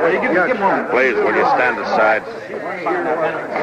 Please, let Doc get in here, please. Well, Marshal, they finally got to me. How'd it happen, Jake? Boldest thing I ever seen. It was about 3 miles out of town. They throwed some cottonwood limbs across the trail, so I'd have to pull up. And that's when they jumped me. How many of them? Just 2. Couple I never seen before. Brassy as sin. Didn't even bother to wear masks. And they hauled off and shot Barney there without even... Matt, somebody said Barney got shot. Yeah, he's dead, Kitty. Oh. Jake, would you recognize either of those men? I sure would. One of them was a tall, skinny fella. The other one was kind of a kid. Tall one called him Ponca. Ponca? Yeah. They were strangers, though. They ain't from around here. That sounds like a couple of fellas I saw on the Long Branch today. talking to Billy Crail. Oh? Now, Billy finally left, and they stayed another hour or so, talking real serious together. Those two gunmen, Jake, where did they head for when they left you? Well, it was a funny thing. I figured they'd make a run south. But instead, they rode east, downriver. Now, that trail don't lead nowheres. That's right, nowheres, except to the Crail Ranch.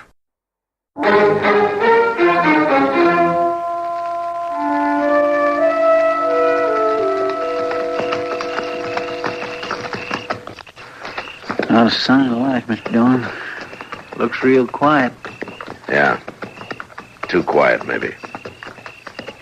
Ain't no lights, neither. Well, let's walk from here. All right.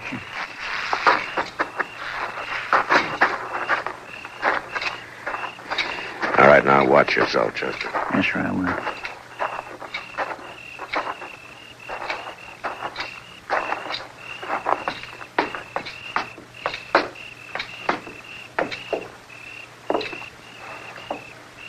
Now, when I jerk this screen open, I'll go in fast. I'll keep you covered, Mr. Dillon.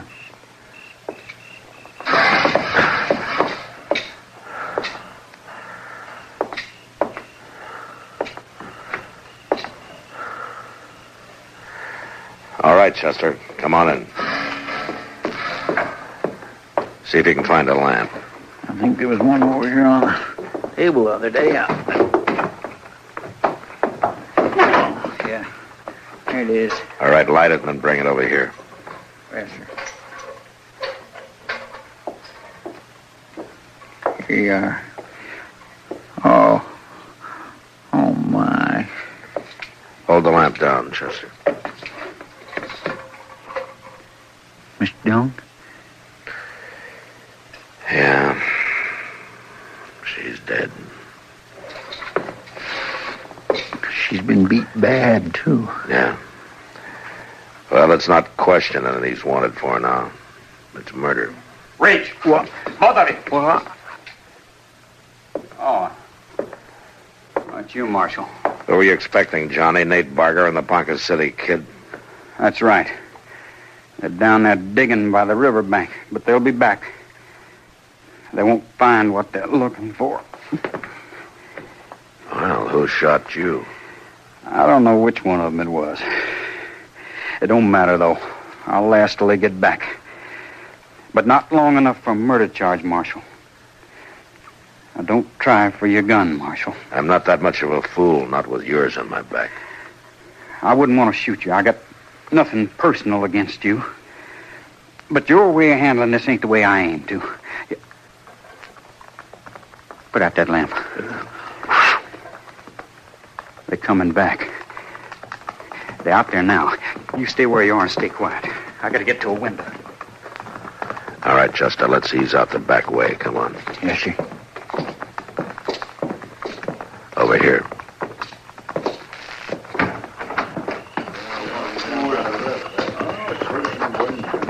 Stay close to the house. They'll walk toward the porch. We'll have a chance to take them from the side. Yes, sir. I'll bet you one thing. If she's still alive, she sure won't lie about it this time. A hot branding iron might help. All right, hold it. You're covered. Over there at the corner pocket. Yeah, I'll get him. Now drop that gun, Barker. Drop it. All right, I did. I give up. Don't shoot. Keep your hands up. That's right, Nate. Keep them up high. Johnny, no. Say hello to Ponca for me. Johnny, I had my hands up. Now you drop your gun, Johnny. Sure, Marshal.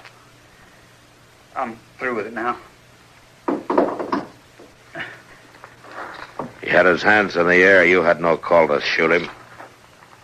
You'd have took him alive. He might have got out of it. This way it works out better. More sure.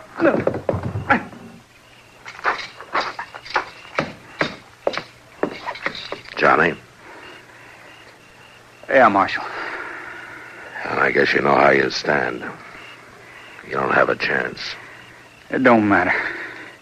I lasted till it was finished. What started it? An argument over the split? There wasn't no split. I wasn't in with him. They followed me here from Texas. That's right, Marshal. I'm Johnny Red. I never doubted it. They thought I was double-crossing them.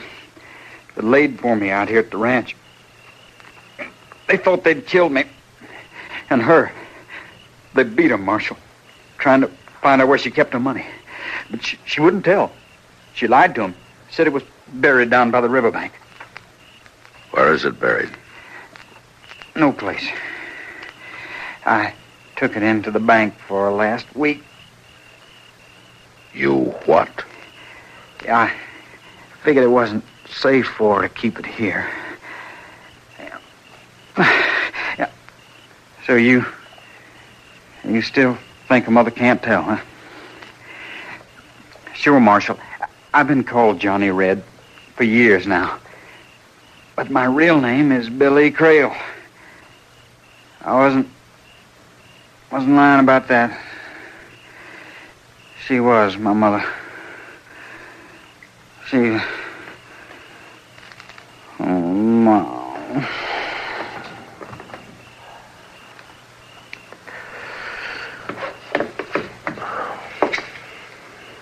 Well, that's that.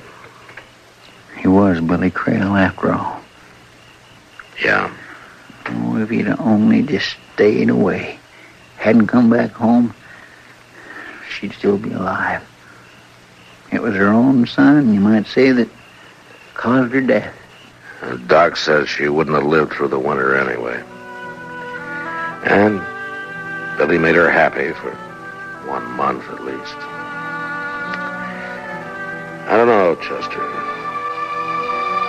I don't know.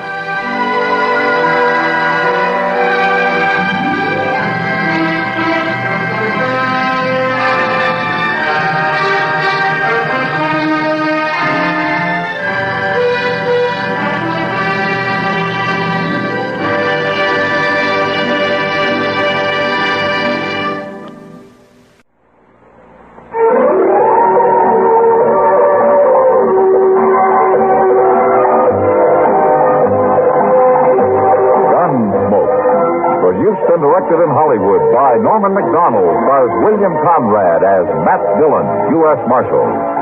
The story was specially written for Gunsmoke by Les Crutchfield, with editorial supervision by John Meston. Featured in the cast were Sam Edwards, Helen Cleve, Vic Perrin, and Luke Krugman.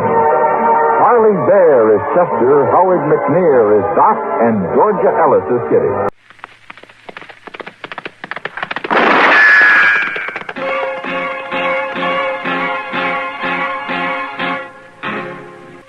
Dodge City and in the territory on West, there's just one way to handle the killers and the spoilers, and that's with a U.S. Marshal and the smell of Gunsmoke.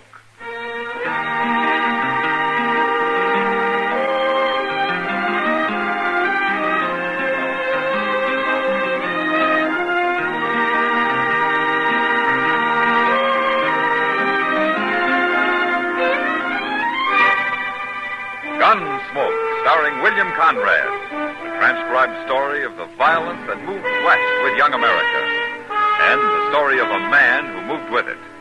I'm that man, Matt Dillon, United States Marshal. The first man they look for and the last they want to meet. It's a chancy job, and it makes a man watchful and a little lonely.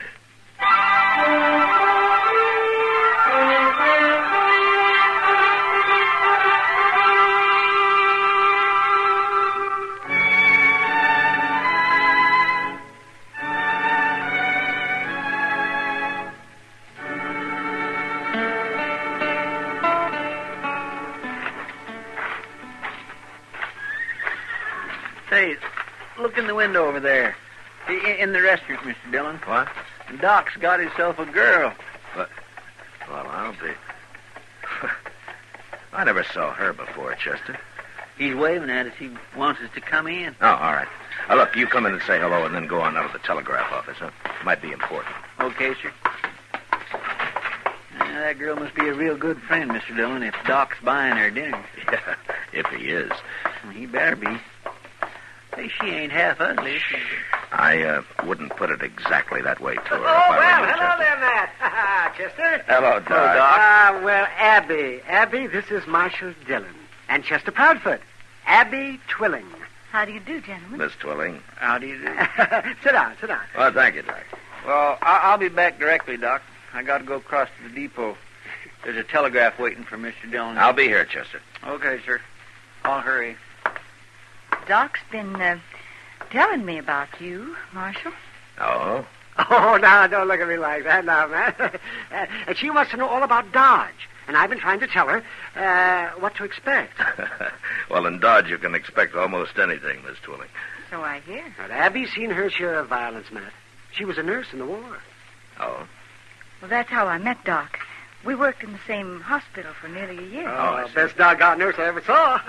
Yeah, I'm trying to talk her into settling down here. Oh, Dodge could use somebody like her. Are you moving on, Miss Twilling? Why, I haven't any plans, Marshal. I've been working in St. Louis, but it's lonely, and I got restless and decided to ride the Santa Fe as far west as it goes. I'm on sort of a vacation, you might say. Somebody on the train mentioned my name, and she looked me up right off. Well, it's been a long time, Doc. Oh, yeah, too long. Oh, you stay here, Abby. We'll keep you busy. Oh, yes, and who knows, maybe we'll even find you a husband. My, I'm sorry.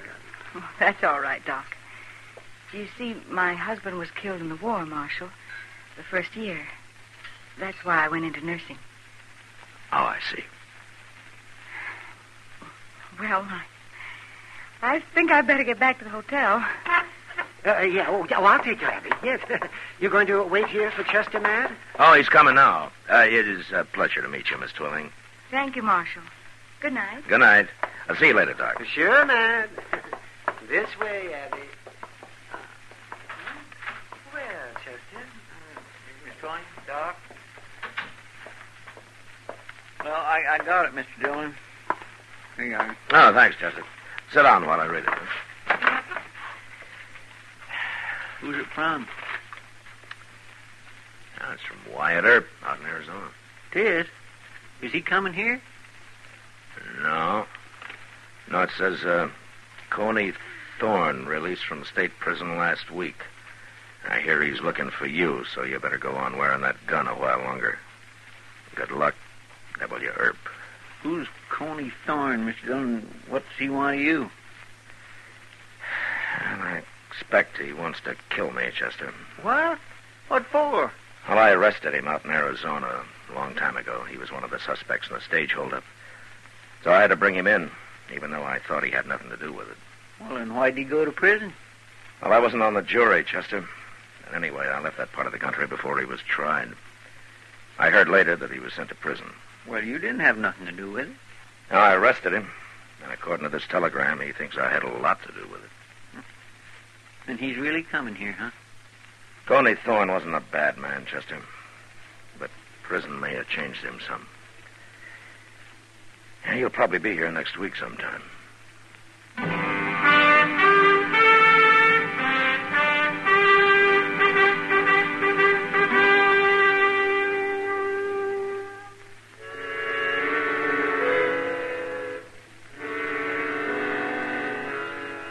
There were a lot of things I didn't like about being a lawman, and having to face a man who was out purely for revenge was one of them.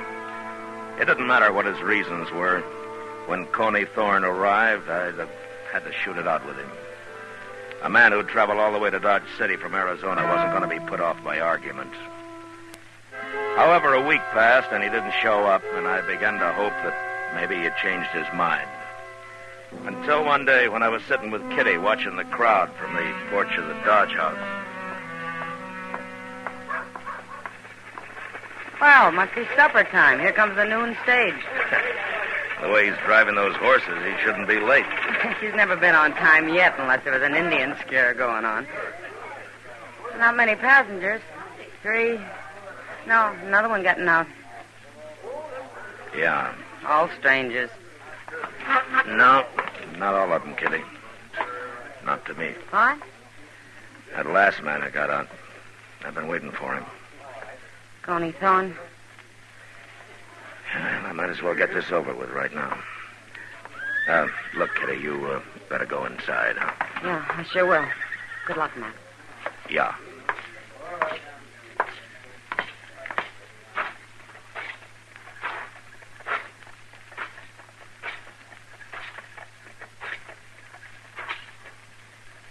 Hello, Coney. Dillon? What took you so long? I was expecting you last week. How'd you know I was coming? You must have told somebody. You got friends everywhere, ain't you, Marshal? I never thought you had anything to do with that holdup, Coney. I told you at the time I was sorry I had to take you in. I've been 5 years in prison, Marshal, no matter what you thought. I'm not apologizing. But you're free now, Coney. Why do you want to die? What makes you think I'm going to die? Well, a man in prison doesn't get much chance to handle a gun. You must be pretty rusty by now. A lot of ways to kill a man, Marshal. In the back? Think about it. Now, you've changed, Coney. You were a man once. 5 years in prison, Marshal, wasn't any good. Nearly went crazy. I would have till I got to thinking about who put me there. That saved my mind, kind of. Yeah, but you're out now. It's all over. No, not yet. I ain't going to fight you, Marshal. Not till I'm ready. Not till I figure out how to kill you. I'm going to make you go crazy waiting the way I done. And I'll sleep all the better knowing you're going to have one eye open every minute from now on. You're not the first man who's wanted to kill me. Maybe not. But I'm going to be the first to do it.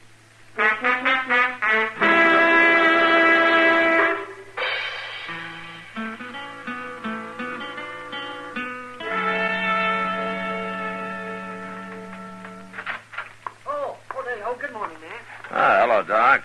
How come you're up so early? Well, I got a call last night, Matt, about 3 o'clock. A fellow of the Dodge House was keeping everybody awake. Huh? Well, it sounds more like they should have called me. No, he wasn't drunk, Matt. He was delirious. It was brain fever, most people call it. Oh?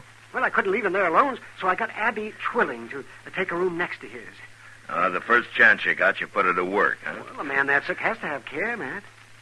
You talk like he's going to die. Not with Abby working on him. No, he isn't. Well, that's fine. Yeah, the man's name is Coney Thorne, Matt. What? Yeah, he won't be up and about for another week, though. Yeah, I thought he looked sick when he got off the stage yesterday. Well, he was. Well, maybe it was the fever that made him talk like he was planning to shoot me in the back. What's that? Yeah, that wasn't like Coney. He was never that kind of a man. Good morning, Mr. Dillon. Doc. Oh, good morning, Chester. Oh, where'd you get that mail at this hour? It ain't mail, Doc. It's a telegraph here, Mr. Dillon. Yeah, sometimes I wish they'd never invented the telegraph. But maybe it's Washington, Matt, offering you a raise. If they'd send me last month's check by mail, I'd be satisfied. Wow. Well, what is it, Mr. Dillon?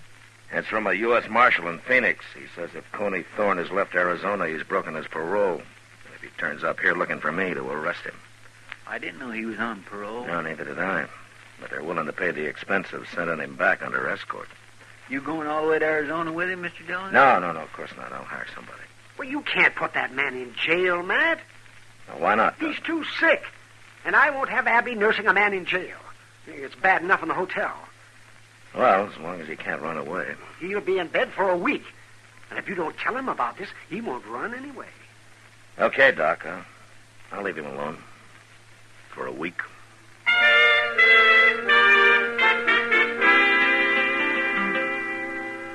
I kept track of Coney's progress through Doc. And the rest of Dodge did, too. Everybody in town knew he'd come there to shoot me, and it seemed like they were all waiting for him to get well and try it. And there were a number of men who would have been right happy if he'd done it. I waited for over a week, and he was still in bed. So finally, I went over to the hotel to have a talk with him.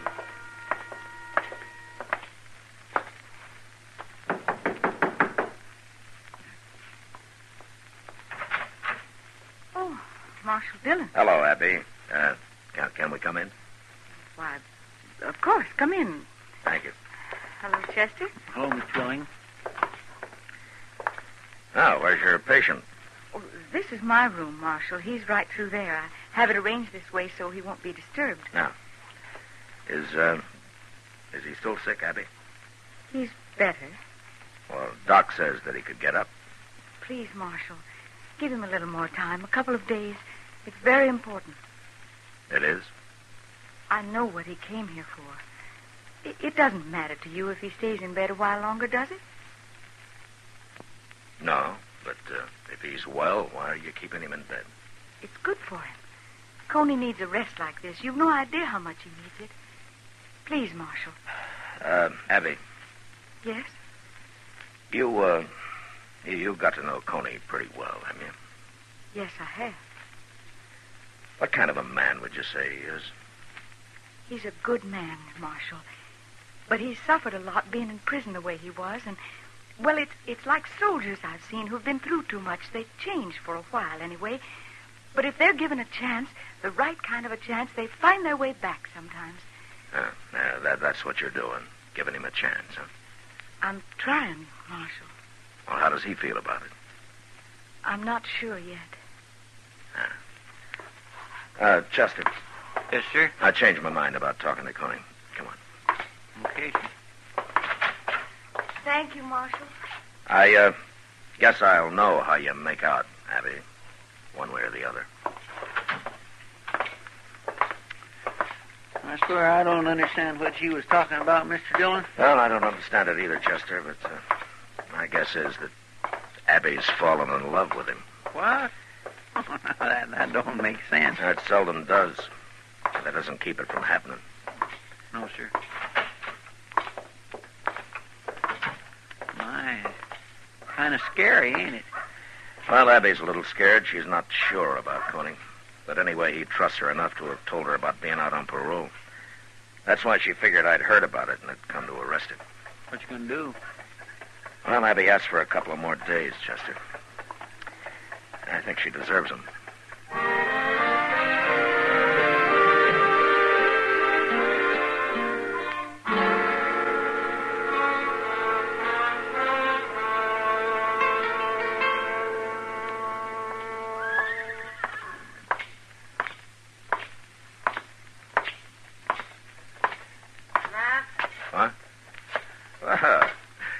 Evening, Kitty. I just coming in to say hello. Oh, the air's better out here, Matt.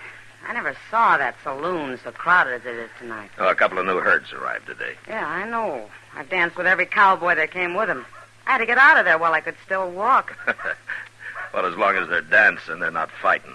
Oh? You ever dance with one of them, Matt? Is it that bad? Oh, Mr. Dillon? Oh, Miss Kitty. Evening, Chester. Mr. Dillon, right across the street there. I just seen Coney Thorne. What? Well, where was he headed? He was knocking on the front door of the stage office, and nobody didn't answer, so he went around back. I'll see you later, Kitty. Sure. Looks like Coney's trying to run off, Mr. Dillon. There's no stage till tomorrow morning, Chester. Besides, he doesn't know I'm going to arrest him.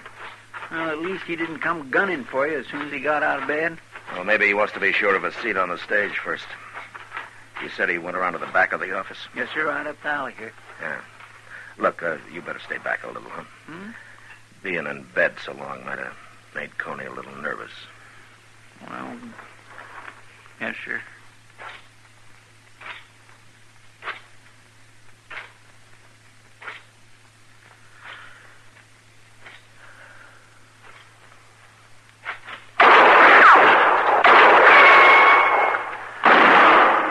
Chester!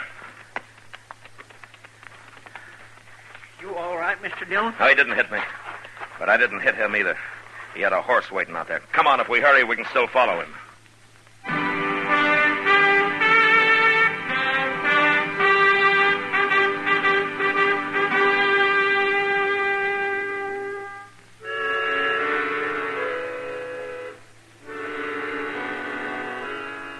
With the full moon to help us, Chester and I didn't have much trouble staying on Coney Thorne's trail once we hit it. We pulled up now and then and listened, and we could hear his horse running hard, not too far ahead of us. But he didn't run long. Coney had made a poor choice in the mount that he'd stolen and had sold on him within an hour. We found the horse standing riderless with his head down, his legs weak and quivering. That poor horse is plumb bedrock, Mr. Dillon. He ought to be shot. Now, never mind the horse, Chester. Let's find Coney. He can't be very far. There's no place to hide out here. There's something over there, Chester. Off to the left there. It ain't moving. Yeah, let's take a look. Look, you ride straight from here, and I'll come in on an angle. Okay, sir.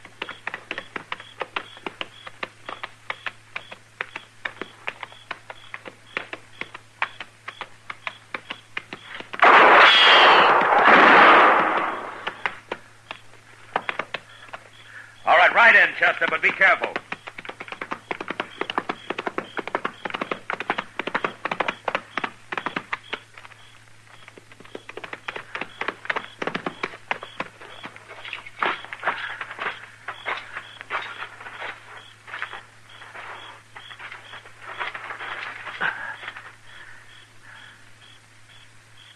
Is he dead, Mr. Dillon? I don't know, Chester, but he's all through shooting.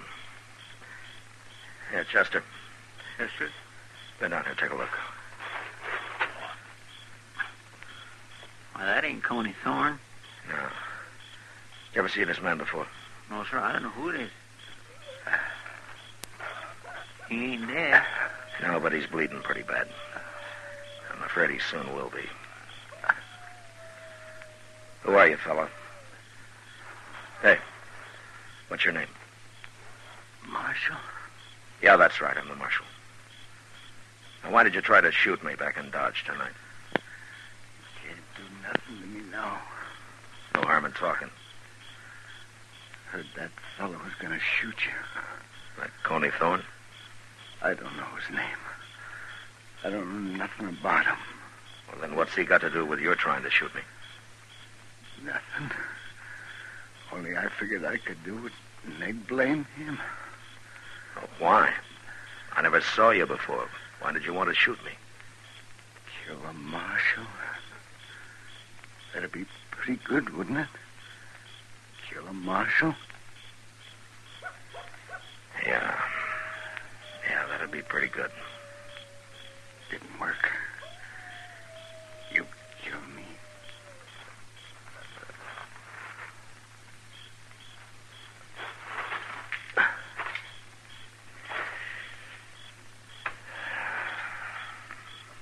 He's dead, ain't he? Yeah, he's dead.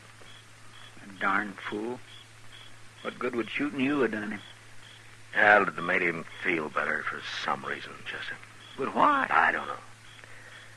That's the idea of shooting a marshal and getting away with it, I guess. He didn't have any more sensible a reason. No, sir.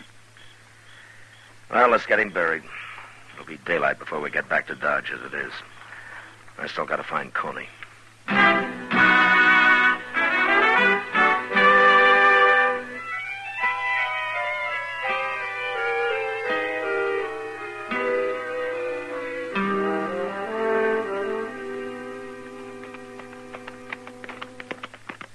There's the stage. Mr. Dillon is just about to leave. We got back just in time. Now, why would Coney be taking the stage? He hasn't finished his business here yet. No, but he was trying to get into the office when I seen him last night. By heaven, there he is. Yes, sir, and Abby, too. Now, what are they up to? Now, let's ask him.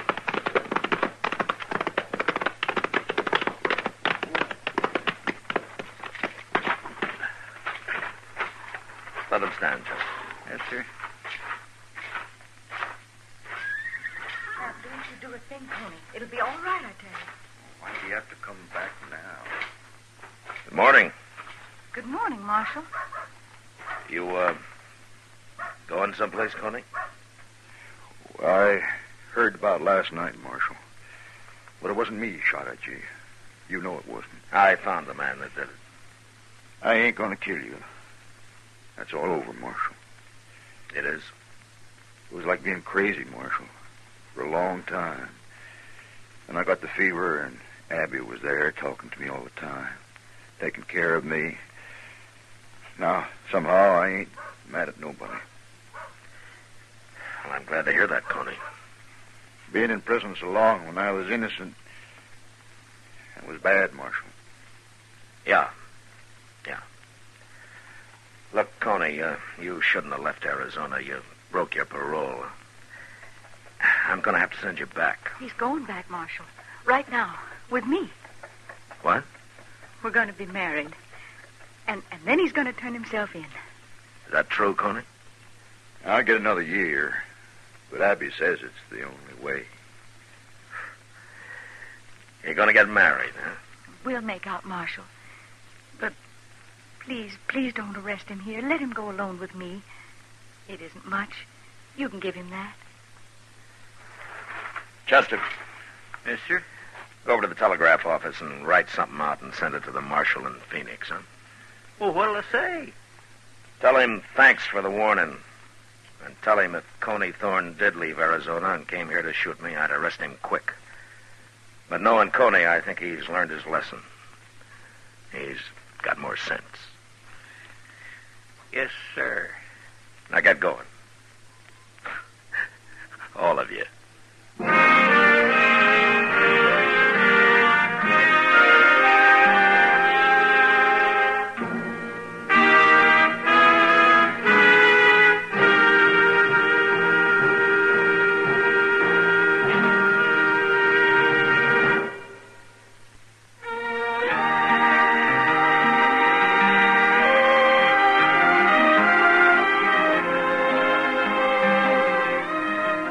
Gunsmoke, transcribed under the direction of Norman McDonald, stars William Conrad as Matt Dillon, U.S. Marshal. Tonight's story was specially written for Gunsmoke by John Meston, with music composed and conducted by Rex Corey. Featured in the cast were John Daner, Vivi Janis, and James Nusser. Harley Bear as Chester, Howard McNear as Doc, and Georgia Ellis as Kitty. Join us again next week as Matt Dillon, U.S. Marshal, fights to bring law and order out of the wild violence of the West in Gunsmoke.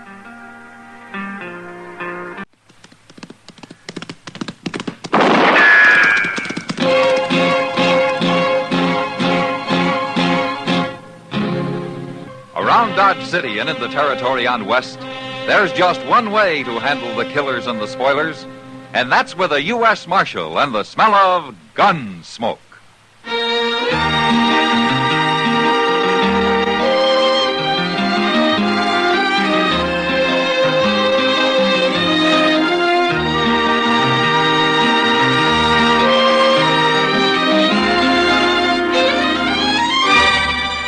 Gunsmoke, starring William Conrad.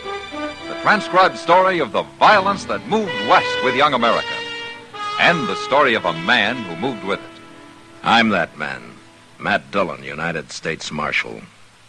The first man they look for and the last they want to meet.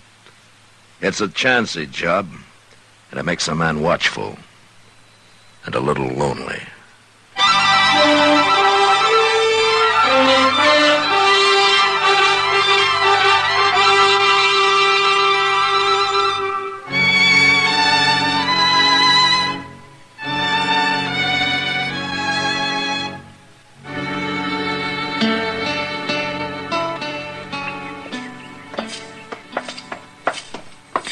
Fine day, Mr. Dillon.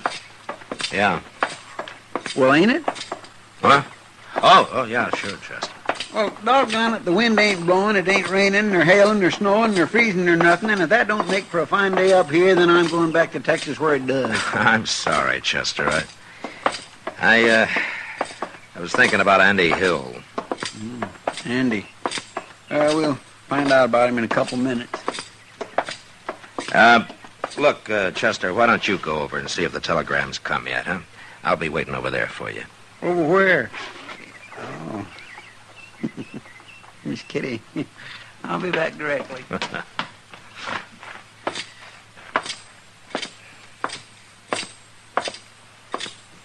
Hello, Matt. Hello, Kitty. Fine day, isn't it? Yeah. You got something on your mind? Chester's gone over to see if that sheriff down in Oklahoma territory sent me an answer yet. Oh, about Andy Hill? Yeah. Well, he's only wanted for robbery, Matt. I should think after you're telling him how he brought in a man wanted for murder, they'd be willing to go easy on him. And I hope so, Kitty. And especially since he's settled down here and making a good name for himself. If they'll take my word for it.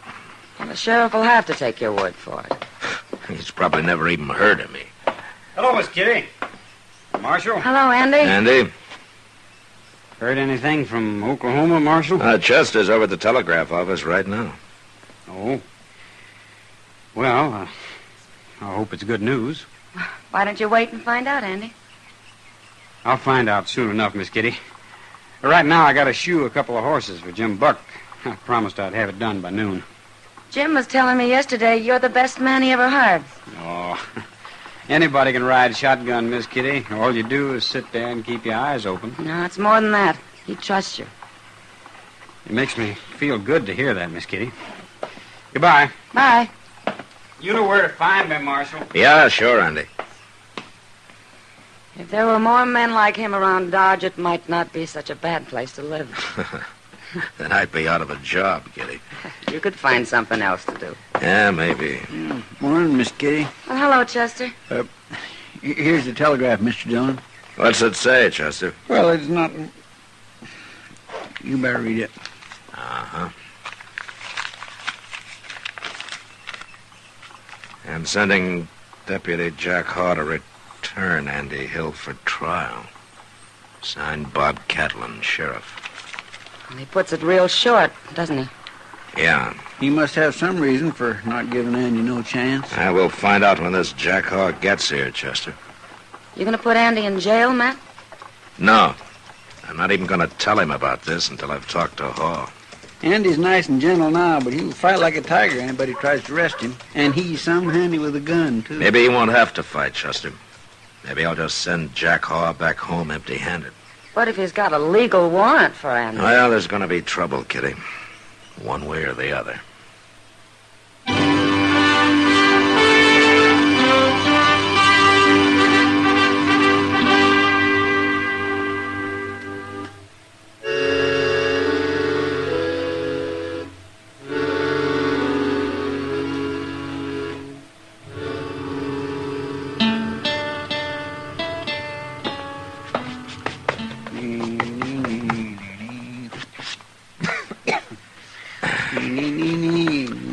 Chester, will you please stop dusting my desk? Well, but look at the... Marshal Dillon? Yeah, come in. My name's Hall, Marshal. Jack Hall. How are you? This is Chester Proudfoot, Hall. How do you do? We've been expecting you. Sheriff Catlin said he was going to send a telegram. Yeah, he did. You got Andy Hill locked up here? No, I haven't. No? I haven't seen a warrant for his arrest yet. I forgot. Here it is, Marshal. Signed by Sheriff Catlin himself. Uh-huh. That's a mighty fancy signature he's got. Well, looks legal. But, wait a minute. What is it, Marshal? This is a warrant for the arrest of Andy Hill for murder. Didn't Sheriff Catlin explain? No, he didn't. And I guess he figured it'd be better if I did. Well, go ahead.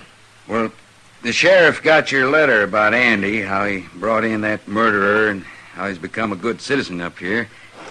And I think he was willing to forget that little robbery charge against him. Then why didn't he? A man was killed just before Andy left Oklahoma Territory, Marshal.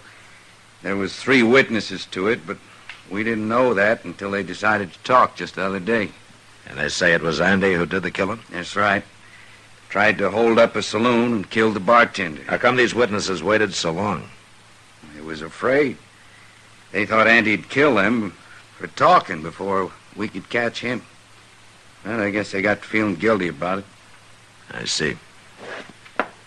Marshal, I think I know how you feel. You've come to like Andy. Most everybody does, till they really get to know him. The boy's a liar to begin with, a real clever one. He can usually talk his way out of anything, just like his brother. His brother? His brother murdered a man, too, Marshal, about a year ago. Oh, I see.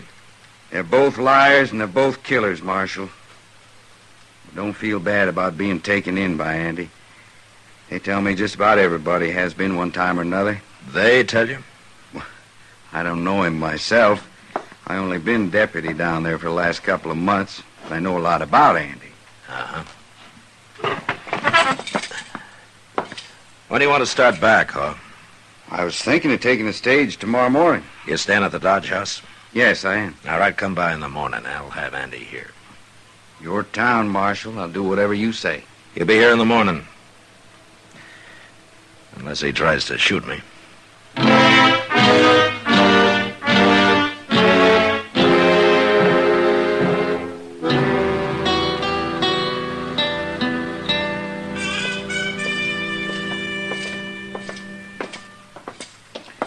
It's kind of hard to believe, ain't it, Mr. Dillon? Yeah. Holly ain't got no reason to be lying, I guess. No. And after all you've done for Andy, and he's nothing but a common killer.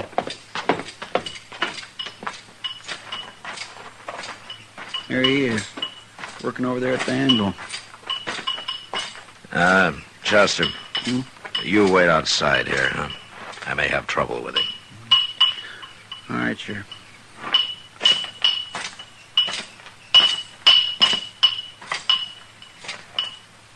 What are you doing here, Marshal? Sheriff Catlin sent a deputy to take you back to Oklahoma territory, Andy. What? They want you for the murder of that bartender. Bartender? What are you talking about? You might as well admit it, Andy. The 3 witnesses have already talked.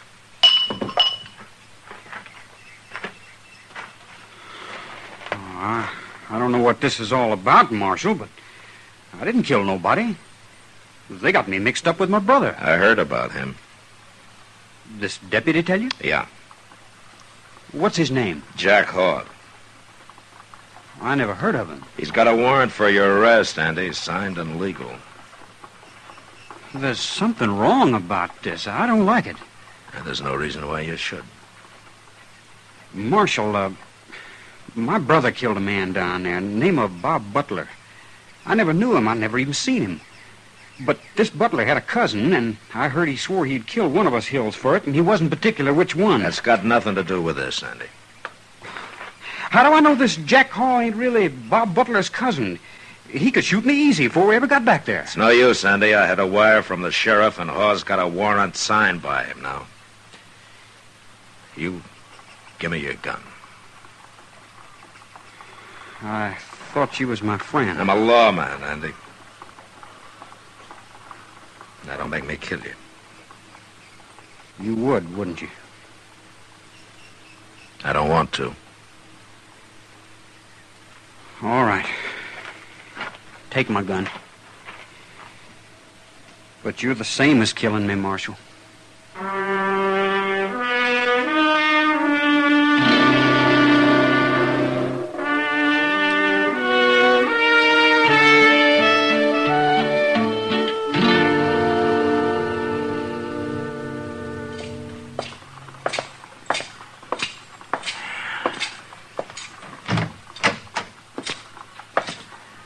Morning, Chester.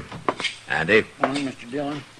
Mr. Dillon, Andy just won't say nothing. Not a word. Well, maybe that shotgun you're holding on him's got something to do with it. Well, I didn't want him to get away just because I let him out of his cell. He won't get away. Morning, Marshal. Chester. Good morning. Mr. Haw. Well, this the prisoner? Mm-hmm, that's him. Andy Hill. Heard a lot about you, Andy. Feel like I know you real well. He's not talking much, huh? No? Well, he'll talk at his trial. If there is a trial. What do you mean? Of course there'll be a trial. Will there? Andy thinks maybe you're going to shoot him on the way back, huh? Why would I want to shoot him? He thinks your name might be Butler. Butler? Well, that's the man Andy's brother killed. He says Butler had a cousin. And if this cousin swore he'd get one of the Hill boys for it. Either one. It's true, Marshal. I've heard it myself, but well, there's something Andy doesn't know. Butler's cousin was killed in a saloon brawl about a month ago. I was with Sheriff Catlin when he arrested the man who killed him. Well, there you are, Andy. You see, you got nothing to worry about. You'll get a trial. You'll get a fair trial. Right now, we better get going. Stage leaves in half an hour. You gonna handcuff me? No. Not here, not in Dodge. I don't want to cause you no embarrassment, Andy. I'm going to take you back, but I'm going to make it as easy on you as I can. There, you see, Andy? Oh, ain't he a nice fella? Let's go. Goodbye, Marshal. Thanks for your help. Goodbye. Goodbye, Chester. Goodbye, Mr. Haw. Goodbye, Andy. Marshal, Yeah, Andy. I made a mistake. Oh? I should have fought it out with you when I had a chance.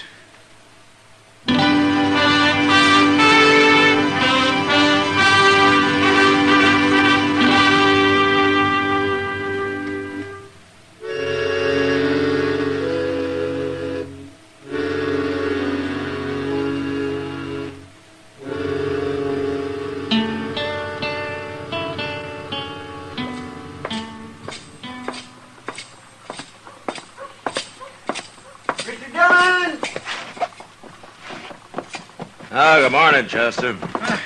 Morning, Mr. Dillon. You had your breakfast yet? Well, that's where I'm headed right now. Well, if you'll stop in at the Dodge House with me for a minute, I'll go with you. Okay, fine. What's going on at the Dodge House? Well, a fellow who was rooming there borrowed some money off me last night. He said he'd pay it back this morning. Oh, I see. It oughtn't to take but a minute, Mr. Dillon. He said he'd have it waiting for me. He's going to leave it with the clerk here. Good. Oh, morning, Marshal. Chester. Morning, Avery. Avery. What can I do for you, huh? Did Sam Adams leave some money here for me? Money? Oh, no. No? Well, where's he at? Well, he paid his bill and left about an hour ago, Chester. He left? Where'd he go to? I don't know. He got on his horse and rode out of town. Yeah, but now he couldn't. He owed me some money. I don't even know where he's from. Sorry, I can't help you, Chester. Now, wait a minute, Chester. Don't get excited. Let's take a look at the register here. It ought to say where he's from. Well, they don't always put that down, Marshal. Most of them just sign their names. Well, we'll take a look anyway. Gosh. Yeah, you're right. Most of them do just sign their names. Yeah, sure. Jack Hall. Jack Hall. What's the matter, Mr. Dillon?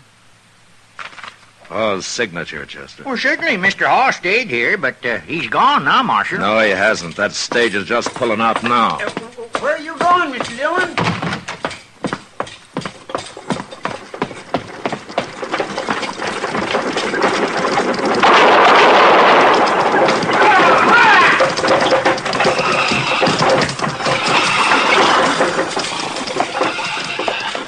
What's the trouble, Marshal? I want to talk to one of your passengers, Jim. Sure, I'll wait. Now, what is it, Marshal? What'd you stop us for? I got something to tell you, Hawk. Get down. Okay. You too, Andy. Come on down here. Sure. What do you want him for, Marshal? What's this all about? Stay in here, Jim. You can get moving now. No, you wait. Get moving, I said, Jim. Now, what do you think you're doing, Marshal?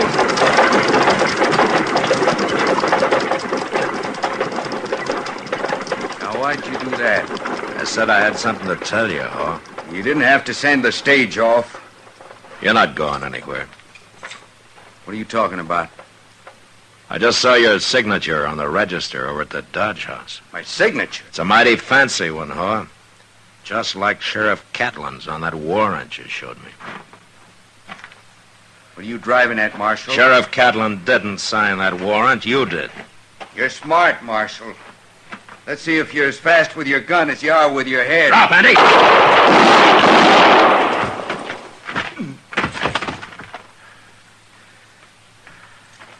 You hit, Andy?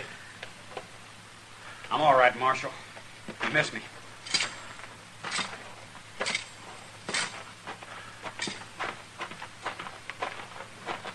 Well, he's dead, Andy. He'd have killed me if you hadn't shot him, Marshal. Yeah, he was a real feuding man. Your brother killed his cousin, and he was willing to die right here if he could only take you with him. Yeah. And he is probably a deputy, though. That's how he got hold of my letter to Sheriff Catlin. Sure. Catlin probably never saw your letter. Yeah. Well, Andy, tell you what I'm going to do. I'm going to write him again. And this time, Don't think you're going to have any trouble.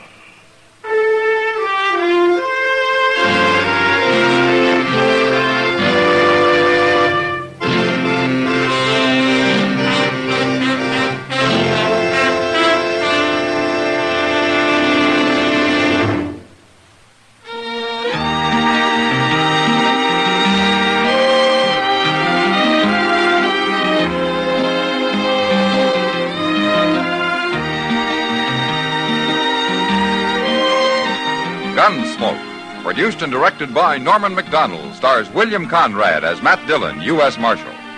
Our story was specially written for Gunsmoke by John Meston, with music composed and conducted by Rex Corey. Sound patterns by Tom Hanley and Bill James. Featured in the cast were Sam Edwards, Vic Perrin, and Joseph Kearns. Harley Bear is Chester, and Georgia Ellis is Kitty.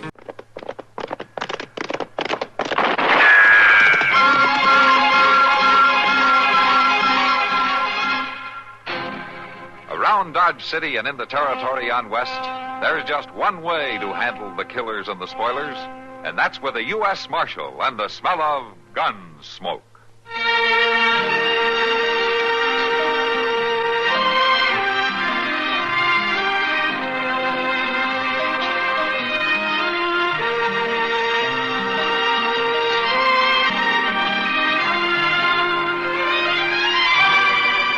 Gunsmoke, starring William Conrad, the story of the violence that moved west with young America, and the story of a man who moved with it. I'm that man, Matt Dillon, United States Marshal. The first man they look for and the last they want to meet. It's a chancy job, and it makes a man watchful and a little lonely.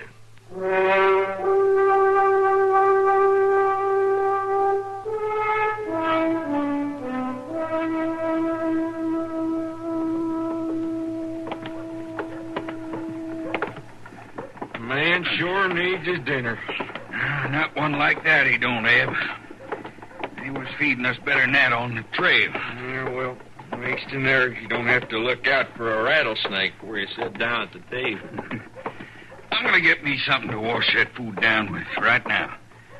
Maybe that'll help. This place looks good enough.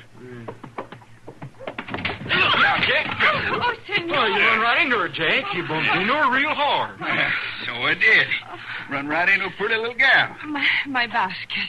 I must have my basket. Oh, you don't need to worry none. But the eggs. I caught the basket, all right.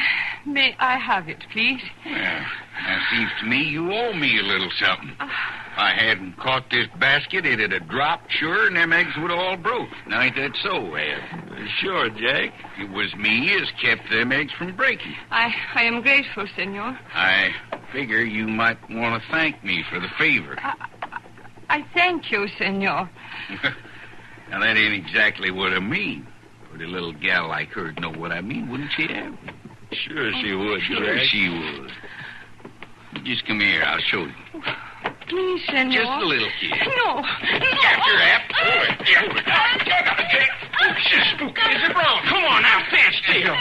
A little kiss ain't hurt you none. Sure not. Why, all you black-eyed little gals been kissed plenty times now, ain't that right? Come on now. It ain't no different with me. Come on. I will not kiss you.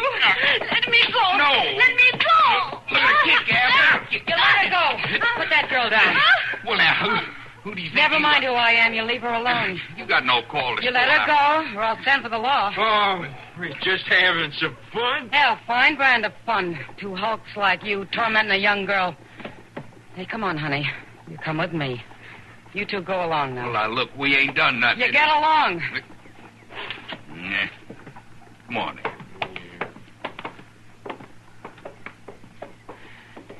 Senorita. Kitty'll do. Those men,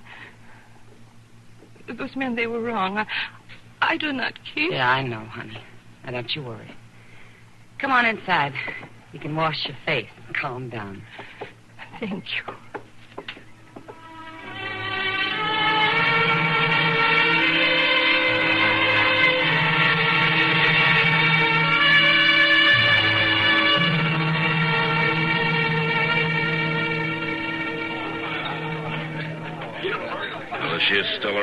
Kitty? I left her up in my room, Matt.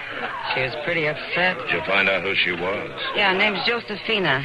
Josefina Ramirez. Yeah? She and her father taken over the old Grimes place west of town. Oh, that's a pretty run-down outfit, as I remember it.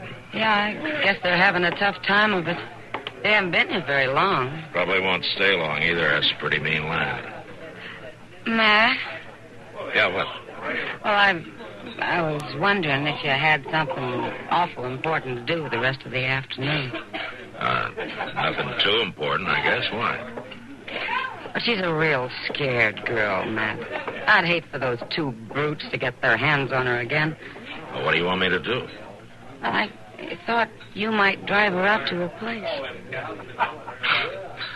You think chaperoning young girls home is part of my job? No, Matt. All right, Kitty. I'll be glad to do it.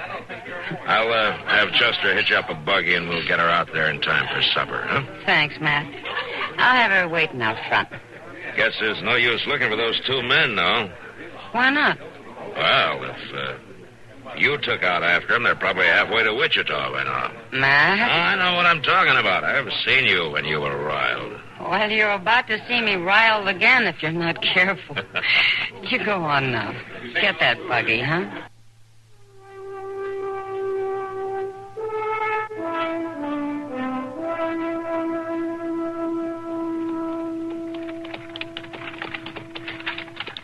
I think we can catch us a shortcut along here pretty soon, Mr. Dillon. Is that right, Josephina?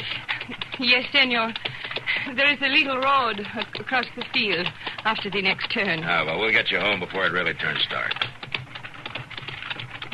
Senor? Uh-huh. I would thank you, senor, if you would let me off here at the little road. Well, that's an awful long walk for anybody, Miss Josephine. I would like it. You don't want us to drive you all the way home, huh? No, senor.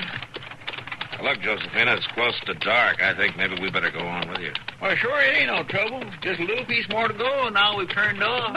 But you do not understand. Out there behind them rocks. Get on in the wagon, Josephina. Chester, jump off and cover him from your side. Wait, Hey, come back here. You'll be killed. It's not the one that will be killed, senor. Oh, father, do not shoot again. Put down your gun, you crazy fool. Come no closer. Josefina, step here with me. What's going I'm very still, senor. Father, you are wrong. Come up here with me, as I say. These men are not like the others. They have not bothered you? No, father. They have brought me home so I would be safe. I will talk to them. Why don't you put your gun down? I talk better that way. Tell me who you are, senor. He is the U.S. Marshal at Dodge City. Oh. The man who uphold the law. Well, I try to. Now, who are you? Oh, my name is Senor Miguel Ramirez.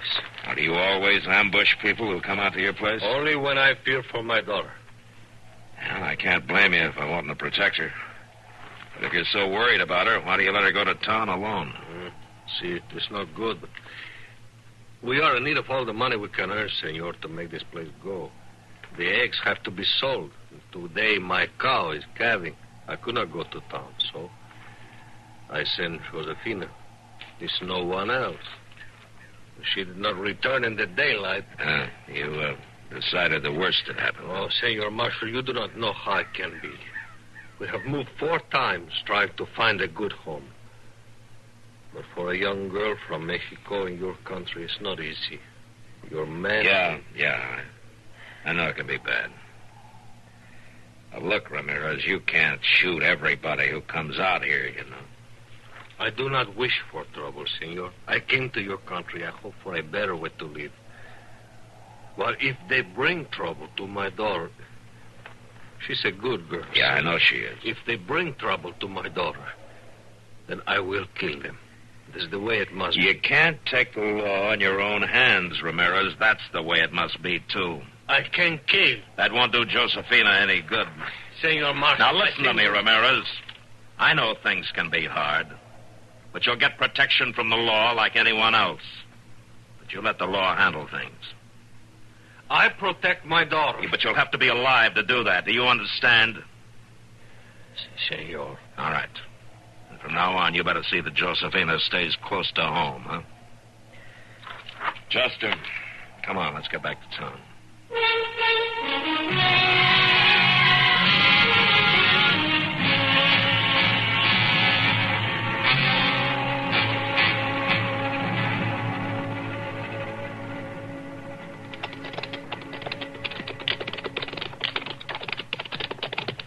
Here's where she lives, Hap. Here's the Mexican's place. It ain't much. Sure ain't. You stay here. I'll go in and get the girl. Now, get off your horse. Hey, it's old man. He got a gun. There's no need for the gun, old man. We just come to pay a little visit to your daughter. You get off my land. We just come to pass the time of day? Yeah. We seen her in town yesterday. Figured we'd like to see more of her. I'll order you once more. Turn your horse. Ride back. Now, it seems to me you'd take kindly to us coming to call. We're a lot better than your girl's been used to, and we got money. So, shoot, watch out, old man. Next time I don't waste a shot in the air. Now you go. Look at here, you old... Come on, let's get out of here.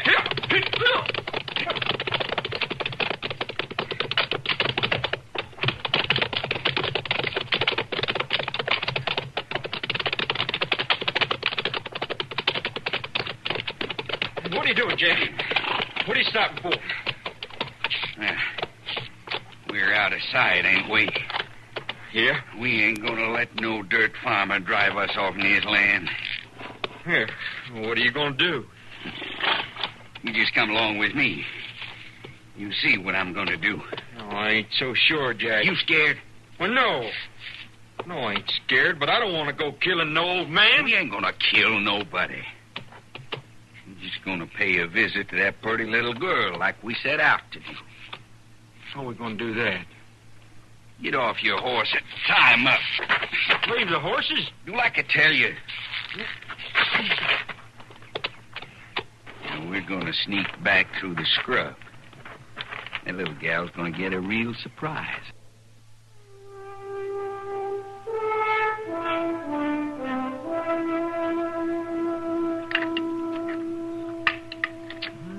Now then, Doc, you don't think food like this can hurt you, huh? Well, I've got a theory about it, Matt. It better be good. Possibly scientific. Now then, I have done a lot of research on it at considerable personal risk. Oh, is that so? Yes, by eating the food myself. And I've come to the conclusion that you build up an immunity to terrible slop like this. And your stomach gets even stronger. Are you the doc? Yes. Yes, I'm the doctor. You gotta come, Doc. We've got a gal out there in the country. Oh. Speak up, man. Speak up. Ain't he the marshal? Of course he's the marshal. Yeah, I'll wait and see you alone, Doc. I think I better know about any girl you got out in the country. Well, it really ain't nothing bad. Just bad enough to need a doctor in a hurry, is that it? Who is she? Oh, just a little Mexican gal? From the Ramirez place? Well, yeah. What happened to her? Well, I don't rightly know, Doc. My partner and me, we're just having fun with her. She fell down. Hit her head, I guess. She ain't moved since. Come on, Doc. I'll get Custer and we'll ride along with you. Sure, man. Come on, you. Sure, Marshal. Yeah, I'll lead you right out there. You bet you will.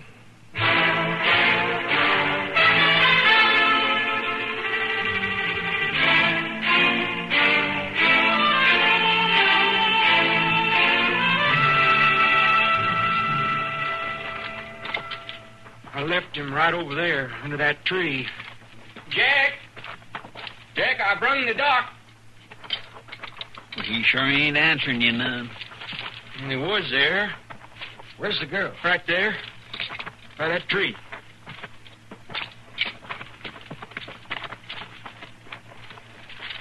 Josephina. Josephina. Do not touch me. Oh, my head. It hurts. It's Marshal Dillon, Josephina. Doc Adams is here, too. Yeah, let's see now. Chester, would you hold the lantern? Sure, Doc. You just lie still, Josephina. This isn't going to hurt.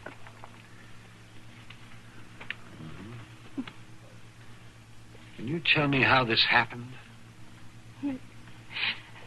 They were after me, Doctor. They were waiting for me in the dark. There. It's going to be all right. They dragged me out in the field with a big hand over my mouth, and I fell down. I fell down. She wouldn't have got hurt none if she hadn't have been fighting so. Well, she kicked me something fierce. Dear me, ain't that a shame. I think she's all right, man. She hit her head a good crack, but she'll be all right. Can we move her, Doc? Yes, I think so. Won't hurt her. I'll take her home in the buggy. I better go along, too. Her father isn't going to be easy to deal with. I don't see why he should be. Custer, you take Ab back and lock him up, huh? We'll hold him till we're sure the girl's going to be all right.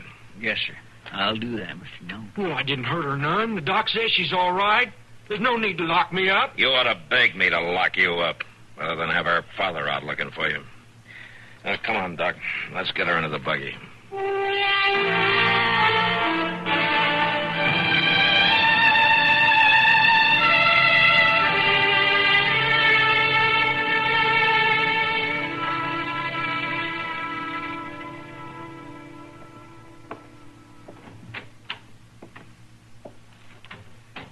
She's sleeping just fine. Now, you see that she gets a lot of rest for the next couple of days, Ramirez. She's all right. How did you hear him, Ramirez? The doctor says Josefina's all right. She just needs a little rest. I heard the words, Marshal. Yeah, sure. I'll wait for you out in the buggy. Yeah, all right, Doctor. I'll be along in a minute. Ramirez, I want to say a couple of things to you. Hey, Ramirez, are you listening? I will listen. Good. Because I'm not asking you to do anything. I'm telling you. Now, you let me handle this. Your daughter's all right, and we got the man locked up. There were 2 men, Senor. I know. And we'll find the other one, but you let me handle it, do you hear? You can't take the law into your own hands. Now, do you understand me? I hear the words. Well, you better hear them. And you better remember them.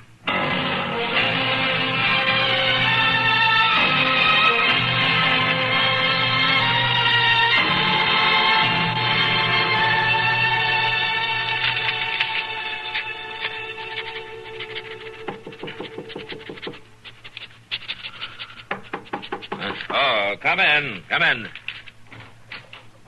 Hello, Ramirez. Well, folks don't usually bother to knock at this office. You, Marshal.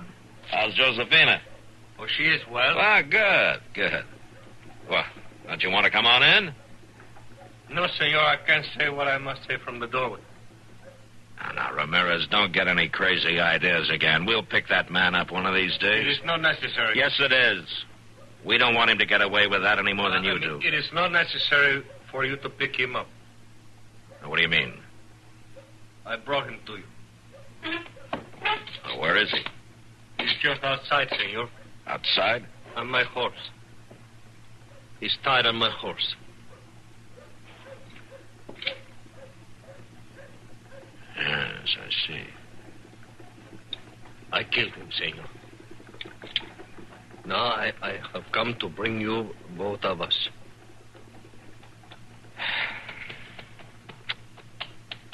Yeah, you just had to do it, didn't you? Senor Marshal, the law of a man's honor, that has to be in his own hands. Well, I'm sorry, Ramirez. I'm sorry it had to be this way.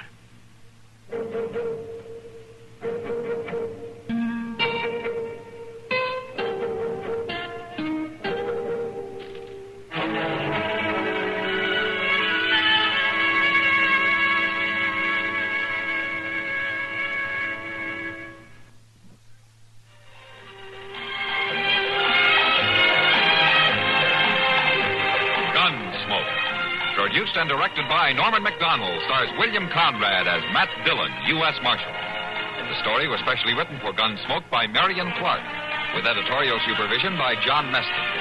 Featured in the cast were Lynn Allen, Lawrence Dobkin, Vic Perrin, and Dick Crenna.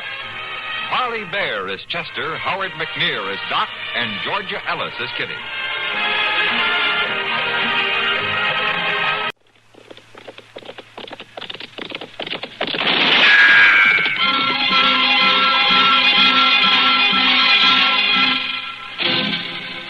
Dodge City and into territory on west, there's just one way to handle the killers and the spoilers, and that's with a U.S. Marshal and the smell of Gunsmoke.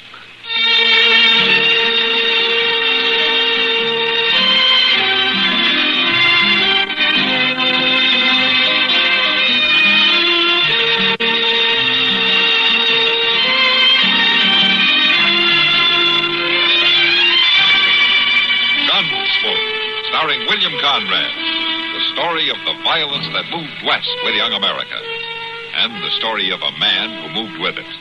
I'm that man, Matt Dillon, United States Marshal. The first man they look for and the last they want to meet. It's a chancy job, and it makes a man watchful and a little lonely.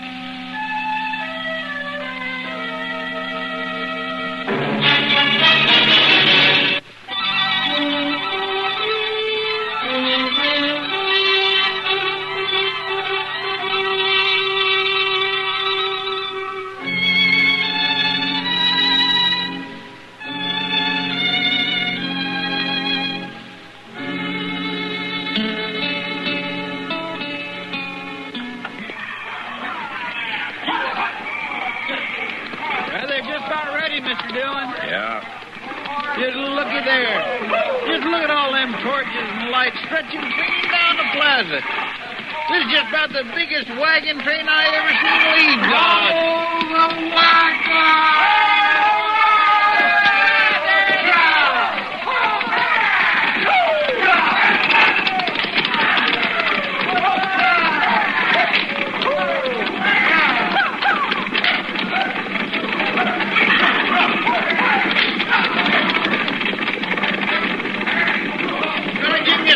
Makes me want to go to California, too, Mr. Dillon. Well, then why don't you?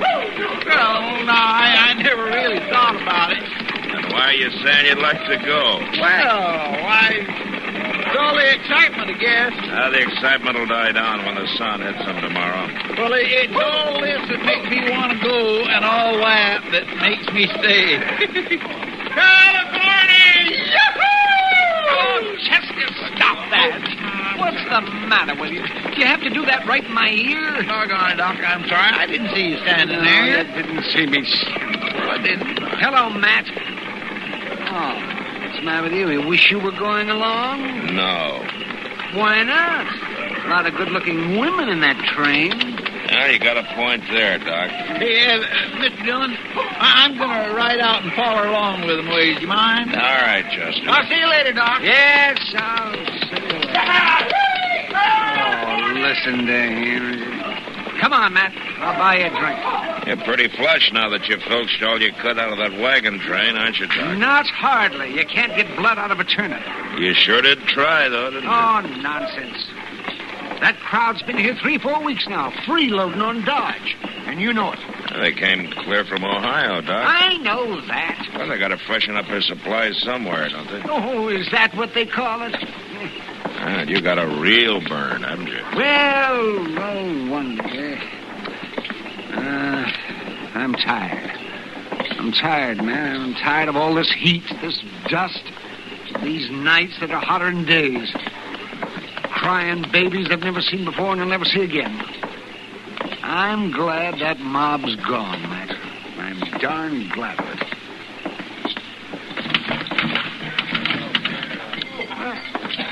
Who broke all those glasses? Sam, we got nothing left around here. Hello, Kitty. Oh, You well, feeling it, too? if you're asking me, am I fed up?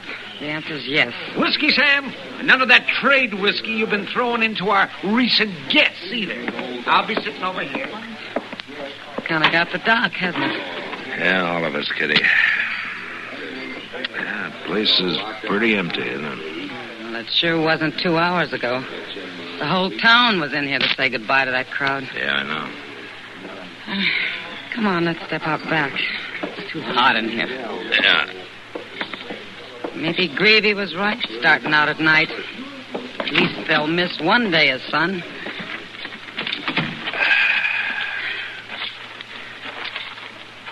Matt, what do you think? About what? The chances. Some of them will make it. Some of them won't. It always bothers me to see them. Why? Oh, I don't know. They're so fresh and eager when they hit Dodge. They think they've already been through it. They've forded rivers. They've seen a few blanket Indians. Their kids have had the fever. But they don't know what's waiting for them out there on the high plains. Yeah, that's what's biting Doc, too. They think it's going to be Ohio to Kansas all the way. And you can't tell them any different. Kitty. Yeah. Look, you and Doc, there's nothing you can do for him. Oh, Matt, I'm sorry. I'm restless. I think I'll go back inside. Oh, Kitty, Yeah, Matt. take good care of Doc, will you? Yeah, I will.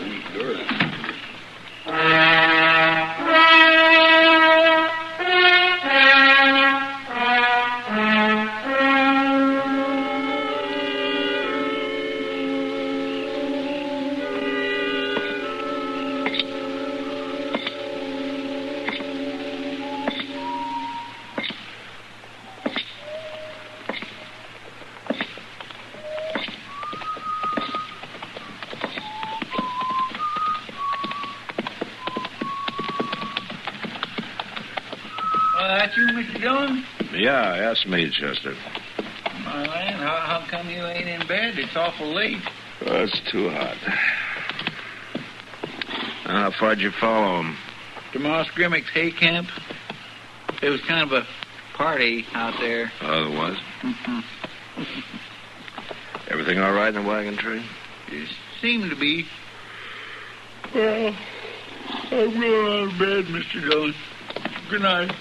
Good night, Chester.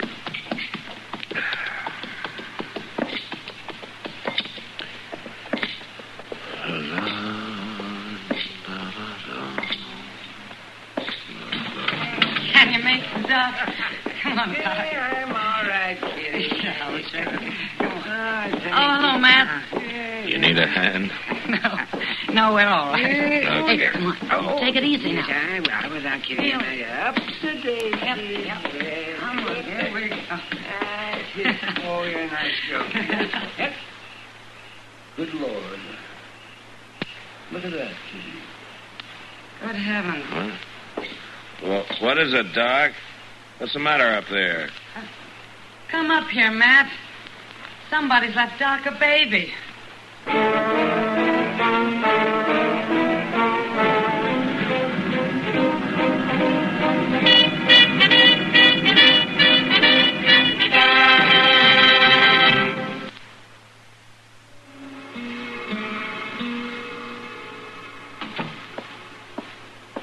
They all right, Kitty? Sure. Both of them. They're asleep. Yeah. Doc was sure feeling his liquor. But he still insisted on checking that baby before I could get him to lie down. Yeah. Imagine, Matt. It's a girl. She's awful little. Kitty, Never take another drink.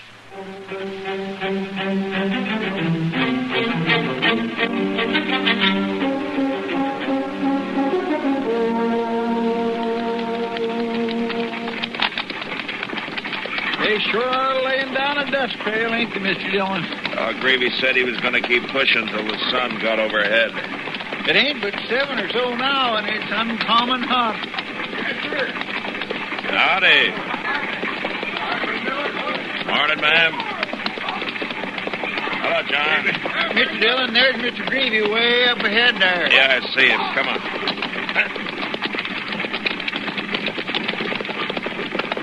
Hey, Greavy! Mr. Greavy! Hey, Marshal Dillon. Yeah. What brings you way out here? I want to talk to your people, Greavy. Can you hold them up a little while? Hold them up?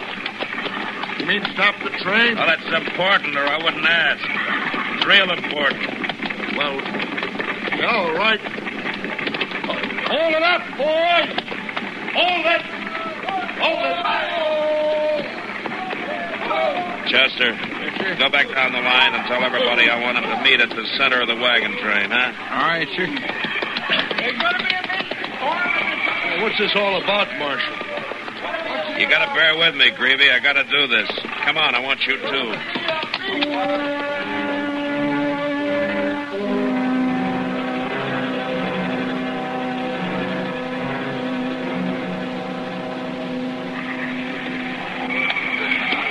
All right, folks. Settle down. Folks, please. Hey, you all know Marshal Dillon. Now, he won't tell me what this is all about, but he says he wants to make a speech. Well, Mr. Greavy's wrong about that. The speeches were made last night. Now, Dodge was glad to have you folks, and we all wish you well. But what I've got to say is only for one person, or maybe two. I'm talking to the woman who left her newborn baby at Doc Adams last night. Now, all I can say to you is that you better think on it, whoever you are, because California's a long way from Kansas. It's too long if you start to regret it too late. Now, I'm not interested in bringing charges against anybody. So why don't you think it over before it is too late, huh? Thank you. Well, that's all, Greavy. Thanks very much. Come on, Chester.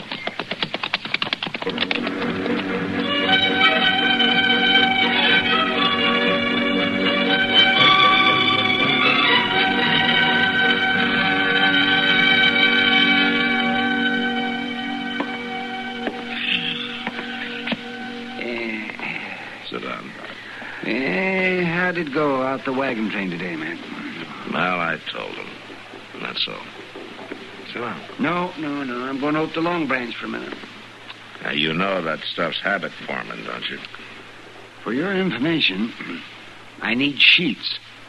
Torn bed sheets. Oh.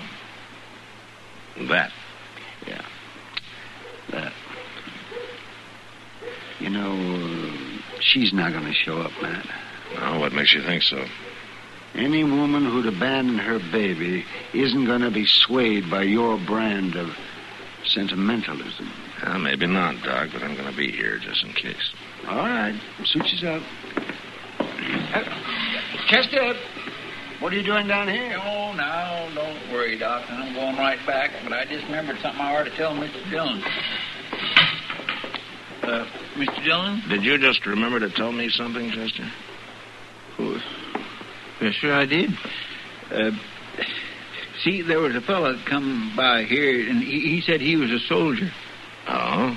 Yes, sir, it seems he just got his discharge. Well, what did he want? Well, he was asking about the wagon train. See, he thinks maybe his wife was with it. His wife? Yes, sir, he was supposed to meet her farther out at Cimarron Crossing, but he got to Dodge sooner than what he expected. Well, what did you tell him? Well, I told him they was long gone, but he could catch up with them easy, and so he rode off.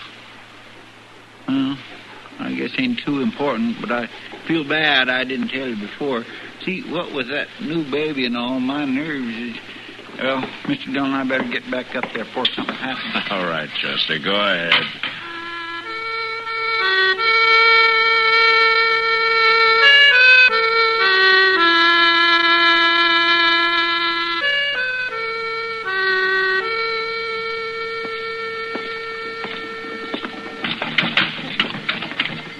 Matt, over here.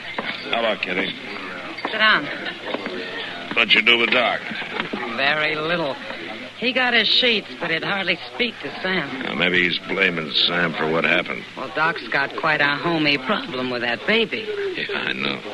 What are you going to do, Matt? Oh, let nature take its course, I guess. You always were an optimist. Well, in my business, I have to be. Say, Kitty, could you get me something to eat? Sure, Matt. Mr. Dillon? Yeah, what is it, Chester? She's here, Mr. Dillon. Huh? That little baby's mama is waiting for you over at the office.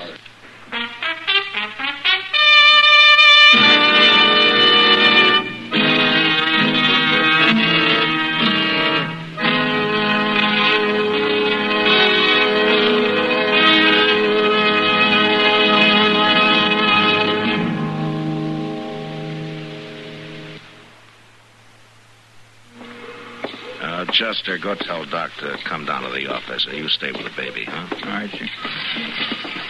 Oh, this here is Marshal Dillon, ma'am. I'm Mrs. Bailey. You were with the wagon train, weren't you, Miss Bailey? Yes,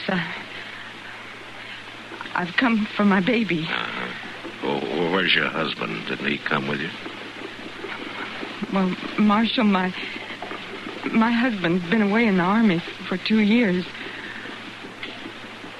Oh, I see. That's why I left my baby. Yes, Matt? This is Dr. Adams, Miss Bailey. Oh, well... Matt, can I have a word with you? Well, right now, Doc. Right now. Marshal, I'm Clint Bailey. I rode all the way out to that wagon train. Jenny. Clint. Oh, hello, Clint. Good to see you. Marshal, this is my husband. But what are you doing here? Now, something wrong? Jenny, what is it? Marshal, you tell him. Mr. Bailey, your wife came for her baby. Came for a baby? What do you... Jenny. She could have left it, but she didn't. Is it true, Jen? Well, is it? Yes. But, Jen, we never had kids. All the years we've been married. I know, we never... Clint, it wasn't for me not wanting them. Well, what is this baby? It's a girl. Girl. Well, that's good. That part's good. Can we keep her, Clint?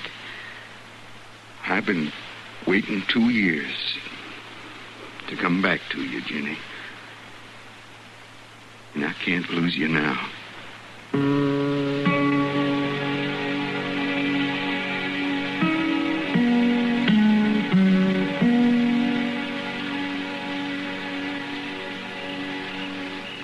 Say, Doc, you sleeping?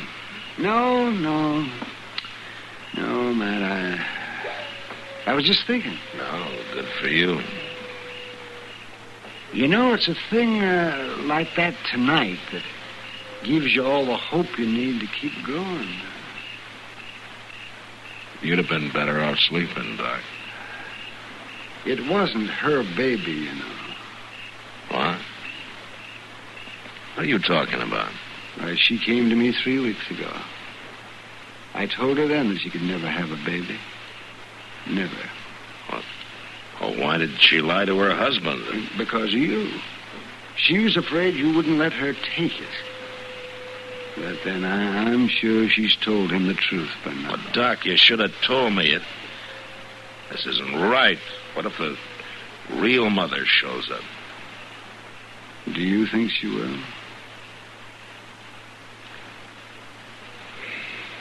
No, Doc. I don't. Can I buy you a drink, man? Just one, of course. Just one? I think that'd be fine, Doc.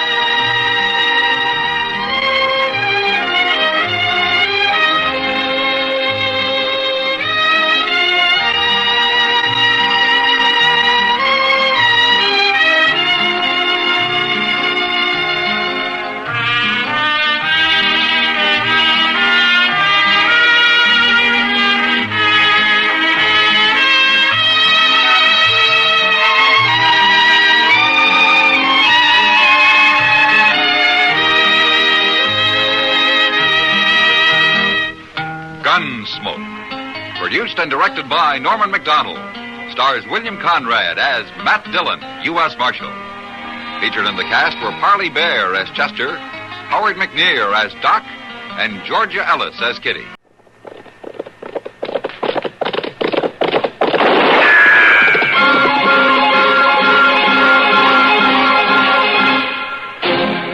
Around Dodge City and in the territory on West, there's just one way to handle the killers and the spoilers, and that's with a U.S. Marshal and the smell of Gunsmoke.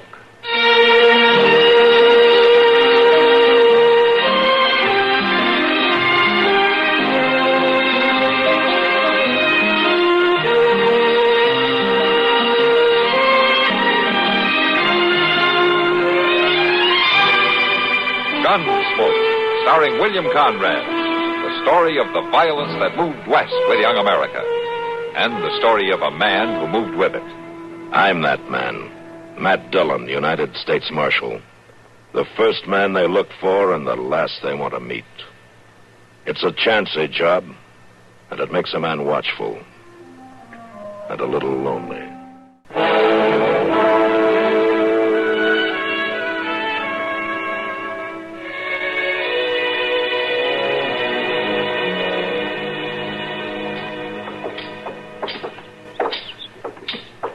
You don't have to come with me, Chester. I'm coming, Mr. Dillon. I'm keeping up as best I can. Well, if that's all the gumption you got, you're better off back at the office. Well, just let me rest a little bit, Mr. Dillon. What's the matter? Are you sick? I just ain't got no spunk to me these days. What, have you seen Doc? Oh, land, no. Last time I asked him to give me a tonic, he wanted to charge me a whole $1 for it. And at that, he wouldn't make no guarantee he'd cure me. Look, Chester, I'm only going to the telegraph office. There's no need for you to come along. No, I don't want to shirk my job. Will you go back to the office and lie down? I couldn't do that, Mr. Dillon. Lying down's the best cure I know for being tired, Chester. No, sir, it ain't. Pardon me. That's one of the worst things a body can do. Lay himself down when he's tired. It isn't. 'Tis for me. I get to hear myself breathing so hard, owing to how tired I am. And it just clean wears me out listening to me breathe. Well, no, I do declare. What? Look yonder. There's that nice little Miss Curtin loading her wagon over to Jones's. Yeah? Now, where at is Rob Curtin? He ain't loading up his own wagon. Well, I don't know, Chester, but Well, you may be able to stand by and watch a lady do a man's work, but it's something I just cannot abide. Poor little thing like that. Lifting and hefting them big, heavy things. Now then, Miss Curtin, you just leave them feed sacks to us. Miss Curtin? Oh, Marshal, Chester. Oh, they are mighty heavy. For a little bit of a thing like you, maybe, but for me,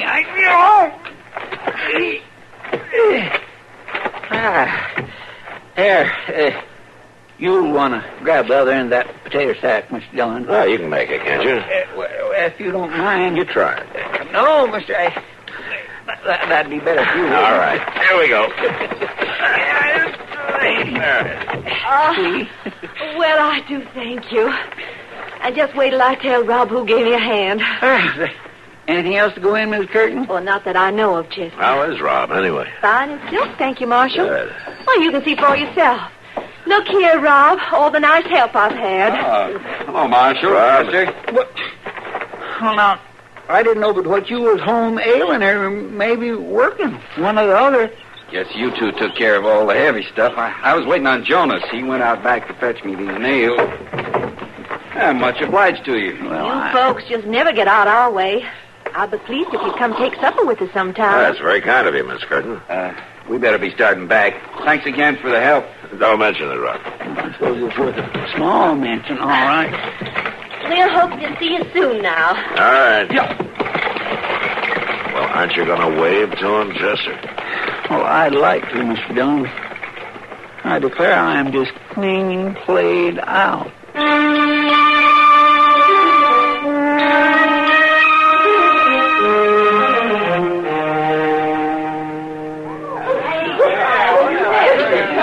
Matt, do you know the sheriff, what's his name, Matt? Stringer? No, Doc, I don't know him by name. Might know him by sight. In Miami, Texas. Now, that's a new name on me. That's town of the Panhandle. Last time I rode through it was too small to have a sheriff. Guess the cattle drives have fattened it up some. Yeah, let me see that telegram again, will you? Oh, yeah, sure. Well, let me see here. It says, bringing prisoner in, need your help, meet afternoon stage. And it's signed Ab Stringer, Sheriff. And it's Miami, Texas. Yeah, that's what I thought, yeah. Something wrong? Well, it doesn't say anyone's wounded, or it doesn't say anyone needs a doctor. No, but it says he needs help. If he's had trouble, somebody's likely to be hurt. Well, that fellow there is the last passenger they had. I sure didn't see two men get off together. No, I didn't either, but that one's wearing a star. You Ab Stringer, mister? Well, you're bound to be Marshal Dillon. Yeah, that's right. This is Doc Adams. Proud to meet you, sir. Yes, sir. How did you do, Well, where is he, Stringer? Where's who? The telegram here says you're bringing in a prisoner. Do you mind if I look at that? No, go right ahead. Thank you. Well, I declare. Oh, I do declare. Well, one thing, he got my name right. I got to give him that.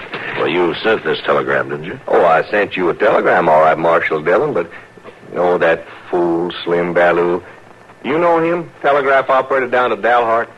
No, I can't say. Well, I've known him. I've known him years, We were jawing about me taking a fella prisoner, all right, and I guess that's what blew old Slim off of the track. No.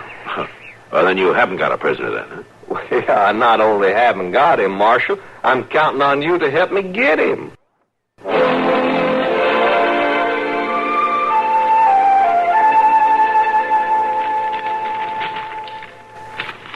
Well, now, they sure are a fierce-looking crew, ain't they, Marshal? Yeah, some of them look mighty rough, all right, Stringer. Of course, I say these wanted pictures, they serve their purpose. No?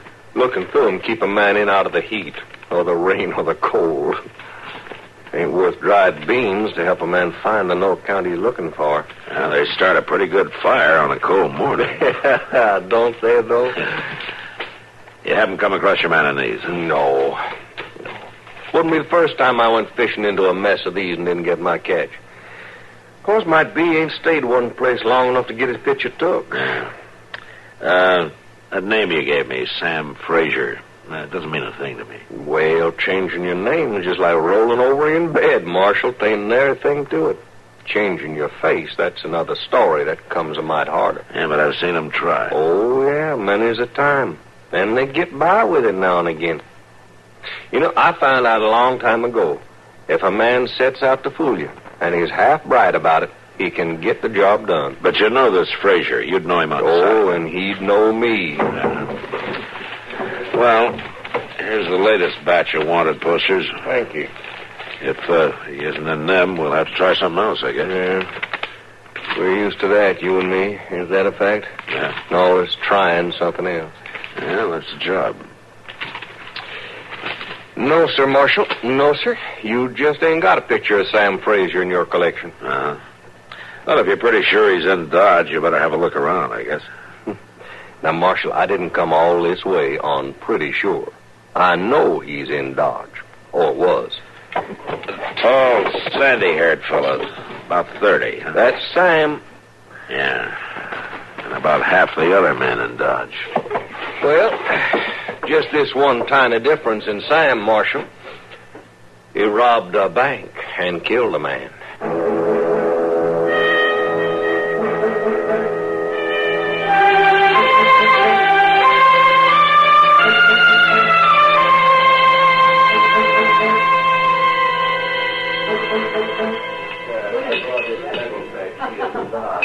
I tell you, Matt, wouldn't hurt to study Ab a while. He's the best-natured lawman I've ever seen. Oh? You got some kind of idea I'm not jovial, Kitty? You got some kind of idea you are? No, I haven't. I'm about half serious, though, Matt.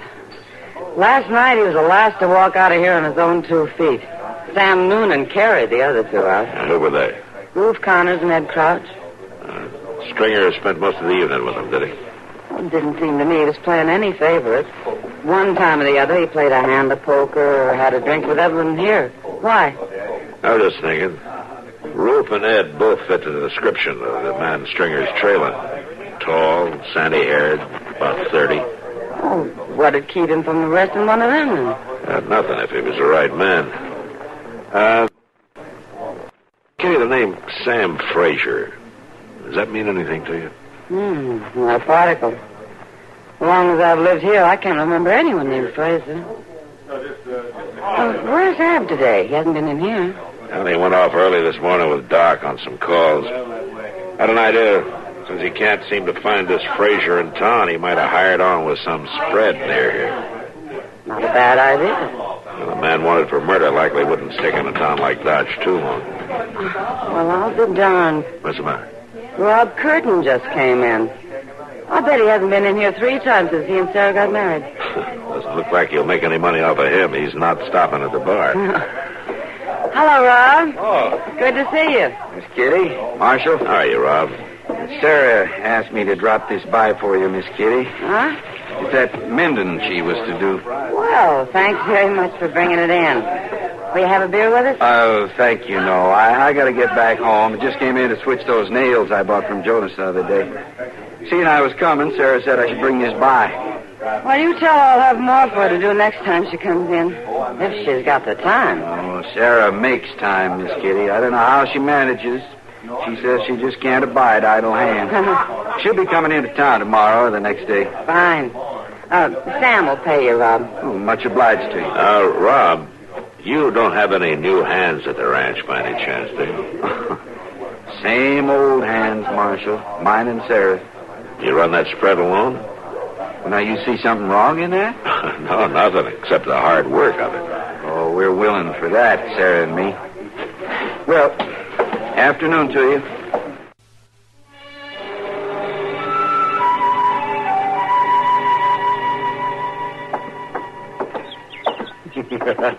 Oh, now, you're funning me again, Abstract. Oh, that'd be a fool thing for me to try. It's the truth, Chester. Just ask Marshal Dillon. He's been all through that part of Texas. You mean to tell me the whole of that town is dugout storm cellar? There are 2 buildings in that town that stand above the ground. That's what I'm telling you. Man riding through at night would swear there's no town there at all. And riding through in the light of day, he'd be sure of it. Well, that makes folks living like sacks of potatoes. Of course, that's cool living, dug down in the earth that way. And a panhandle summer will give you cause to want cool living. But it's the winds, you know. It's the cyclones. That's how come they live that way. Well, a cyclone can't blow away what's not standing there in the first place. I can see that. Sure. Now, some folks say that's how come nobody can talk a Texan down. Because, you see, anybody learns to talk against the wind like that, he ain't going to be out-talked by no mortal man. Well, now... Ab, you got me so I don't know what's joshing and what's Well, that don't really bother you, does it, Chester? Oh, no, sir, I can admire it. All this laughing and funning, seeing you got trouble you're hiding. Well, everybody's got troubles right enough. Yeah, but you just ain't one bit closer to finding that Sam Frazier now, are you? Well, I haven't found him yet. But now, you know, with all this looking behind me, I must be getting closer. Now, wouldn't you say? I do declare you got a way of seeing the bright side, for sure. Oh, I'm sorry. Oh, well, Miss Curtin, I am sorry, It's ma'am. my fault, Chester. Rob says if I don't quit backing out of doors, I'll get trampled one day. Let me gather up the goods for you. Thank you. Chester. Miss Curtin, this here is Mr. Ab Stringer. Well, you're mighty kind to help, Mr. Stringer. I'm very pleased to meet you. That's Mrs. Curtin, is it? Yes, sir. Mrs. Curtin. Well, won't we should just put these parcels in your wagon for you, ma'am? Well, if you don't mind. Seems like you load my wagon more than Rob does lately, Chester. Oh, he ain't with you today, huh? No, he's at the ranch. I had just these few things to get and some errands to run. Rob says there wasn't any man's work to it. Now, you tell the marshal I was serious as could be about you taking supper with us. Just any time you're out our way. Oh, yes, ma'am, I'll do that. I'll remind him, sure. Oh, and I thank you kindly for your help, Mr. Stringer. I'm glad to oblige you, lady, ma'am. Here, allow me to give you a hand up. Oh, thank you. Here's your lines, ma'am. Next thing you know, you'll be driving me home. Goodbye to you. Goodbye to you. Goodbye. Now, I declare, if we don't get back to office, Mr. Dillon, I think we walk clean out of town. You go on, Chester. I'm just going over to the stable for a spell. Well, now, you ain't thinking of riding off and leaving us now. If I told you, Chester, you'd swear I was funning you again.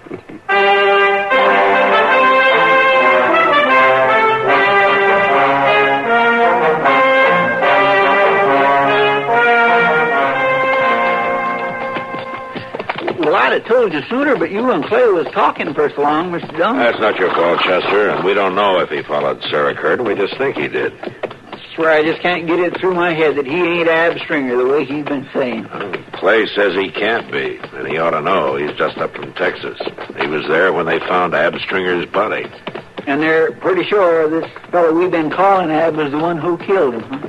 Well, Ab Stringer was bringing in a prisoner, and this man we know showed me Ab's credentials. So he must have killed him and stole his papers.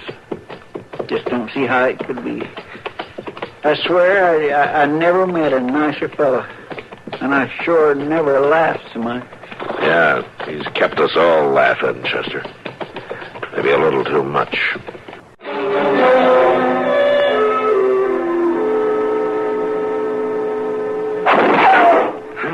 In the name of heaven, Rob, what is this all about? You shouldn't be out here in the barn, Sarah. He'll kill you, too. All you got to do is fill out the money, Sam. I don't have to kill you. He keeps calling you Sam. Tell him you're not who he thinks you are, Rob. Tell him. You spare my wife, I'll give you the money. I ain't got nothing against her. I'm coming out. You wait where you are. It'll take me a minute to fetch the money. 1 minute. And then I start shooting again, Sam. Bob Curtin, will you tell me what this is about? What money is there? Why does he call you Sam? Well, it is Sam. A long time ago. Before you, Sarah. I was Sam Fraser. And this money, it's not mine. Well, if it's his, why do they have to have a gun to get it from him? It's not his, Sarah. Rob, then why? What is it? I don't understand. Sarah, there isn't time. Maybe later. Maybe I can help you understand. Now, you stay here. You lie down flat while I take it to him. I want to help you, Rob. Let me help you. Then you stay there, Sarah.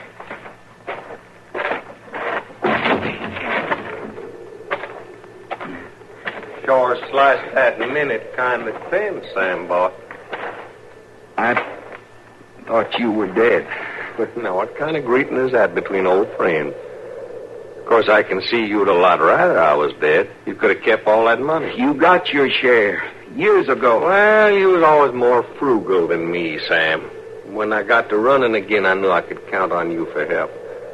How come you still got it? Most of it's there, but not all. I've been working. My wife's been working. I was going to send it all back. To the bank we robbed? I got a life.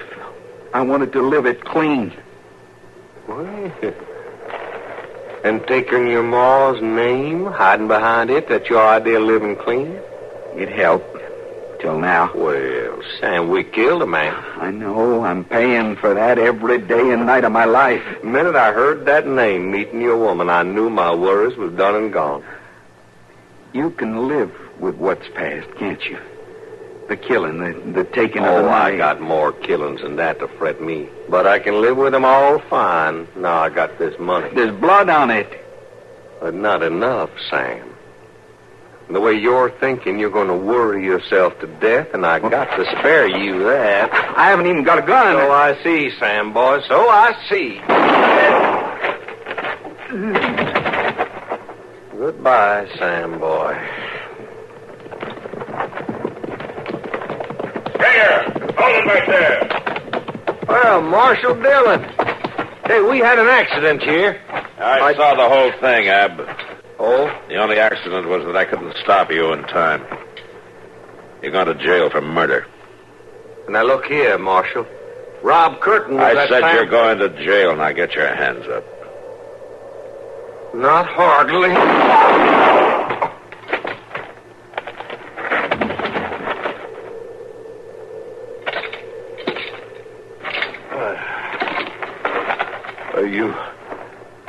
You got bright in a hurry, Marshal.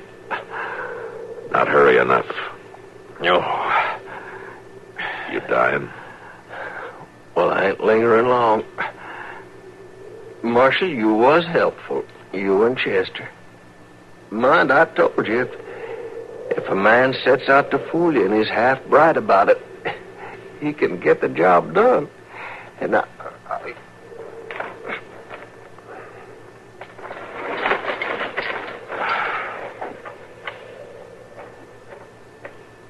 Mr. Dillon, look yonder. What?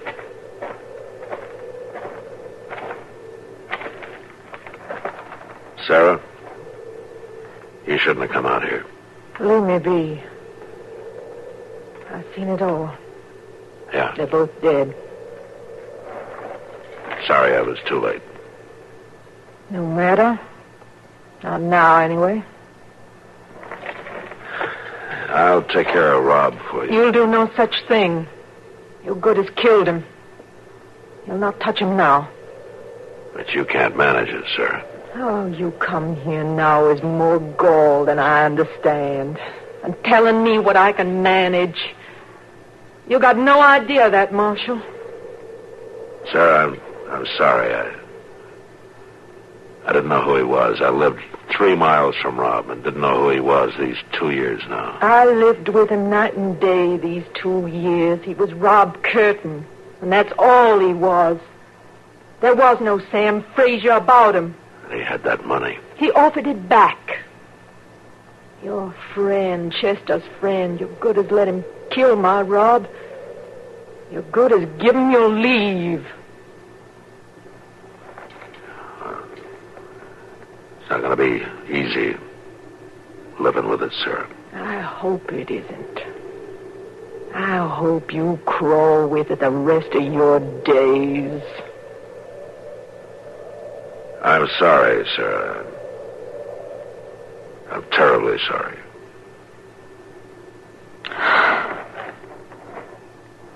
Sure, Marshal. I know. The question is, sorrow don't quite fix things, does it?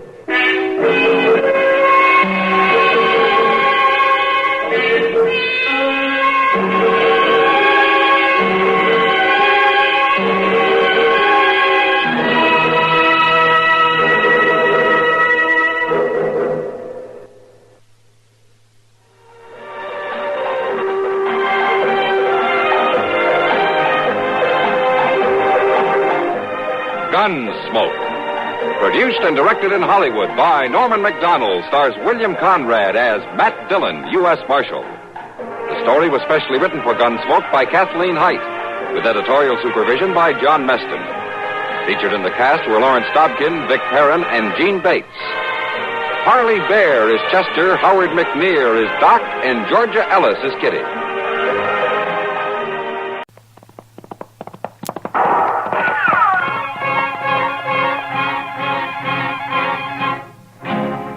Around Dodge City and into territory on West, there's just one way to handle the killers and the spoilers, and that's with a U.S. Marshal and the smell of Gunsmoke.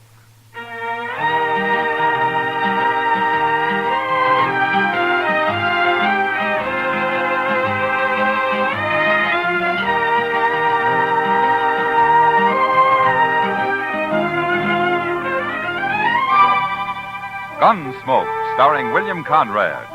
The story of the violence that moved west with young America. The story of a man who moved with it. Matt Dillon, United States Marshal.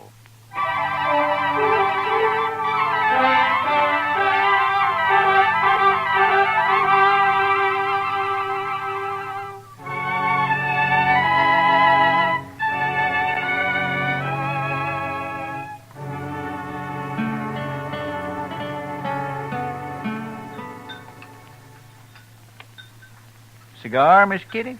You know I don't smoke in public, Chester. Oh, excuse me.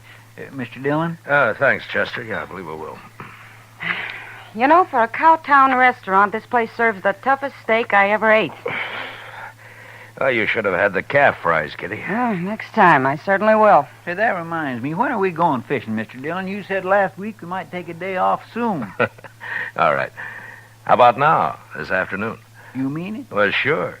You want to go, Kitty? Oh, thanks, Matt, but there's a new girl at the Texas Trail. I told her I'd help her make a dress today.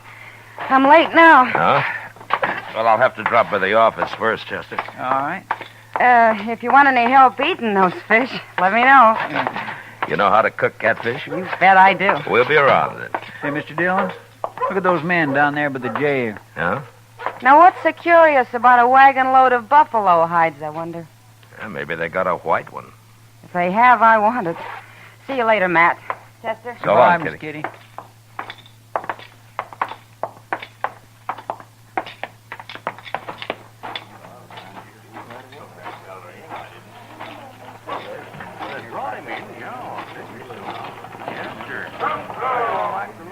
This your wagon, mister? No, Gatliff's. I skinned for him. Oh, what are you doing here? What's the crowd for? Just curious. The other skinner got hurt, and we brought him into the dock. Oh? What happens? He hurt bad? Bad enough. Gatliff didn't see any sense in bringing him into town at all. Me and the cook, we made him, though. Oh? Here's Gatliff now. Chester, go up to Doc's. Maybe I can help, huh? All right, sir. How is he? Doc will take care of everything, Toby. Never mind that. How is he? Dead. Now, let's drive these hides on down the shed. I want to get them sold and pick up our supplies. Come on. Just a minute, Gatliff. Some other time, Marshal. I'm busy. So am I. But you come into my office anyway. I want to talk to you. Call this busy, bothering people? That's my office right over there. You and the cook go get them hides unloaded, Toby. I'll be right along. Yeah.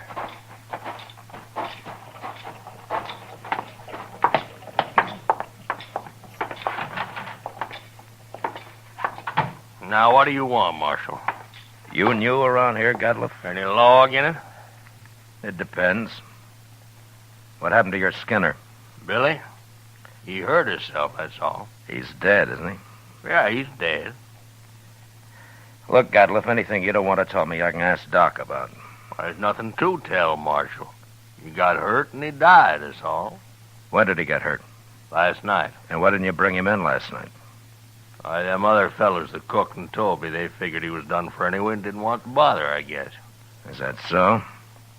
You're the boss, aren't you? Sure, I am. But you know how men are when they get out in camp, Marshal. You don't want to push them too far. They get touchy, kind of. What happened to him, Gatliff? How'd he get hurt?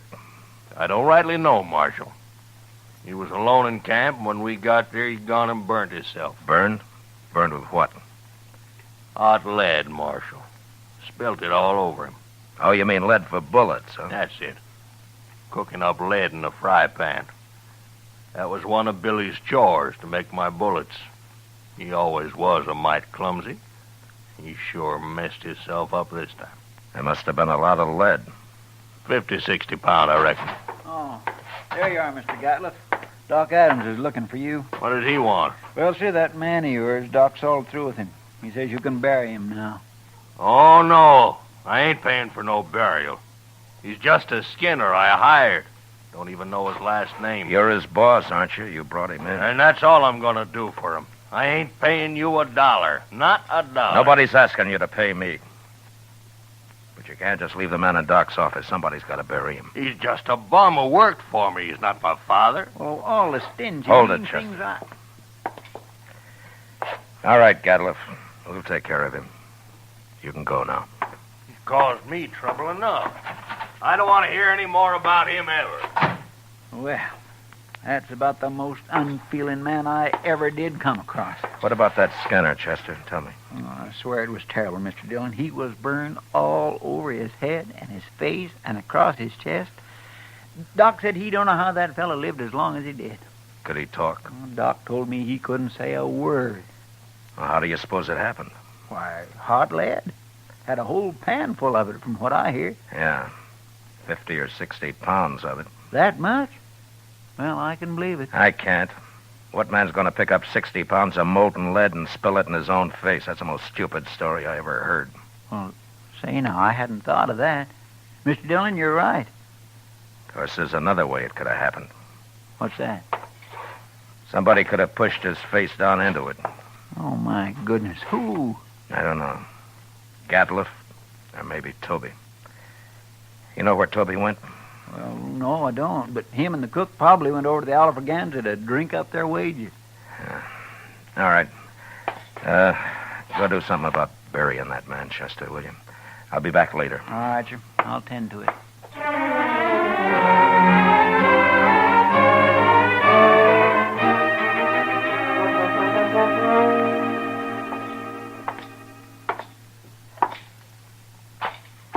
Where's the cook, Toby? Oh, hello, Marshal. Cook, he went to get him some boots while he still had the money. Come on over to a table. I'll buy you a drink. You will? I mean, sure, Marshal, sure. Sam, set out a bottle of rye and another glass, will you? Yes, sir.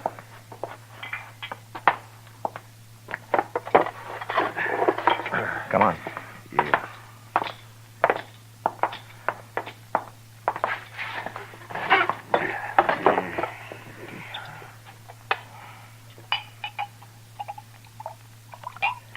Here you are. Thank you. Well, here's to your friend, Billy. He's no friend of mine, but he died a bad death. I'll drink to him.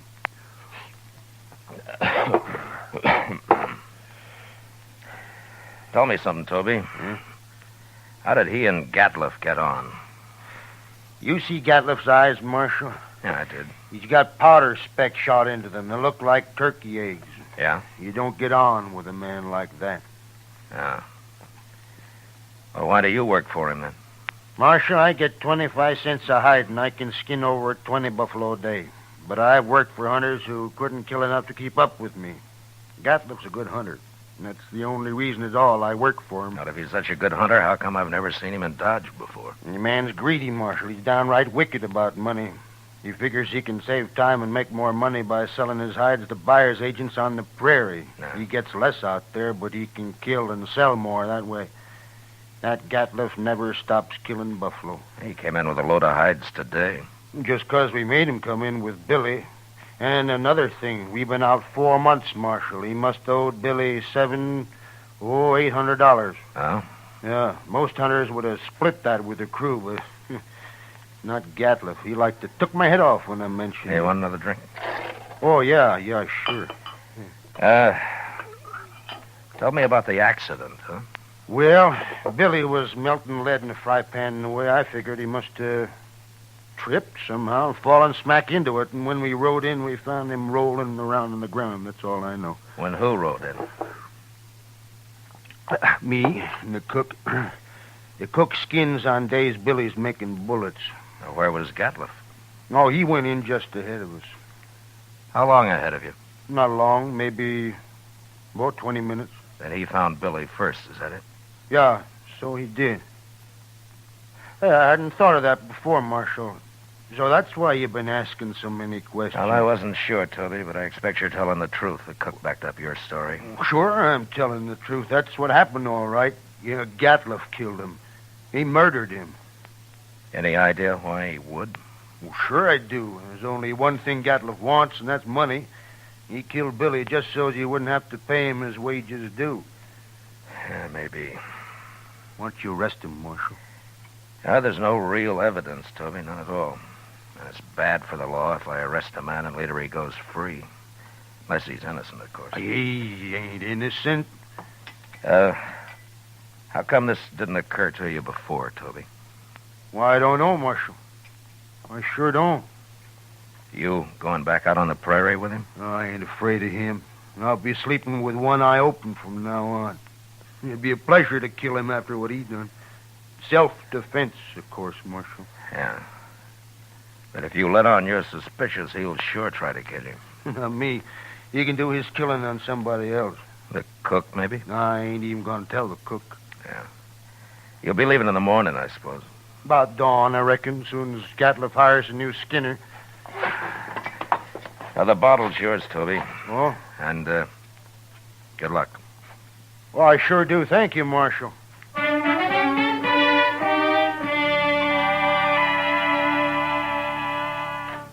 Later in the day, Chester and a couple of other men buried Billy out on the hill. As Toby said, he died a bad death, and it was made worse by the men who'd done it to him, going scot-free. But I figured anybody as greedy as Gatliff would someday overplay his hand, and I hoped I'd be there when he did. The next morning, Chester told me he'd heard that they'd left Dodge. And that afternoon, we went off fishing. When we got back, Kitty cooked up our catch for supper, and she did a real good job of it. That was fine, Miss Kitty, just fine. Anytime, Chester. You catch 'em and I'll cook 'em. Say, do you know how to make antelope stew? I've made it. And sourdough biscuits? Of course. Oh, my goodness. Chester, you sound like you're about to propose. Oh, my gracious. No, Mr. Dillon, my... Why, Chester, I always kind of hoped. Well, I didn't mean... Well, that is... I mean... Well, mercy, well, who'd marry me anyway? You ever ask anyone to, Chester? Well, yes, ma'am, once I did. Well, what'd she say? She said she would. She said, yeah. Oh, what happened? Marshal Dillon here. Yeah, come on in, mister. They sent me after you, Marshal. Nestor camp across the river. Oh, what's the trouble? A man got knifed over there. Killed. Oh, was it just a fight or what? They don't know who knifed him, Marshal. Come on, Chester. Thanks for the supper, Kitty. Sure, Matt.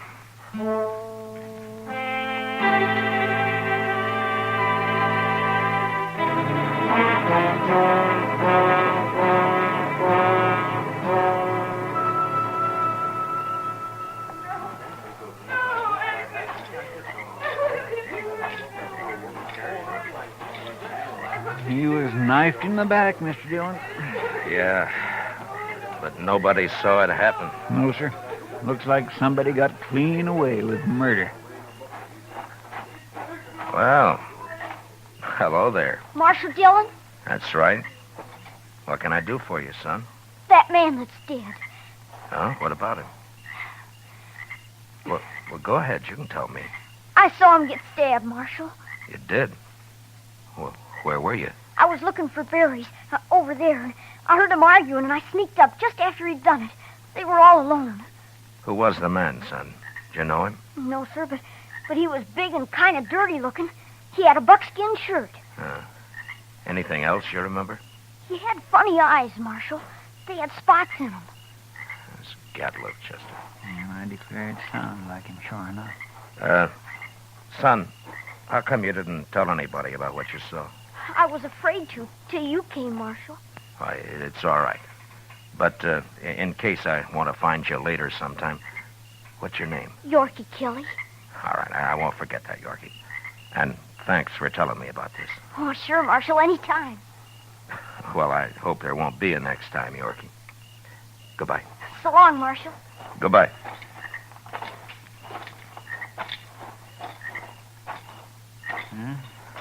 Guess it was Gatliff, all right. Yeah.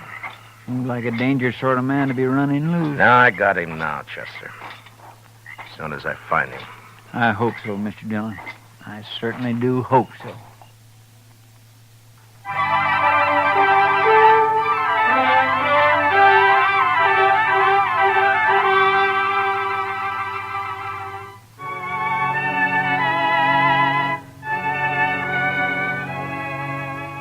Since Gatliff would figure nobody had seen him, it wasn't likely that he'd run.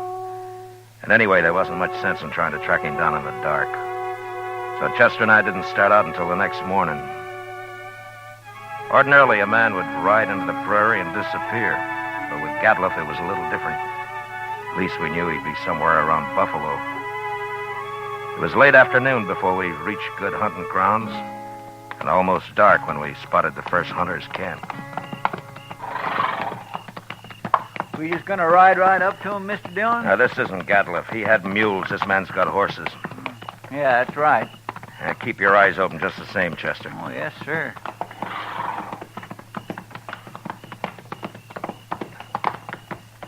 Get Sit down, stranger. Thank you.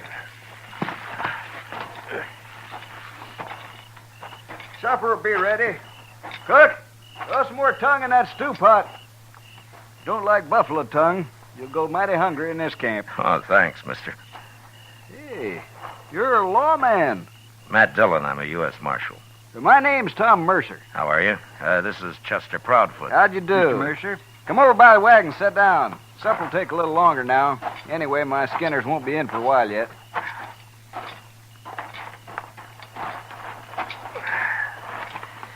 Well, how you doing, Mr. Mercer? Oh, fair, Marshal, fair. Had a stand of about 100 today. Killed every one of them but a couple of old bulls. Oh? That's why the boys are out so late. Have you been here long? About a month. Move on in a couple of weeks. I don't know, Marshal. I think this whole southern herd's going to be clean wiped out for long. Next year I'm going to Dakota. Too many hunters, maybe, huh?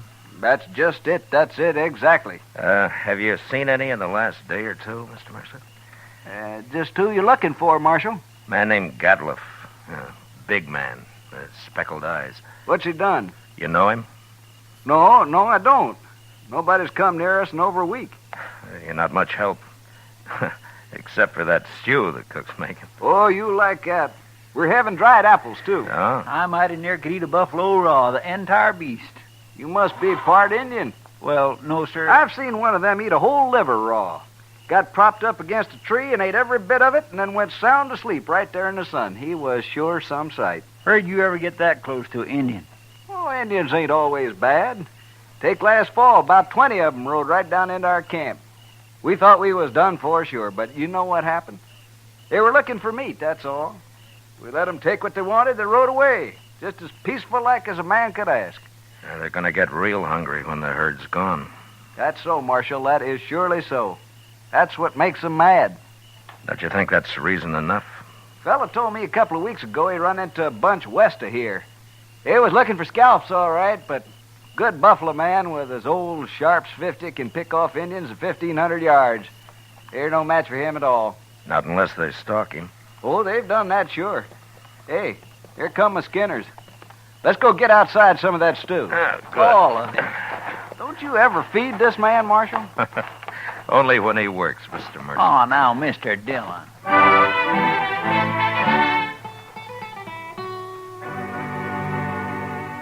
We spent the night in Tom Mercer's camp. And at dawn, just after breakfast, we said goodbye and rode on west. There was a lot of country out there, and all we could do was ride through it till we ran into him. In the next 2 days, we met plenty of hunters, but we didn't find Gatliff. About noon of the third day, we cut the trail of a wagon train and figured that it'd be that of a hide buyer's agent who'd come into the field to do business on the spot. And an hour or two later, we saw him. A long string of ox-drawn wagons piled high with buffalo hides. And there was a man on horseback leading the train. We rode up to him. Hello there. Well, that's quite a load you got, mister. 10,000 so far. But what are you doing way out here, Marshal? I'm looking for a hunter named Gatliff. You know him? Sure I do. Just picked up a load from his rick early this morning. Is he in trouble? Yeah, he sure is. Where is he? Straight south here a couple of miles. Can't tell you exactly. He moves around a lot. Well, that's close enough for us. Thanks a lot, mister. Sure, Marshal. I never did like him anyway.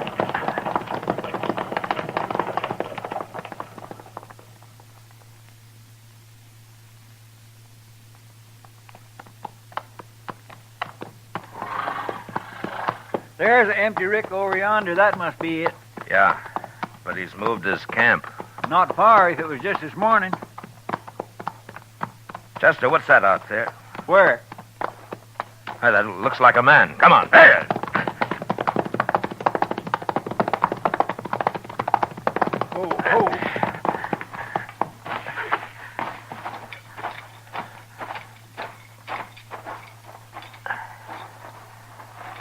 Well, Mr. Dillon, it's that Skinner of his. Get some water, Chester. Yes.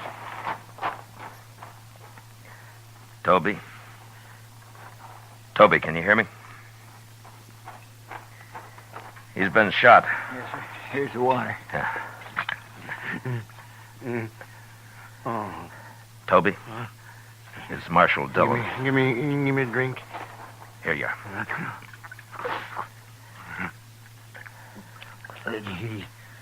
He shot me, Marshal. Oh, what happened? Where's the rest of the crew? They run off. He took his wagon and the horses. He went kind of crazy when he found out. That's why he shot me. You know where he is now? No, I don't know, Marshal. He shot me, and then he said he was going hunting. He's going loco. Going loco. Now, take it easy, Toby. Take it easy. You'll be all right. I could hear him shooting at Sharps a long time. And then he stopped. Well, where was he? Which way? Off. Behind me there. I could hear him. Chester, you stay with him. I'm going after Gatliff. All right, sir.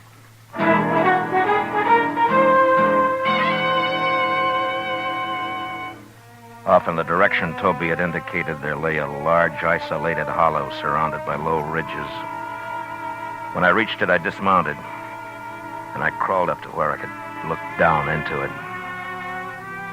There was no sign of Gatliff, but lying on the prairie floor were the bodies of countless fresh-killed buffalo.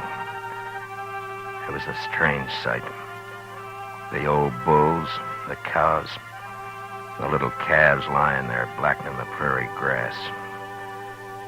I got up and stood, looking at it for a long time. And then suddenly, out in the middle, I thought I saw a slight movement. And a second later, there came the familiar boom of a Sharps 50. And I dropped behind a ridge and waited. And then Chester rode up.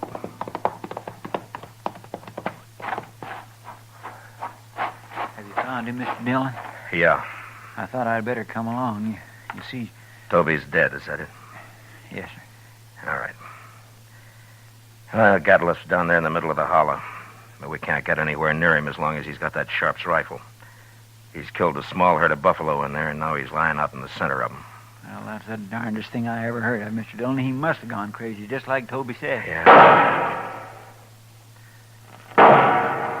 What's he shooting at now?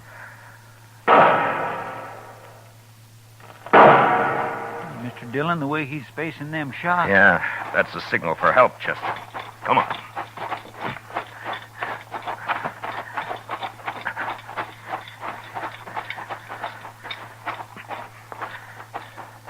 Say, maybe this is a trap. Be ready to take cover behind one of these animals. It might be.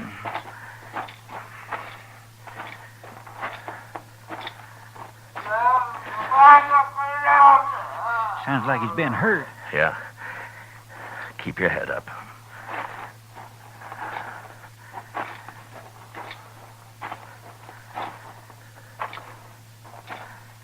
There he is.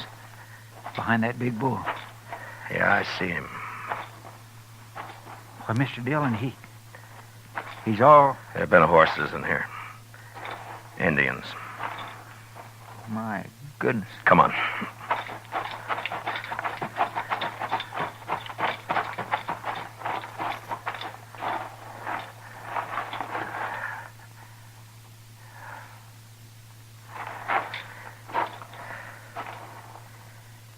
Well, that was his last effort, Chester. He's dead now. Mr. Dillon, that's awful. Yeah. Come on, let's get out of here.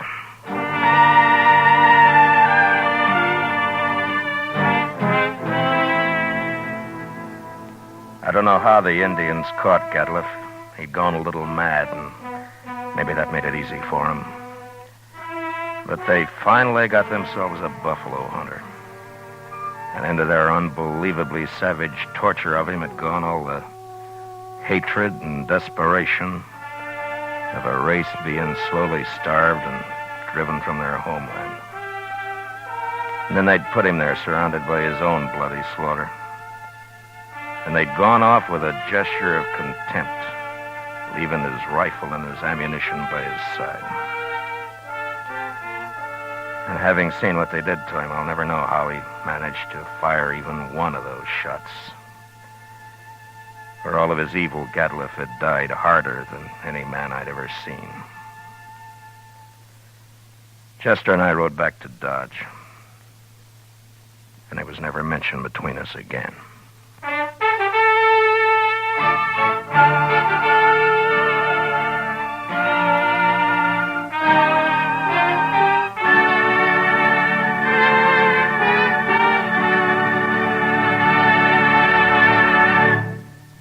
Gunsmoke, under the direction of Norman McDonald, stars William Conrad as Matt Dillon, U.S. Marshal. Tonight's story was especially written for Gunsmoke by John Meston, with music composed and conducted by Rex Corey. Featured in the cast were Lawrence Dobkin, John Daner, Harry Bartell, Richard Beals, and William Euler. Parley Bear is Chester, and Georgia Ellis is Kitty. Gunsmoke is heard by our troops overseas through the facilities of the Armed Forces Radio Service. Join us again next week as Matt Dillon, U.S. Marshal, fights to bring law and order out of the wild violence of the West in Gunsmoke.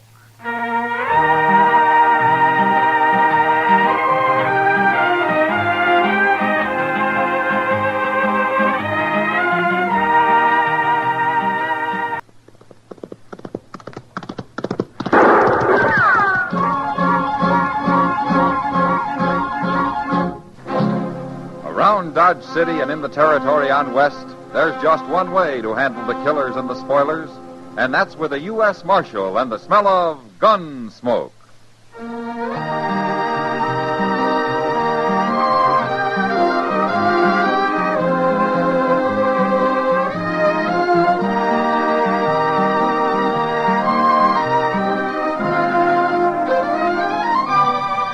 Gunsmoke, starring William Conrad. The story of the violence that moved west with young America. The story of a man who moved with it. Matt Dillon, United States Marshal.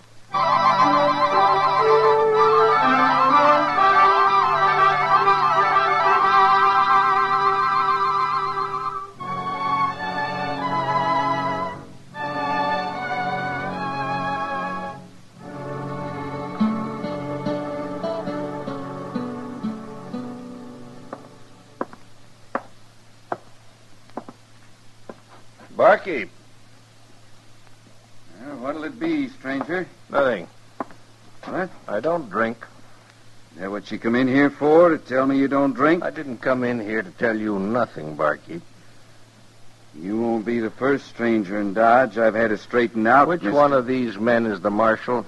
Marshal? The marshal. I was told I'd find him here. He's here. He's sitting right behind you, so don't start nothing. Oh. Is that him, sitting right there?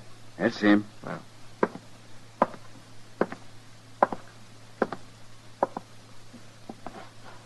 Marshal Dillon. Yeah. I want to talk to you, Marshal. Well, go ahead. Do you mind if I sit down? No. Huh. Now, my name is Ben Corder, Marshal. Ben Corder. This is my first time in Dodge. I know. And I want to be friends, Marshal. Why not?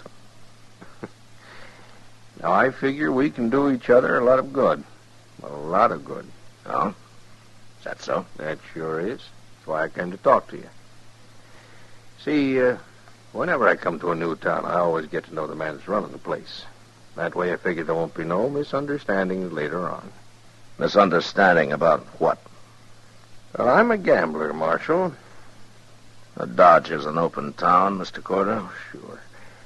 You see, I make money gambling. Sometimes a lot of money. Now, you must be pretty lucky. I'm lucky, all right. But now, you know how sometimes a player will go broke and start a fuss over it, maybe even run to the law about it? Yeah, I know. And when he does, he's usually been cheated. Oh, some losers always got to complain about something. Is that what you came to tell me, Mr. Corder? Oh, Marshal, you know what I'm talking about. Now, you take care of the troublemakers, and I'll take care of you. Say a quarter of the profits, huh? Let me explain something to you, Mr. Corder. If a man loses his money gambling, I figure that's his lookout. But I still don't allow any crooked games in Dodge because sooner or later they lead to killing. So you run your game straight, or out you go. That's not friendly, Marshal. Now, you've made one mistake, Mr. Carter, trying to bribe me. You make another and you're through here.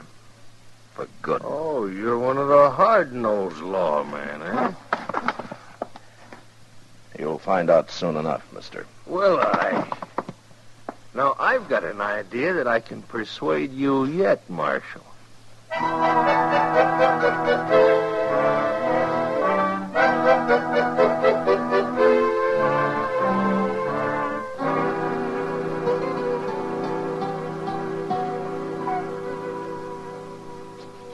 Too far to come by a coach.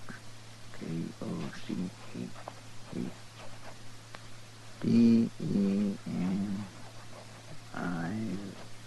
Mr. Dillon, Yeah, what is it, Chester? did you ever hear of a place called Deming? Deming? Oh, that's in New Mexico. Well, it's a nice place. Oh, sure. Why? Oh, this girl I know is going to move there. Oh? Is she a nice girl, Chester? She was.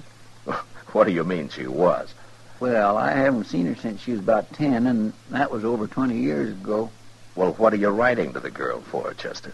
Oh, I don't write to her. I write to her brother, Welby. He tells me about everything.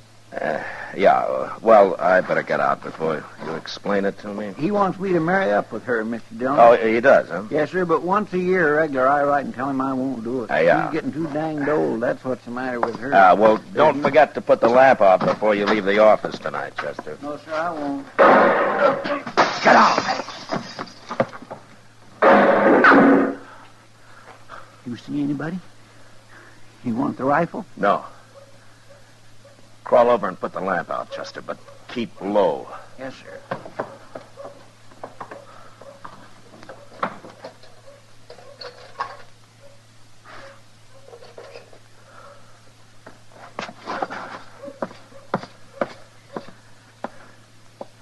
All right, we'll wait here a minute.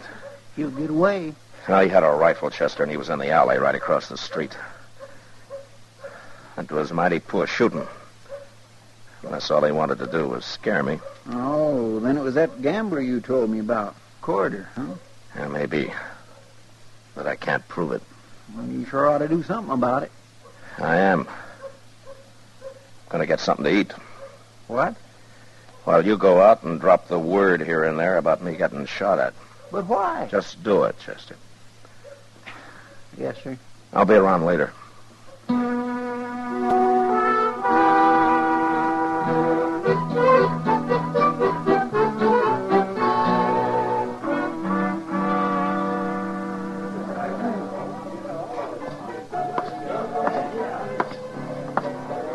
Evening, Matt. Hello, Kitty. You, busy? No? Sit down. Thank you. I heard about you getting shot at tonight. Well, I've been shot before, Kitty. Oh. And I suppose I shouldn't worry about it. Now, Kitty, don't start that. It's just luck you weren't killed years ago, Matt. It stopped being luck, Kitty, when I learned how to handle a gun myself. Sure. And anyway, somebody has to enforce the law, don't they? Well, that's the way I look at it. I'm sorry, Matt. Good evening, Marshal. Hello, Carter. Ah, right pretty girl. How long you been wearing shoes, mister? Now, look here. Say what you have to say, Carter. You sure do make it hard to be friends, Marshal. I only wanted to say that I heard that you got shot at tonight. So? Well, I'm sorry it happened, that's all. I don't envy a man has to be a marshal. It's mighty dangerous. Besides that, it usually don't pay very good. And what do you think I ought to do about it, Carter? Quit? No, that ain't necessary, Marshal. Because if you were smart, you could stay right here and make good money and be real safe to boot. I didn't know for sure it was you, Carter. But now I know. What are you talking about? There's a stage leaving Dodge about sunup. You're going to be on it. Oh, no, I'm opening a new game across the street tomorrow. I'll take your gun, Quarter. Oh, wait a minute, Marshal. You can't do that. I think I can. Oh, by heaven, you...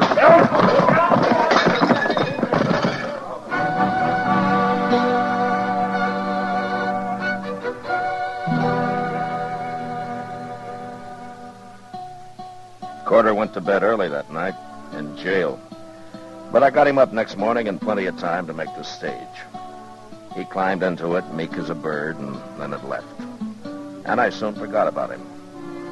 Like so many others I'd run out of Dodge, I figured he'd keep going and make his trouble somewhere else. But a couple of weeks later, I found out I'd figured wrong. I was walking up Front Street one afternoon with Doc. I tell you, Matt, I'm going to take down my shingle one of these days and let all these people find themselves a good vet. Who's been souring your milk, Doc? Oh, Miss Humboldt. That's who. She's been coming in every day for a week. You're usually complaining about a shortage of patients, Doc. Yeah, well, that woman's not a patient. She's a suicide. Well, now, Doc, that might be said of anybody who comes to you. Huh? Oh, yeah. Oh, well, the price for cutting bullets out of you just went up, Matt. Okay. Tell me about Miss Humboldt. Oh, she wants to be bled all the time, and I won't do it. A lot of people think bleeding's good for them. Well, I don't, and I just... Oh, Doc. Hi, Chester. He's right inside the Alpha here, Mr. Dillon. I just saw him. Who did you see, Chester? That gambler, Quarter. What? And he's got somebody else with him, some stranger. Well, we'll see you later, Doc. Oh, yeah, well, sure, man. Come on, Chester.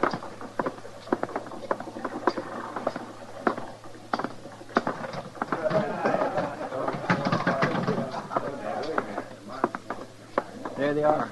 At the bar, Mr. Dillon. Well, I'll be... There he is, Toke. That's him. Him? I'm back, Marshal. Brought a man with me to sort of look after my interests. You won't buffalo him so easy. Hello, Toke. You really the marshal here? Didn't Quarter tell you? He didn't mention no name. What are you talking about? Toke Moreland and I are old friends, Quarter. We worked and rode a long time together. In fact, we went through quite a lot. Didn't we, Toke? Too much, Matt. Remember? Yeah, I remember. You're marshal now, huh? And you've sold your gun to Quarter here. Is that right? That's right. So you're here to kill me? Yeah. I'm here to kill you.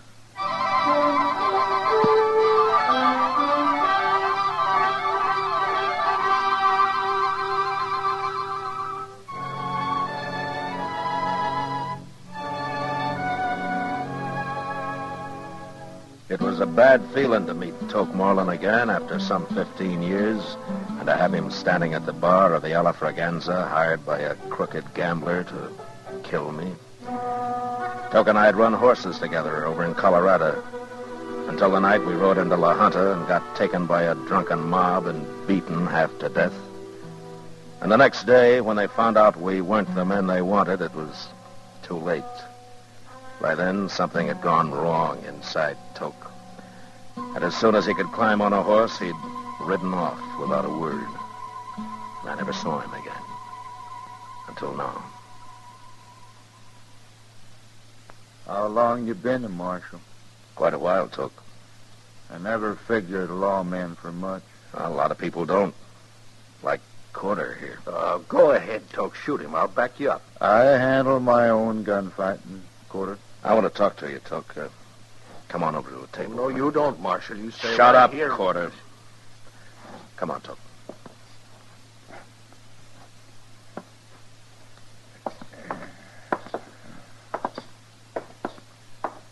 Sit down.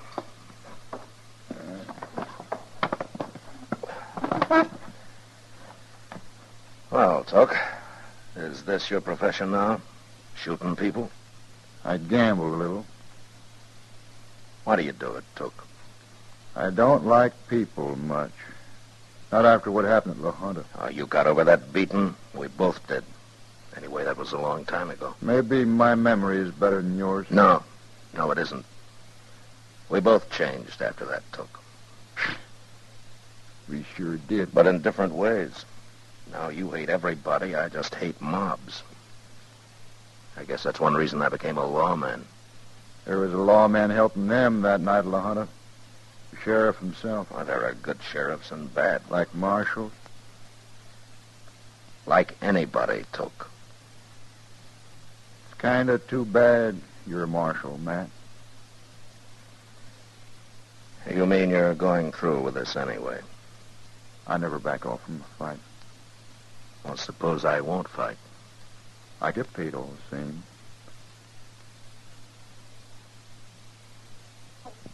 But you'll have to get out of Dodge. You think I'll do that? No. But I'll give you 24 hours to worry it around.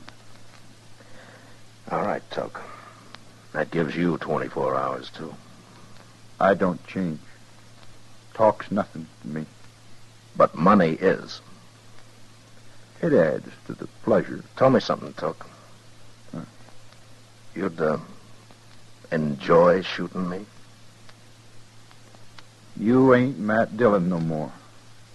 You're a lawman. Same as the one who helped him half kill me, and you too, at La Junta. Oh, you're a fool, Tuck. Maybe. But I'm a pretty good gunman. Sure. You can let Corder run his game here, or you can quit. It's a crooked game. There'd be fights. Men would die. 24 hours, Marshal Dillon. Okay. 24 hours.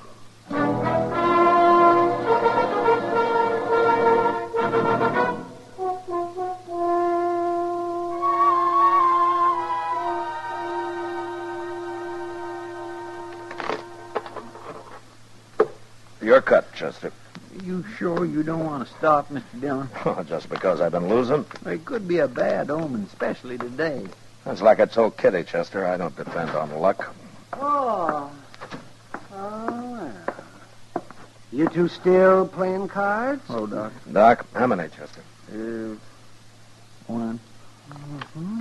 Matt, you've been hiding out in here all day long while everybody's talking about how you let that gambler come back to town yesterday after running him out. And I don't like it. I'm taking 3, Chester. It'll all be settled tonight, Doc. Mm-hmm. Well, they're saying you're afraid of that gunman he's got with him, that toke something. It's your bet, Chester. Doc, don't get drunk too early today, huh? We might need you. Oh, I quit. I can't even think of that, Mr. Dillon. Okay, Chester. If there's anything I hate, it's a paid gunman. A paid gunman? Oh, so that's what he is. Ain't there no way at all to stop him, Mr. Dillon? How are you going to stop a man that kills just for money? Just for money? Hey, wait a minute. Doc, do you know where he is now? Really? Well, he was in the Texas Trail a little while ago, Matt. Good.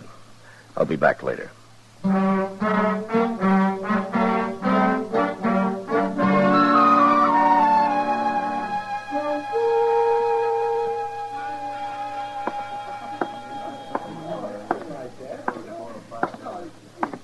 Hello, Toke. Well, Marshal Dillon. Sit down, Marshal. You know Miss Kitty here? Hello, Matt. Kitty? I've been talking about you, me and Kitty. And talking about me, too. Good. That's what I want to talk about, Toke. Me? Well, go right ahead. But don't stay too long. She's a real pretty girl, Matt. Maybe I'd better leave. If you leave, I leave with you. Matt? It's all right, Kitty. Stay. Toke, how much is Corder paying you to get rid of me? $300. Yeah. Well, what if I give you $300? To shoot him. You don't care who you kill, do you? It don't matter much. No. All right. I'll give you $300 to clear out of here and forget this whole business. Why? Well, we were good friends once, Toke, till you got mad and started hating everybody. You've changed too, Matt. You sure never were a coward in the old days. Is that what you think I am? Well, so does Kitty. Don't you, Kitty? Don't tell me what I think, mister. He's full of vinegar, Matt. A girl like that deserves a real man. Yeah, I think I'll get my money from Corder so as I can hang around Dodge and get a little better acquainted with her. Now I am leaving. Well, I guess there's nothing more to say, Tope. Nothing I know of. See you in about an hour, Marshal. Unless you go hide.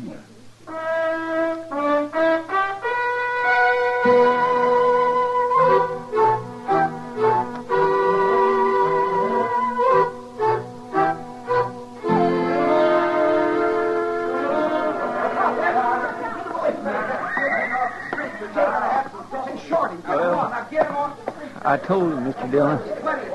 Thanks, Chester. He said he likes the idea of meeting you in the street. So do I. There's less chance of anybody else getting hurt out here. Yes, sir. Uh-oh. There he comes. Yeah. Mr. Dillon, I wish you'd... Get out of the street, Chester. Yes, sir.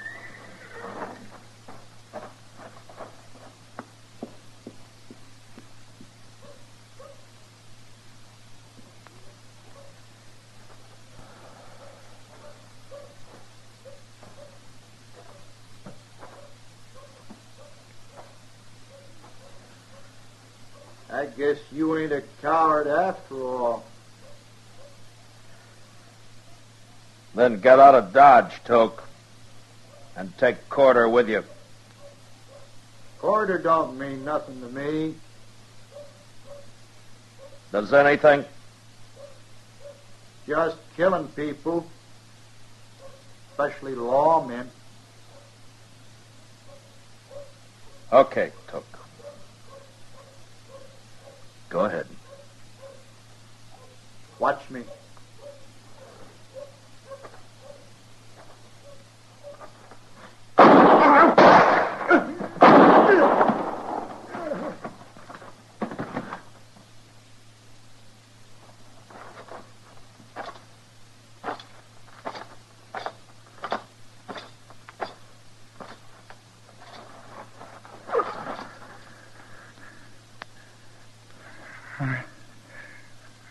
I'm hurt, Matt.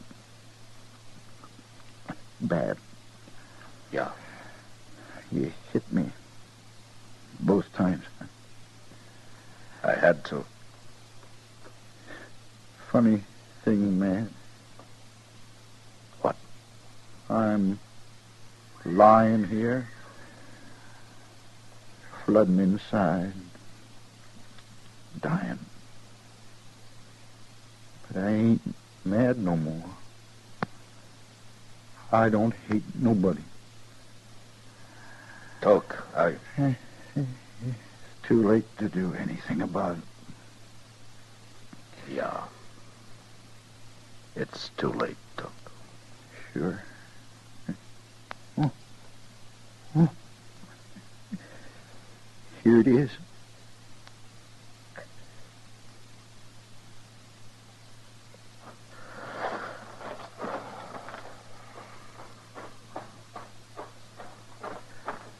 Chester. Yes, sir. Take care of him, will you? You going after Corder? Corder isn't the kind of man who'll stay around after this. No, I'm going for a ride. Alone.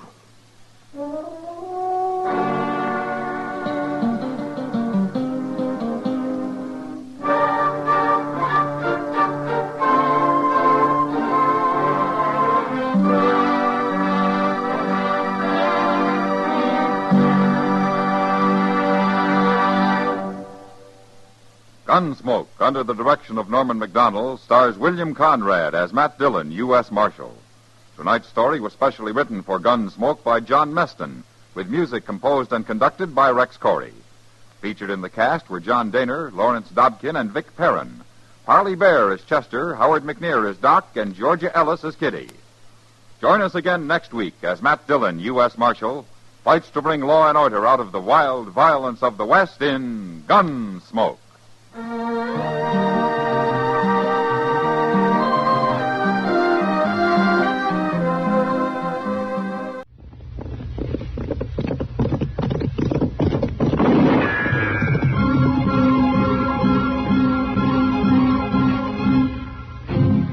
Around Dodge City and in the territory on West, there's just one way to handle the killers and the spoilers, and that's with a U.S. Marshal and the smell of Gunsmoke.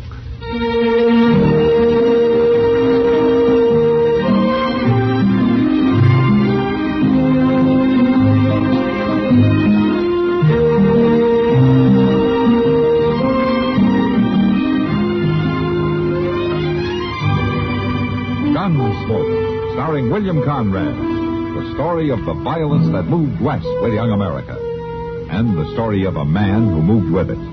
I'm that man, Matt Dillon, United States Marshal.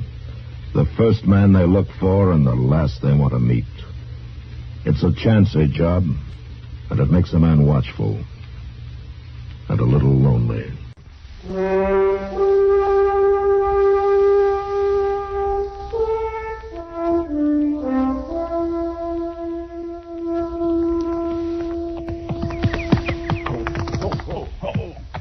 Mr. Dillon! Oh, Mr. Dillon! Now, what is it, Custer? Come on out here, Mind. I got something to show you. Why couldn't you bring it in the office and show me? Well, because the door ain't big enough. What? Looky, I just bought me a new horse. This? Yes, sir. Here. Calm down. I'll quit that. He's kindly edgy. He ain't been rid much the last couple of months. Is that so? Swear, I practically stole him, Mr. Dillon, the bargain I got him for. I see. I bought him off Moss Grimmick for $11. $11. And Moss paid $14 for him just last week to one of them Texas trail drivers. Guess I was kind of lucky to catch Moss in a weak moment, If you ask me, I'd say it was that trail driver who was lucky, Chester. What are you talking about? This is a good horse. Yeah, he might be if it wasn't bowed in both front legs, didn't have bad hocks, and wasn't wall-eyed, Roman nose, and probably wind broke. Wind broke? I'd say that horse is worth about $5, Chester. On a gamble, of course. $5? Mr. Dillon, if that horse ain't worth $20, I'll eat him. Raw. And I'll tell you something else. If you wait a minute, Chester. What's the matter? Why, declare, that looks like the stagecoach from Cimarron. Why ain't he stopping at the depot? He's coming here, I guess. Must have had some trouble. Trouble? They don't carry no bullion or nothing that's worth anything. Oh! Marshal? Yeah? Marshal? Yeah, what's wrong, Jess? We got shot up, Marshal. Couple or 3 miles out of town. One of the passengers inside there's hurt. Oh, I'll take a look. Feller rode up alongside, mask over his face, fired point blank. Good Lord. What's the matter? Give me a hand here, Chester. It's Doc. He's shot bad.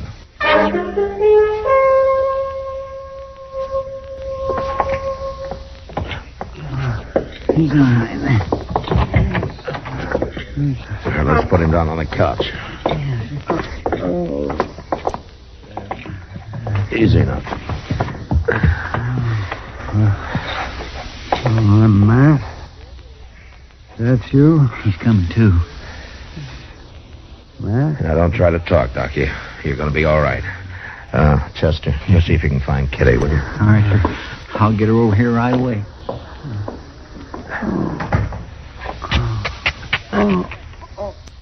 Sorry, Doc. I'll go as easy as I can, but I got to get this shirt and vest off of you. I want to see what that bullet did. It doesn't hurt much, man. Just I'm weak. There's lots of blood. You got any idea who did it? No, mask over his face. Help. There we are. Is it as bad as I think, Matt? No, it's not too bad. The bullet went in between the fourth and fifth ribs. The way I figure. Yeah, I guess that's about it. Say, that Sawbones from the east, is he still staying over there at the Dodge house? He left the same day you did, Doc. He took a train. You're the only doctor within 100 miles of here. Oh, well, that bullet's got to come out, man. It ought to, I guess. It's got to. Right away, blood poison will set in. Yeah, I know. It was such a good week, too, man. A good vacation. I had a country down there just crawling with game. There's prairie chicken, quail, pheasant. Oh, yeah, a real fine vacation. It's the first one in 2 years. Well, you tell me about it later, Doc. You save your strength now. Might not be any later. Unless you hurry up and get that bullet out of there. What? There's nobody else I'd trust, Matt, and it's got to be done. Oh, but, Doc, I can't. You got to, Matt. Unless you're hankering to bury me. But, Doc, I just can't. All right, Doc, but you got to tell me what to do.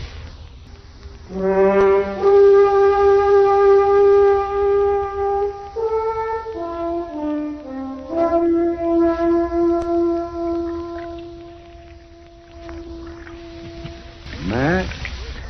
Yeah, Doc. You scrubbing your hands real good? If I go much further, the bones are going to be showing. You use plenty of that yellow soap? Yeah. Mm-hmm. I got her, Mr. Dillon. Oh, thanks, Chester. How about Kitty? Matt.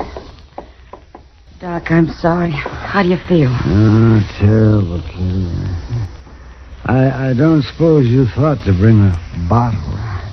Well, knowing you, that's the first thing I thought of. Kitty, you're an angel. How much? Well, half a glass for a start. Doc, don't you think maybe you ought to take it kind of easy? That stuff might not go too good with chloroform. Chloroform? The bullet's got to be cut out before it starts blood poisoning, Kitty. But Matt, you don't know anything about operating. I'm not any happier about this than you are, but it's got to be done. Kitty, will you please hand me that whiskey? Oh, yeah, I'm sorry. Here you are. Oh, thank you. Doc's going to tell me every move to make. Hey, Doc, how are you going to tell me when you're unconscious? Well, I wondered how long before you figured that out. Say, Kitty, fill that up again. No, wait a minute, Doc. Now, don't you worry about mixing whiskey and chloroform. There's not going to be any chloroform. Doc, I can't. I know what I'm doing now. That bullet, man, that's going to be tricky getting it out. Doc, isn't there something I can do? Yes, will you pour me that drink, please? And Matt, you bring that bag of instruments over here, will you, and spread them out there on the table. And I'll show you what you're going to need. Look, Doc, I don't... Go on now. You hurry up. All right. Kitty. Here you are. Oh, thank you, Kitty. Oh. Well, what are we going to need here, Doc? Well, let me see now. Let's see that turn over. Oh, that thing there looks like blacksmith's nippers. Oh, these? Yes, that's right. They're forceps. Yeah. Now, and then those two things right there, you see? They're probes. Uh-huh. And then that hook probe, too. We'll need that to get hold of the bullet. Yeah.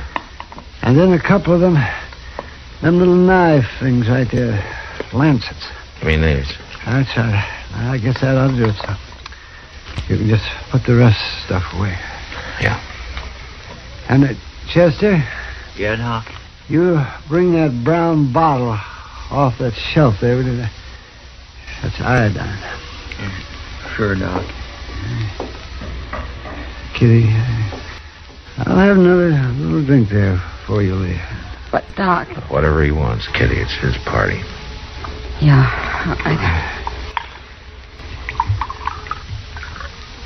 Here, Doc.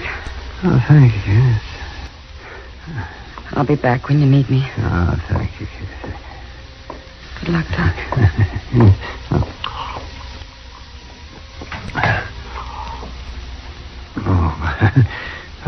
One more good stiff drink like that, and I'll sing all the way through this thing. It's more than I'll do. Oh, now, Matt, I'm surprised. You put enough bullets into people. You hadn't out of mind taking one out for a change. Well, that's no help. Matt, I know how rough this is on you. But, here, let me get a good grip on the sides of this couch here. Chester, I wonder if you could steady me a little bit here. You bet. I got you. Well, Doc, Forget it. Just hurry up and get on now while I still got my nerve. Now then, Matt, you listen to me. You listen close. The very first thing you do...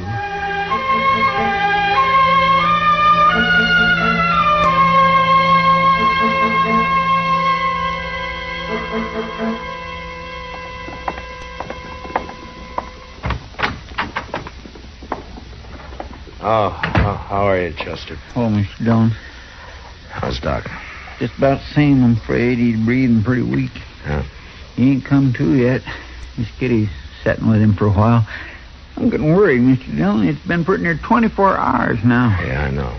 It just don't make sense. Doc never had an enemy in his whole life. I know that.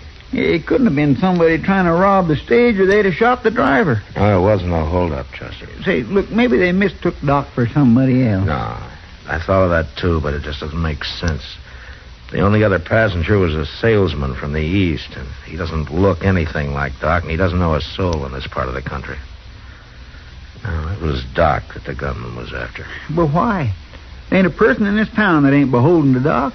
It seems like there's one who isn't. First vacation Doc's took in 2 years and has to end up like this. Why, if Doc was to die, this town would be in a real trouble. Forget it, Chester. There's no use jumping at things. As long as I live, I won't never forget Doc laying there, gritting his teeth, turning white, and still trying to grin while you dug that bullet out of him. Whoever done that must have been crazy. I thought of that, too. Or maybe a stranger in town who didn't know Doc, but that still doesn't help. Come in. Anything I can do for you? You sure can, Marshal. You can get your hands up. You two. Well, I'll take that gun of yours, Marshal. There. That's better. What's on your mind, mister? You've been talking all over town, telling what you was going to do with that fellow that shot that doctor. Well, Marshal, you're looking at him.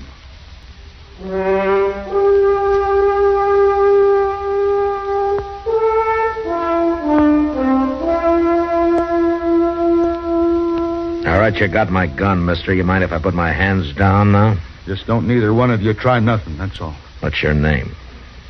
What difference does it make? I kind of like to know who's pointing a gun at me. The name's Bricker. Hod Bricker. You're new in Dodge, aren't you?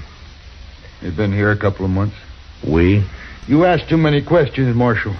I'm going to ask one more. Why did you shoot Doc? Because he had it coming, that's why. And if he...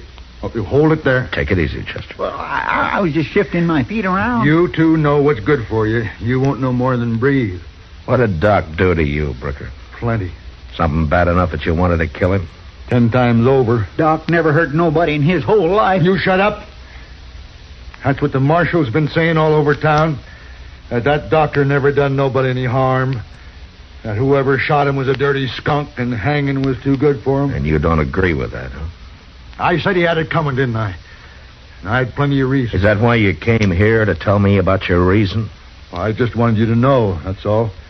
But you try to make a move, and I'll shoot you, Marshal. I didn't come here to, but I will if I have to. Yeah, you said that. All right, Bricker, what about your reason? What did Doc do to you? He killed my young'un. That's a gall dang lie. Shut up. and stay back there. Like he says, Chester. 6 years old. Our only young'un. And he killed her just as sure as if he had pointed a gun at her head. But he didn't point a gun at her, did he? It was just the same as. She was took sick sudden like with the chokes. And I come for the doctor. And he was gone out of town on a hunting trip. The only doctor here, and he was gone. He's got no right to, when he's the only doctor in town. That was the only vacation Doc's had in over 2 years. And there wasn't nothing we could do for her. I sat with her for 2 days and 2 nights, watching her fight for her breath, all the time getting weaker. And finally, she died. And day before yesterday, I buried her. So you got a gun and went after Doc, huh? I heard he was coming back to town yesterday, so I rode out and met the stage and shot him. And he had it coming. You figured killing Doc would bring your daughter back? Well, if he had been here like he ought to, she'd still be alive. Maybe, and maybe he couldn't have saved her anyway. He ought to have been here. Now, you shut up and listen to me. I seen Doc work 72 hours straight without sleep during epidemics. There's a whole lot of people walking around Dodge today who wouldn't be if it weren't for Doc, and some of them are young'uns, the same as yours. Doc would have been the sorriest man in town if he'd known about your daughter, but he didn't know. Because of something he didn't even know, you lost your head. And you went out like a mad dog and you shot him down. And now you're sorry about it. What are you talking about? That's what it is, isn't it? You come to your senses now. That's why you come in here, to give yourself up, isn't it? I told you... I know what you told me, but that wasn't your reason for coming, was it? Now, you hand over that gun, Bricker. You stay back. I'll kill you. You won't pull that trigger, and we both know it. Now, you hand over that gun.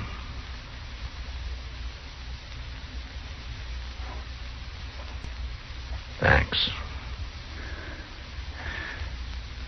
That doctor. Is he dead? He's the next thing to it. I hope he don't die. You better hope. Now, Chester, lock him up. Yes, sir. Come on, mister.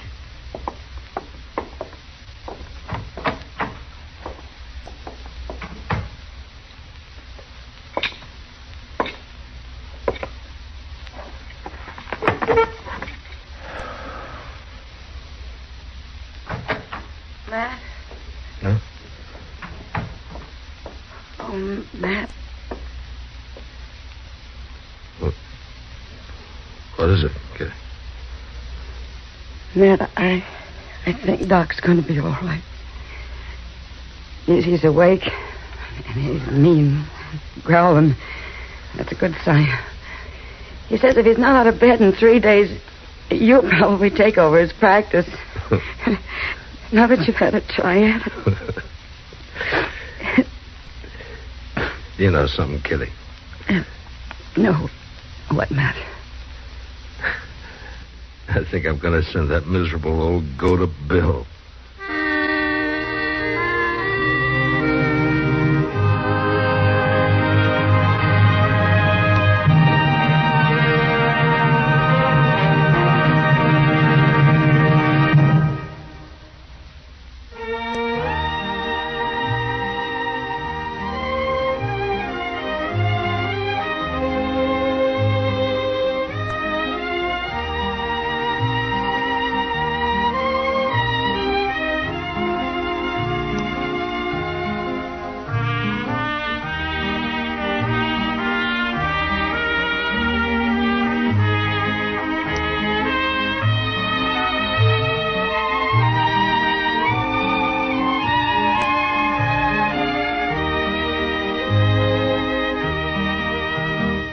Gunsmoke. Produced and directed by Norman McDonald, stars William Conrad as Matt Dillon, U.S. Marshal.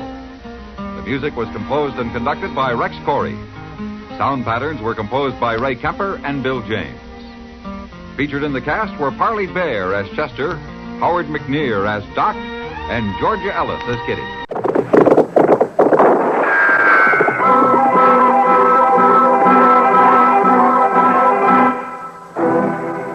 Around Dodge City and in the territory on West, there's just one way to handle the killers and the spoilers, and that's with a U.S. Marshal and the smell of Gunsmoke.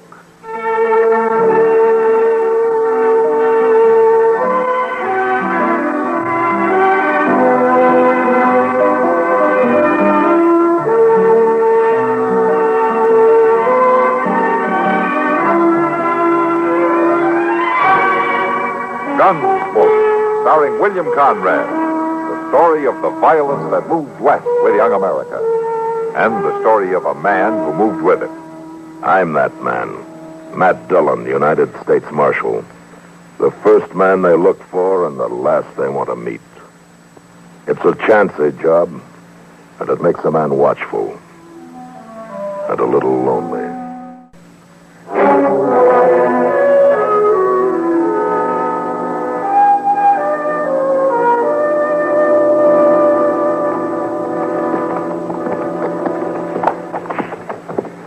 Everything sure is closed up tight, Mr. Dillon. Don't look like nobody's here at all. Somebody better be here. We'll leave the horses here at the side, huh? All right, sir.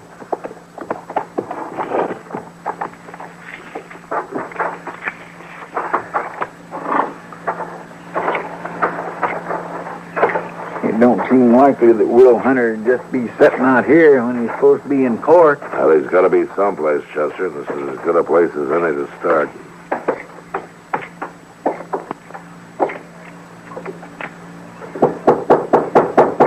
Hello. Anybody home?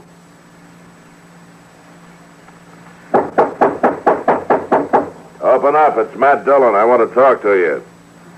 Sure don't seem like nobody's here. I'm not so sure. Open the door, or I'll break it in.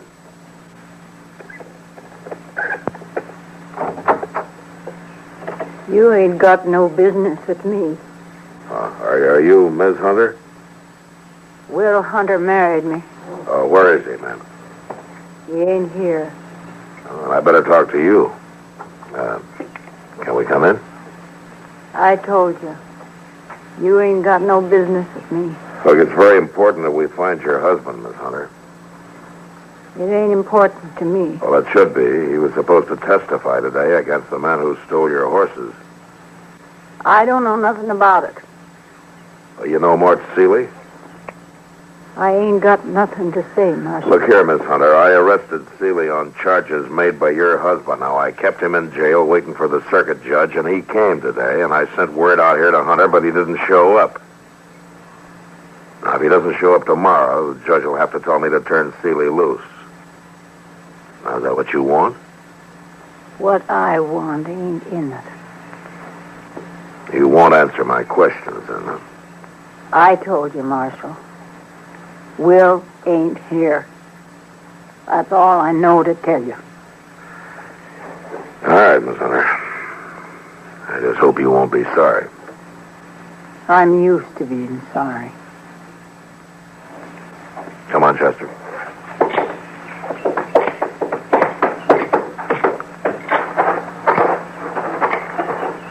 What'd she mean by that? I don't know. She's not likely to tell us either. Well, what about Will? It looks like he changed his mind. Or somebody changed it for him.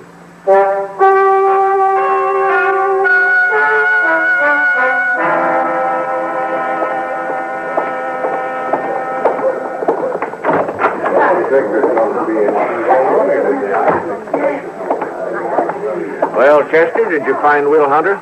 No, sir, Judge, I didn't. Well, I told you.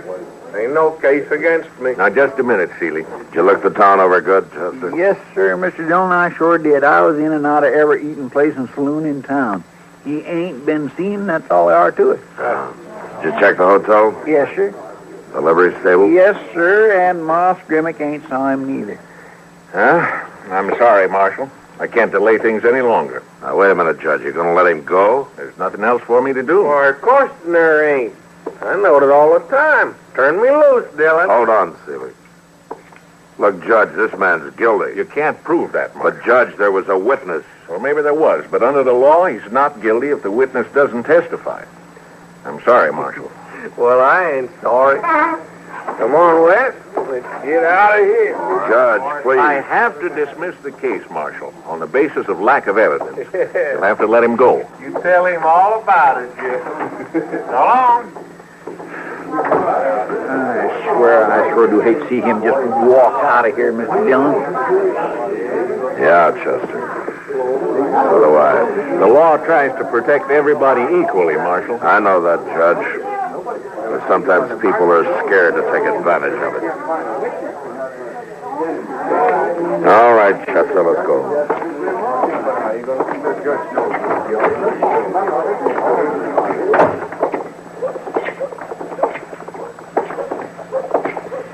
You know, Mr. Dillon, I got me an idea that it's just as well as not if a body don't know too much.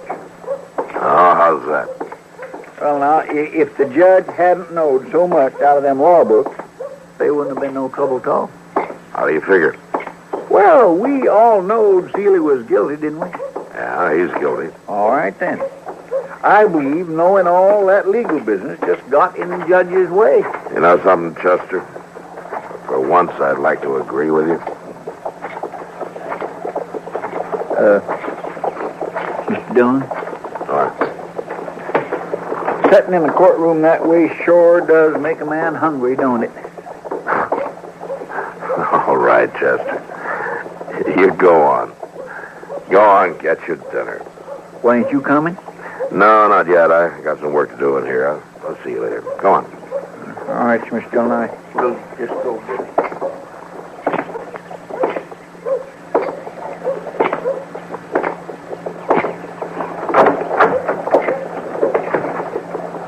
Come on in, Dillon. It's your office.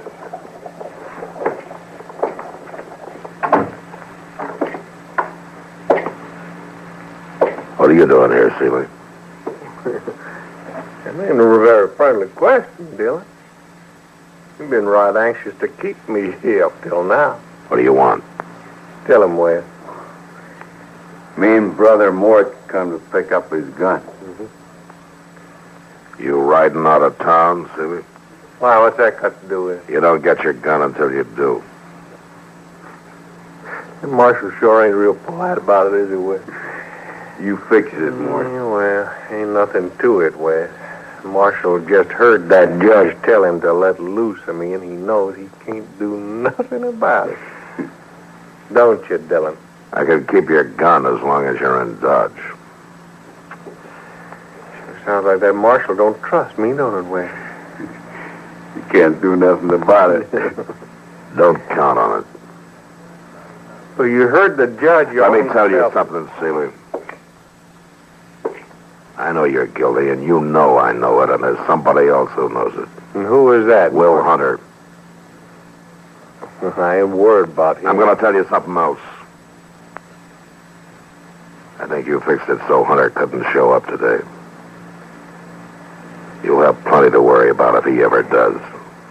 Dillon, you forgot something. I don't think You so. forgot a man can't be tried twice for the same crime. I'm not worried about that, Seeley. If I ever find Will Hunter, there'll be a brand new crime to try you for.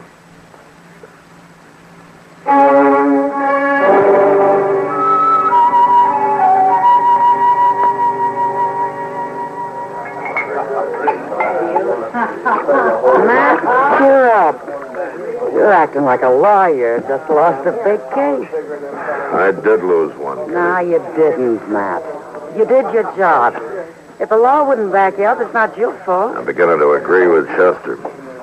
How's that?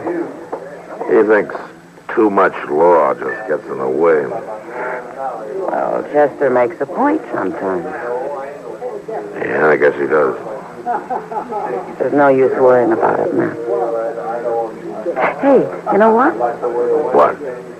There's going to be dancing tonight. Oh, is that so? Yeah, that's so. I thought you might like to come. A little good, honest, hard work like dancing with me might take your mind off your troubles. Oh, thanks, Kitty, but I'm not much of a dancer, man. Oh, Hold it.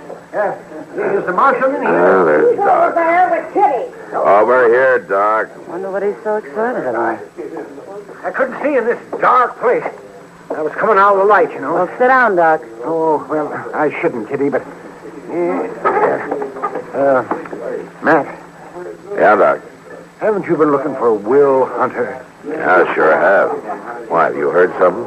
I found him. Well, where is he? Well, Matt, you know that spot out west of town? Where I like to go fishing when I get a chance. Is Hunter there? No, wait a minute. I'm trying to tell you. Well, go on. Well, I had a call to make out at the Rains place. And I just stopped off to see if that big channel catfish was still running things in that pool. Doc, you're spitting this story out like a woman. All right, but that's the way it happened. The way what happened, Doc? The way I found Will Hunter. I heard him moaning in the bushes, Matt. And there he was. And he was hurt bad. Awfully bad. Was he shot? He might as well have been. He'd taken as bad a beating as a man ever took. And he was left there for dead. And he just about was. Well, what did you do with him? Well, I got him into the buggy, and I took him home. Oh, Mrs. Hunter took on something terrible when I brought him in. Well, she hadn't heard anything from him for 3 days. Yeah. Is he going to make it, Doc? I don't know, Matt. I did everything I could. I'll be looking in on him tomorrow, and I'll try to find out something for you. Thanks, Doc, but I think I better try to find out for myself. Right now.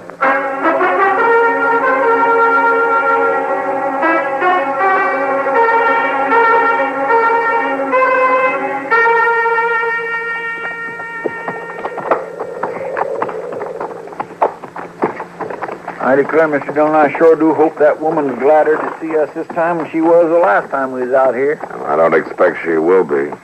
Doc said she was mighty upset. Well, now, Mr. Dillon, it just could be that she'd be glad to see us showing an interest in Will and all. We stopping here? Yeah. We'll go up to the house on foot.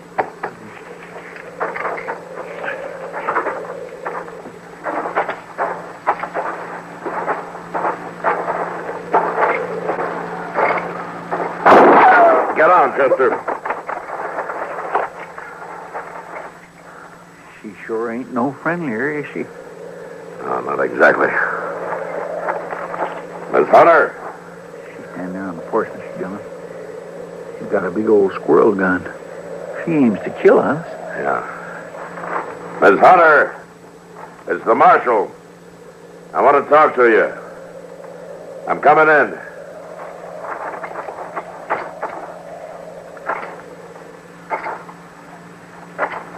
Don't come no closer. I got nothing to say to you. We've come to help you. To help Will now. Will you put the gun down? Will don't get no help. He just gets hurt. Ain't nobody else coming near him. I'm coming in, Miss Hunter. Will wants to see me. Why don't you leave us be? Put the gun down. Why don't you leave us be?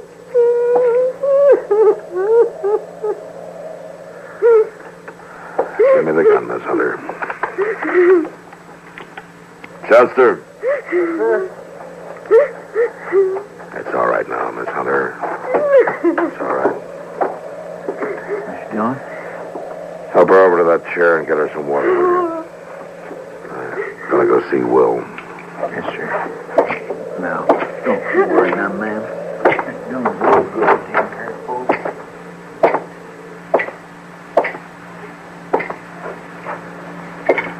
Will? Will? Yeah.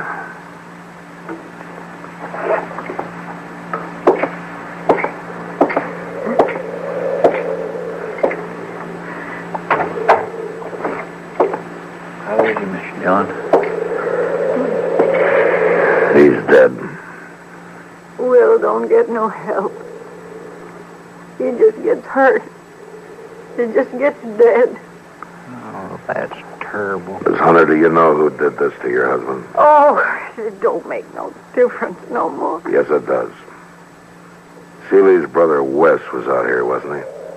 Going after him won't bring Will back. No, Miss Hunter, it won't. But if I know Will Hunter, it'll make him rest easier. It ain't no use. It's over. I'm done. Now, you listen to me. Will was no coward. If he'd had the chance, he'd have spoken up. And I know he'd have wanted you to do the same thing. No, he didn't hold with cowards. All right, then tell me, Miss Hunter. Was Mort Seeley's brother out here while I was holding Mort in jail?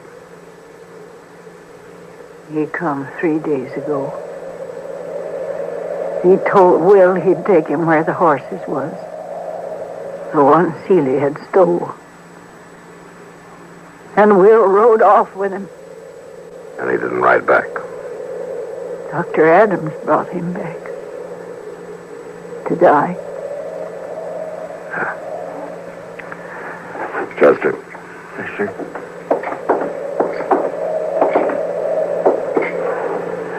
I want you to do exactly what I tell you. All right, sir. I want you to go to Dodge. And leave you here? I want you to go to every place you can think of. To Delmonico's, the hotel, the livery stable. A Long Branch? And a Long Branch. And I want you to do a lot of talking. Well, now, Miss Dillon, I don't understand just what you're getting at. I want you to tell everybody you see that Will Hunter is doing fine. Just fine. But, Mr. Dillon... You just do what I say, Chester. Tell the story all over town. Yeah, but now, if them Seeley brothers hear about this, they'll head right out. That's what I'm counting on. Well, now, I ain't going off and leave you alone to get a pat hand like Get going, that. Chester. It just ain't Chester. right. Yes, sir, Mr. Dillon.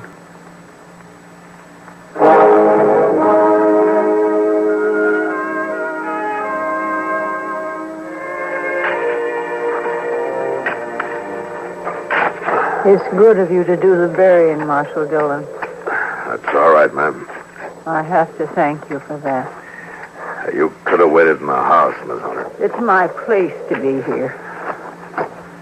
That digs hard, don't it?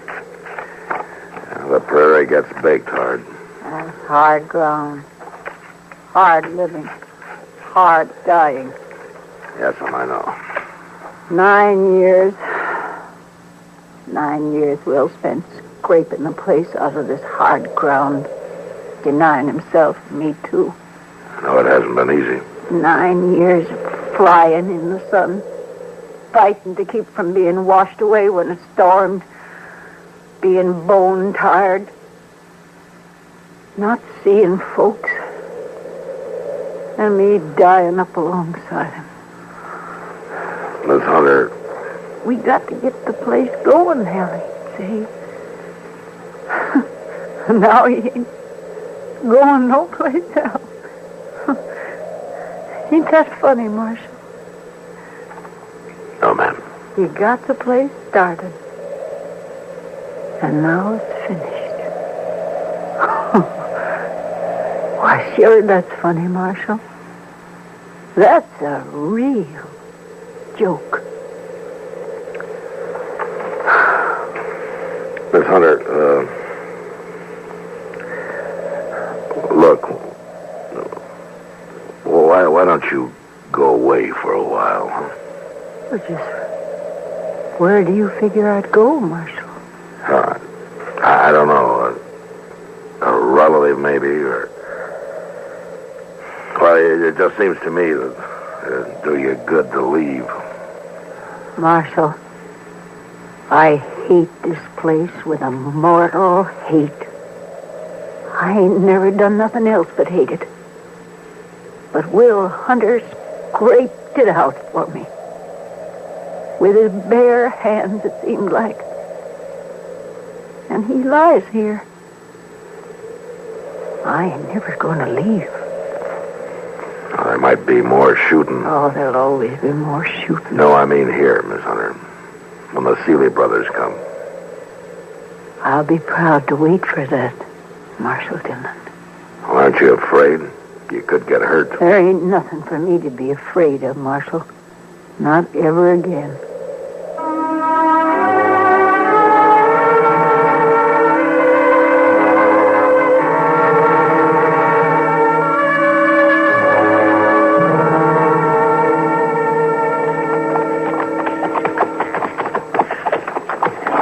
I tell you, Mort, I Hope I won't be making this right many I more should have times. known you never could do nothing right the first time. I done just like you told me, Mort. Come and I got him, and then I rode out with him, and I left him in a One ditch. thing you did not do. How's that? You didn't kill him. Now, Mort, I don't understand that. I just rightly don't. He ain't got no call to be living, not after what I done. Well, I just want to tell you one thing, Brother West. Don't you make no mistake this time. Else you won't have no call to be living neither. Sure, Mort. There won't be nothing to it. Just see to it that there ain't. Mort, what about the woman? Well, she's a witness, ain't she? Sure, but I don't want no witness living.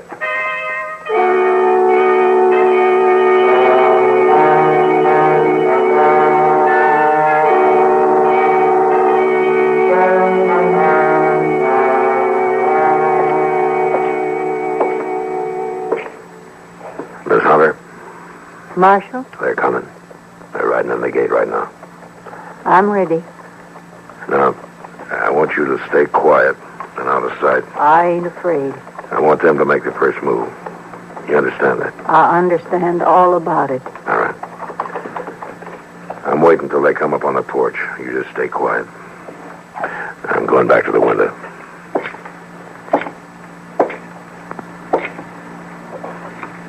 Hunter!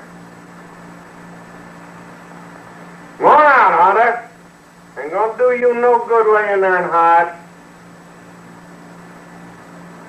Hunter, me and Wes, we gonna finish it this time. They're leaving their horses.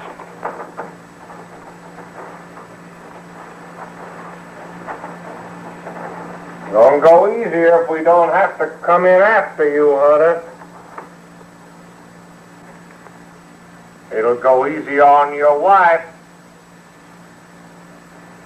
If we come in there, Hunter, Wes gonna get a chance to beat on you some more.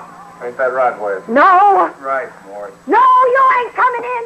No, Miss you Hunter. ain't gonna beat on nobody Hunter! no more! Hunter, come back, they'll kill you!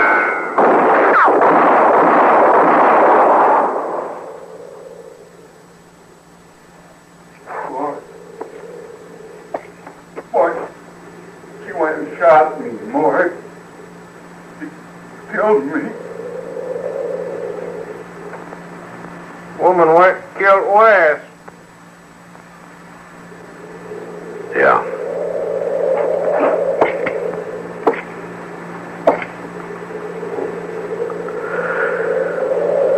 You killed her. Crazy woman. Running around with a gun.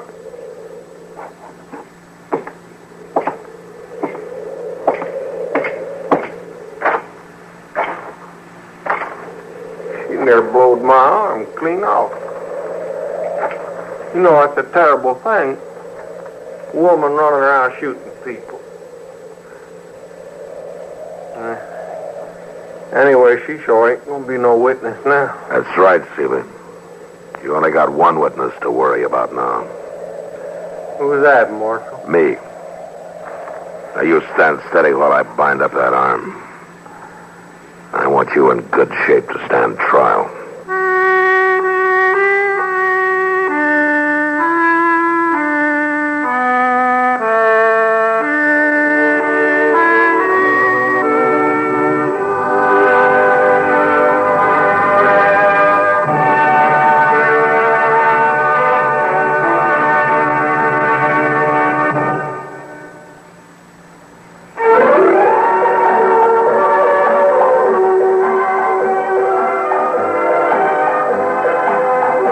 Gunsmoke, produced and directed in Hollywood by Norman McDonald, stars William Conrad as Matt Dillon, U.S. Marshal. The story was specially written for Gunsmoke by Marion Clark, with editorial supervision by John Meston. Featured in the cast were Jeanette Nolan, Lawrence Dobkins, Vic Perrin, and Frank Cady. Harley Bear is Chester, Howard McNear is Doc, and Georgia Ellis is Kitty.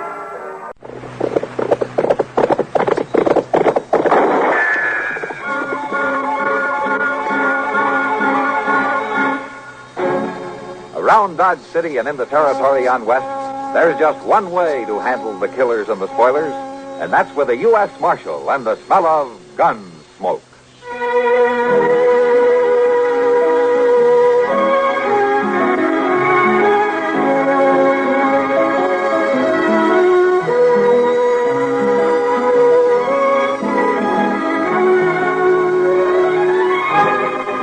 Gunsmoke, starring William Conrad. The story of the violence that moved west with young America. And the story of a man who moved with it. I'm that man. Matt Dillon, United States Marshal. The first man they look for and the last they want to meet. It's a chancy job, and it makes a man watchful. And a little lonely.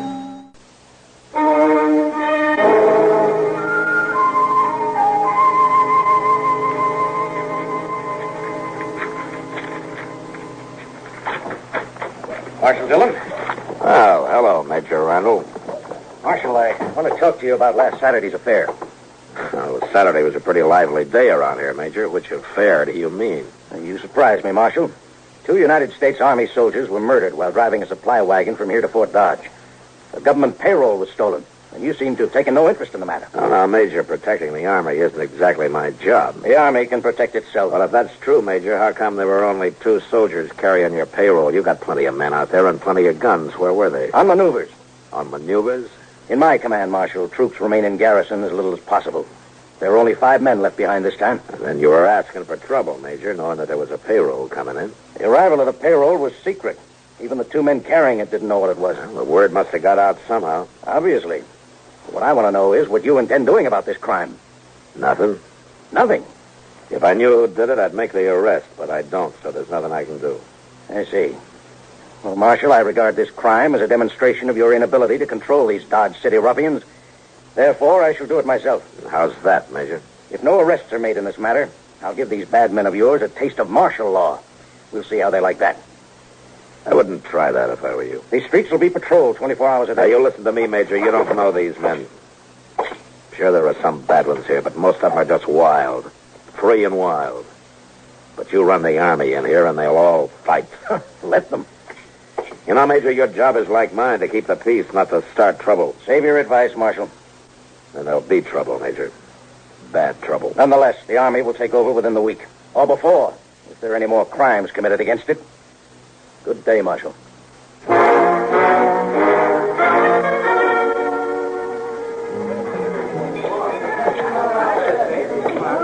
Hey, Marshal. Come here. Yeah, what is it, Shiloh? There's talk of Dodge being run by the Army, Marshal. So? So I don't like it. I and most of the men here got out back in 65. We had all the Army we want. I know that. Maybe things will work out, though. And if they don't work out, which side are you fighting on, Dillon? Where do you stand? I'm hired to keep the peace, Shiloh, not to answer fool questions. You calling me a fool? Well, see it. You're drunk, Shiloh. You telling me I'm drunk, Marshal? I'll show you how drunk I am. Now, when he comes around, you tell him that I took his gun. He can get it back first thing in the morning. And if he objects to that, you tell him to look me up, and I'll throw him in jail.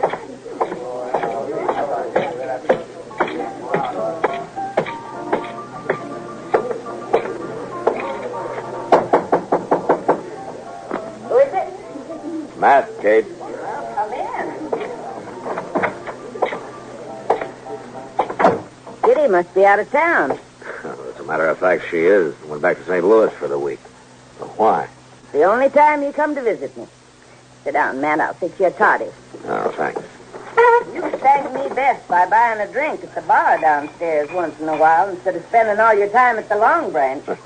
Why should I buy whiskey? I get better whiskey for free up here. Matt, you ought to get yourself a girl. Oh, no, Kate, don't start on Kitty with me. Oh, thank you. All right, then. Someone else. Someone like, say, Connie Dell. Yeah, there's a real pretty girl. Spirited, too. I'm not looking for a wife, Kate. Honey's been dancing here about 3-4 weeks. But every time you come in, I notice she keeps one eye on you. There's a lot of fire in that girl, Matt. Sure, Kate, sure. I think she spends so much time with that corporal from the fort just to try to get a raise out of you. Oh, you're sure a conniving old woman, Kate. You're just no good at all. Yeah, you're going to say worse than that. What do you mean? I told Connie she could come have a drink with us next time you showed. Oh? Well, all right, if it pleases you. It does. She's just down the hall. Connie? Yes? There's fresh cigars in that box by your chair, Matt. Had them brought in by the railroad all the way from St. Louis. Evening, Miss Kate. Come on in, Connie. I've corralled the marshal for you. Sit down and I'll fix you a drink. Don't you let her talk bother you, Connie. I won't, Marshal. Here you are, Connie. Oh, thank you, Miss Kate. Well, good luck. Yeah, good luck to you. I guess a profession like yours means you've always got some kind of trouble, doesn't it? Oh, most always, yeah. Like this army business now. Yeah. The civilians downstairs are in a pretty mean mood about it. Will it be bad, Marshal? Well, that depends, Connie. On what? If Major Randall finds out who killed and robbed those 2 soldiers, he might calm down a little bit. Are you going to help him? Oh, how can I? Only a soldier could have passed the word about that payroll money coming in. No, I figure it this way, Matt. The Major's in trouble, and he's trying to cover it up by threatening to take over Dodge. Any more difficulties, and he'll do it, too. Hey, Connie, your corporal been in. Oh, he left a while ago. What does he say? How do the soldiers feel about all this? Well, I don't think they want to mix it with all these buffalo hunters and the like, but Miss Kate, he's not my corporal. He's just a lonely kid. All right. It seems like he spends more time here than at the fort. How does he manage it? Well, they made him a clerk, sort of a bookkeeper. His time's pretty much his own. He's lucky. A good, safe job, too. I suppose it is. Well, I'd better get back. Now that we've met, Marshal, you might stop and buy me a drink the next time you come in. Oh, it'd be a pleasure, Miss Connie. Good night, Marshal. Thanks, Miss Kate. Good night. Well, Matt? Kate, what's the name of this corporal that's been sniffing around? That's a funny thing. I honestly don't know. Well, then find out for me, will you? If you want me to. In the meantime, let me warm that toddy for you.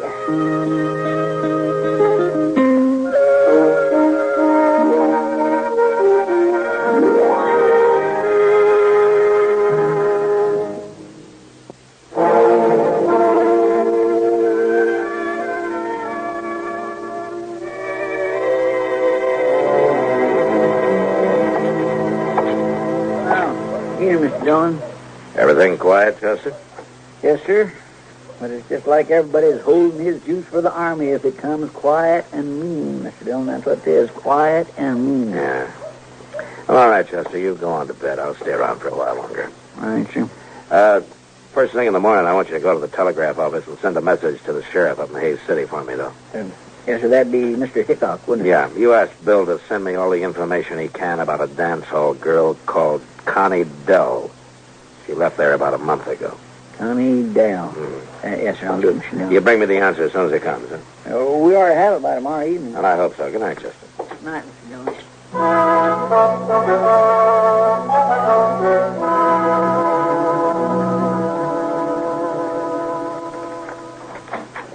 I got it. Come in at 7 o'clock. Here you are. Oh, thanks, Chester.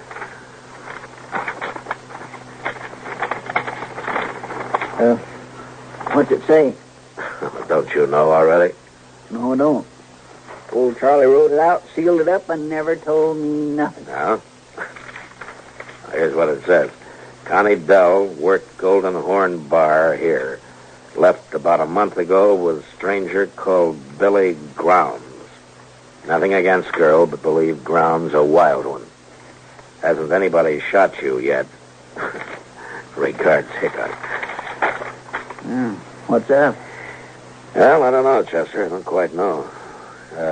Tell you what, you go over and ask Big Kate if she's heard anything about this Billy Grounds, huh? Come on, Chester.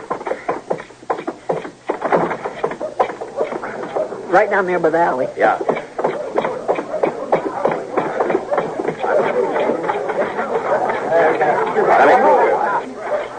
Will you stand back, please? Let me through here, will you? Are there any witnesses to this? I'll let anybody see it? I want to know who killed this man. Maybe nobody did see it, Marshal. Yeah, and maybe nobody cares much about it anyway. Just a soldier. All right, you men, I'm telling you this. If I don't find out who shot this man, the Army will move in here for sure. Well, not the whole Army, Marshal. They won't all move in. Why not, boys?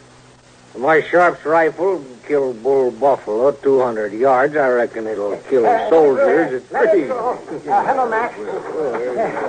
Well, what have we got this time? Soldier. Yeah. He needs an autopsy just like anybody else. Where's the man that shot him? He hurt, maybe? Take a look, Doc. He isn't even armed. This isn't a shooting. This is a murder. Yeah, you're right. Oh, well, I'll get him up to my office. Here, will you give me a hand, somebody? Custer? Yes, sir.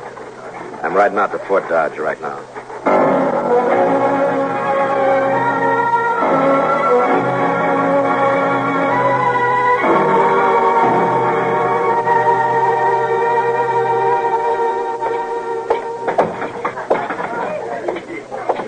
Well, Marshal is back. What'd the Major say, Marshal? Huh? I can see them soldiers now, all in a bunch, just like a stand of buffalo. They're not coming, Boaz. The Major's going to hold off for 48 hours. Now, Marshal, you didn't go and spoil our fun. I heard Doc Adams was in here. Where is he?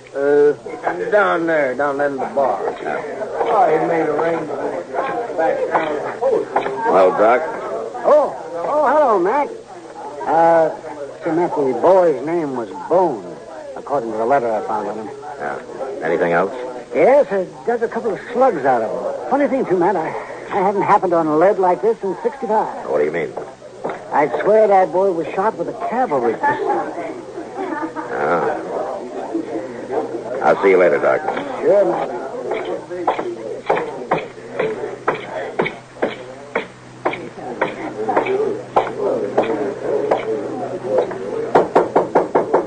Come in.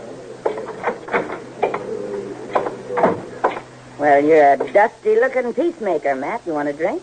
No, kid. I got work to do. Chester see you? He did. Well? Matt, I get my information through the girls, and they get it from the men that grow careless and loose-tongued on whiskey. And some of it's true, and some is bound to be just talk. I'll weed it out. Connie's been seen riding out at night toward the Arkansas, down by Brandy Bend. Oh, what for? I don't know. Could be this feller, Billy Ground. Yeah. His name's never been mentioned around here. My guess is he's never been in town. Anything else? One thing. Corporal Bowers and Connie went for a ride one night. When? Night before that payroll was robbed. Yeah, that figures. Where's Connie now? With Delmonico's eating a steak. It's kind of late for dinner, isn't it? She works late. Matt. Yeah. Next girl I steer you into, I'll pull her fangs first. No, Kate. I like it better this way.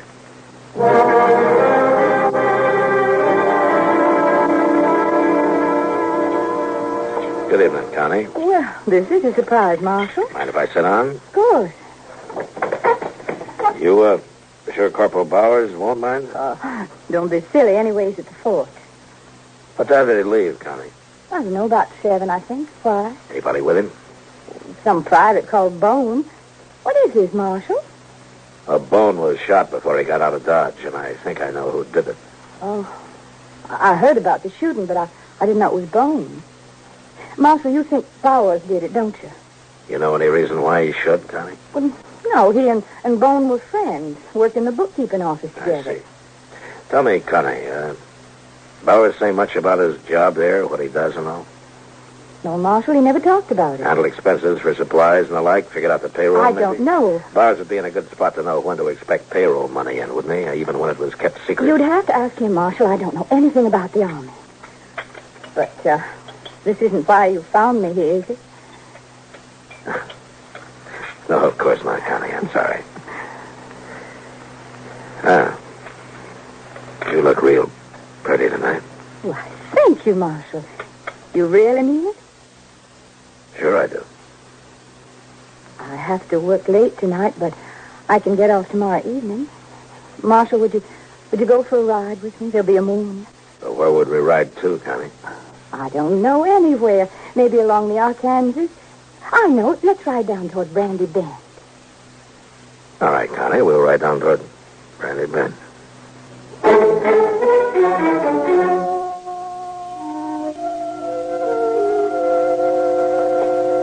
was just thinking, Mr. Dillon, you want me to follow you tonight? Thanks, Chester, but it wouldn't help.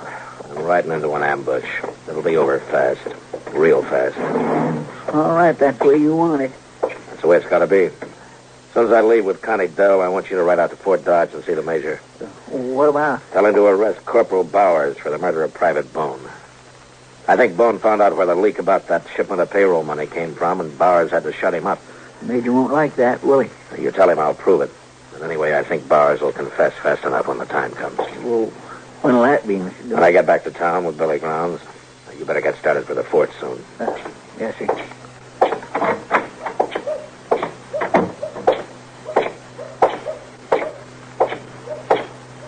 Evening, Marshal. Hello, Shiloh. I feel another drunk coming on, Marshal. Well, then check your guns back there with Chester. What if the Army comes tonight? I'll need my gun. Then stay sober. But if the Army don't come, I'll have stayed sober for nothing. Well, every man's got his problems, Shiloh. But if I see you drunk and wearing your guns, you're going to wake up broken-hearted in jail tomorrow. Some night, I'm going to get drunk enough to draw on you, Marshal. Oh? And some night you're going to die, Shiloh.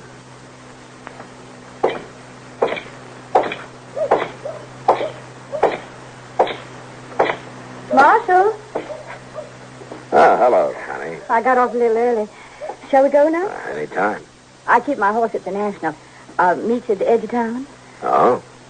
You ashamed to be seen with me? Oh, no, Marshal, but, well, you know how people talk. Sure.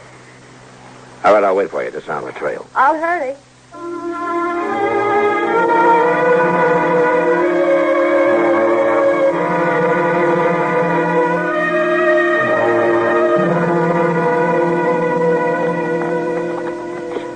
We've come pretty fast, Connie. You want to get on for a minute? All right. We'll let the horses blow a little, and then we'll move on. There we go. You nervous, Connie? Well, no, why? Is there something on your mind? No, of course not. Why should there be? Well, I don't know. You tell me. It's nothing, Marshal, really. Let me ask you something, Connie. Did you ever see a man killed?